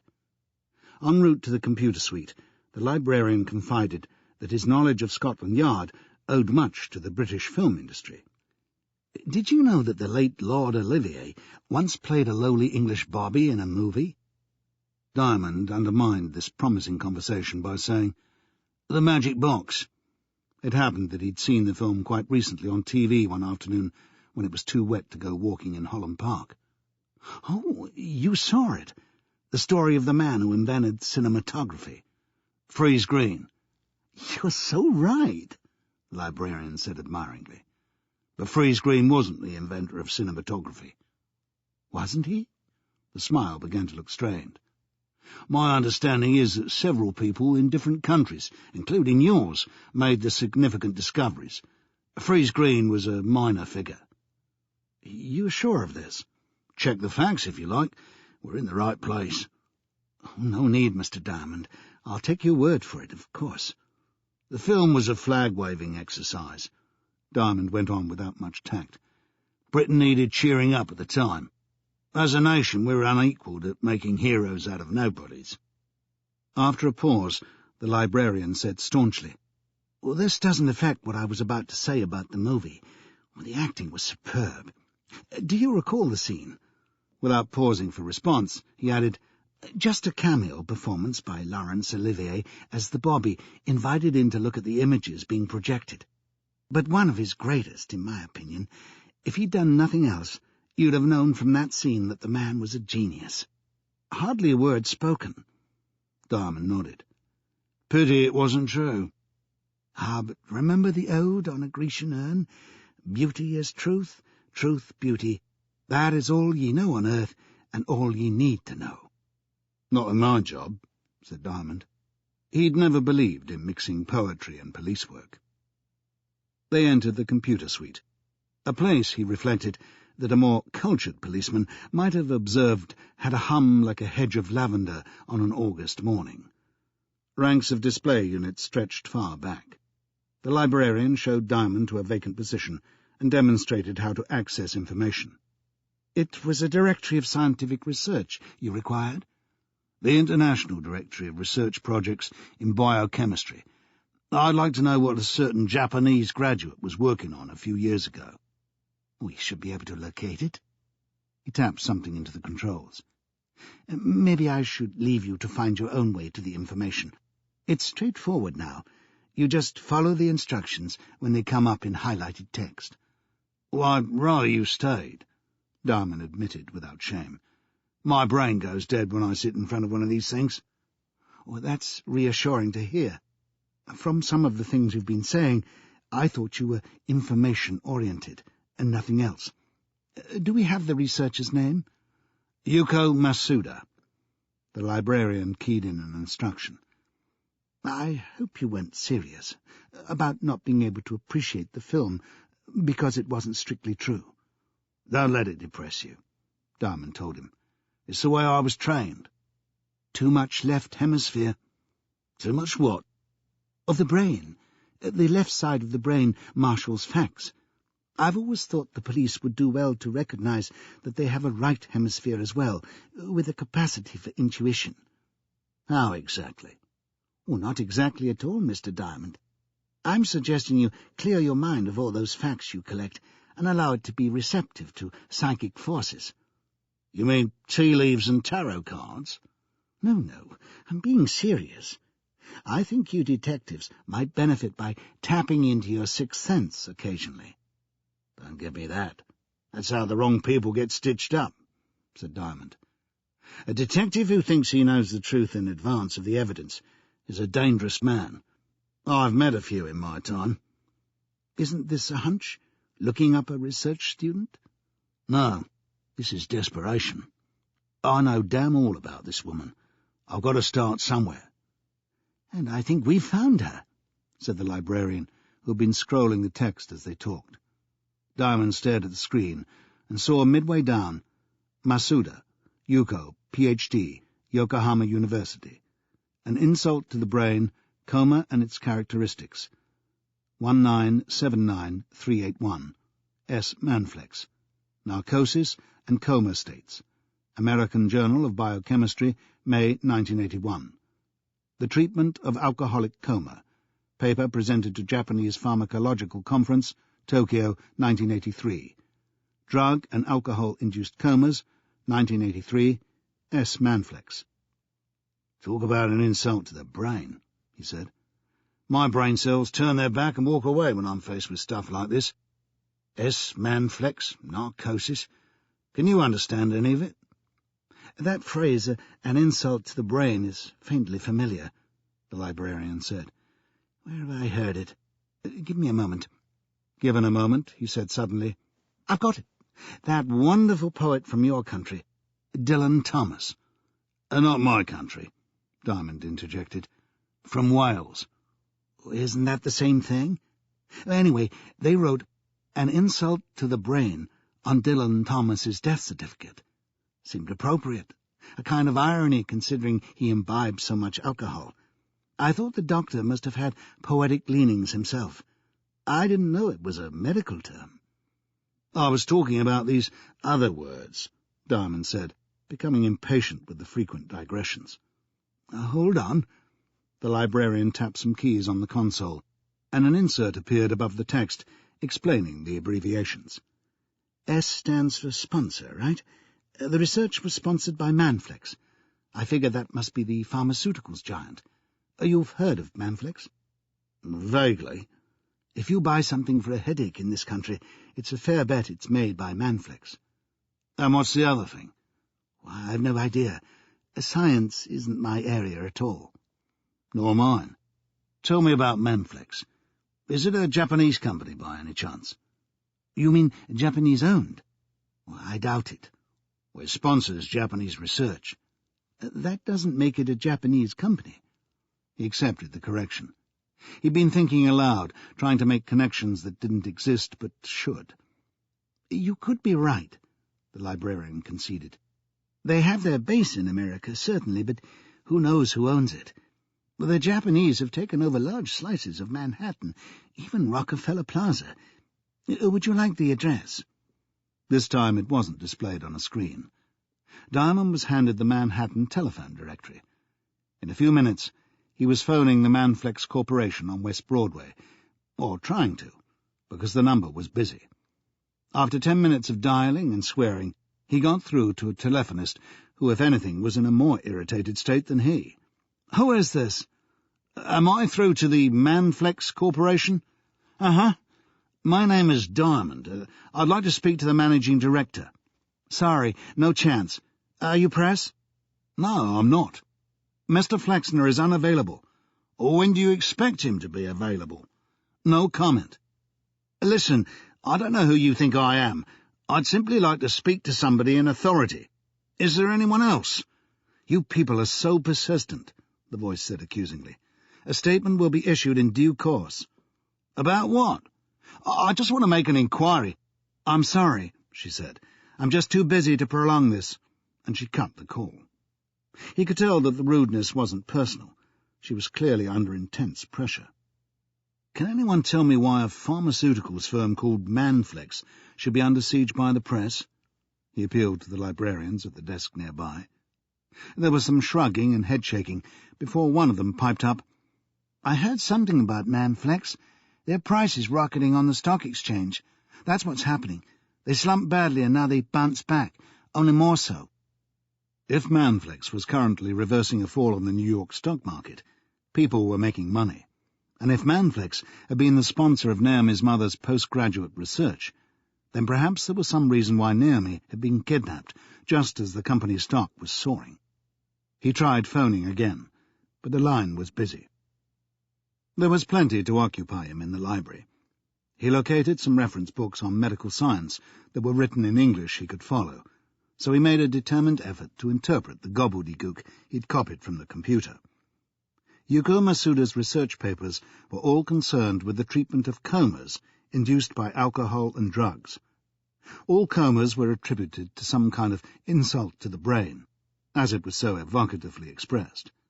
Dr. Masuda specialized in comas induced by poisoning of the brain, rather than by injury, pressure, infection, or lack of sugar. The half-hour's concentrated study may not have turned Peter Diamond into a neurological specialist, but he reckoned he was better equipped to talk to the people at Manflex. He pressed out the number again. No one was answering. Instead, he left the library and went to look for a taxi. The Manflex building was one of the older landmarks on West Broadway, tall by most standards, yet dwarfed by the twin towers of the World Trade Center nearby. When Diamond got close, he saw that the two sets of revolving doors to the entrance hall appeared to be locked. Armed security guards were preventing anyone from using the doors at the side. Two young women with the look of secretaries, quite junior in the firm, came out and were routinely approached by press people with microphones. They said, with equal casualness, that they were making no comment. It had the look of a ritual that had been going on for some while. He ambled across to one of the reporters, a woman in an oversized suede coat and white boots. "Excuse me, could you tell me what's going on here? Is someone famous in there?" He added in excuse for ignorance. "I'm from England." She gave him a sympathetic look. "This is the Manflex building." "Should I have heard of it?" "Pharmaceuticals." "Oh, is that of interest to the press?" Now she looked at him as if he were Rip Van Winkle. "Manflex's rating on the stock market has been rocketing on rumours of a new wonder drug. They're due to make an announcement Tuesday, and there's any amount of speculation." "A Manflex? Is that an all-American firm?" She was obviously starting to think that she was stuck with a head case. "Haven't you heard of Manny Flexner? He was a legend in the pharmaceuticals business. Very dynamic. His son just became chairman." "What's he like?" "Nobody knows yet. He only took over a few weeks back. He's keeping his head down right now. If this rumour is true, he's off to a good start. He needs it. There was a big loss of confidence after Manny jumped." "Jumped? Out of his office, on the 21st floor?" Diamond stared upwards. "He fell on the other side," the reporter informed him. "A small executive parking lot." Diamond thanked her and took a walk along Broadway, working out what to do next. He'd heard enough about the seesawing fortunes of Manflex to justify more inquiries, but he doubted whether he'd be able to convince Lieutenant Eastland that something should be done. For the present, he preferred to pursue this tenuous line of inquiry independently. However, he wasn't going to be able to bluff his way past the security guards. Some different strategy was wanted. He found a stationery store and went in to buy a notepad and envelope. Then he wrote a letter to David Flexner, the chairman of Manflex, introducing himself as a detective from England conducting an inquiry involving murder and the abduction of a child. As a matter of extreme urgency, he went on, he needed an interview with the Manflex management to discuss the mother of the child, Dr. Yuko Masuda, who had carried out research sponsored by Manflex at Yokohama University in the early 1980s. He gave the address and phone number of his hotel and added the words Detective Superintendent below his signature. He addressed the envelope to Flexner, marking it Personal, Extremely Urgent. Then he returned to the Manflex building and handed the letter to one of the security guards, stressing that it was vital that it was delivered to the chairman immediately. And once again his old police identity card came in useful. Security staff are invariably ex-policemen themselves. Before returning to the hotel, he called at a bank and used his credit card to get more cash to patronize a deli he'd just passed. Later he thought he'd be able to tell Steph that for lunch he'd restricted himself to a sandwich. She'd never seen the size of an American sandwich garnished with dill pickles. It wasn't surprising that he took a postprandial nap in his room. The phone woke him. "Hello? Superintendent Diamond?" He sat up in bed. The digital clock beside it said 3:36. "Yes?" "David Flexner. You wanted to speak to me about this Japanese lady?" "Correct." "Oh, there isn't much I can tell you at this point in time, and you'll understand that things are pretty busy here." "Oh, I appreciate that, but the child's life—" "Sure." There was a pause. "I can meet you, but it would be easier someplace else, not in this building. Let me think a moment. You know the Staten Island ferry?" "Well, I can find it." "Battery Park. Anyone in New York would tell you. I'll see you in the ticket office around 7:15. That's the earliest I can do. How will I know you?" "Well, I wear a fawn-coloured raincoat." "Like Columbo?" "Like 5 Columbos. I'm well fed. I'm also bald, but you won't be able to tell because I wear a brown trilby." "A what?" "I believe it's called a derby here." "Fine. Look out for a string bean with long blonde hair and a red windbreaker. We shouldn't have much trouble, Super." He got up and took a shower. Super. No one had ever called him that before. Flexner had sounded like a 16-year-old. If he had anything to be ashamed of, it hadn't come through in the voice. When this comes to nothing, Diamond thought, where do I go next? No messages had been left by the police, so they hadn't made any progress. These intervals of inactivity were the devil to endure. In his days on the force, he'd have spent this time chivying the murder squad, or, as they would put it, making their lives a misery. Here in this god-forsaken hotel room, he had only himself to goad. He went out and took a walk in Central Park, that didn't deserve to be called a walk when compared with the gait of the exercise-minded fanatics who continuously strode past. When he rested on a bench, he was immediately accosted by someone who wanted to compose a poem in his honour for $5. He said grouchily that he'd already heard enough poetry for one day, and the poet spat on his shoe. He tried some creative work of his own, devising scenarios in which Naomi's mother had given up her research as a result of getting disillusioned with the drugs industry, or that she'd become a whistleblower on malpractices in Manflex, or even a victim of some drug experiment that had failed. He still couldn't work out why she had been parted from her child, if she was still alive. About 6, no further on in his conclusions, he took the subway south and found his way to Battery Park. The Statue of Liberty was already a blue silhouette fading in the evening light. The ferry boat came in, and he watched the procedure as the iron trellis snapped back and the passengers disembarked. With a strong breeze blowing, he was glad of his raincoat, which he'd never thought of as anything like Lieutenant Columbo's. It was a trench coat, really, well lined and with flaps that could button across the chest. With the hat, it was definitely more Bogart than Peter Falk. He watched the ferry fill up and depart, and then strolled across to the ticket office. Just after 7, too soon to be looking out for Flexner. The benches were fast filling up with passengers for the next ferry.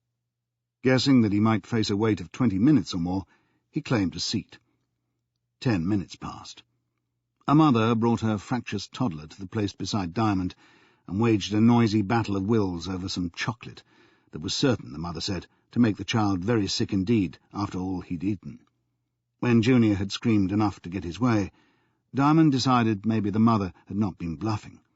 To safeguard the trenchcoat, which in his size wouldn't be easy to replace, he got up and moved away. Nobody matching young Flexner's description was in sight. "Are you Mr. Peter Diamond, by any chance?" He turned. Someone he must have seen and mentally dismissed had stepped over to talk to him. A pretty, dark-haired young woman in a cherry-coloured bomber jacket and jeans. "That's my name." "Mr. Flexner sends his apologies.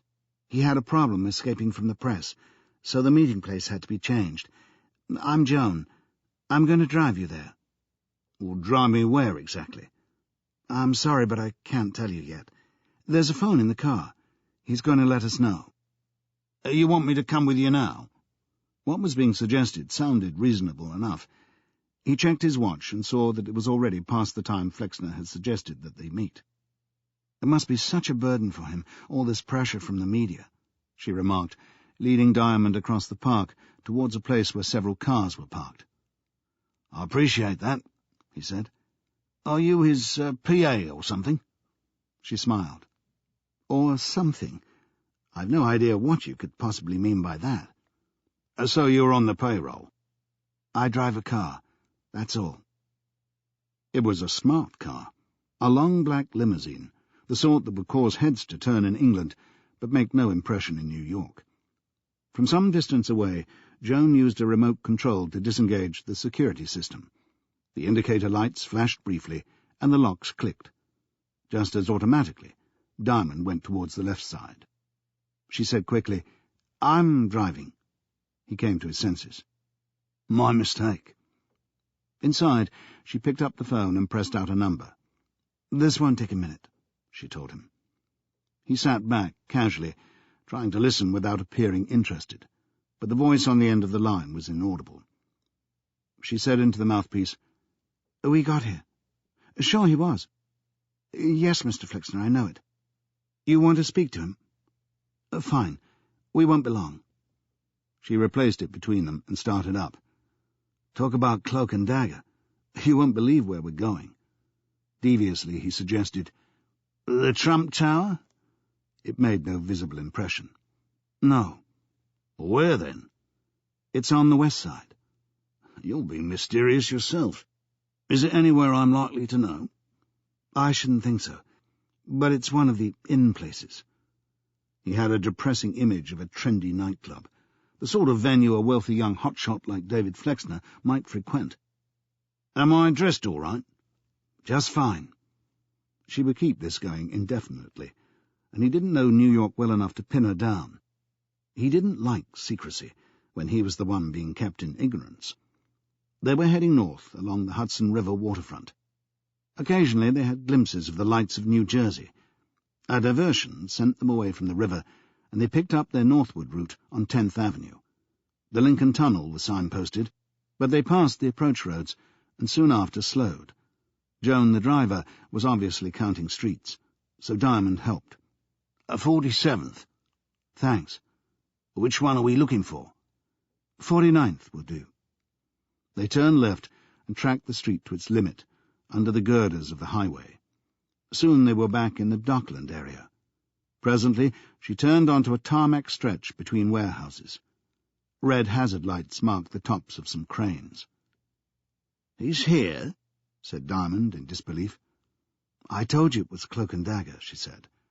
She flashed the headlights a couple of times. A figure came from the shadows of one of the warehouses. "Doesn't look like David Flexner," Diamond commented, as if he knew him well. "This is one of his team," she said, touching the control to let the window down on Diamond's side. "I hope you'll be waiting," Diamond remarked to Joan as he prepared to get out. "I wouldn't want to walk back to my hotel from here." "I'm in no hurry," she said. The man stooped to look in. "Mr. Diamond?" The face was unshaven and smelt of liquor. As the face of an executive's personal aide, it wasn't convincing. Diamond turned to look at the woman who called herself Joan. Even at this stage, she returned a level look without a trace of perfidy. If this was a setup, and he now believed that it was, she had played her part immaculately. She'd disarmed him with her poise. The man outside reached for the door handle. Diamond snapped down the lock. Joan said, "Why did you do that?" And before she'd got out the words, she had released the lock from the central control at her side. The man outside swung open the door. He was built like the stevedore he probably was. Joan shrilled, "Take him!"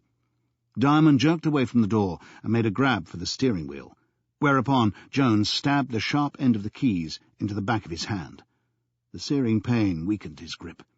She opened her door and leapt out on her side, yelling something across the quayside. At the same time, the thug leaned inside the car and put an arm lock around Diamond's throat. It was painful and disabling, but it wasn't enough to eject him. He braced his legs to press his back against the seat and groped for the man's face, which was close to his own. He found a handful of hair, but he knew better than to work on that. You go for the eyes and ears. He slid his hand across the surface of the face, got bitten badly in the fleshy area under his thumb, but succeeded in thrusting the same thumb hard into a fold of soft, moist flesh that could only be the man's eye socket. There was a scream, and the arm lock loosened. But there were voices. Someone was shouting, "Get out of my way!" Something swung in a huge arc towards Diamond's skull. He couldn't duck. He put up an arm a fraction too late. The impact was terrific. His face hit the dashboard and smashed through glass. A second blow crunched into his shoulder. He was lucky to be registering anything. "You got him," someone was saying.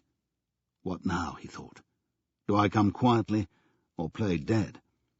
Someone had 2 hands under his armpits and dragged him off the car seat. He went limp before hitting the ground. "Bastard!" Words, he guessed, wouldn't be enough for the man whose eye he'd damaged. 2 kicks in his kidneys followed. He couldn't stop himself crying out in pain. For this, he got another mighty crack on the head. He was losing consciousness. "Grab a leg, will you?" He didn't expect to survive. Joan had said this was the in place, and now he knew what she meant. They were going to dump him in the Hudson River. Chapter 27. He had swallowed a bellyful of foul-tasting liquid. His eyes were smarting, and his nose was blocked. Repeatedly he spluttered and vomited, and felt no better for it. Once or twice he opened his eyes and saw nothing. He was aware only of an occasional nudge against his right arm and shoulder, and that he was cold, indescribably cold. Parts of his body must have ached, but the cold subdued every other sensation. He was face up, most of him submerged. He remembered nothing. For all he knew, he could be lying in a primeval swamp, waiting to die. A stronger jolt forced his arm across his chest, turning him almost on his side. More of the liquid washed over his face, filling his mouth and nostrils again. If this was drowning, he wouldn't recommend it as a way to go. He turned his head and emptied his mouth, coughed, gasped for air, whimpered. "Your strength is going, Diamond. If you don't do something to help yourself, this is where you go under forever." He flung out his right arm. His hand slapped against a surface slimy to the touch, but solid.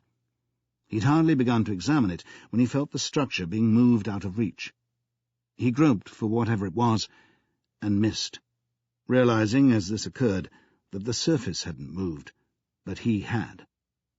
As he was towed back to the right, he tried again, made contact and felt for the texture under the slime. Maddeningly, the action of the water rocked him away again. His brain was beginning to function now. He realized that what he had taken to be nudging was the action of a current pressing him against some kind of obstruction. He pressed his hand hopefully towards it, grasped an object strange to the touch that he let go when he recognized its shape and texture as that of a large dead bird. Then felt his knuckles come into contact with something smoother, some kind of container, a beer can perhaps. Mentally he was back in the 20th century. He was part of the floating rubbish that collects along the banks and shores of waterways. But there was some reason why the rubbish was trapped here. The current should have carried it downstream. Presumably he was caught against some obstruction, As his thinking process sharpened, so did the cold, penetrating, demanding to be recognized, persuading him that it was futile to struggle. Feebly, he reached out again. His fingers found something that didn't move, about the shape and thickness of a prison bar, only this was horizontal. He held on. It was securely anchored. Without releasing his grip, he explored the shape, discovering a 90-degree angle, a shorter length, and then, coated with waterweed, the masonry from which it projected. He had found an iron rung attached to a stone structure.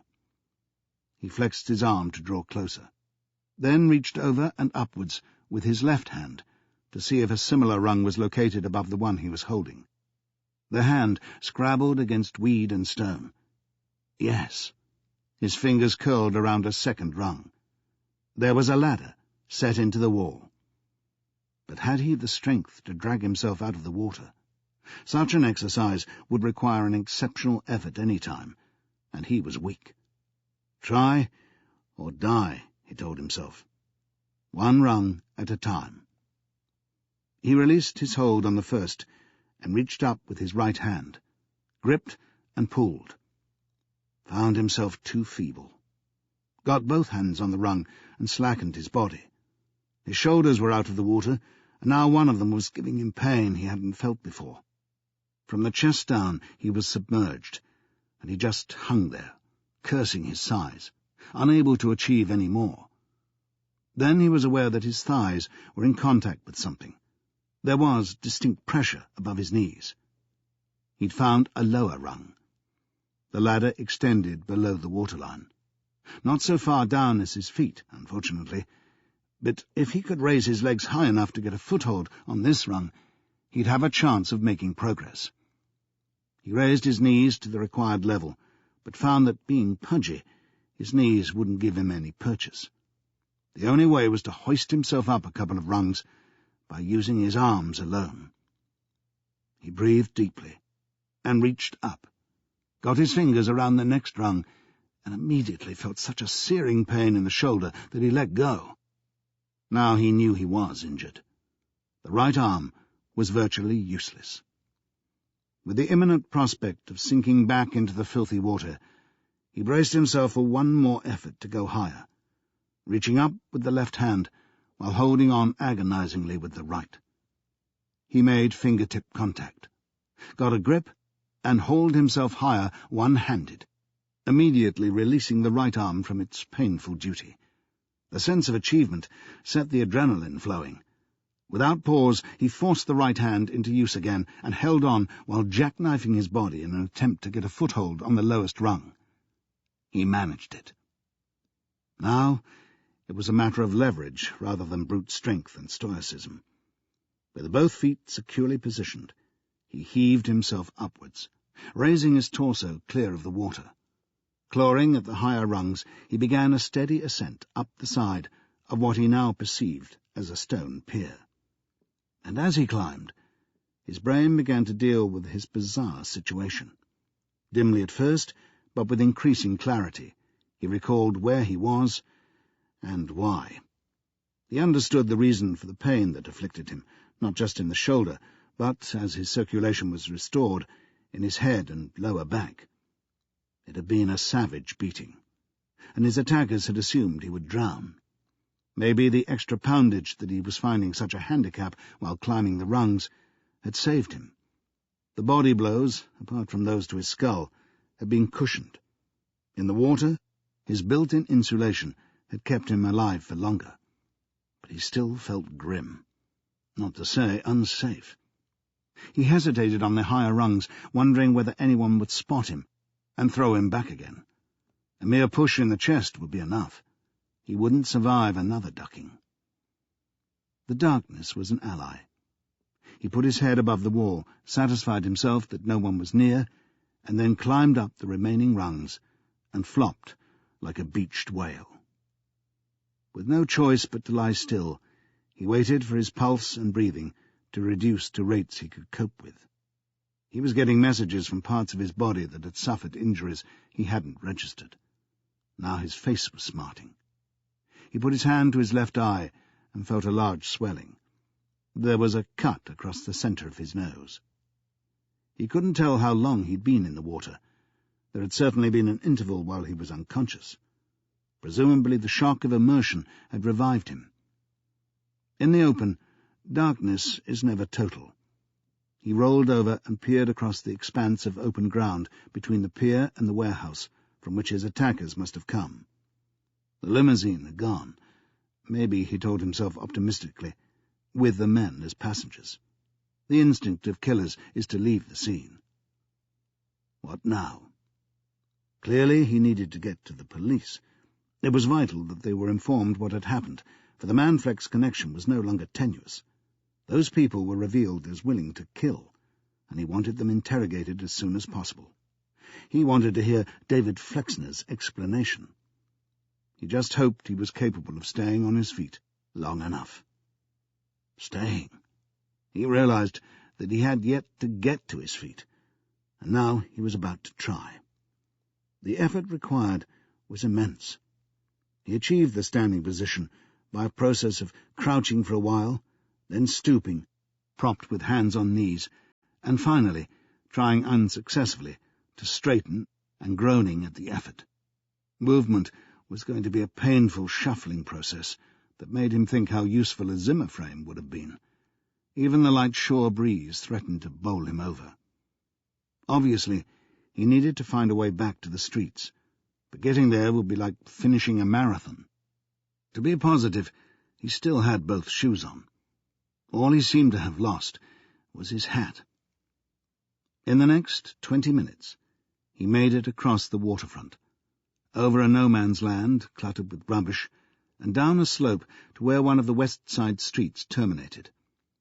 The nearest block of tenement buildings didn't really have the look of a haven for a half-drowned, badly beaten Brit, but he staggered to the first door he could find and looked for a doorbell, a facility the household lacked.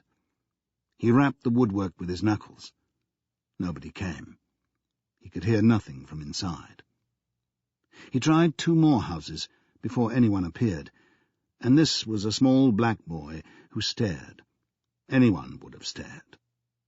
"Hi," said Diamond, with an effort of the imagination. The stare persisted.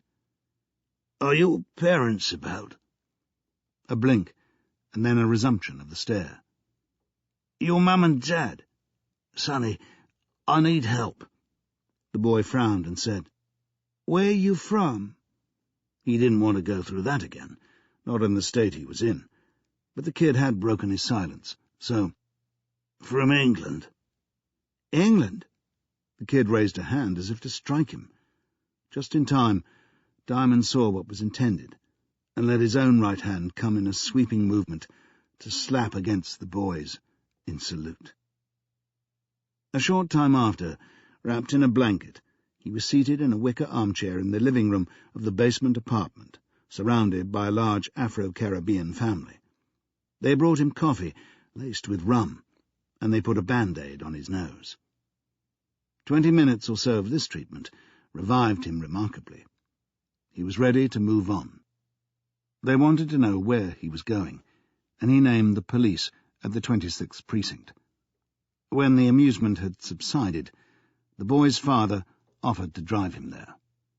Thus it was that towards 10 p.m., Sergeant Stein of the 26th, passing the front counter, was confronted by the disturbing spectacle of a grinning man notorious across New York for the terms he'd served for armed robbery, carrying a heap of wet clothes, accompanied by Superintendent Diamond dressed in a blanket, a Band-Aid on his nose, his left eye black and closed. The explanation had to be given twice over, because Lieutenant Eastland, who was off duty, was called in to make decisions. He didn't go so far as to smile at Diamond's state, but he wasn't sympathetic. "So what we have," he summed up, "is a link with Manflex through the child's mother. You set out to investigate, and you were beaten up and dumped in the river. By who?" "Well, come on," said Diamond angrily. "There were no lights out there except the car headlights. The girl who called herself Joan I'd know, but the point is that David Flexner himself must have given these people their instructions.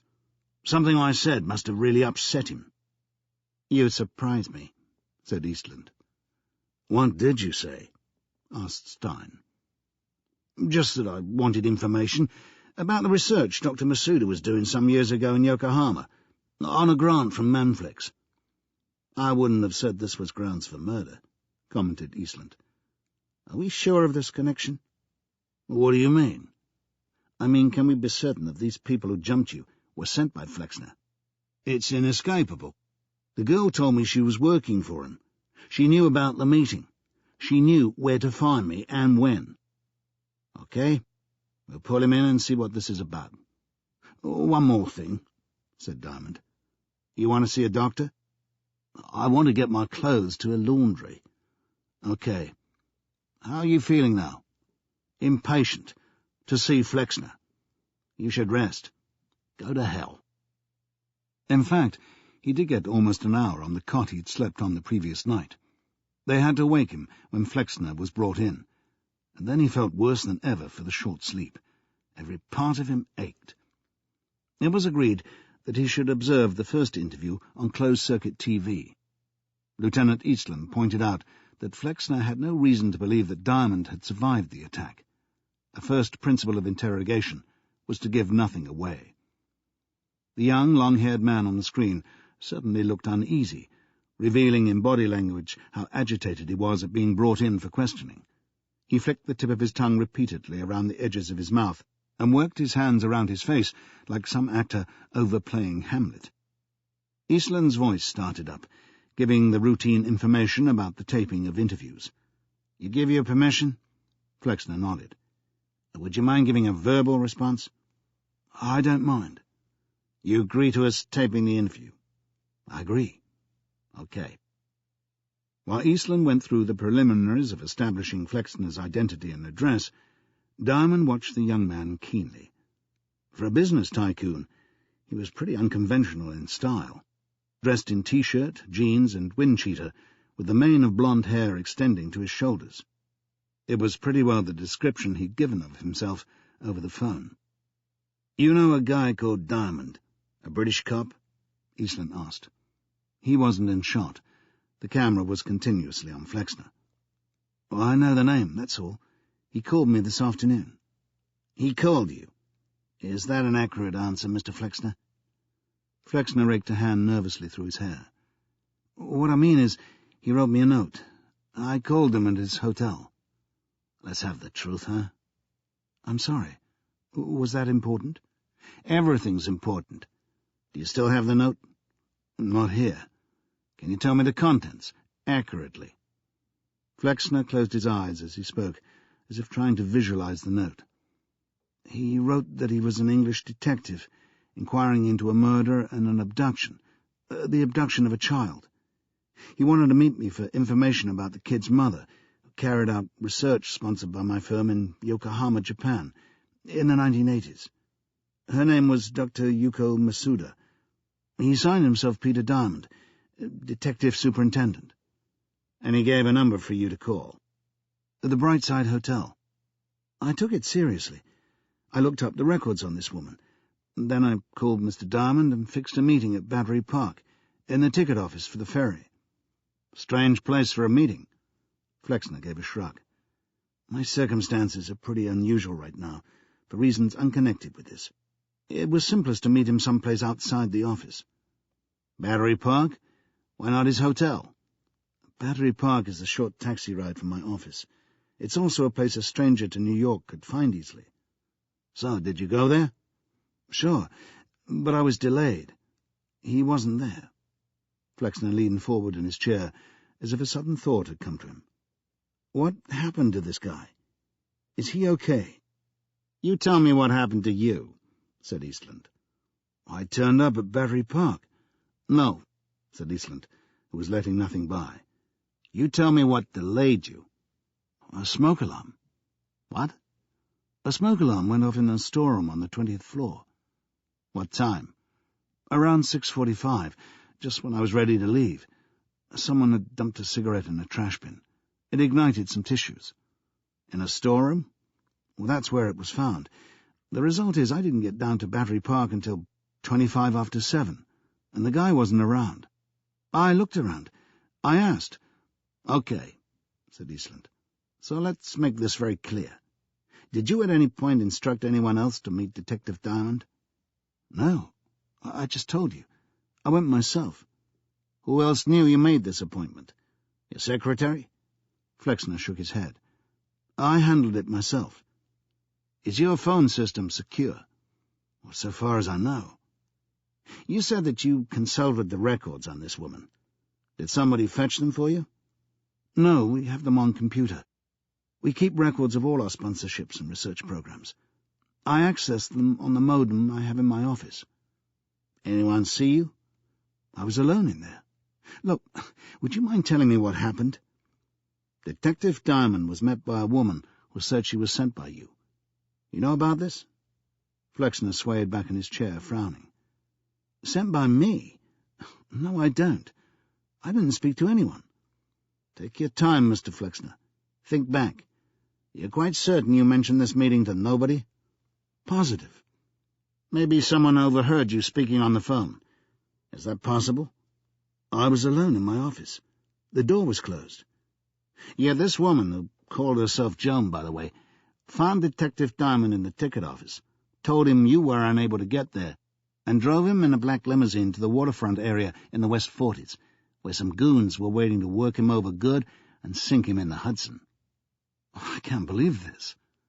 To his credit, Flexner was looking as if he meant what he said. He'd gone extremely pale. "You'd better," Eastland told him. "And you'd better start thinking who this woman is, and why it was necessary to do that to a guy you arranged to meet. You don't have to answer right off." "He's dead?" Flexner asked. "Go over it in your mind, Mr. Flexner. There may be something you forgot. I'll be back." Flexner was left staring. There was only the sound of the interview room door being closed. Eastland came into the room where Stein and Diamond had been following the interview. "Well?" "I'd like to question him," Diamond said. "I still want the information he was going to give me." "You think he's speaking the truth?" "We made a pretty good impression." "Yeah?" said Eastland with heavy irony. "Maybe none of this happened. That's a phantom black eye you have." "I still want to question him." "Not yet." "Well, this is urgent. We can break this guy. No problem," Eastland bragged. "He claims he told nobody he was meeting you. That's got to be horse shit." Diamond contained himself, but with difficulty. There was a real danger that Naomi's plight would be overlooked in the eagerness to break David Flexner. Breaking him, as Eastland candidly put it, was not the way to get the crucial information. "Listen, I think we should test the truth of what he's saying this way. He arranged to meet me. That's not in dispute. So he must have had something to pass on about Naomi's mother.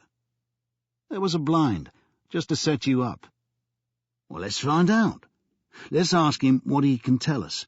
If he is telling the truth, it may lead us to Naomi." The lieutenant obviously wasn't impressed. He spread his hands as if his point had just been proved. "Peter, my friend, you were asking about research the woman was doing 7-8 years back. That's not going to tell us who's holding the kid tonight. It scared someone into wanting me killed. It can't be all that remote," said Diamond. "Let him talk while he still has an interest in cooperating. If you go in there and scare the shit out of him, we may get nothing." "Keep him sweet, you mean?" "Play along with him. It won't take long, for God's sake." Eastland weighed the suggestion. "Yeah, could be right." "I'll do it," Diamond offered. "You? No way. He thinks you're stashed away in the morgue, and we don't want to disillusion him. Okay, Diamond, we'll play it your way for a while. Just tell me what you would have asked him." Diamond outlined the strategy. Without going all the way to convincing Eastland, it seemed to mollify him somewhat. In a few minutes, the questioning started up again. Eastland went straight to the point. "Tell me about Yuko Masuda." "There isn't much. I haven't met her," David Flexner replied. "She's just one of thousands who've carried out postgraduate research funded by Manflex, or one of its associate companies." "She's unimportant?" "I didn't say that. According to our records, we've been sponsoring her research for 10 years or more." She's written some papers on the treatment of drug and alcoholic comas using sympathomimetic drugs. Using what? They imitate the effects of the sympathetic nerves. Adrenaline and ephedrine are examples. I've heard of adrenaline. A sigh from Flexner betrayed some impatience. Alcoholic comas, you said, Eastland continued. You mean these drugs pull the patients out, restore them to their senses? Inspector, all my information comes from a file entry on a computer. I'm neither a biochemist nor a doctor. Okay. And what else does your computer tell you? The usual stuff. Her age, address, qualifications. She isn't one of our employees, you understand, just a postgraduate research student. Does the file show that she's married? Yes. Masuda is her married name. And is her child mentioned? It wouldn't be. That's irrelevant to us. She's based in Japan? Yokohama. And she's been doing research continuously since when? 1979. Long time. Research sometimes does take a long time. Do you get updates on her work? Well, not personally. The company keeps tabs on all our research programs. Did you know that she's been missing from her home for a couple of months? No, I didn't know that. It wouldn't necessarily come to our attention for some time, unless someone reported it. There was a pause in the questioning, as if Eastland was reluctant to move on, but couldn't think what else to ask. Finally, he said, "Is there anything else on this woman's record that you plan to tell Detective Diamond?" "No," answered Flexner. "Well, naturally, I wanted to be as helpful as I could, but that's all I could have told him. You've heard it all." "Forgive me, but it doesn't sound like the secret of the Sphinx," Eastland commented. "Why did you need to meet with Diamond like a couple of CIA agents? Why not simply call him on the phone and tell him what you had?" Flexner shrugged again. "I guess I wanted to be sure who I was dealing with. We don't give out information about people as a rule." "You didn't trust him?" "Oh, I thought it right to meet him and make sure. I couldn't invite him to the office. He'd have had to run the gauntlet of the press. They're camped outside my building." "I've seen them. You're getting plenty of attention," said Eastland. "This is the wonder drug you're about to launch?" Flexner shifted position in his chair. "Look, this has no bearing on the matter of the Japanese woman." "How do you know?" "It's unrelated." "We'll judge that for ourselves, Mr. Flexner." "I'd rather not discuss the drug. If any of what I said leaked out prematurely, it could get us suspended on the stock market." "Everything you tell me stays within these walls," Eastland assured him, while the unseen watchers in the room across the corridor continued impassively to follow the interview. David Flexner passed his hand agitatedly across his mouth. "You're putting me in a difficult position." "The hot seat?" "Excuse me?" "I'm putting you in the hot seat." "Oh." An unhappy smile flickered across the young man's lips. "You appreciate that I only took over as chairman quite recently, when my father died," he explained. "Frankly, the business hasn't gone too brilliantly for some while. We slipped badly in the pharmaceuticals league table. Our competitors like Merck and Lilly have developed new drugs and gotten away from us. And quite recently, our stock market rating took a dive, because of a fire at one of our major plants in Italy. The place was gutted." "And that hit confidence here?" "Manflex Italia is our main European subsidiary. The investigation is still going on. We could be dealing with a case of arson." "But you hope to restore confidence with this new drug, is that it?" said Eastland. David Flexner gave a nod. "One mass-selling product can make a hell of a difference. Without saying more than I have to, I can tell you that prodermalate—" "Prodermalate?" PDM3. It's one of thousands of compounds that we've patented over the years. The great majority never come to anything. Well, it happens that this drug, which was developed getting on 20 years ago, is more effective than anyone suspected." "For what?" "Forgive me, but I can't tell you that, Lieutenant. We're due to make an announcement in a couple of days, and the future of Manflex rests on it, and thousands of jobs. We're under tremendous pressure to leak the information before Tuesday. I can't tell anyone, not even you, not even in this place." "You can't withhold information," said Eastland, in a voice more offended than threatening. I need to know. I'm sorry, but you think I'm going to rush out tomorrow and buy shares in Manflex? Well, no. I have better things to do than gamble on the stock exchange, Mr. Flexner. If I wanted to be a rich man, I wouldn't be in this job. But I'm under an obligation. Eastland lifted his voice a fraction. You're under an obligation. What about me? I have to find a child, a handicapped child, as a matter of fact, who's in real danger of losing her life. This isn't hide and seek. It's a child murder, unless I find her. Murder? After a sufficient pause, Eastland added, We've had one killing already. The quickness of Flexner's reaction, a spasm of shock that produced a rictus-like baring of the mouth, showed that he was primed for the bad news. Clearly, he took the statement to mean that Diamond was the victim. This was the fear most on his mind. In a tone that showed he was about to capitulate, he said, I wish you'd told me right out. You haven't been entirely open with me. Tell me about this drug, said Eastland, with the timing of a skilled interrogator. Flexner had whitened noticeably. You give me your word it goes no further. Secrets are my business. Okay.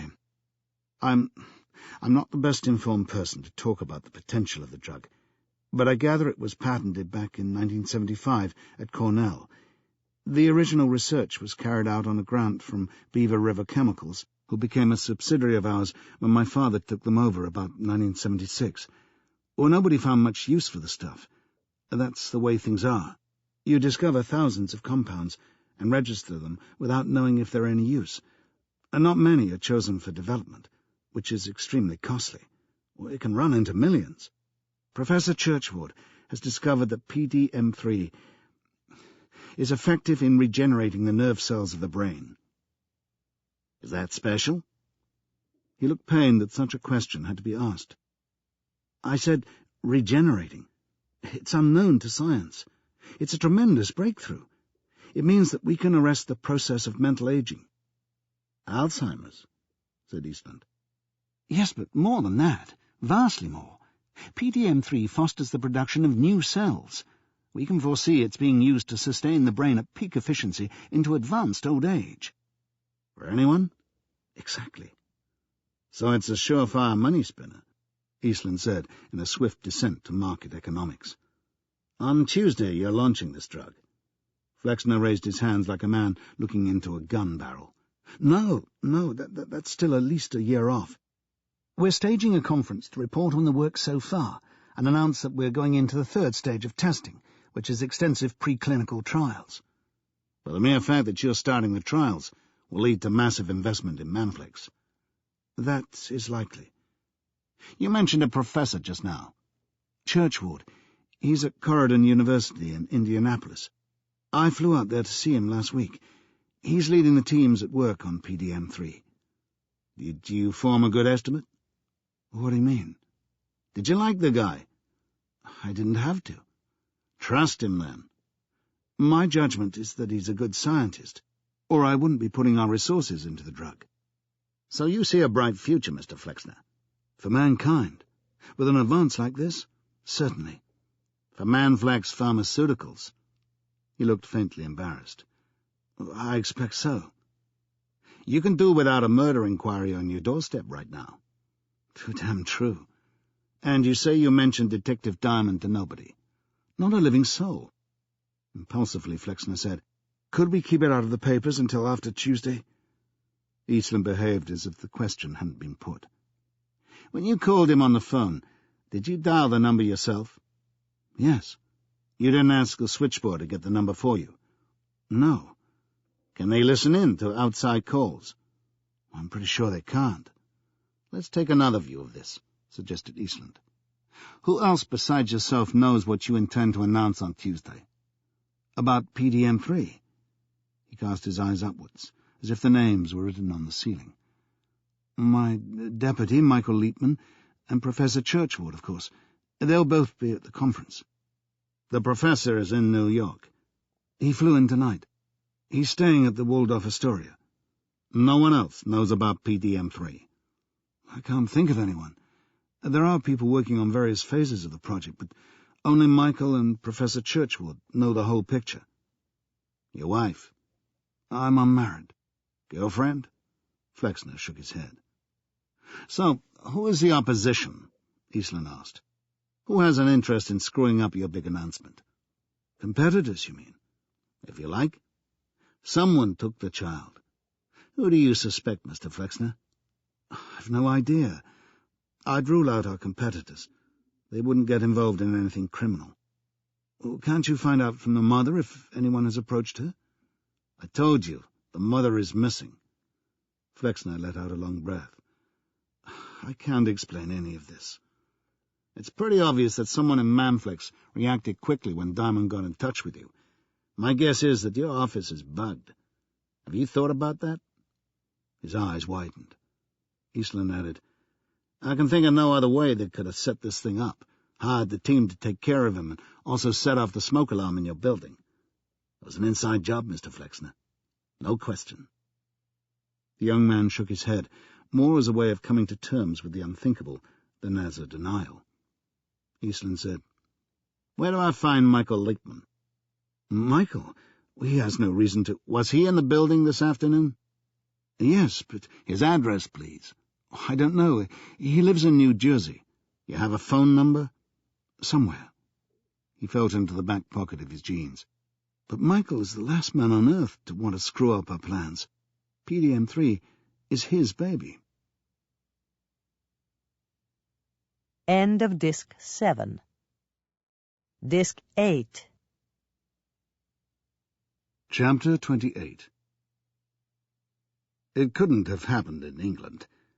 Deep in New York's Chinatown, at close to midnight, a patrolman had acquired from a clothing emporium for oversized men called Chunky Chang a pair of white cotton trousers with a 50-inch waist, an extra-large T-shirt, a loose-knit pink sweater, socks and white sneakers.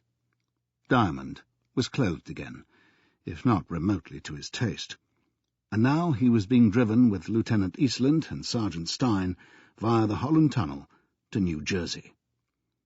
So, what have we got on this guy? Eastland asked. Stein had been assigned the problematic task of obtaining a profile of Michael Lichtman by radio contact while they were driving to interview him. No record of arrests, he said. Vice chairman of Manflex for the past 5 years, unmarried, 37, originally out of Detroit. He worked there for a pharmaceuticals firm called Fredrickson and Lill. Worked his way up to executive director, and then the firm got taken over by Manflex. You want to know the letters he can put after his name? We get the picture, said Eastland. Old man Flexner must have raided him to make him vice chairman. David Flexner has a good opinion of Lichtman, too, Diamond chipped in, waiting to justify his presence in the party. And if we believe young Flexner, as I'm inclined to, having watched him under questioning, Lichtman has a personal stake in the success of PDM-3. He promoted it strongly inside the company. We arranged for Flexner to meet the professor in Indianapolis. The car moved on a couple of blocks before anyone followed up the remark, and then it was Stein who spoke. So why would a good company man like Lichtman risk everything on the eve of their big announcement by putting out a contract on a British detective? You mean what made me a threat? Said Diamond. No, I mean what made the little girl a threat. You're just a pawn in the game. Such offensive remarks were best treated with indifference, in Diamond's experience. I think it has to be connected with this drug, doesn't it? He said, without betraying the slightest resentment. PDM-3 could be the jackpot of all time, as David Flexner made clear. Lichtman is pushing like mad to get it licensed.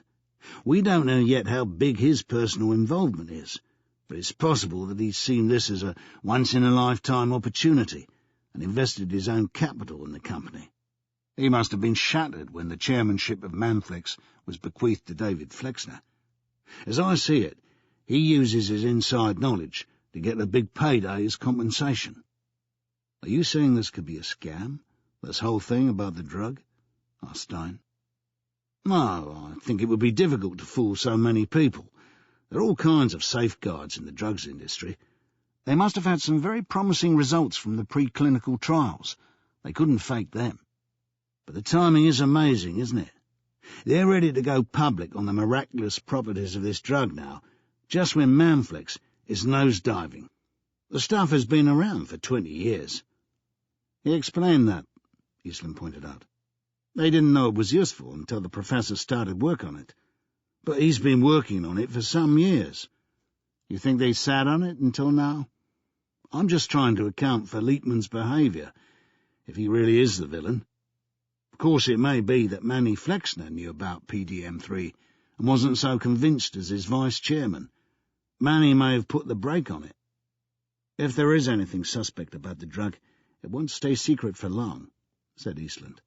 Like you said, every drug company in the world would want to know the formula and scrutinize the results, not to mention the analysts who advise the stock market. Diamond wouldn't be shaken from his conviction that the decision within Manflex to press ahead with PDM3 had triggered the crimes they were investigating. Yes, the results so far must be watertight, or they wouldn't risk publishing them. Well, let's accept that everything we've heard about the drug is true, and that it is the most exciting discovery since penicillin. Then isn't it certain, as sure as God made little green apples, that the criminal fraternity would have got to hear of the payday in prospect? The mob. The barons who run crime in this city of yours, from whatever community. They could be calling the shots. Maybe, said Eastland. Maybe. After a moment he admitted, It's plausible. Sergeant Stein said wistfully, It's a terrific payoff. Eastland then followed up his double maybe by commenting insensitively, This is all very neat, except that we're investigating a missing kid, not a killing on the stock exchange. The only link we have is that the kid's mother happens to be sponsored by Manflex. Of all people, Diamond didn't need reminding about Naomi, but he wasn't going to be shaken from the point he'd made. Come on, there's ample evidence that professional crooks are involved. Mrs. Tanaka's was a contract killing, and the people who attacked me weren't amateurs. So, why was Mrs. Tanaka killed? Asked Sergeant Stein. My guess is that she was given a job to do and she failed. They considered her untrustworthy. She was expendable? Just a pawn, like me. How about the kid? Said Stein. Is she expendable too? No, said Diamond, quick to dismiss the unthinkable. If they'd wanted to harm Naomi, they'd have done it long ago. I may be dumb, said Eastland, but nobody has explained to me yet how one small, mentally handicapped girl is so important in this case. Diamond had no answer. He'd long since reached the conclusion that Lieutenant Eastland was anything but dumb. Leitman's house was one of 6 in a cul-de-sac north of Hoboken, spacious 2-story wooden buildings with attached garages, owned, Diamond guessed, by the kind of people who couldn't yet afford a prime position overlooking Manhattan, but had their hopes. They had plaster geese on their porches and flagpoles in their lawns. No light showed at the windows of the end house, but that wasn't remarkable, considering that it was already 1:15 a.m. 2 households were watching TV, and the others were dark. The police car glided to a stop in the street outside the Leitman address. Diamond reached for his door handle and gasped with pain. His right arm still hurt. I don't think so, Eastland told him. You've seen enough action for one night. We have our procedures. Ready to go, Stein? Submissive for a change, Diamond remained in the car and watched them approach the house, guns drawn, moving with stealth. At the front door, Stein stood well to one side when he pressed the bell, probably mindful of cops who had been shot through doors. The chimes were audible from the street. No lights went on. Eastland moved around the side of the house, leaving Stein, who sounded the chimes several times more without response. When a light did appear, it was only Eastland's flashlight bobbing around the other side, past the garage entrance. He pointed it through a front room window and beckoned to Stein to join him. They stood together, staring inside for what became to Peter Diamond an unbearable interval. Diamond told the driver, "Blow this for a lark. They've spotted something. I'm going over." The action of removing himself from the car gave him another uncomfortable reminder of the strains he'd put on his physique that night. No cat-like movements across the drive for him. He hobbled. Lieutenant Eastland turned and came towards him. "What have you found?" Diamond asked, but Eastland walked right past him and used the radio in the car. "What is it?" He was addressing Stein now, but the question was superfluous. Michael Leapman's front room looked as if it had stood in the path of stampeding buffaloes. The moving flashlight picked out a unit lying tilted across a sofa, with books and ornaments strewn across the floor. The television set was face up, smashed. A chair lay across a table. "Is he in there?" "We can't see," said Stein, still with his gun drawn. "We don't know." "Well, shouldn't we go in?" "The lieutenant wants a backup." "I can provide that.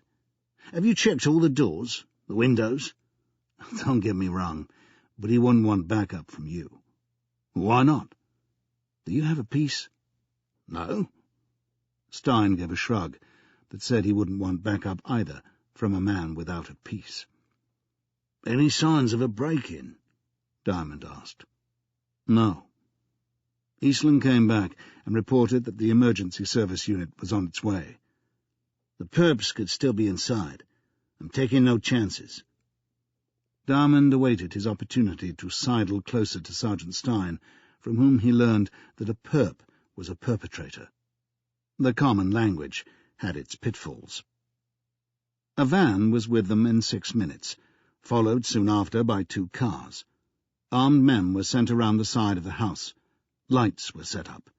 There were dog handlers and men in white overalls who spoke briefly with Eastland and then forced open the front door and went in.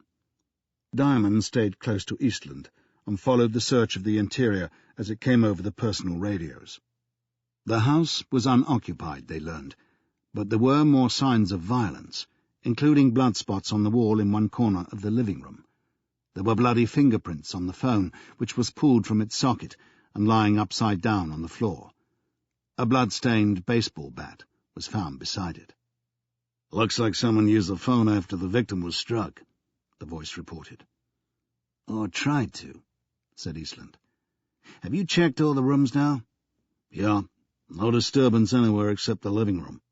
This doesn't look like robbery to me, Lieutenant. The drawers and cupboards are closed." Then a crackle of static was followed by the voice of the other searcher. "I wouldn't bet on that. His car isn't in the garage." "They took the car?" said Eastland. He turned to Stein and asked him to get a computer check on Leapman's license plate number. Diamond groaned in frustration. "Can we take a look for ourselves now?" "Not yet. Crime scene has to go through." "Well, how long before they get here? Look, I'm not asking to tramp through the room where the assault took place. I'd like to see the rest of the house." "What exactly is your problem?" asked Eastland. "Not satisfied with the search?" "I'd like to take a look for myself, that's all." "There's no evidence that the perps went anywhere except the living room." But they wouldn't permit Diamond to step inside until an hour and 20 minutes later, after the crime scene people had been through. The possibility that Eastland was exacting some kind of revenge for the liberties Diamond had taken at the murder scene in the Furbank Hotel did occur to him at the depth of his frustration while he was waiting, but probably he was wrong. They had their procedures, and they observed them rigidly. Nevertheless, he was hunched and resentful as he limped about the drive. He was unsure what he might find, if anything. He just felt driven by some inner force. Maybe, he reflected, he'd taken to heart that advice from the librarian, to unlock his sixth sense, or right hemisphere, or whatever the man had been rabbiting on about. It wasn't easy to recall on a chilly morning. Eventually the crime scene unit passed on the word that, apart from the living room, the house was open to inspection. Leaving his new sneakers on the doorstep, he stepped inside with Eastland. "You're looking for evidence that the kid was here, aren't you?" the lieutenant said. "I'm keeping an open mind." "Yeah?" The lights were on all over the house. It was very much the bachelor businessman establishment, with the feel of a furniture showroom rather than a home. Liebman seemed to be a man of tidy habits, who favoured light oak and muted colours. The pieces of furniture had their functions, and there was little in the way of ornament, and certainly no clutter. "Want to start upstairs?" Eastland suggested. "The bedrooms." It wasn't entirely Diamond's sixth sense that was motivating him. If Naomi had been kept here for any appreciable time, it was likely that she would have been confined in a room out of sight of the neighbours. At the top of the stairs, they glanced into a couple of rooms, getting their bearings. A guest bedroom attracted Diamond's attention. It was small, and it faced the back of the house. However, there was nothing to suggest anyone had occupied it. The duvet was positioned foursquare on the divan, the pillow plump and tidy. Eastland went systematically through the chest of drawers and found only some spare bedding in the bottom drawer. "Satisfied?" he inquired of Diamond. "Almost." Intuition was prompting him strongly now, spurred on by something Julia Musgrave had said. He told Eastland, "Autistic kids quite like to hide things, toys and so on, objects they value. If I'm right, it's just possible that she used a hiding place she once favoured before in another place." He crouched by the bed. "It was this side last time." He slipped his hand between the mattress and the spring box of the divan, with a sense of anticipation little less than Lord Carnarvon's at the opening of Tutankhamun's tomb. His fingertips had touched something solid. He took it out in triumph. A ball-point pen. "I would say that it's 99% certain that Naomi was here." "You knew it would be in there," said Eastland.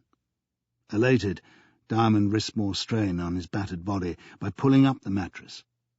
There may be something to intuition, but good luck is a deception.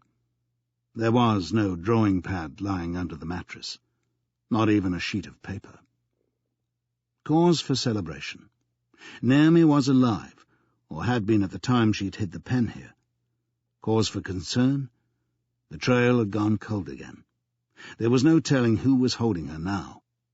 The forensic tests might provide clues, but the men in white coats always take days to report their findings. "Did Sergeant Stein get anything on the stolen car?" he asked Eastland. "Liebman's car? It was a dark blue Chevy Citation. We have the license plate number from Central. Every radio car in New York has it." There was nothing to detain them any longer.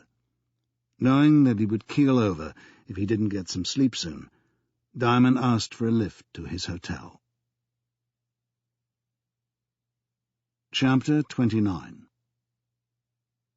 One can only guess at Lieutenant Eastland's thoughts next morning when he arrived at the station house to find his office occupied by Peter Diamond, wearing just an unbuttoned shirt and red jockey shorts. The fat Englishman was standing with the phone anchored between his shoulder and his fleshy jowl. The desk was heaped with clothes, some discarded, some obviously back from the cleaner. Judging by the clutter of phone books, notepads, pens, and screwed-up tissues, he'd been installed there for some time.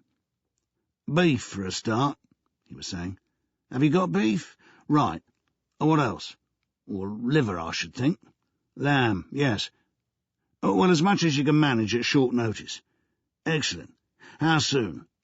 Oh, give me strength. I'm talking about lunchtime today. Yes, today. Right, I know you will. I'll call you back around noon. 1 o'clock, then. No later." He put down the phone. "Morning, Lieutenant. Did you have a sleep?" Eastland regarded him with glazed, red-lidded eyes. Diamond told him. "My clothes came back." "So I see. It's just time to get down to the Sheraton Centre." Eastland said, "This used to be my office." Diamond announced in the same up-lads and atom tone, "The conference opens at 11. "Conference? Manflex, remember? This is a big one, when they unveil the wonder drug. David Flexner will be there, and so will Professor Churchward. We've got to be there." "Who do you mean, we?" "You and I. Sergeant Stein as well, if you want." Eastland ran his fingertips down the side of his face as if to discover whether he'd shaved yet. "The Sheridan Centre, you said?" 7th Avenue and 53rd. "I know where the Sheridan is," Eastland said in a growl. "Well, snap it up, then. Diamond, you have all the finesse of a sawed-off shotgun." To be charitable to Eastland, he hadn't seen Diamond so animated before. The Englishman was unstoppable. Within 3 minutes, they were in a car heading downtown. "I've been turning things over in my mind," Diamond said, as if to explain the transformation. "Last night, the scene at Leitman's house seemed all wrong." "Wrong?" "What we found." "The ballpoint." Diamond stared in surprise at the lieutenant. "No, the ballpoint wasn't wrong. That was a genuine find. Just about everything else was wrong." "For instance?" "Well, the damage to the front room. It looked impressive at first, as if there'd been a fight, but what did it amount to in breakages? One smashed TV screen, the shelf unit had tipped across the sofa, and some books and things were on the floor. A chair was overturned and lying across a table, and that was it." The phone was pulled from its socket," Eastland added. "True, but it wasn't damaged. To me, the scene looked as if it had been staged by a rather fastidious owner who didn't want to damage his living room more than was necessary." "You think that was staged?" "I think it's more than likely." "Aren't you forgetting the bloodstains?" "No, I haven't forgotten them." "First, consider the state of the bedroom where the child was held. Immaculate, apart from the ballpoint. There was no other evidence that Naomi had ever been there, not so much as a hair on the pillow. Wouldn't you expect some sign that she'd been removed from there in a hurry?" "Maybe she was already downstairs when the fight started," said Eastland. "Dressed in her coat and shoes and everything. They're not in the house. Whoever took the kid must have taken her things. Picked them up with his blood-stained hands and helped her into her coat. Does it sound likely?" "Do you have a better explanation?" asked Eastland. "Well, then there's the matter of the car," Diamond continued, as if the question hadn't been put. "How did the assailant, what do you call him, the perp, how did he travel to the house? On foot? If he came in a car, where is it? Because he couldn't have driven 2 vehicles away from the house after the attack." "2 perps," said Eastland doggedly. "One drove his car, one drove Leitman's." "Taking Leitman with him?" "Yeah." "All right. Then why was it necessary to take Leitman as well as the child?" "Well, maybe they killed him. There's enough blood for sure. They got rid of the body." "To hinder your investigation, do you mean?" "Sure," said Eastland.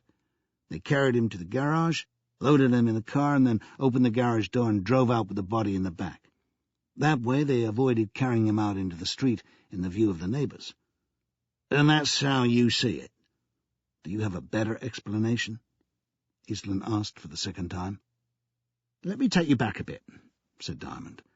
"Leitman definitely took the child to his house at some stage. We found the ballpoint where I said it would be. We agree on that, right?" "Uh-huh." "Well, look at this from Leitman's point of view. Yesterday, when David Flexner arranged to meet me at the ferry, Leitman was listening. Either the office or the phone was bugged. He has links with organised crime, and he alerted his criminal friends and asked them to meet me and dispose of me, while he created a smoke alarm diversion at Manflex headquarters to delay David Flexner. Is that a reasonable inference from the facts as we know them?" "That's conceivable." "Conceivable? I was dumped in the river. You won't question that." "No, I don't question that."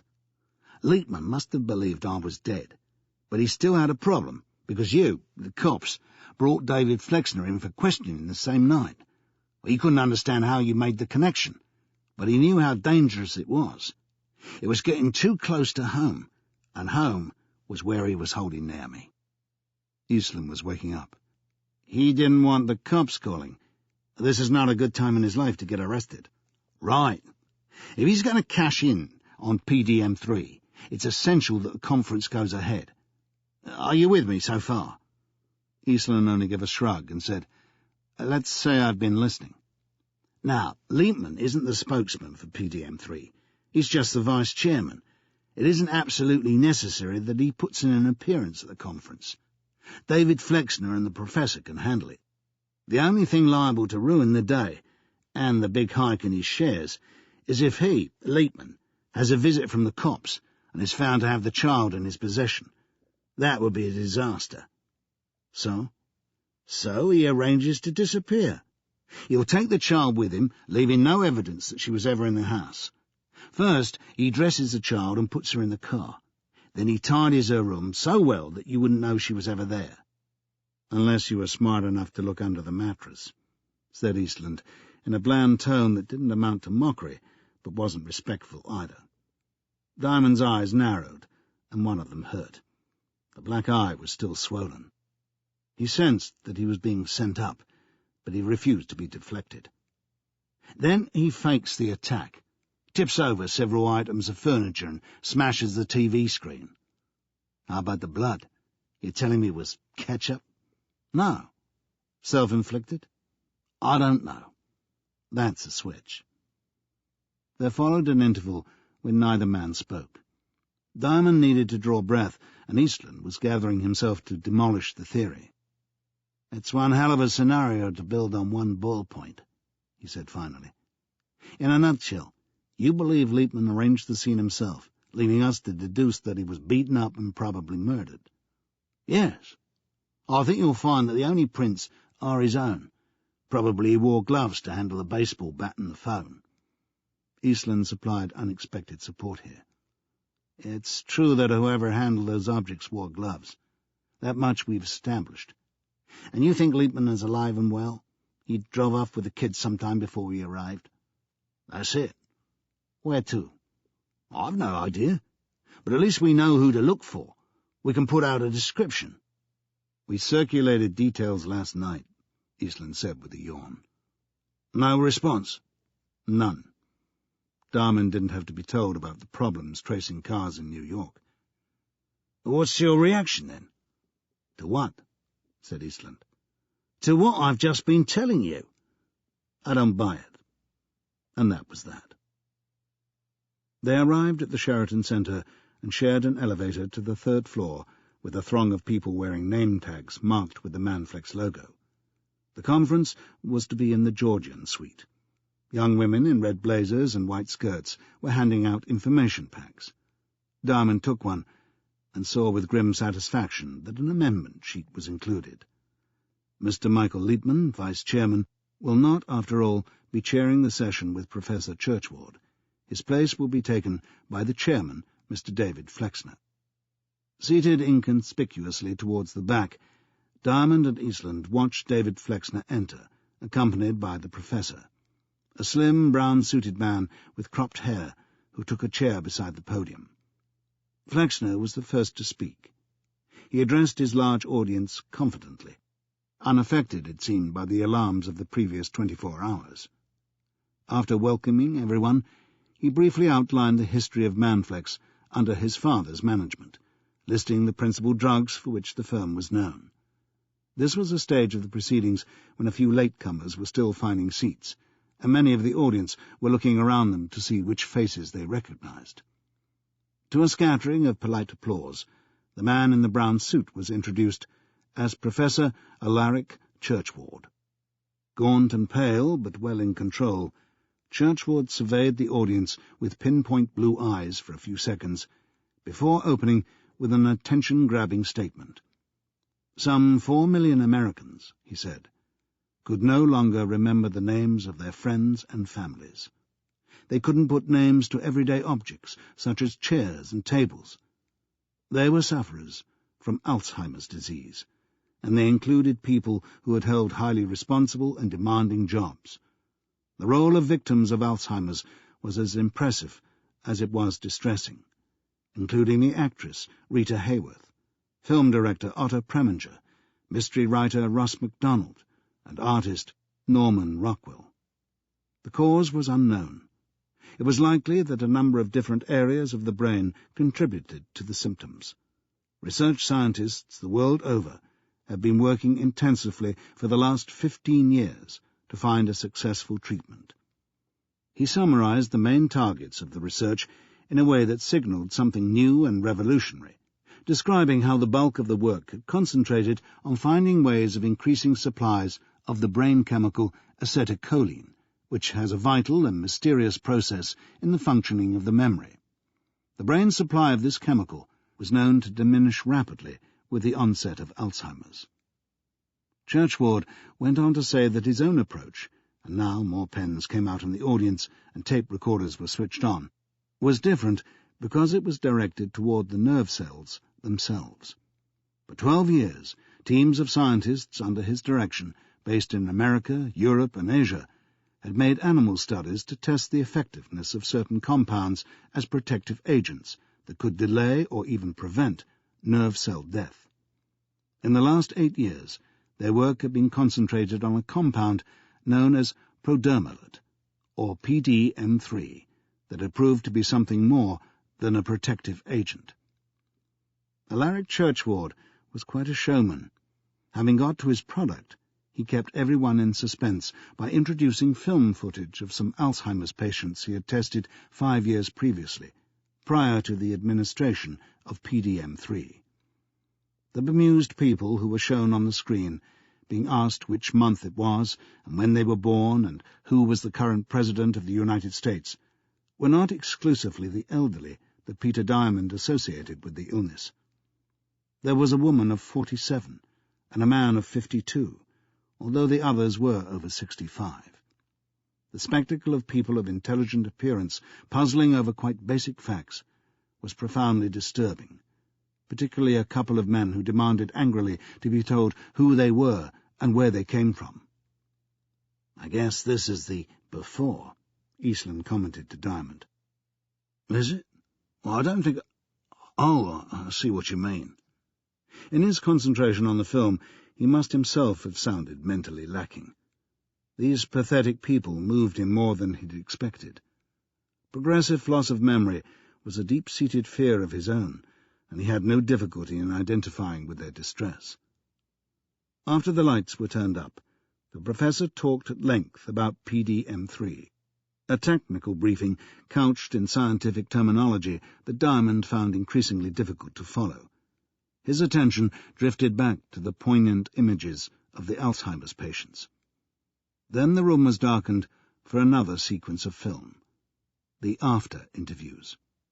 Introducing them, Churchward explained that some of the volunteers, as he insisted on calling them rather than patients or subjects, had been administered with PDM3 and some, as a control, with a placebo. The film was eloquent. The effects on those who had been given the drug were striking. Not only did they answer the questions they had found so baffling before, but they went on to give unsolicited accounts of the improvements in their lives. They could dress themselves, go for walks, use shops, write letters. In the standard word test, they had averaged a 7-point improvement. The results contrasted cruelly with the steady deterioration of the group who had taken the placebo. For Diamond, cynical as he felt about the sales pitch, it was difficult to remain detached, difficult not to wish that every one of those sad, benighted people had been given the drug.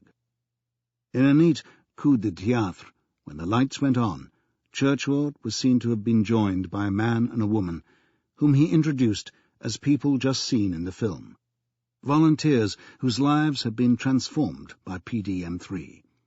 Each answered 2 or 3 questions lucidly and testified to the improvement in their memory and concentration. They left the platform to spontaneous applause. David Flexner stepped up to play his part as chairman. He invited questions. A bearded man near the front made the point that certain drugs patented by other pharmaceutical companies had appeared to produce remarkable improvements in Alzheimer's patients, but the effects had proved only temporary. In 2 years, the deterioration had set in again. Was there any real possibility, he asked, that PDM3 could sustain the improvement? Churchward answered the question so smoothly that it might have been seeded before the conference, and perhaps it had been. "Of course I'm aware of the products you're referring to, sir, and I agree that they have disappointed as long-term remedies. There are 6 drugs, to my knowledge, that have been undergoing tests intended to give a boost to the cholinergic system that produces acetylcholine. It is beyond dispute that a certain amount of success has been achieved. Unfortunately, as you just implied, the duration is severely limited. The reason, and this is a personal opinion, would appear to be that the nerve cells that produce the acetylcholine continue to die.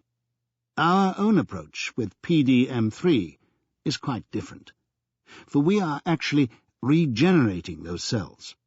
Our experiments in Indiana and at our other centres in Tokyo and London have been running for 7 years, and no significant deterioration has been observed.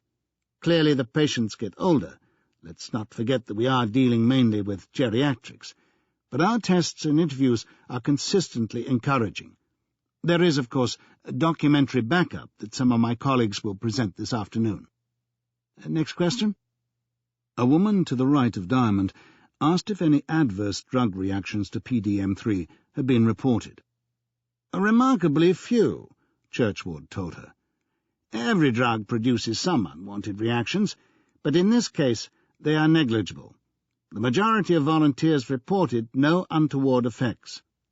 Maybe they forgot, Diamond muttered to Eastland in a facetious aside. He was becoming irritated by the smoothness of Churchward's presentation. Fewer than 20% of our volunteers reported mild dizziness, but this is notoriously difficult to assess, and was of short duration. Churchward added, 5% of those taking the placebo also reported dizziness. It isn't perceived as a serious problem. Diamond leaned closer to Eastland and told him in a low voice that he was going out to make a phone call. It may have sounded remarkably like a smoker's excuse for a quick drag outside the room, but it was genuine. He was in the seat closest to the aisle, so he was able to move out without disturbing anyone. When he returned 10 minutes later, the question-and-answer session was still in progress. Someone asked if PDM3 could be described as a smart drug. "That's not a term a serious biochemist would use, madam," Churchward answered. "But I know what you're referring to. And you've touched on a matter of real significance. It's estimated that up to 100,000 healthy Americans take drugs daily in the expectation of increasing their mental capacity. Call them cognitive enhancers or smart drugs. The point is that their effects are as yet unproven. I read somewhere that as many as 160 cognitive enhancers are under development, and many of them being vasodilators. Do you know what I mean by that? A vasodilator has the effect of widening the blood vessels, thus increasing the supply of blood to the brain. However, if your blood supply is normal, there's no evidence that vasodilators will make you any smarter. I have yet to be convinced that any of these so-called smart drugs are effective. And yet—" The professor paused, smiled slightly, and then leaned forward like a preacher, with one finger raised to focus the attention of his listeners. He need not have troubled, for they were totally attentive. "PDM3 raises exciting possibilities. This afternoon I shall give you details of a limited experiment that we undertook with a group of student volunteers. It's well known that certain highly intelligent people have poor memories. We administered PDM3 to 20 undergraduates from the University of Corridon in Indianapolis. 3 of them were consistently below average scorers on memory tests, and there's no question that the drug produced a marked improvement in their mental performance. We're not talking about forgetful elderly people here. This is something else. And now—" Churchward folded his arms and kept everyone in suspense for a moment. "I want to take it a stage further. In Phase 3 of our tests, I propose to examine in a wide-scale test the ability of this remarkable drug to regenerate and prolong the mental capacities of normal people. If our preliminary findings are right, the implications for individuals, for society as a whole, for the economy, for the welfare of our nation, the progress of mankind, are truly—" "Mind-blowing?" the questioner suggested. Churchward smiled. I'm tempted to say that anyone taking PDM-3 runs no risk of having his mind blown. But yes, we can scarcely imagine the potential of such a discovery."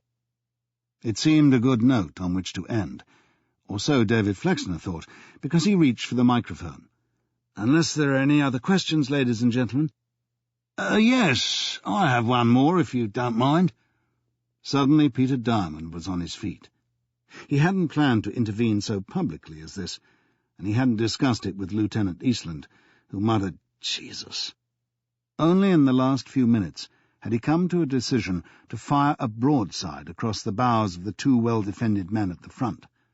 A scare at this stage, when they thought they were fully in control, might panic them into revealing something really culpable, if they were implicated. "This session was to have been chaired by Mr. Michael Leetman. What is the significance of his absence?" Flexner's right hand went straight to his long hair and raked through it. "Mr. Leetman is— Excuse me, sir, this is an organizational matter. I don't see that it has any relevance to what we've heard." But it has," Diamond insisted. "It's well known that Mr. Leetman is strongly identified with this drug. He promoted it actively within your company. He, more than any other individual, is responsible for this conference, for the decision to go into Phase 3 of the testing. Yet he isn't here this morning. What are we to make of this, Mr. Flexner? Does it mean that Michael Leetman has gone cold on the project?" Flexner was staring. "Sir, would you mind telling me who you represent?" "My name is Diamond." This simple statement made a satisfying impact. Men don't return from the dead all that often, and David Flexner had not been informed that Diamond had survived his dip in the Hudson River. His hair didn't stand on end, but in every other respect he gave a fair impression of a man seeing a ghost. To give him time to find his voice again, Diamond went on to say, "I'd better identify myself properly.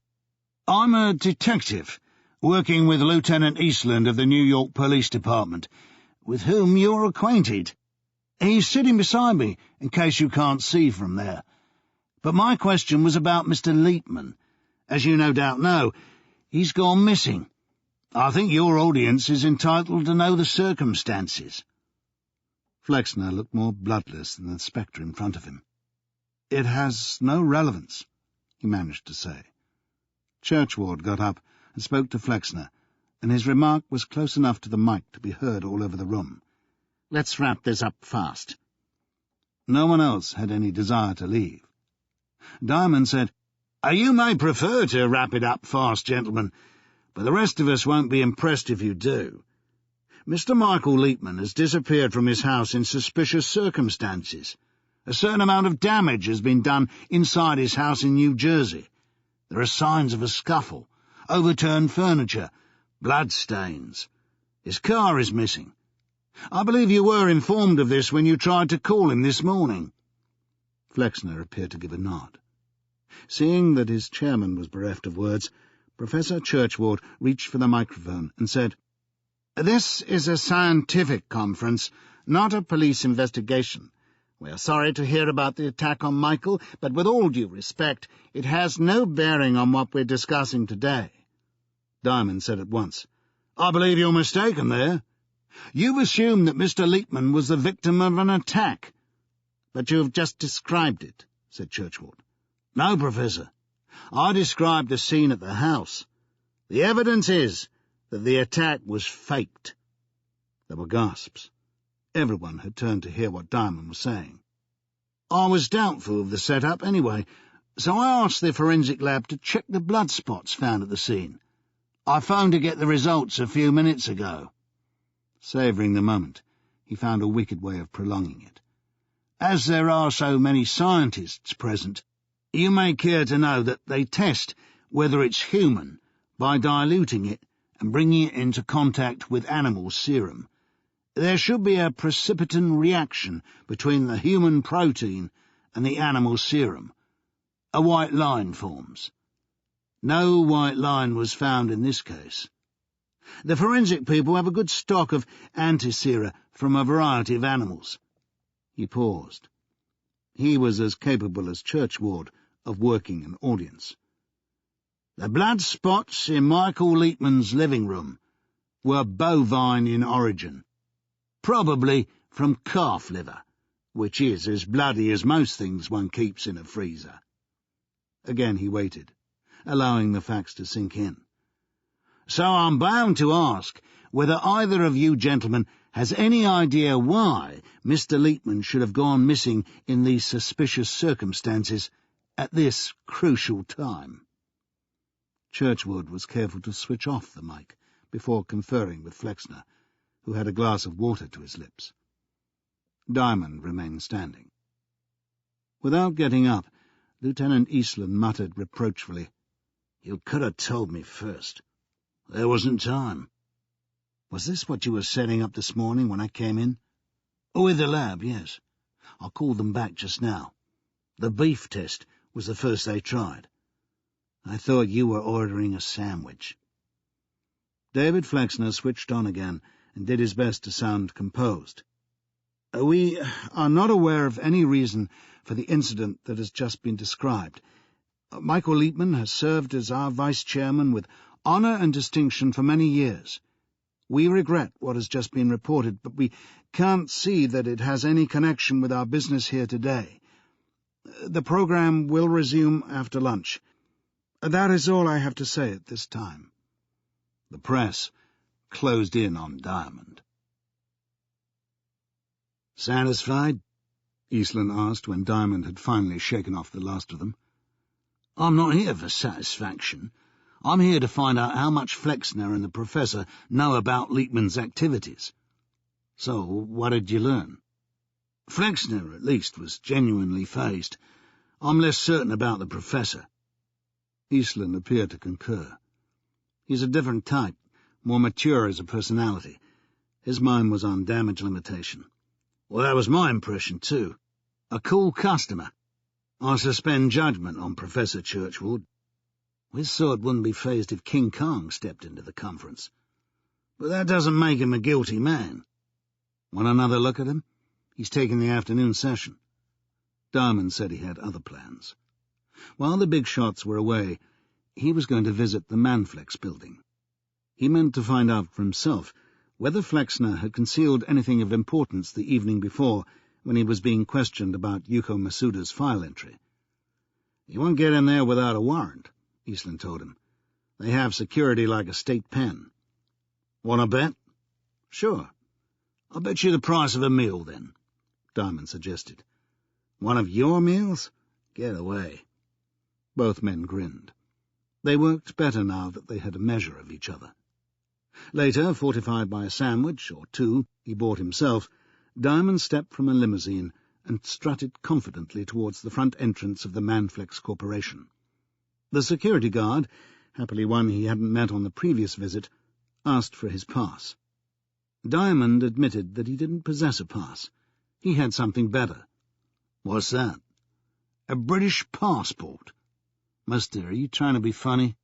"No, I'm giving you the chance to verify my name. I'm Peter Diamond." "Am I supposed to have heard of you?" said the guard, a mite more cautiously. "I'm glad you asked the question. You better give some thought to the answer." Diamond peered at the man's identity disc. "Officer William Pinkovitz." Anyone who has played the power game knows that you put a man on the defensive by using his name. "Are you something in Safe Haven Security?" Diamond repeated in a scandalized tone. "Something in it? Do you work for us?" "I wouldn't put it that way, but you'll get in there." All this was an exercise in psyching out that he had used in various guises many times before. "But you're not American." "Didn't I just make that clear?"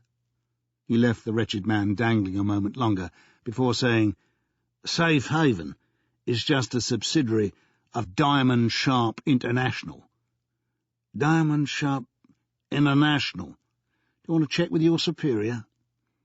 There was a certain amount of hesitation before Officer William Pinkovitz apparently decided that to cast any more doubt on the word of Peter Diamond was a risk he'd rather not take. "I'll just take a look at that passport, sir." "Certainly." After an interval came the inevitable order. "You're a detective superintendent?" "You're doing a good job, Pinkovitz. Keep it up." He walked into the building. Behind him he heard Pinkovitz's heels click in salute. He got out of the elevator at the 21st floor, from which he'd been told Manny Flexner had jumped to his death. A woman was coming along the corridor and wasn't the sort to walk shyly past. 30-ish, with dark hair, brilliant makeup, and, of all things, a kiss curl in the centre of her forehead, she couldn't wait to find out what he was doing there with his black eye and battered face. She called out when she was still fully 15 yards away. "Can I help you?" "Personnel records," he said. "They're all on computer now." Where could I Are you Australian?" English." "Oh, you can't be." She checked the position of her curl. "I have some very dear friends in England." "Which part of England?" London." "Really? My friends are in Welwyn Garden City. Is that near London?" "Tolerably near." "Tolerably near. I love it. But what's happened to you? I hope you haven't had a bad experience in our country." "No, just a fall. I'm fine." "I wouldn't have said so. Are you here on vacation?" "Research," he said, divining a way to get back on course. He wasn't sure how long he could rely on Officer Pinkovitz to keep his privileged knowledge to himself. "Family history. Mr. Leitman suggested I consult the records for information about a distant member of the family."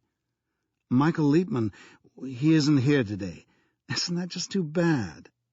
"It doesn't trouble me in the least, but if I could be shown how to use a computer—" "I don't know if there's a spare desk.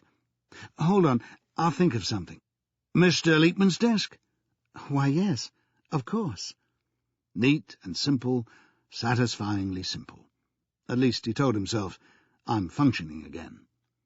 She showed him into Leitman's office, a place with signs of long occupation, a comfortable reclining chair worn at the arms, a desk with cup stains apparently impervious to cleaning, some far-from-new executive toys, including a Newton's cradle that Diamond couldn't resist disturbing, a poster of Stockholm curling at the corners. Even the computer keyboard at a separate desk had the glaze chipped off some of the main keys. He sat in front of it, and his latest helpmate pressed a switch. While the machine was booting up, she had a spasm of uncertainty. "Are you quite sure Michael said you could inspect the personnel files? Only a few of us have the password to get into them." "Oh, that's all right," he assured her. "I'm not out to discover how much you people earn or what age you are. I just want to look up a research scientist, someone who's sponsored by Manflex." "That's no problem," she said with obvious relief. "It's much easier to access researchers than permanent staff. What name were you hoping to find?" "Masuda. Dr. Yuko Masuda." Well, that doesn't sound English." "It isn't. I have a cousin who went to Japan." "Let's try, then. Masuda. Would you spell that?" When the name appeared on the screen, Diamond's hopes of new information were dashed. It was a thin account of 12 years of research. Name, Masuda. Dr. Yuko. Female. Date of birth, blank. Address, care of Department of Biochemistry, University of Yokohama, Japan. Qualifications, MSc, PhD. Dates of sponsorship, from September 1979 to continues. Subject of research, drug and alcohol-induced comas. Drugs under research, sympathomimetic. Publications, An Insult to the Brain, Coma and Its Characteristics. Postgraduate thesis, 1981. Narcosis and Coma States, American Journal of Biochemistry, May 1981. The Treatment of Alcoholic Coma, paper presented to Japanese Pharmacological Conference, Tokyo, 1983. "It isn't much," he complained. "Hasn't she published anything since 1983? I thought research scientists were constantly publishing." The woman gave a shrug. "Maybe the file hasn't been updated." At least the file confirmed that David Flexner had been entirely frank about Yuko Masuda. This was all familiar stuff from the interview at the station house. "Is there any way of telling when this file was put together?" "Oh, sure. There's a checklist of all the dates when entries or deletions were made." She pressed 2 keys, and a window was displayed on the right of the screen. "Just 2 entries. As you see, the file was created on September the 10th, 1987, and the latest entry was only 3 months back." He hesitated. Something was wrong. "But the last entry on file refers to a conference in 1983. Which piece of this data is new? What did anyone find to enter 3 months ago when all I can see here relates to work published up to 1983? "I'm sorry, I can't answer that. I've no idea." "The computer can't tell us?" "No." He sighed. 3 months ago would have been shortly before Naomi was brought to London. Possibly there was a connection. Apparently there was no way of finding out. He had another thought. Can anyone make additions to these files? "If they can get into them, sure, but only a few of us have the password." That would include the chairman? "The vice-chairman, personnel director, research director, senior systems analyst, and some secretaries, including me." "Whose secretary are you?" "Mr. Hart's. He's personnel." "And you are—" Molly Doherty. I thought you were never going to ask. I'm Peter Diamond. And who is the research director? Mr. Greenberg. Would you like to meet him? How long has he been in the job? About 2 years. Then I don't think I want to meet him. Diamond tapped the screen with his finger. Tell me, Molly, where was this information stored prior to September 1987? Well, it was all on a card index. Mr.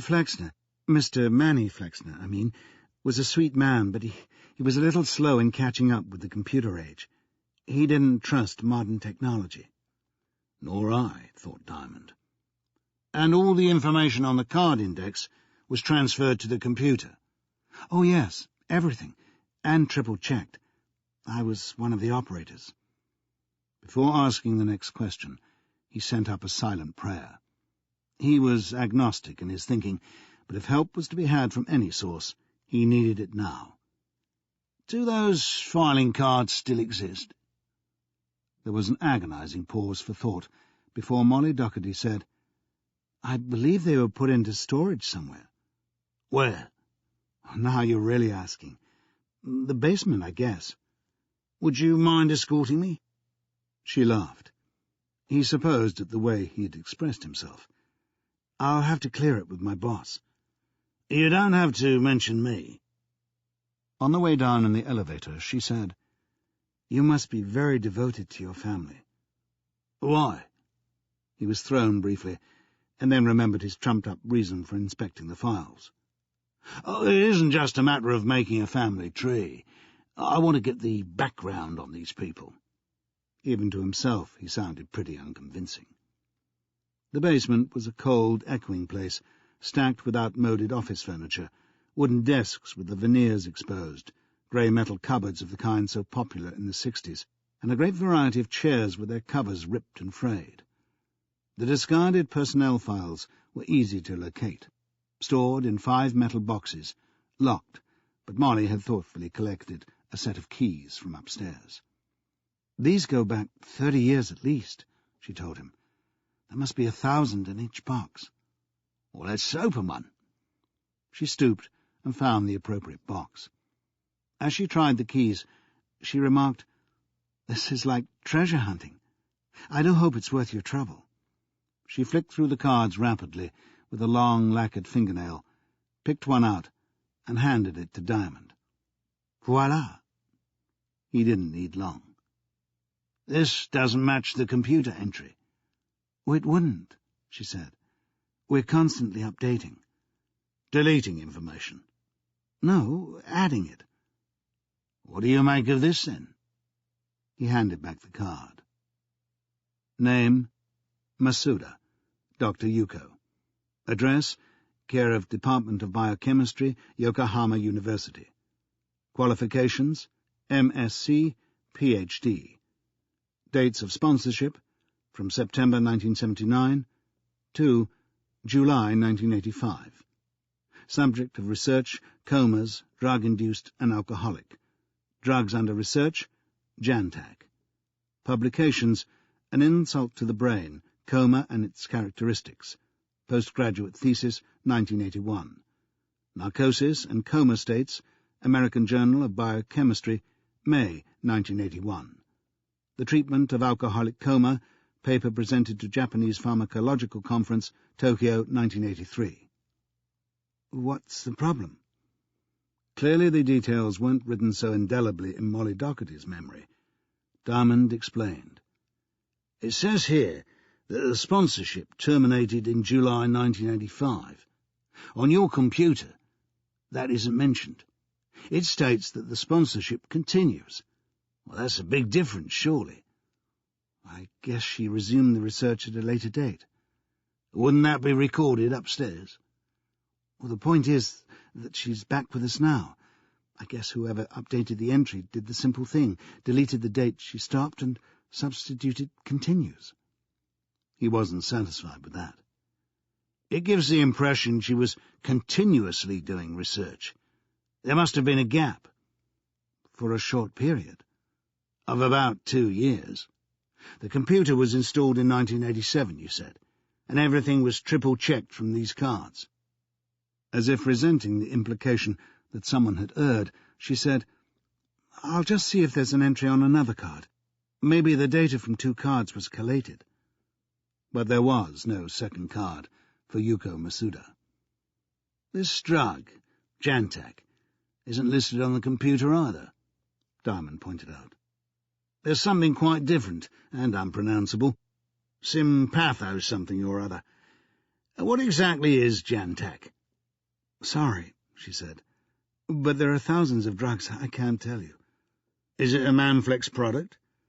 It isn't familiar to me, but we can check the list upstairs. And could we also make a photocopy of this card? She looked doubtful. Is this really for family history? Only remotely, I'm afraid. I'm a policeman on the trail of a little girl who's missing from home. Dr. Masuda is her mother. And why did you find out about this drug? Eastland looked more at ease, sitting at his own desk in the station house. Jantac? Not much, Diamond admitted. It was on the Manflex list of experimental drugs. Was? Well, it isn't any longer. They pulled it in 1985.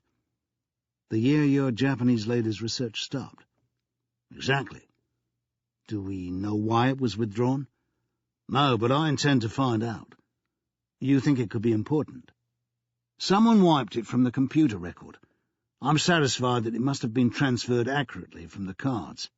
Molly, the woman who helped me, insisted that everything on those cards went onto the computer and was triple-checked. But listen to this. The computer entry was altered for the first and only time 3 months ago. About the time you found Naomi in London. Yes. Eastland leaned back in his chair. Where will you get this information? About Jantac? Yokohama University, I reckon. That's where the work was done. I'll fax them. Before you do that, there's something I should tell you. We found Liebman's car. Where? JFK. The airport. It was in the parking lot. Been there some time. How do you know? He flew out last night. Japan Airlines. Direct to Tokyo. I spent the afternoon checking passenger lists. Tokyo? Have you told them? Too late. He's already landed and cleared.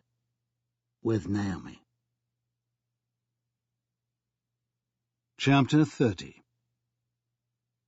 A Japan Airlines Boeing 747 taxied down the runway at the international airport at Narita, 35 miles east of Tokyo. From his window over the wing, Peter Diamond could see watchtowers, water cannon, and riot policemen in full battle dress. He'd read somewhere about the mass riots here in the mid-80s, and the long-running dispute with the local farmers over landing rights. Even so, this degree of security was daunting. It led him to wonder how stringent the immigration arrangements would be. Narita was not the most auspicious airport at which to arrive if your luggage consisted of a carrier bag containing only a pink sweater, cotton trousers, disposable razor, face cloth, toothpaste, and toothbrush.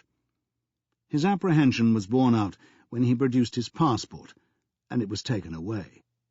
He was asked to step into an interview room where he waited under video surveillance for 20 minutes, while, presumably, they checked their list of undesirable aliens.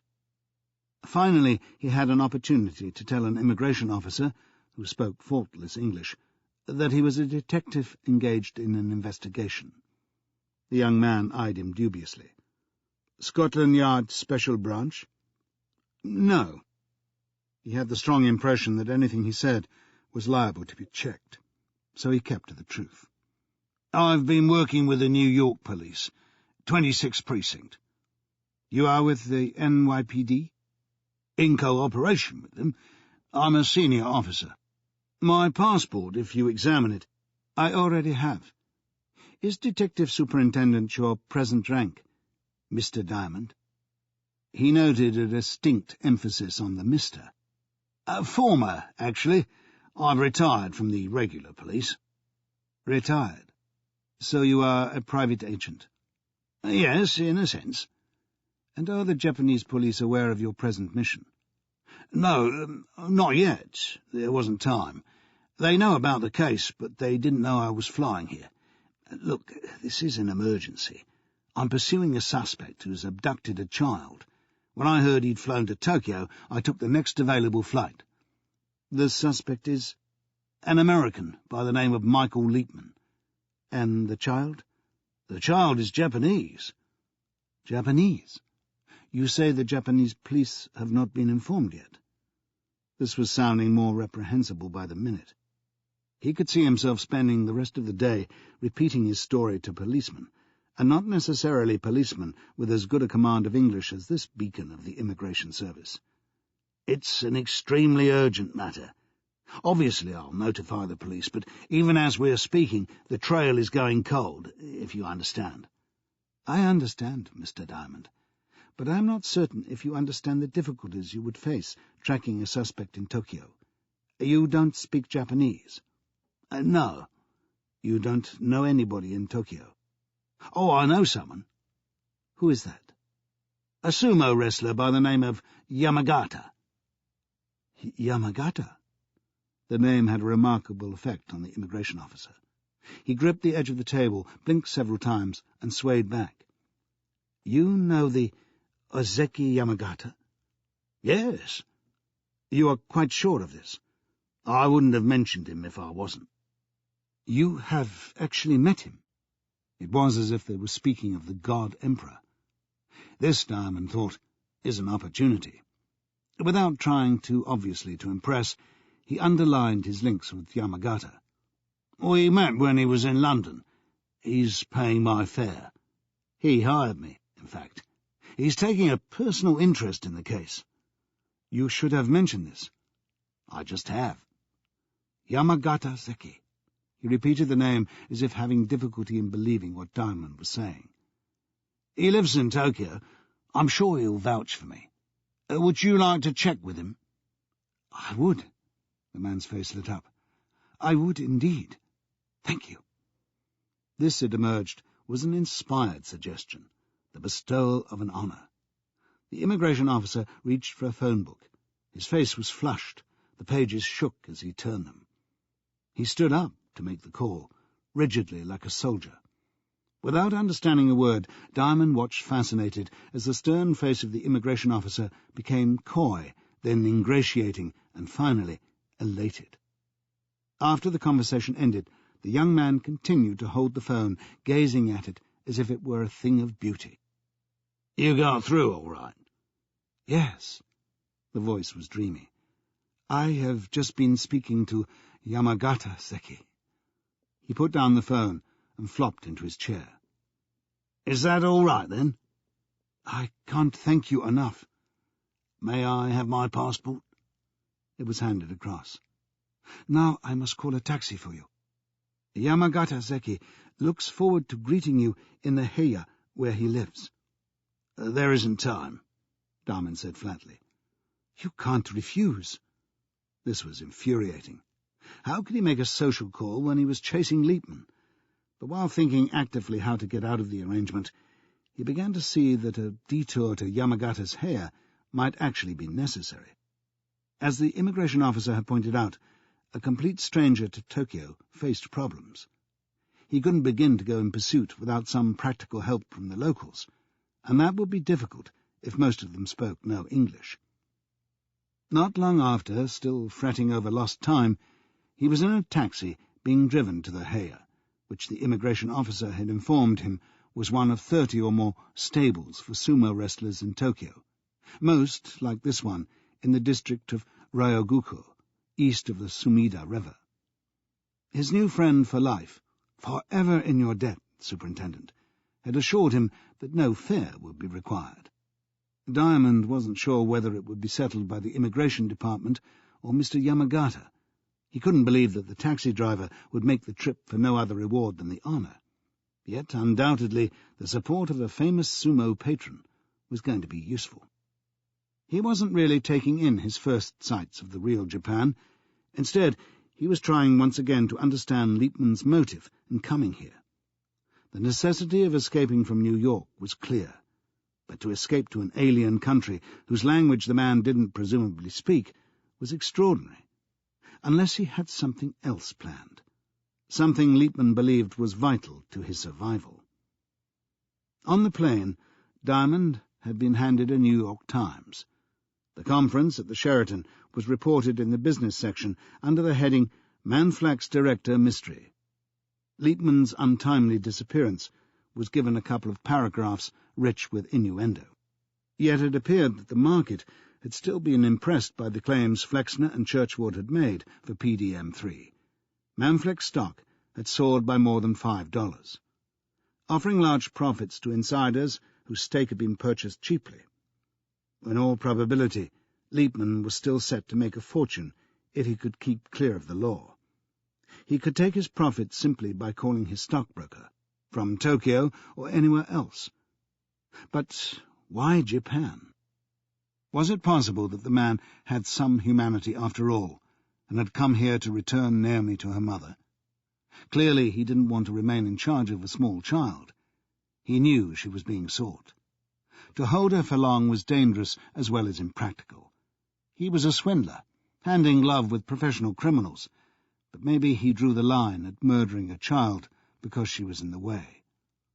Could it be as simple as that? Not likely. End of Disc 8. Disc 9. The smokestacks of industrial Tokyo gradually gave way to city streets crowded with purposeful people in sharp, dark suits.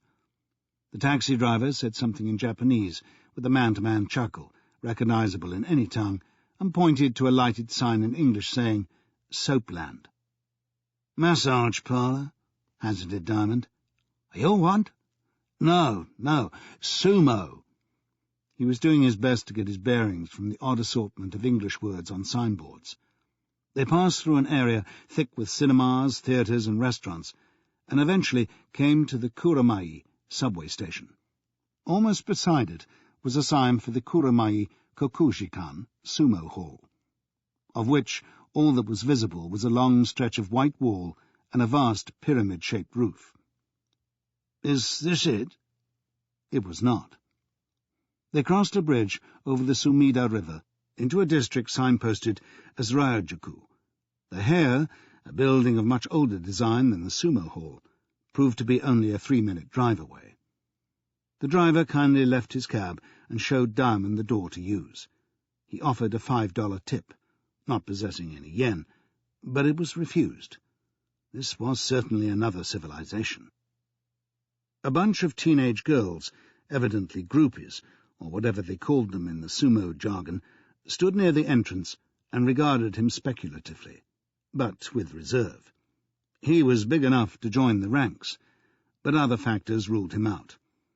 The place he entered had a table just inside the door, manned by a young fellow in a striped kimono with the oiled black topknot. Diamond bowed, self-consciously, and said, "Visiting Mr. Yamagata." "You are—" "Peter Diamond." "Your weight, please." He picked up a phone. There was nowhere to sit, so he interested himself in a poster for a forthcoming bus show, trying to decide whether the exorbitant rear of the figure in the foreground belonged to his patron. The place was extremely clean, with strips of wood horizontally around the walls, not unlike the reception area of an upscale health club. He looked down and noticed a rip in his bulging carrier bag. He wasn't adding much to the ambience. Another hefty young lad in a kimono appeared from a door and approached Diamond. They exchanged the obligatory bow, and he said in good English, "Welcome to our stable, Mr. Diamond. I am Nodo. I have the honor to escort you to Yamagata Zeki." Nodo's thong sandals scraped the wooden floor as he led Diamond through a place where wrestling practice was in progress in a rope-edged ring with a clay floor on which sand had been shovelled. Observed by a dozen wrestlers, two masses of living flesh shaped up to each other, encouraged by a silver-haired trainer with a bamboo stick that he wasn't hesitating to use on the exposed rumps. Nobody turned to look at the Occidental dressed in a suit, who was being escorted past. "These are lesser ranks," Nodo explained with lordly confidence that none of the lesser ranks spoke English. At the far end, on a shelf above a radiator, was a kind of altarpiece with candlesticks. Nodo clapped and bowed his head briefly as they passed it. Before opening the door, he confided, "A Shinto shrine. We call it Kamidana." "Ah," responded Diamond, doing his best to sound enlightened. "Now you will meet the Yamagata Seki. He is printing the Tegata. You will see." They entered another large room where Diamond immediately recognized his famous patron. If it were possible, Mr. Yamagata looked mightier than he had in London, barrel-chested, with his broad face resting in folds of flesh, indistinguishable as chin or neck. He was seated cross-legged between two acolytes. In front of him was a stack of large blank cards, and he was making palm prints by pressing his hand repeatedly onto a red ink pad and then banging it down onto the stack, from which each print was adroitly removed by the man to his left. The great wrestler made eye contact briefly and dipped his head in a perfunctory bow, which Diamond returned.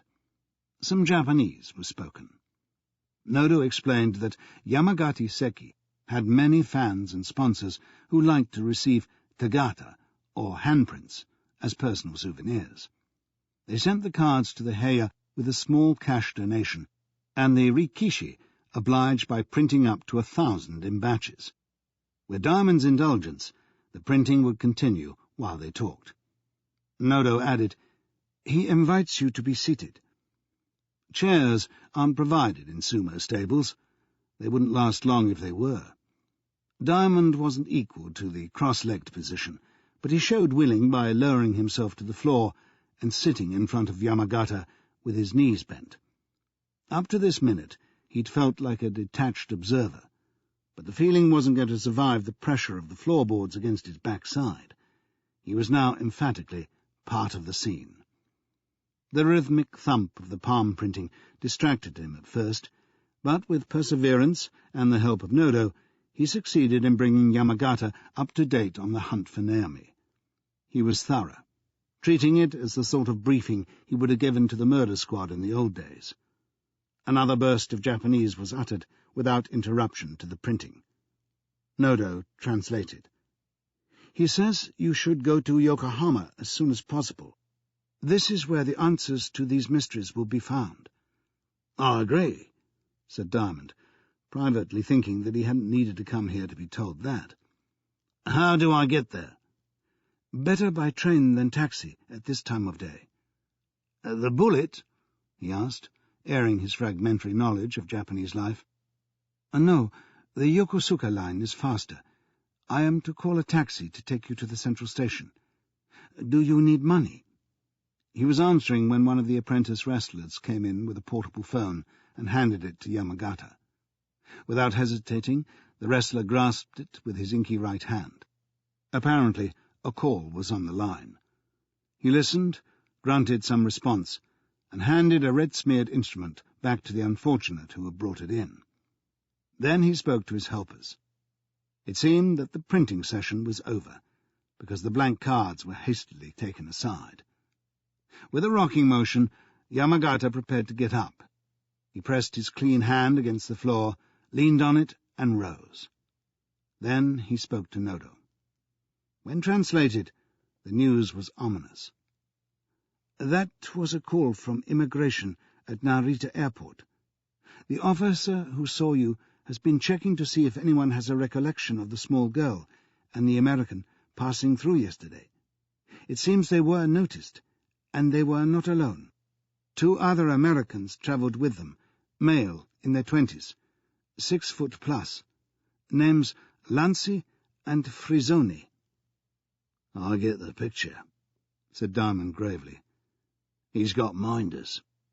"They were under surveillance by customs, and their luggage was inspected, but they were clean." "Well, they can get guns here. They'll have contacts. I thought at one stage he was acting independently, but I was naive. The stakes are too big. This is bad." "Yamagata Zeki agrees with you. He is going with you to Yokohama." This was hard to credit. "He's planning to come with me." "He says you can't handle this alone." Diamond gave a low whistle as he tried to imagine it. "I'm grateful, but doesn't he think he's rather conspicuous? I mean, well-known," he corrected himself. "I don't think it would be wise to question his decision," said Nodo. "Are you coming too?" "Oh, no." "Why not? We need a translator." "It isn't necessary.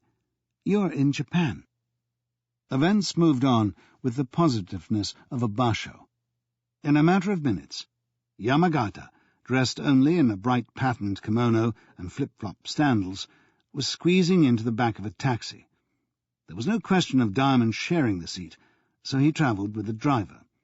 At intervals along the route to the station, whenever the taxi was forced to slow for lights, people reacted with double takes to the sight of the passenger in the back. Whatever the benefits of having a famous sumo in support, secrecy could be forgotten. The problem was worse at the station. A crowd gathered almost immediately, and stayed with them all the way from the ticket booths to the train. Yamagata accepted the attention as his lot in life. He wore a frown that seemed calculated to keep people from actually asking for autographs or striking up a conversation. They chatted excitedly among themselves, but they didn't trouble him, apart from staring and generally obstructing the view. When he moved, no one was unwise enough to stand in the way for long. The upside of travel with a sumo hero was that seats were instantly offered on a crowded train, a double for each of them. Once settled, Yamagata closed his eyes as if to shut out the attention. Someone spoke something in Japanese to Diamond, so he followed Yamagata's example. There was no risk of falling asleep, because the announcements over the public address system came every few moments, with a staccato ferocity that would have woken the dead. In 30 minutes they reached Yokohama station and changed trains. Yamagata led the way, still oblivious of all the attention he was getting. It was fast becoming apparent to Diamond that he would never have fathomed the intricacies of the railway system without help. 2 stations along, they got out again and went for a taxi. Other people were waiting for cabs, but the front of the queue melted away when Yamagata arrived with his entourage of the starstruck and the starers. They climbed into the first one on the rank, and Yamagata gave the driver his instruction.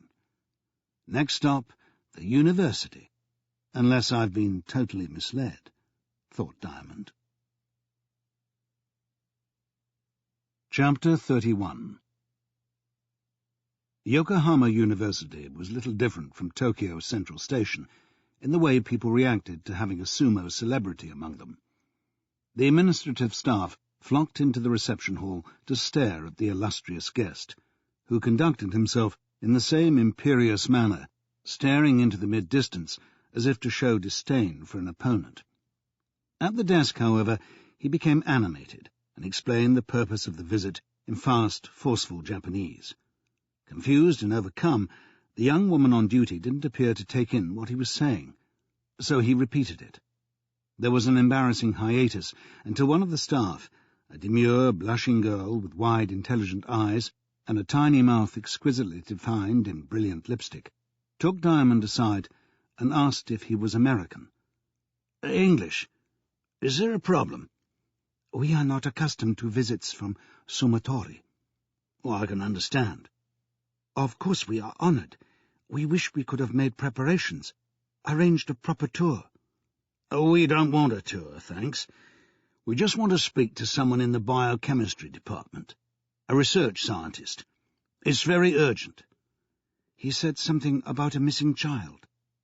That's right. We want to speak to the mother, Dr. Yuko Masuda. Could you find out whether she's on the campus today? I'll ask them.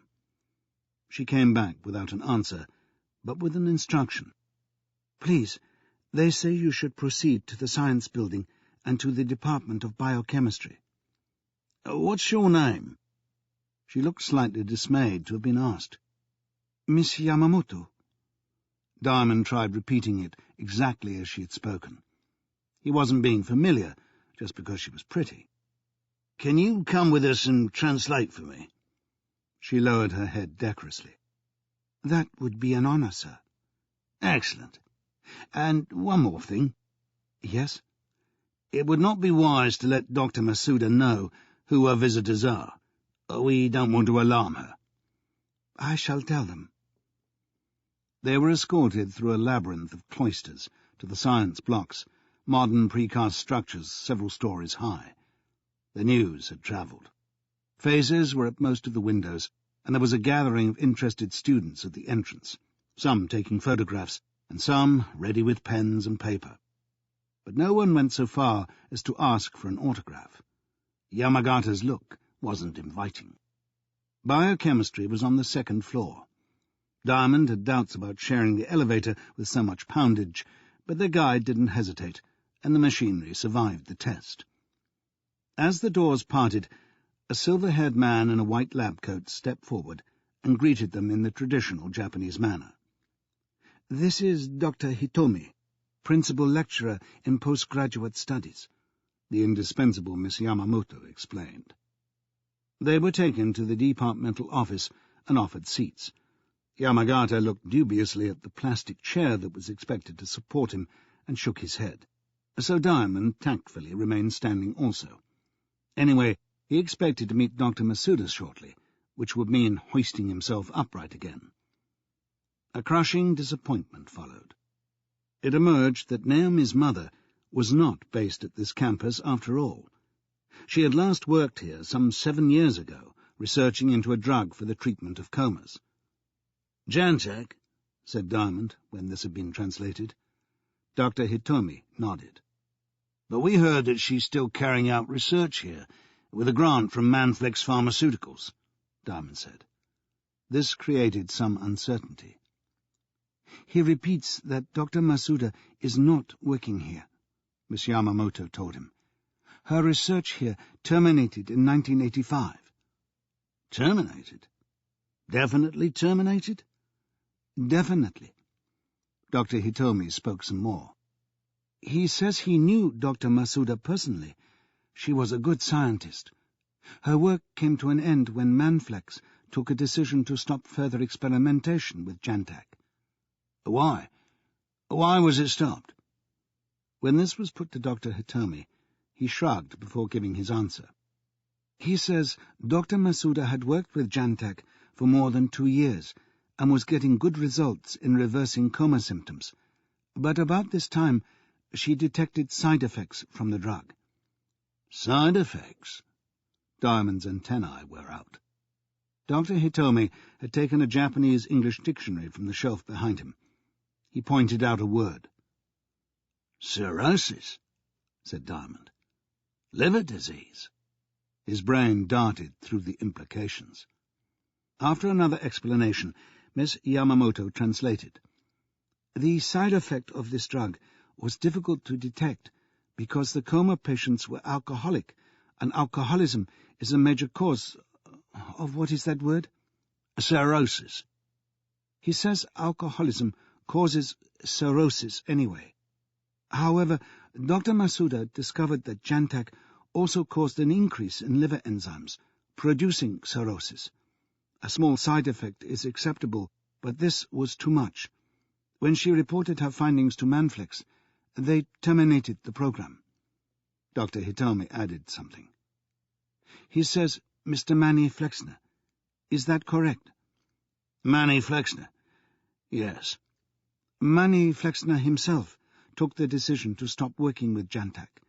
Mr. Flexner always put the safety of patients first. Diamond gave a nod while he wrestled with the implications. What he'd just heard conflicted with the computer records he'd seen at Manflex headquarters in New York, yet confirmed and expanded on the information he'd seen on the record card in the basement. Jantak had proved to be a dangerous drug, and as a result, Yuko Masuda's research had been axed. Would you ask Dr. Hitomi if the department has copies of any correspondence dealing with this matter? This, it seemed, was doubtful. Dr. Hitomi picked up a phone. It emerged that the correspondence had been returned to Manflex some months ago at their request. Suspicious. This year? Yes. Someone in New York had gone to unusual lengths in covering tracks. Diamond sighed and folded his arms. It was a strange situation, being surrounded by a group of people so willing to help, and watching him intently, but without understanding the problem. It was down to him, and he was far from certain what to suggest next. Does the university possess copies of the papers Dr. Masuda published? Almost certainly they did, in the library. In English as well as Japanese? It was likely. The entire circus struck tents and removed to the library, where the by now predictable excitement and confusion prevented anything useful happening for several minutes. At length, Diamond was presented with a copy in English of Yuko Masuda's research paper on the treatment of alcoholic coma, presented to the Japanese Pharmacological Conference in Tokyo in 1983. He sat down to see what he could discover in it, while everyone waited. Inwardly he groaned. The text was way beyond his comprehension. He stared at the first page for some time before turning to see how many pages like this there were. 13. Then his attention focused on a paragraph towards the end of the last page. The research continues. Present studies are concentrated on a compound patented by Manflex Pharmaceuticals and given the proprietary name Jantak, and early results are encouraging. He looked for the footnote and found that it gave a chemical formula. Ideas rarely come as inspirations. More usually they develop in levels of the brain just above the subconscious, over hours, days, or years, and most of them never come to anything. He had kept a vague idea on hold ever since he'd stood in the basement of the Manflex building with Molly Doherty and looked at Yuko Masuda's record card. May I use a phone? I want to call New York. They took him into the chief librarian's office. Fortunately, he could remember the number he wanted. "Police?" said a weary American voice. "Is this the 26th precinct? Lieutenant Eastland, please." "Who is this?" "Peter Diamond, Superintendent Diamond, speaking from Yokohama." "Lieutenant Eastland isn't here just now, sir." "In that case, would you give me his home number? It's extremely urgent." "We can't disturb him right now, sir. Do you know what time it is here?" Diamond erupted. He didn't care what the sodding time was in New York. A child's life was at stake, and he needed to speak to Eastland right now. She took the number and promised that she would ensure that the lieutenant called right back within the next few minutes. The promise was kept. The familiar voice, husky with sleep, protested angrily. "Diamond, for Christ's sake, listen, that conference at the Sheraton. Are you with me?" "Yeah," said Eastland, already capitulating. He must have been tired. "Do you still have the literature?" "Literature?" "The press pack, the stuff about PDM3. I don't know. I could have thrown it out. It may be downstairs. Do you want me to look? Oh, come on. Would I be phoning you? Hold the line. I'll be right back. Through the door, he could just see Yamagata doing an exercise that involved propping his left leg on a bookshelf. It looked liable to cause a disaster. Peter, you there? Of course. Have you got it? Yeah. Good. Now, turn to the first page of that blue leaflet, the one that introduces PDM3. Somewhere, there's a chemical formula. Know what I mean? Hold on. Okay, you want me to read it out? No. Let me try. Listen carefully. Check every figure, would you? C18. Correct. H13. Check. Diamond's pulse beat more strongly. He was reading out the formula for Jantac. NOC. Yeah. It had to be the same now. His voice breaking up with tension, he completed the formula. It was precisely the same. Jantac, the drug dumped by Manny Flexner in 1985, had been resurrected as prodermalate, the miraculous PDM3. "Is that all you wanted?" said Eastland in a less-than-cordial tone. "That's all I wanted, unless you can give me the form on a couple of hatchet men called Lancy and Frazzoni. Never heard of them. Can I go back to bed now?" Diamond thanked him and put down the phone. He gestured to Yamagata to come into the office, and the big fellow thoughtfully grasped Miss Yamamoto's wrist and brought her in as well. Blushing as only a Japanese girl can, but not displeased, for his grip was gentle, she remained standing beside him when he released her. It was vital that Yamagata understood the significance of this discovery. Others, including Dr. Hitomi and a couple of librarians, had followed him in, but Diamond couched his explanation in terms meant for the wrestler. "Do you see what I'm driving at?" he said, when he'd given the gist of the phone call. "Jantac was discredited here. It's dangerous, and shouldn't have been used again. We now know that another team of researchers, headed by Professor Churchward, worked independently with the same compound, and came up with sensational results in the treatment of Alzheimer's disease. I'm not going to speculate whether Churchward knew that he was working with a dangerous drug, but someone at Manflex headquarters certainly knew, which is why all mention of Jantac was erased from Yuko Masuda's computer record." He waited for this to be translated, and he had to repeat it more slowly. In his eagerness, he'd strung too many sentences together. Also, he suspected that Miss Yamamoto was distracted by Yamagata. Yamagata said recognizably, "A Liebman." Yes, it had to be Liebman. All his actions confirmed that he's responsible. And something else was altered on the computer. Dr. Masuda's project was stopped in 1985, but the computer record was falsified to make it appear that her research continues. Some other group of drugs is mentioned, but that's just a smokescreen. On second thought, he said quickly, don't try translating that last bit. After Miss Yamamoto had filled in, Diamond resumed. It isn't just a matter of falsifying the records. Liebman is in deep with organised criminals who are set to make big profits out of PDM3. Manflex was on the slide at the beginning of this year. He mimed the downward slope of a sales graph. Before Manny Flexner committed suicide, there was a big fire at one of their plants in Europe, Milan. Manflex dropped even lower on the stock markets. There's a police investigation still going on into a possible arson attack. To me, that suggests this plot was being hatched many months ago. He paused for the translation. Yamagata nodded gravely. He seemed to be following what was said. If they're capable of doing that, they're capable of murdering Yuko Masuda, who could have exposed them. I can't say for certain yet, but I very much fear that she's dead. I believe her little daughter, the child I know as Naomi, was given to Mrs. Tanaka, a woman desperate to adopt. Maybe they drew the line at killing a child.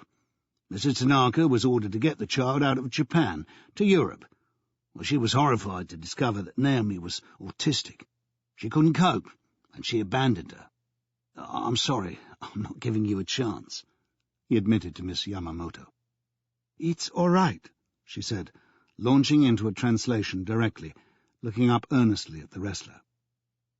As you know, Diamond picked up his thread again, in England we did all we could to publicise Naomi's plight. After I went on television, Mrs. Tanaka panicked and snatched Naomi back. She was in trouble now. She couldn't possibly stay in Britain, so she phoned her contact for orders. They told her to fly to New York, and she obeyed. A fatal move, if only she'd realised. Obviously the people behind this scam had decided Mrs. Tanaka was unreliable and dispensable, and they hired a man to meet her and murder her. He stopped. He'd told most of it now. It all hung together so well. And yet... Yamagata listened to the Japanese version, and then spoke a few words that, translated into English, pinpointed the problem. If Dr. Masuda is dead, why has Liebman come to Japan with Naomi and 2 American strongmen? Diamond was about to admit he was stumped for an explanation, when someone interrupted in Japanese. It was Dr. Hitomi, speaking in the modulated tone he had used before. Modulated it may have been, yet it brought a swift, excited response from Yamagata. The translation followed for Diamond's benefit. Dr. Hitomi says he thinks you are mistaken in saying Dr. Masuda is dead. He saw her here on the campus only last week. He made an effort to stay calm. Is he certain? When the police checked her last address, she was missing. Now one of the librarians chimed in, using imperfect but perfectly comprehensible English. Yes, true. She alive. She sometimes use library. If you like, I show you her name on computer. No need, said Diamond. I believe you, both of you. He loosened his lips and blew out, making them vibrate. It eased his tension somehow. Now we know the answer to Mr. Yamagata's question. Liebman and his friends are in Japan to do the job properly this time, and silence Dr. Masuda for good. With the child? Miss Yamamoto said spontaneously. They'll use the child as bait. The point is, have they found her mother already? When this had been turned into Japanese, Yamagata spoke. He says the real point is where to look for Dr. Masuda. He was right. They did the obvious thing first, and checked the library records for an address. It proved to be the same place that Diamond had been informed by the Yokohama police was now let to someone else. A phone call confirmed this. So, where in the whole of Japan do we turn now? He said aloud, but speaking more to himself than anyone present, as though that he was caught by surprise when Miss Yamamoto translated. This time, no one had an answer. And this was the nadir, the most depressing moment of the entire quest. To have come this far and be thwarted was hard enough, but to know for sure that every minute of inaction made it more likely that Naomi and her mother would die, that was intolerable.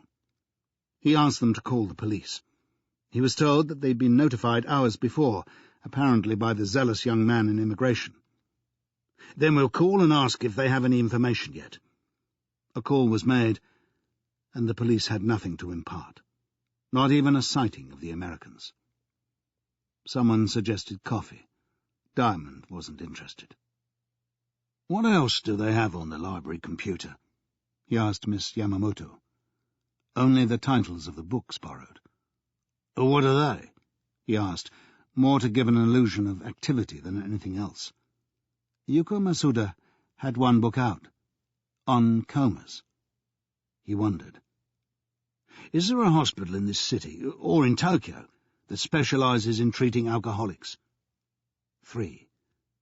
Would you phone each of them and ask whether Dr. Masuda carries out research there? The second hospital they called said Dr. Masuda was a regular visitor. Chapter 32.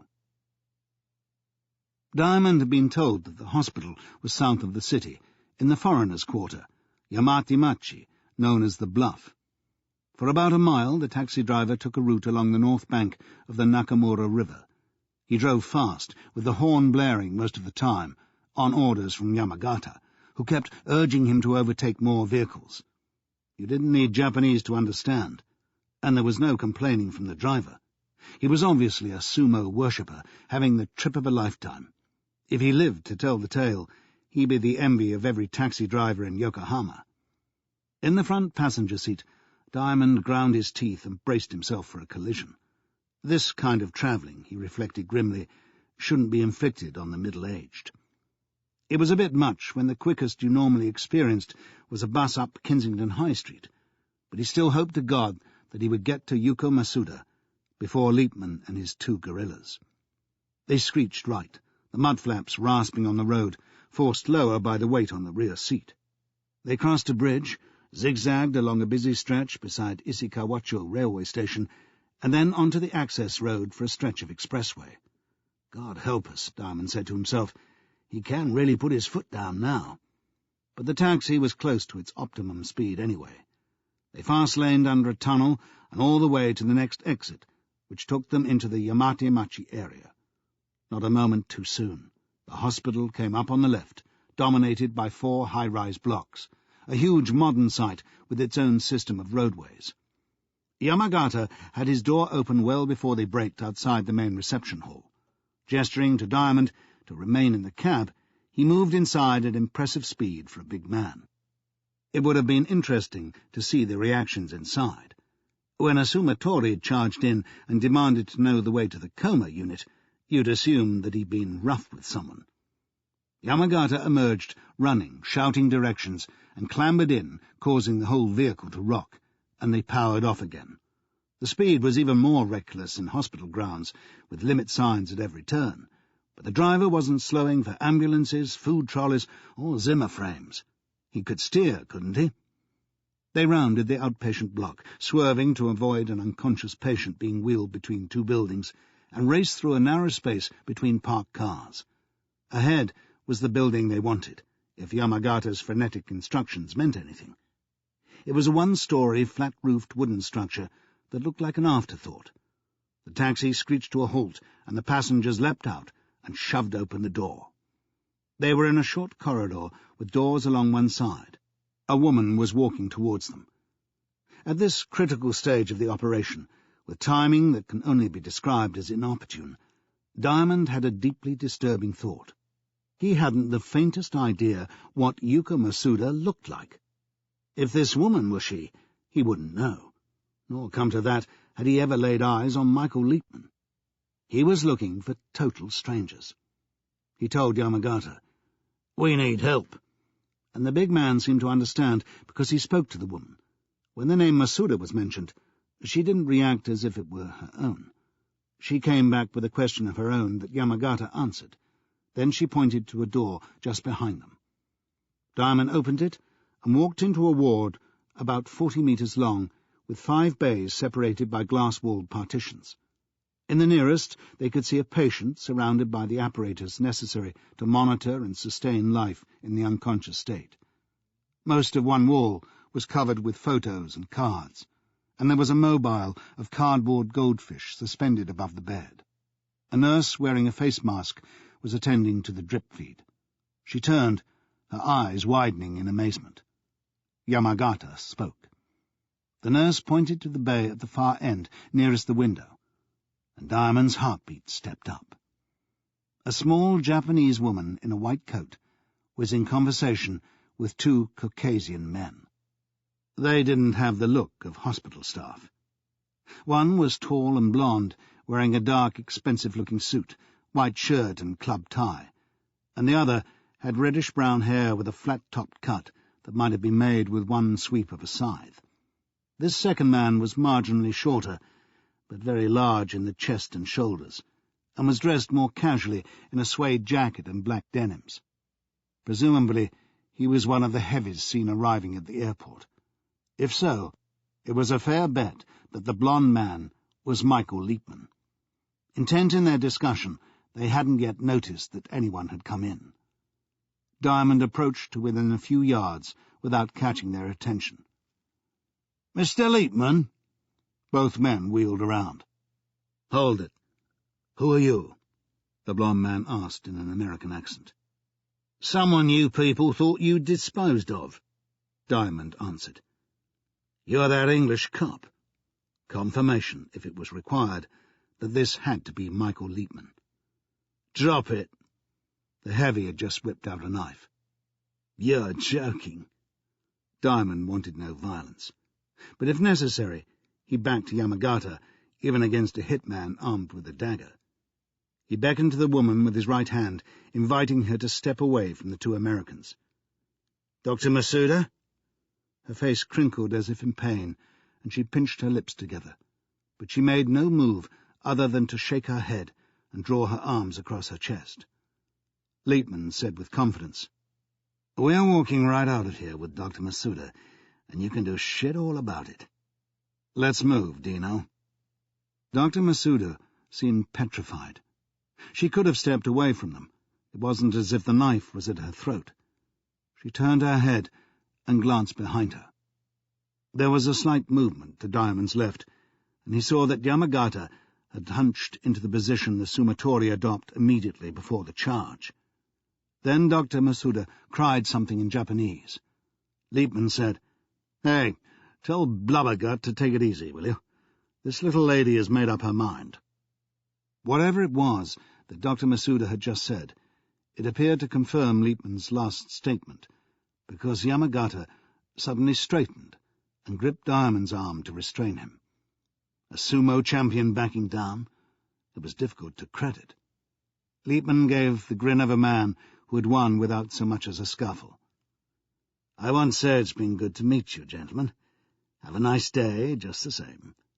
He gestured to Dr. Masuda to walk ahead, and she obeyed. "See what I mean?" He started to follow. The minder went too, walking backwards to cover their exit, the knife held threateningly. Yamagata's grip on Diamond's arm tightened. He would not allow Diamond to go in pursuit. When they were out of arm's range, the reason why Masuda had gone so compliantly was made clear. Yamagata steered Diamond to the windows and pointed to where a figure was standing beside a red saloon car. Two figures, in fact. On first sight, they had merged as one, for a man was holding a small Japanese child directly in front of him. She looked pale and passive, her hands limp at her sides, in spite of the cord around her throat. It was Naomi. Having anguished over her fate for so many days, having put so much into the search, this was a nightmare. To do nothing now, while she was there in view, under threat of murder, would be unforgivable. Leapman had reached the door. He told Diamond, "She's coming with us because she wants her kid back. She hasn't seen her in months." "You'll kill them both." "Maybe, but she doesn't know that. She can't understand one word we say. And just in case you were thinking of following, I'm asking Dino to guard the door while we get clear." Dr. Masuda had already gone through, and Leapman followed. The henchman waited just inside, guarding the only exit with the knife held ready. Although his heart was sick, Diamond knew in his head that Yamagata was right. To have made a move now would certainly have put Naomi at risk. It wouldn't require much for the thug out there to strangle her. Very likely he'd been hired to kill mother and child anyway. One unexpected move might precipitate the deed. But it must have required astonishing self-restraint on Yamagata's part to hold back when all his training, all his pride, was based on the concept of the fight. Even at this stage, he continued to hold Diamond's right arm in the iron grip. "They're getting away, for God's sake!" The scene unfolding on the other side of the glass appeared as remote as television. In fact, the windows were about the size of portable TVs, much too narrow to have climbed through. "Will you let go of me?" Diamond demanded. Now he could see Yuko Masuda running towards her child, her hands outstretched. The henchman released Naomi, probably on orders from Leapman, who was following closely. The child stood still, unaffected, and then was gathered into her mother's embrace. It's too bloody late now. Liebman had the car door open and bundled mother and child into the back seat and got him beside them. The other man got into the driver's seat. Only at this point did Yamagata release Diamond, by now rigid with anger and frustration. "Too bloody late!" he shouted. Yamagata plainly didn't agree. Timing is fundamental to sumo wrestling, and for him the fight wasn't over yet. The huge man moved at astonishing speed before Diamond had even got the last words out. He went straight to the bed in the end bay.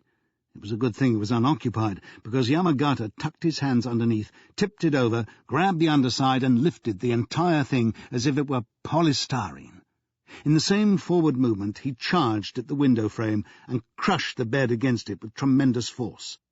Such was the impact that the entire casement and a section of wall collapsed at the first contact, leaving a gap framed by splintered wood and plaster. The rage, the humiliation of the last few minutes, was being expelled in one eruption of action. Yamagata almost fell across the bed when it landed upside down in a flower border outside, but he just succeeded in staying upright and clambering over it. His kimono was half off one shoulder, so he ripped it from his body without shifting his gaze from the focus of his anger. The car was moving off, but it would have to pass Yamagata on the narrow road. He stooped, legs astride, rubbing his hands, preparing to meet the car as if it were a rival in the wrestling ring. He actually indulged in some intimidatory action. He placed his left hand across his heart, stretched out his right, raised his right leg high in the Shiko movement, and slammed it down on the road. There wasn't time to complete the ritual. The car was coming at him. Hunkering low again, he waited for the crunch. There was no question of giving way to 2 tons of automobile. Much more than his self-esteem was at stake. With exquisite timing, he launched himself straight at the car at the moment it would have smashed into his legs. His huge body was visible rising over the bonnet in a movement that looked like a dive at the windscreen. The effect was made more spectacular by the car's acceleration, because all he needed to do was dip his torso and jump as the bonnet moved underneath him. His head shattered the windscreen and hit the driver with tremendous impact. The car veered off the road and smashed against the speed limit sign. Peter Diamond was standing in a dust cloud of plaster, mesmerized by what he'd just witnessed. Whether Yamagata had survived, he couldn't tell. The wrestler's head and torso were entirely inside the car, and the rest of him lay on the bonnet, ominously still. Diamond shook himself out of the trance-like state, and was preparing to clamber over the rubble to give help, when there was a warning shout from behind, more of a scream than anything intelligible. Just in time, he glanced behind and saw Liebman's other henchman charging towards him with a knife raised to strike. Diamond was no sumo wrestler, nor was he particularly fit. His right arm still ached from the beating he'd had in New York, but he still had quick reactions, and his police training had given him some elementary judo. Until now, he'd never been required to use the shoulder throw in a real fight. It was quite a contortion to twist sufficiently to grab the man's right sleeve and left lapel without being stabbed. But he succeeded. He bent his knees to get under his attacker's centre of gravity and gave a terrific tug. The man somersaulted over his back and thumped the ground heavily. Not bad for an amateur. Diamond grabbed the knife, but there was no need, because the man was out cold. The shout must have come from the nurse they'd seen attending to one of the coma patients. Now she was running straight past Diamond to the car. He followed. One of the rear doors opened, and Liebman climbed out, scattering fragments of broken windscreen from his clothes. Seeing the knife in Diamond's hand, he raised his arms. He was not the sort to fight for himself. Diamond ordered him to lie face down on the verge. Naomi got out next, making a whimpering sound, in some distress but not visibly injured. Her mother followed and held her. Yamagata's body was lacerated extensively, but to Diamond's immense relief, he began to move. He must have been stunned for a while, and no wonder. Slowly, but without assistance, he withdrew his bleeding torso from the front of the car. Astride the heavily dented bonnet, he sat tidying his hair. The nurse had been examining the man in the driver's seat, feeling for a pulse.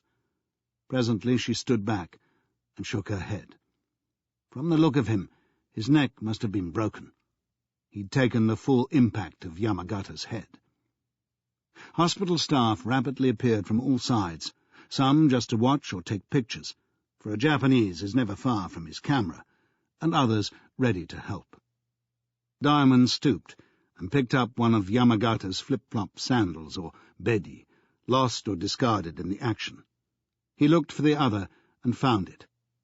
A doctor who spoke English made himself known to Diamond and arranged for the security staff to take charge of Liepman and the surviving henchman, who was regaining consciousness. The police were called. The sightseers surrounded Yamagata until a nurse persuaded him to remove himself from the car bonnet and go for treatment. He was extensively marked, but the cuts were superficial. In a few days there would be no scars. Diamond eased a path through the admirers and handed the flip-flops to their owner. He would have liked to apologize for the way he'd ranted and tried to break free. Instead, he bowed. They both bowed. Then Yamagata made a generous gesture.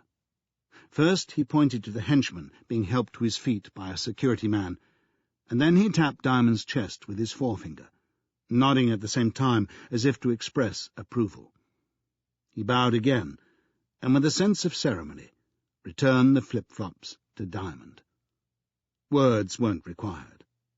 There was actually a scattering of applause. Diamond was glad he didn't have to speak, because he couldn't have trusted his voice at that moment. Yamagata looked around. Something still troubled him. He spotted Dr. Masuda standing a short way off, holding Naomi by the hand.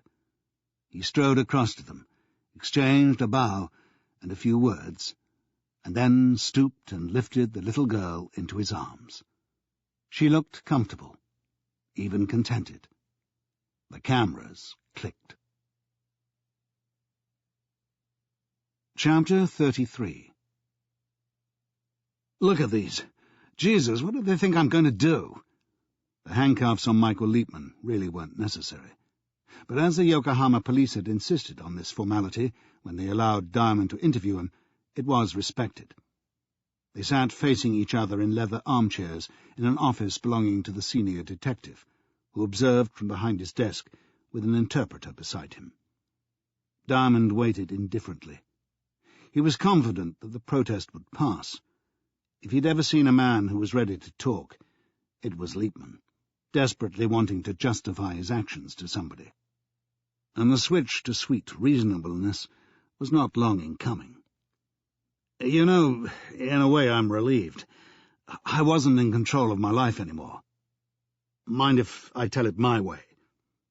A nod from Diamond, and he was away. I can scarcely believe what an idiot I've been. Less than a year ago, I had things pretty well sorted. I was vice-chairman, on a good salary in a prosperous company, although I have to say I could see the clouds gathering. Manny, the chairman, wouldn't admit that we were slipping back in the pharmaceuticals league. He was a great personality, a real nice guy, a terrific manager in his time, but frankly he wasn't in tune with modern business. It's a shark pool now, and Manny shouldn't have been there anymore. I know the drug industry. I was ambitious for his job, and I expected to get it soon. Through a boardroom coup. Right. I had a surefire plan to reverse the slide, but I knew he wouldn't back it. Unknown to Manny, I'd already given the green light to certain research projects that he wasn't even aware of. Nothing unethical, just things that I considered Manfleck should support to stay competitive. I diverted some funds quite legitimately from other projects we were phasing out, and when the accounting got a little complex, I actually injected some cash from my own pocket. It was an investment, the way I saw it. There was this project in Indianapolis with terrific potential. Church wards. Liepman nodded. Every drug company in the business was looking for a breakthrough with Alzheimer's. Alaric Churchward was getting some sensational test results with PDM3. I was damn sure we had an all-time winner, and I was aiming to torpedo Manny with it. I knew he wouldn't back it without all kinds of guarantees we weren't ready to supply. The board was unhappy with Manny, and I expected to make my bid for chairman any time. When I became boss, I could give the drug my backing and turn Manflex into a top company again. You had support on the board? Well, for sure. But they didn't know about PDM3 yet. That was the ace up my sleeve. I told nobody. You told the Mafia. I needed money to fund the project, more money than I possessed. But from the Mafia? Liepman's cuffed hands moved apart in a parody of a man gesturing that he'd acted in good faith. At the beginning, I didn't know they were the mob. They crept up on me. I wanted large injections of cash without questions being asked, and I approached one guy I knew from way back who'd promised to talk to a venture capital person and so on. One day a wad of money arrived. I didn't know it was Mafia money until they followed up. Then I found myself talking to Massimo Gatti, who everyone knows is a mafioso. Yet you didn't back out at that stage. He glared at Diamond. You should try backing out on a man like Gatti. So you were in his pocket. They saw ways of making big bucks on the stock market. It was crazy. They set fire to one of the Manflex plants in Italy, reduced it to ashes. You know why? To depress the market price so they could buy in on favourable terms. I wasn't a party to that, believe me. I only heard about it later. That was when I realized I was way out of my league. Did you know at the time that PDM3 was dangerous? At the time I borrowed the money? Christ, no. What kind of monster do you think I am? You trusted Professor Churchward? Well, sure. He's a great scientist. Believe me, he wasn't part of this mess. Okay, he knew there were some ADRs, adverse drug reactions, but he believed they could be kept to a minimum with the right dosage. When did you find out the truth? About Jantek. 6 or 7 months back. By that time there was no going back. How did it come to light? Alaric called me one afternoon with some technical query. He said he was aware that a number of preliminary studies had been started with the compound and not proceeded with. Well, that's quite usual. Testing new drugs for biological activity can be a long and frustrating process, and on top of that, you're sure to have plenty of failures trying to discover if they have any medical potential. He wanted to know if there was anything still on file. I promised to run a computer check. I keyed in the chemical formula and found the file on Jantek. Liepman remembered and winced. It was a real kick in the guts. The crucial decisions were made back in 1985, a couple of years before I joined the company. Dr. Masuda had done 2 years of testing here in Japan in her research into alcoholic comas, using the same compound as PDM3 under the proprietary name of Jantek. I learned that Manny had personally axed the research after Dr. Masuda detected liver damage that was caused by Jantek. The name Jantek was deleted from our list of drugs under research. I was deeply shocked when I learned this. By this time I'd staked my career and my personal savings in the same lousy drug. Didn't you inform Churchward? No. Liepman shook his head, and it was an expression of regret. I faxed him some of the other studies I found, but I kept quiet about this Jantek bombshell. I hoped it might not be the serious problem it first appeared to be. Sometimes Manny Flexner was too cautious for his own good. He took no risks whatsoever with drugs. Every drug has ADRs, and I argued to myself that alcoholism causes liver damage anyway, so maybe those Japanese results wouldn't show up to the same degree in patients who drank in moderation. Alaric Churchward's brilliant work on Alzheimer's didn't have to be jettisoned just because Manny was so ultra-careful. All right, you rationalized, said Diamond, becoming impatient. What did you do about it? Altered the records for a start. Oh, that was no problem. I could do that sitting in my office, and I did. Diamond refrained from pointing out that he should also have gone down to the basement where the old file cards were kept. Computer records are simple to wipe, Liepman was saying, but this had a human dimension. Diamond gave a nod. And you can't wipe humans so easily. Liepman glared in defiance. I am not a killer. Sure, I could foresee problems with Dr. Masuda. She was a real risk if she got to hear about PDM3. It was quite possible that she had a grudge against Manflex for what happened. I made some inquiries and learned that after her research was axed, she stopped work altogether. She hadn't gone back since. So I flew to Yokohama to see her. Independently, without telling the Mafia. Yes. Oh, my idea was to buy her goodwill. I'd get her back to work on coma research, using some safe drugs we'd developed recently. Then I would change her file to make it appear that we'd continued to sponsor her without a break. But there was a complication. Naomi. Excuse me? The child. Naomi is what I call her. Ah, I understand. Yes, discovering that the little girl existed was a real shock, and even more so when I found that she was autistic. She needed round-the-clock attention. The only way I could get Dr. Masuda back to work was by finding a surrogate mother. Well, I discussed it with Dr. Masuda. After 7 years of caring for a kid who doesn't respond one bit, she was ready for a break if we could find someone. I agreed to meet the cost. She already knew a woman in the university who had a kid who died. She'd wanted to adopt, but she was a single parent and the adoption agencies wouldn't play ball. Mrs. Tanaka. Right. Well, there was no question of letting her adopt, but we were willing to let her care for the kid. In fact, she could take her on a vacation. It worked out quite neatly in theory. Mrs. Tanaka knew the kid a bit. I put up the money for a trip to England to get... What name did you give her? Naomi. To get Naomi right away at the time I was planning to unseat Manny Flexner. PDM3 was going to be the resignation issue, and it had to be watertight. But why? Why go to so much trouble over a little girl? Because she was the living proof that Dr. Masuda quit researching in 1985. I could buy Dr. Masuda's silence, but I couldn't explain away the child if someone did some digging. Who did you fear? Manny? Liepman shook his head. He was unlikely to make the connection with Jantek, even though he dumped it himself. He wasn't really a scientist. No, the people I feared were outside the company. The medical press, the stock market analysts, our rivals in the drug industry. They're damned quick in dredging up anything adverse they can find on a new drug. Nothing was published on Jantek, but somebody somewhere could have heard a whisper. So you sent Mrs. Tanaka to London with Naomi. It seemed like a neat solution, but she fucked up everything. Everything. Maybe those adoption agencies knew something, because Mrs. Tanaka couldn't cope.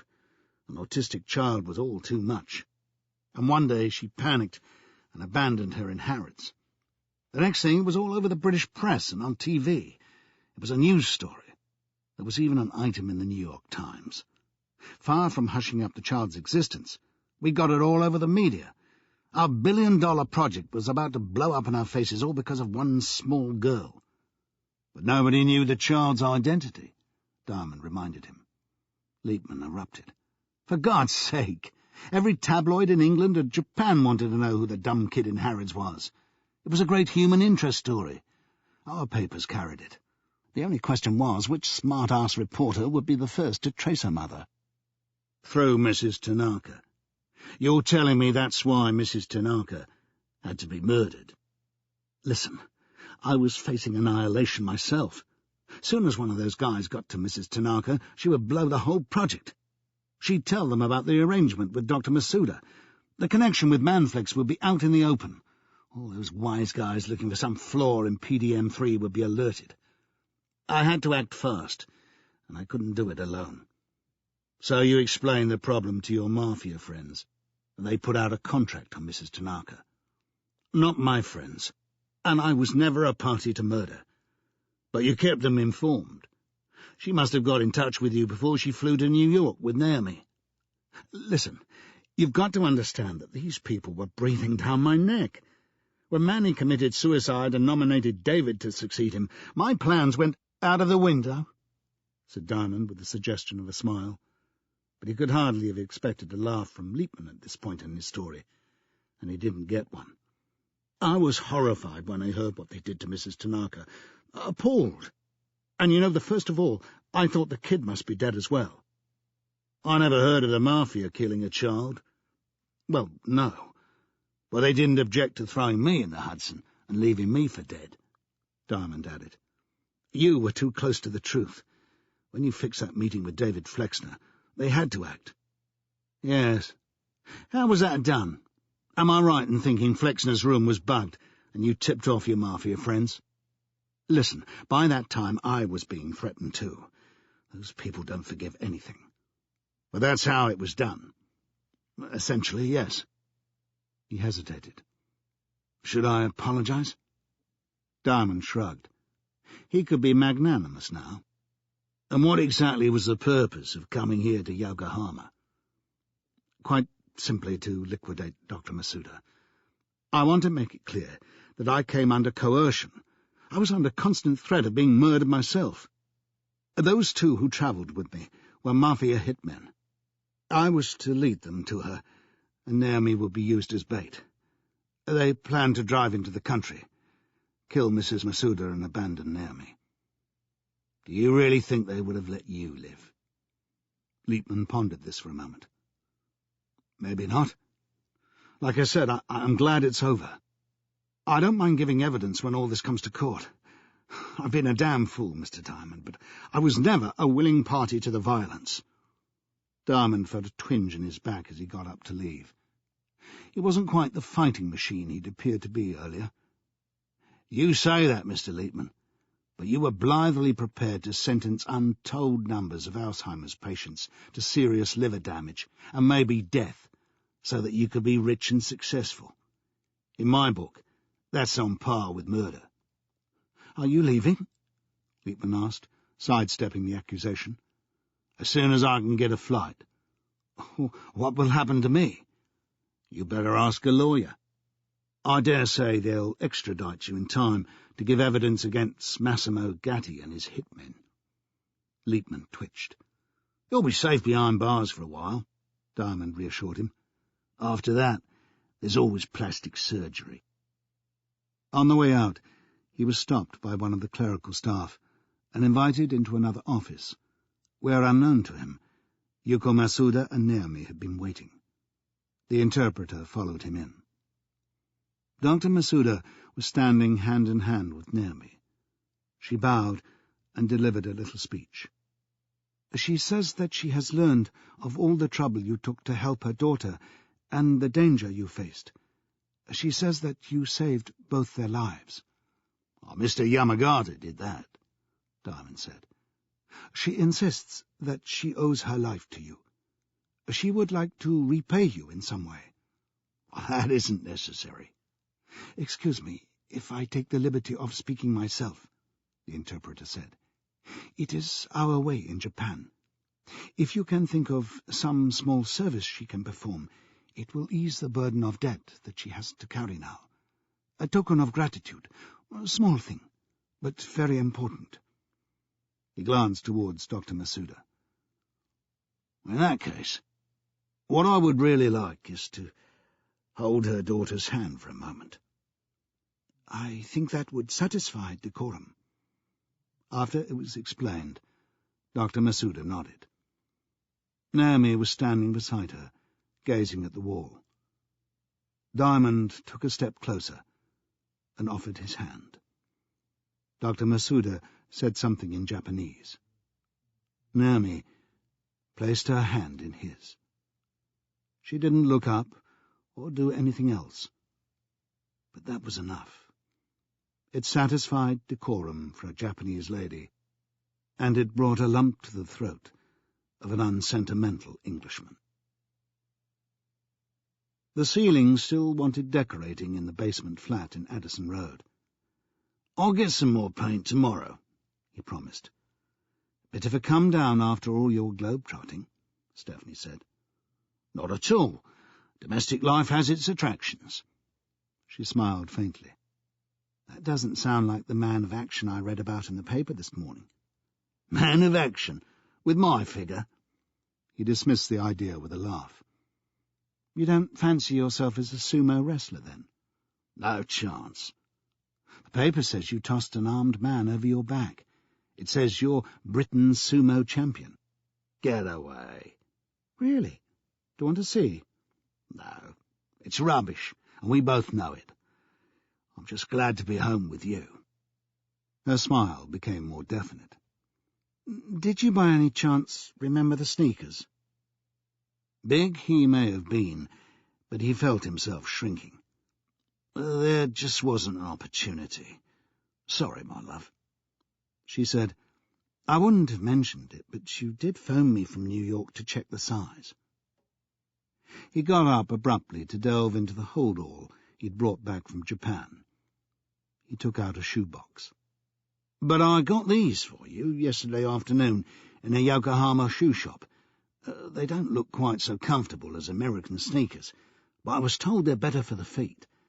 They call them gaita. With anticipation, she lifted the lid. Then she gave Diamond a frown. She lifted out a small pair of traditional wood and leather flip-flops. No sneakers. He shook his head. He'd been tempted to call them Japanese sneakers, but there were limits.